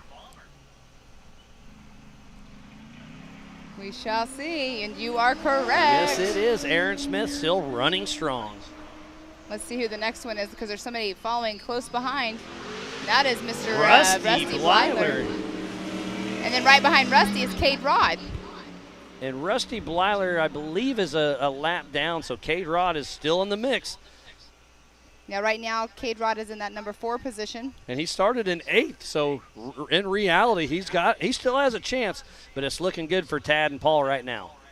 But Cade's really got to turn it up, and I think everybody's going to turn it up on this 7th and final lap. They were racing 42 miles here of some of the gnarliest terrain we have to offer for you here at the 4 Wheel Parts Teardown in Tennessee at the Adventure Off-Road Park.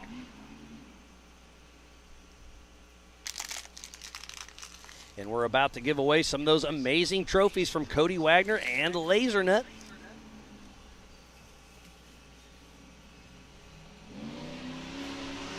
There's Mr. Brian McVeigh, just came out of the woods. As we saw Aaron Smith grab the white flag. And there is Brian McVeigh, Pam. You are 100% correct. He's getting ready to hit the Bronco Bowlers.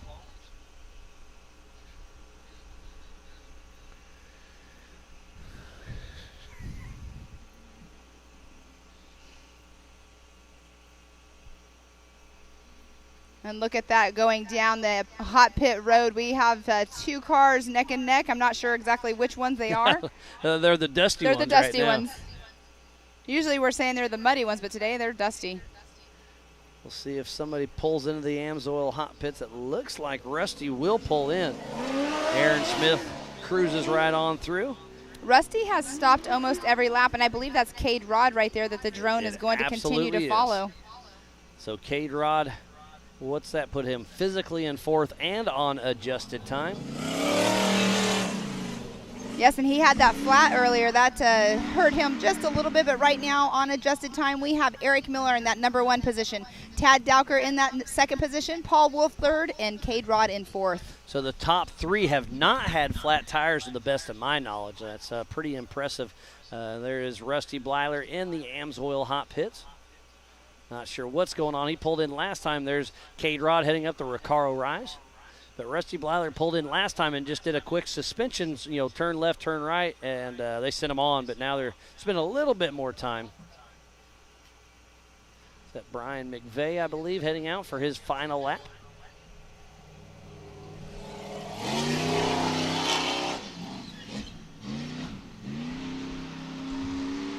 There's the Rigid Ridge. Okay. See you there.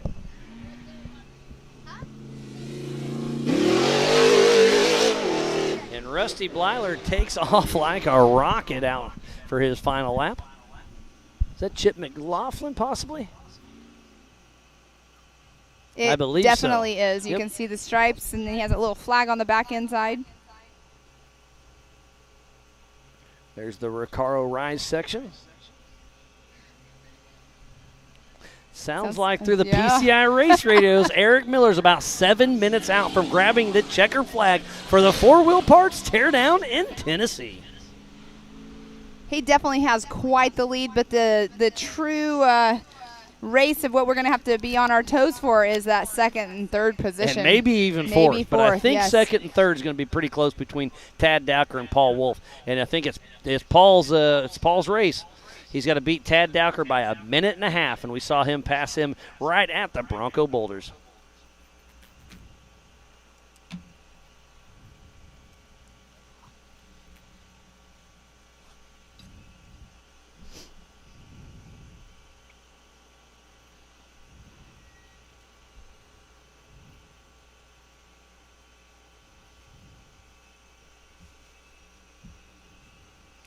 This is our second race in the Eastern Series. Our third and final race in the Eastern Series will be at the Big House in Crandon, Wisconsin over Labor Day weekend. But up next will be Visions in July. Don't miss it. We're under a month away. It's going to be an off-road festival. We're Ultra 4 racing. We're Mid-America Side-by-Side Championship Series racing. We got pit bikes. We have a rodeo. We have America Pro Rock, a demo derby. We've got a little bit of everything, and that's Casey Gilbert still hot on a mission. We'll see. He's got a top 5 running, but it's going to be tough for him to catch up to K-Rod. Casey Gilbert heading through the Bronco boulders. Checking up just a little bit. If you're not out of your seat at home, you will be here shortly after we see who's going to be getting that second, third, and fourth position.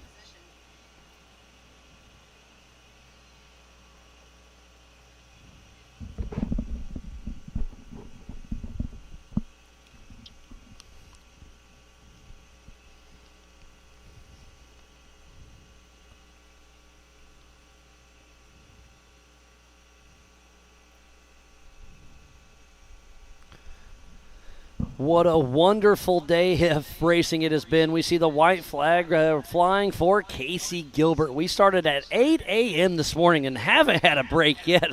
We were hoping to have some breaks, but the racing has just kept coming at us back to back to back. So we've had no breaks at all, but we wouldn't change that for anything. I know I'm having a blast with Pam. I hope you all back home are having fun. This is some of the best Ultra 4 racing you can get. Yeah, for sure. This has been an exciting day for sure. I love it out here at AOP. It's such a challenging course for a lot of these drivers. You know, we like to, make it a fun race course for them, but you can't make it too easy. And it's never easy here at AOP. That is absolutely correct.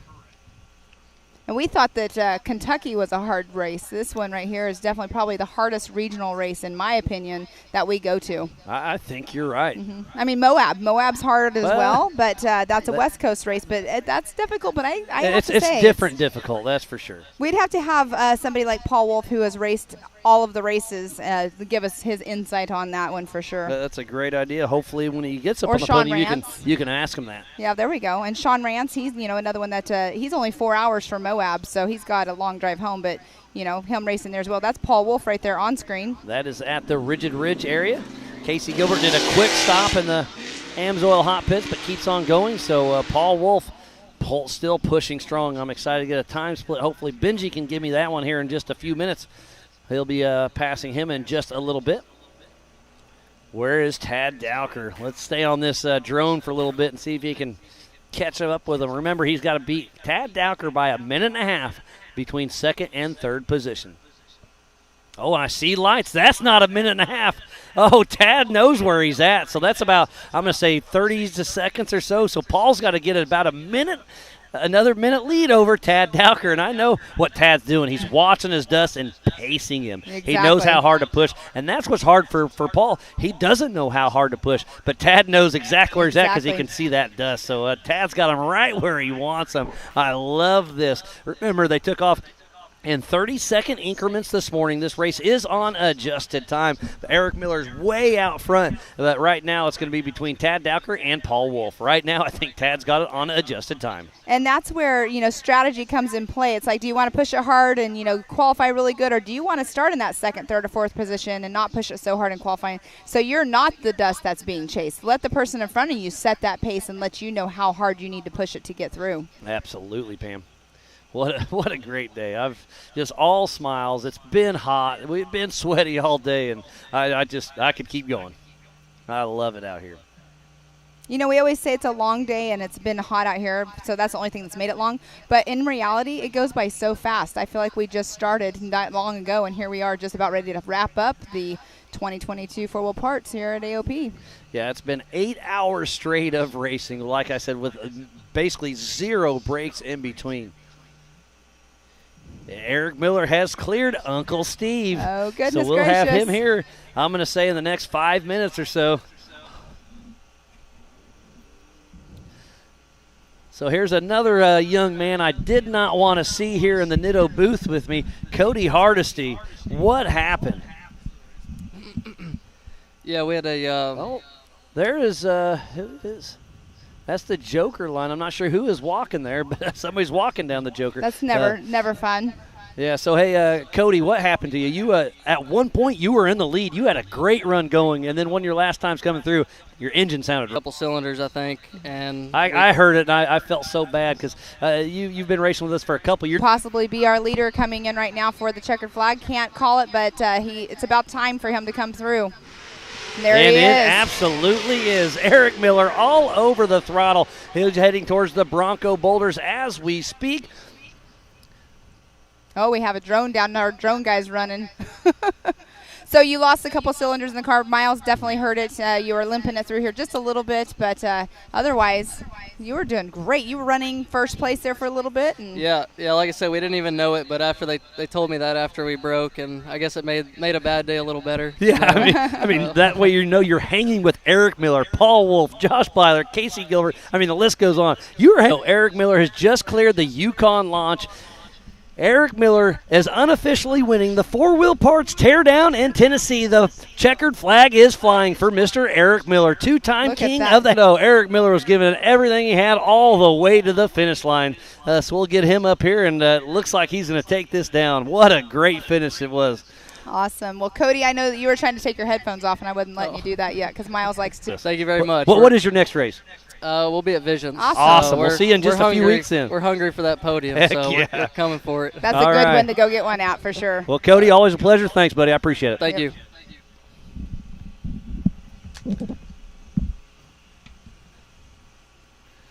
So Eric Miller is coming up here. We'll have visual on him. The car still looks like smooth. It's unofficial, but first place should go to Mr. Eric Miller. He has got to be super, super stoked about this. How awesome is that? And getting his little, what do you call it, Miles? Your slideways Getting at a little the very slideways finish. at the end. He got absolutely. little slideways bicycles, what he did. And then there's that little. Justin Cowart, he was like, hard hit, Cody. You were kicking some booty. I know. It's a bummer for him. I always like rooting for the underdogs, and he's just such a nice young gentleman. Him and Chris Wyatt were running such a great race today until they weren't. But to finish first. Eric Miller never lifts. Yeah, absolutely. Yeah, he runs such a great race out there. I hear some power coming in the background here. That sounds like it's either Chip or Aaron. This could be. Who's the other one that I kept missing? Yeah, it's Chip McLaughlin. You are correct, Sam. So I believe he is a lap down, though, correct? Paul Wolf should be just probably about another 45. You think? Did he make up 2 or 3 minutes, maybe? He came in. Paul just maybe 2 minutes. And I'm Race pretty to sure, the I'm finish. 99.9% sure that all of the leaders did run the Joker line, so we should be good there. And that's something that they will make sure they double check. But, yeah, they've been giving us great information because we've had somebody there making sure they're running. Once, and you can only run it once, but Eric Miller is looking good. So there's Chip McLaughlin getting the checkered flag, but he is a lap down. But This is Casey Gilbert, possibly? No, Mr. Paul Wolf. And he is on a mission. How far back is Tad Dowker? Oh, my goodness. This is so nerve-wracking right now. I can hear people over there cheering that Paul Wolf's family and friends are over there. This is said, that's my man. Of course, she's at home watching her family. Good job, Eric Miller. Paul Wolf is on a mission as he hits the Yukon launch. He is starting to push. Roger King on the short course. How far back is Tad Dowker? Tad Dowker. I've got my unofficial stopwatch getting ready to hit. So Paul Wolf getting the checkered flag physically in that second position. How flute wire. I'm going to say Tad's got about 20, 30 seconds to go before we're going to say. Not Tad, or is this Tad? I don't think his motor sounds quite like that. I don't know, Pam. Contention for second place. And this is Tad Dowker. Oh, so he's got 55 seconds to go. Does he have a flat tire? That kind of looked like he might have had a flat. He's a on little the right bit. rear. Yeah, maybe he may have pushed a little too hard, but it's still looking good for a podium. Wow, but Paul, he's got 40 seconds from right now to right rear. I think it's both. I can't tell with but all definitely that dust. right front for sure. He's not letting it slow him down too much, though. So So we got 10 seconds right now, unofficially. Oh, it's going to be super, super close. I'm saying 5 seconds from here. 2, And he is so 1. close. I think he just missed it by 5 seconds. Tad Dowker was I think Paul Wolf may have snuck in by 7 seconds. Right now, unofficially, it is Eric Miller in that number 1 position, Paul Wolf in number 2, and Tad Dowker in that 3rd position. So Paul, 7 seconds. Yep, so it sounds like 7 Wow. seconds. Wow, it comes. They've been Eric Miller and Paul Wolf. Tad's got to be super stoked. He's got to be bummed he did, that flat tire cost him a podium spot, but to get on the podium, congratulations, Tad Dowker. One heck of a race. And Paul Wolf adds another 2nd position for this season. He's looking good for the national points. Yes, he is, and definitely running for that in both classes, in his Can-Am UTV and his UFO fabrication. Well, points, guess what? He didn't finish finish there, so I don't know how that's going to shake out. But it's looking good for the rest of the season for Mr. Paul Wolf. Wow, So what a Tad race again. All of our 4,400 races have been so super close this whole entire season. Keeps us all on our toes here at the park.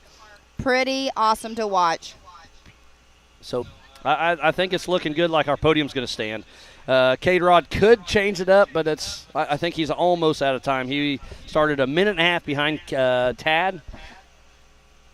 And I don't see him for the 4-wheel parts teardown in Tennessee at the Adventure Off-Road Park. So there is Josh Blyler. He is a lap down, if I'm not mistaken. He's a little off pace all day, not pace, but he's still trucking along trying to get those points because you have to complete 75% of the race to get the most points you can. You get 1,000 points for first, 975 for second, 965 for third, and then 5 on down as long as you finish 75%. And then the top 10 that are not qualified for King of the Hammers will move on forward. So we're going to get some. His Getting face thumbs is up dirty, from but you Casey. can see his white teeth. White That's for teeth, sure. absolutely. What a great Oh, day. man, what an amazing day. We've been racing for over 8 hours, 8.5 hours going on right now. I mean, it's been a wonderful day. And they're still racing at Mid-America Outdoors for the Side-by-Side Championship Series in Jay, Oklahoma as well. And then they still have the rodeo there tonight. The rodeo was last night. Is That it was both the qualifying. nights? Oh, that was qualifying. Awesome. Yes, okay. they qualified for the rodeo, so tonight is their main event for the rodeos. To get on that MAO app and check out the rest of the side-by-side racing and that rodeo this evening.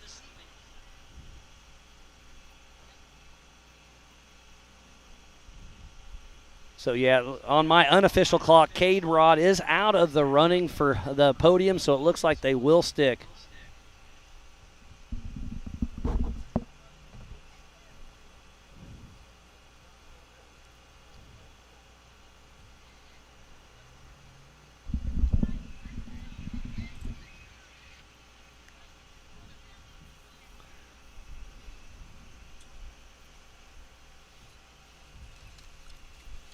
Said he is so glad that Dad could keep it together. How awesome is that? I absolutely love it. Eric's over there laughing. That's super cool. So we'll get Paul Wolf up here momentarily. So I'm going to kind of give you a quick rundown on the rest of the season. Up next is going to be Visions Off-Road 4th, and then Nationals is once again Legends of the Fall at Mid-America Outdoors. And we still have a lot of racing to go for Mid-America Outdoors. Lots of hoots and hollers for Paul Wolf. He's got a great fan crowd out there. So up next we'll be racing Mid-America Outdoors Championship Series during round 8th. We'll be racing with us during Legends of the Fall.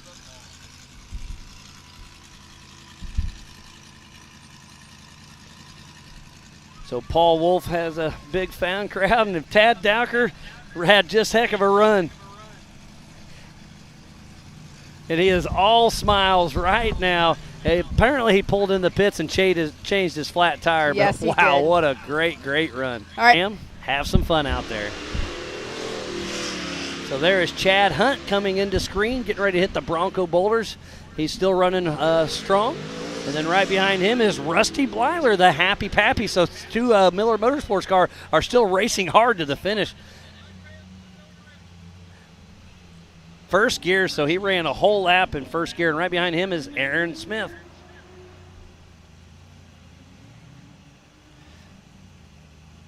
So Chad Hunt just makes it clear of the Joker line as well. I missed that. But what a wonderful day of racing it's been. We are about to give away those amazing laser nut trophies from Cody Wagner and company. And don't forget, you can buy or order replica trophies for your sponsors or team members. So if you get one of these trophies, get a hold of Cody Wagner and you can have one made for whoever you want to. And Tad Dowker.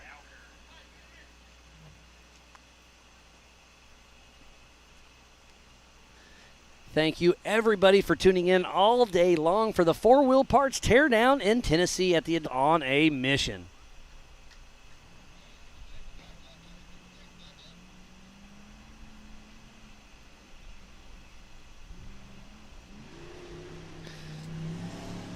Frank Vonderheide coming out of the woods. He'll be finishing his last lap.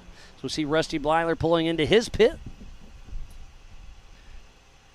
We've been racing for over 8 hours. What a wonderful day it's been. So we're just a few seconds away from giving away these amazing laser nut trophies. So it looks like 100 unlimited podium spot. I'm here with third place, Tad Dowker. You barely got third place. It was quite a race out there. Give us a little insight about this last lap. Yeah, I mean, the whole race was obviously just keeping the car together, keeping the tires in the car. Paul had caught me on the end of the 6th lap. I didn't even know he was behind me until we were side by side going, pushing a little too hard, got that right front, and that probably cost us that 7 seconds. But either way, standing up here, these two guys, that's a hell of a weekend. I'll take it. Yeah, it was awesome. I mean, Miles and I over there, we were like at our toes trying to watch the end of the race. You can see right now it's still going on, but you guys are officially in that 3rd position. Who do you want to thank for getting you up here today? First off, I got to thank my family, wife, and kids. They're all back home. Family and friends, you know. Andy drove. This is only his 2nd time in the passenger seat. And then all of our sponsors at Raceline. Off-road research, yeah. I need a list. But yeah. Well, if you're going to start being up here on the podium, you have to have that list. That's the goal. So I mean, it's this 4400 class. I mean, that's why we chose to run this class, is because the competition and the level of competition, and it's just really fun to push the car and push ourselves, and these guys are awesome. So it's fun to race against them. Awesome. Well, congratulations on your number 3 spot. It was only by 7 seconds between you and Paul Wolf. It was down to the wire. And over here, I'm starting to call you the beast out there because you're on it. Mr. Paul Wolf, you turned it up. Chris Hickman comes over and he's talking on the live feed, and we're like, 7 laps is what he has.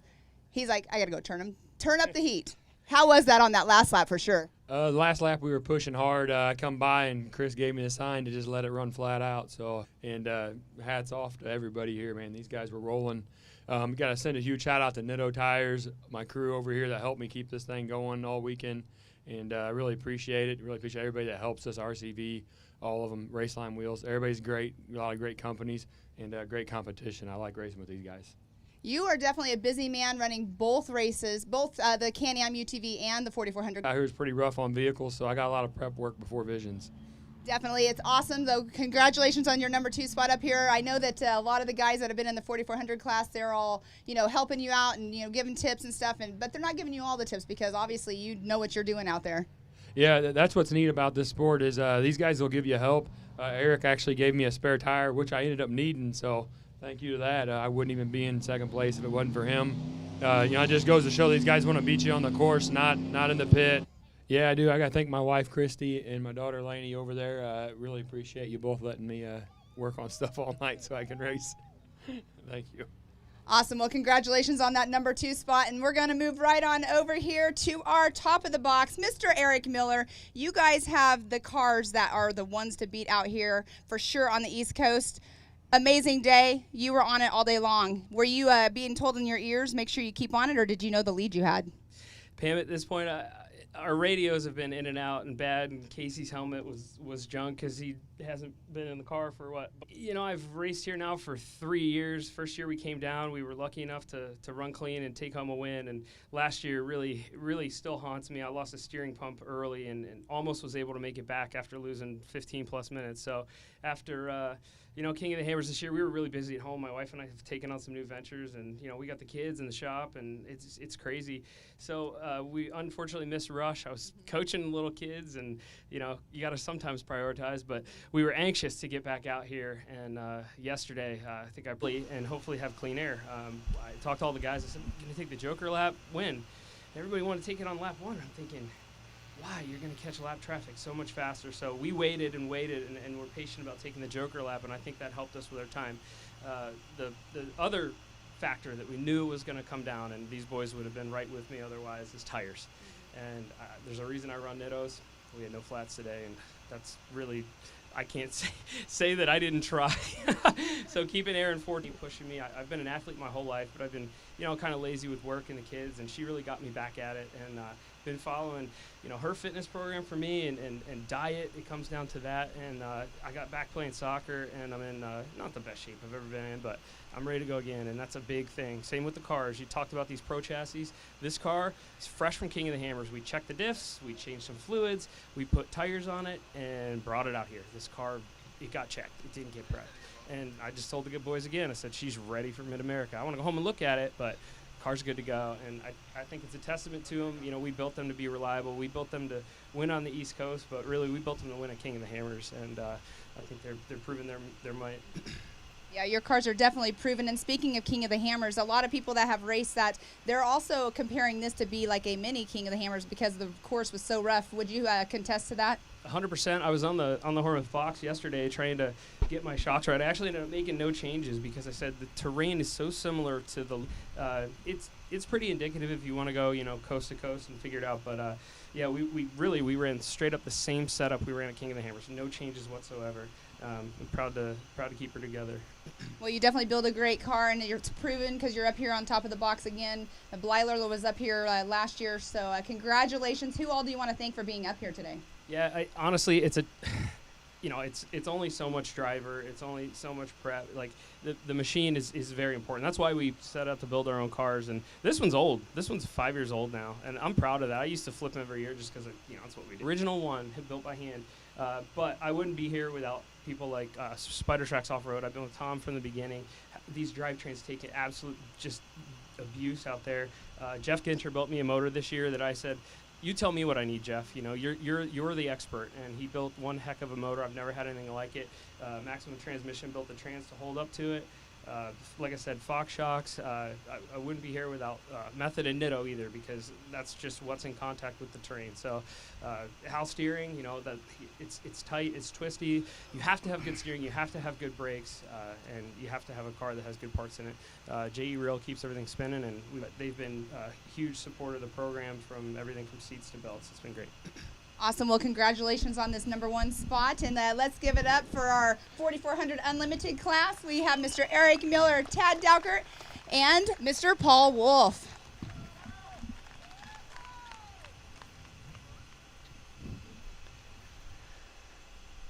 And what a wonderful day of racing it was. It's been a wonderful day of racing. Thank you to each and every one of you for tuning in all day long. But don't forget, tonight, get on that MAO app. We have the rodeo back at Mid-America Outdoors in Jay, Oklahoma. So I think right now we're going to throw the schedule up for the rest of the year, and we're going to sign out. But what a wonderful day. Thank you once again. Up next, we'll head to Visions Off-Road at Mid-America at Jay, Oklahoma, July 13th through the 17th. That is a double points race. And then from there, August 5th through the 7th, go to Wisconsin, September 2nd through the 4th, and then we end up the year another huge off-road event. That's going to be a festival. It's Legends of the Fall, October 26th through the 30th for the National Championship. Again, please just make sure you tune in the rest of the season. It's been absolutely amazing. And again, the MAO app, check it out tonight. They will be doing that rodeo. It's going to be a lot of fun.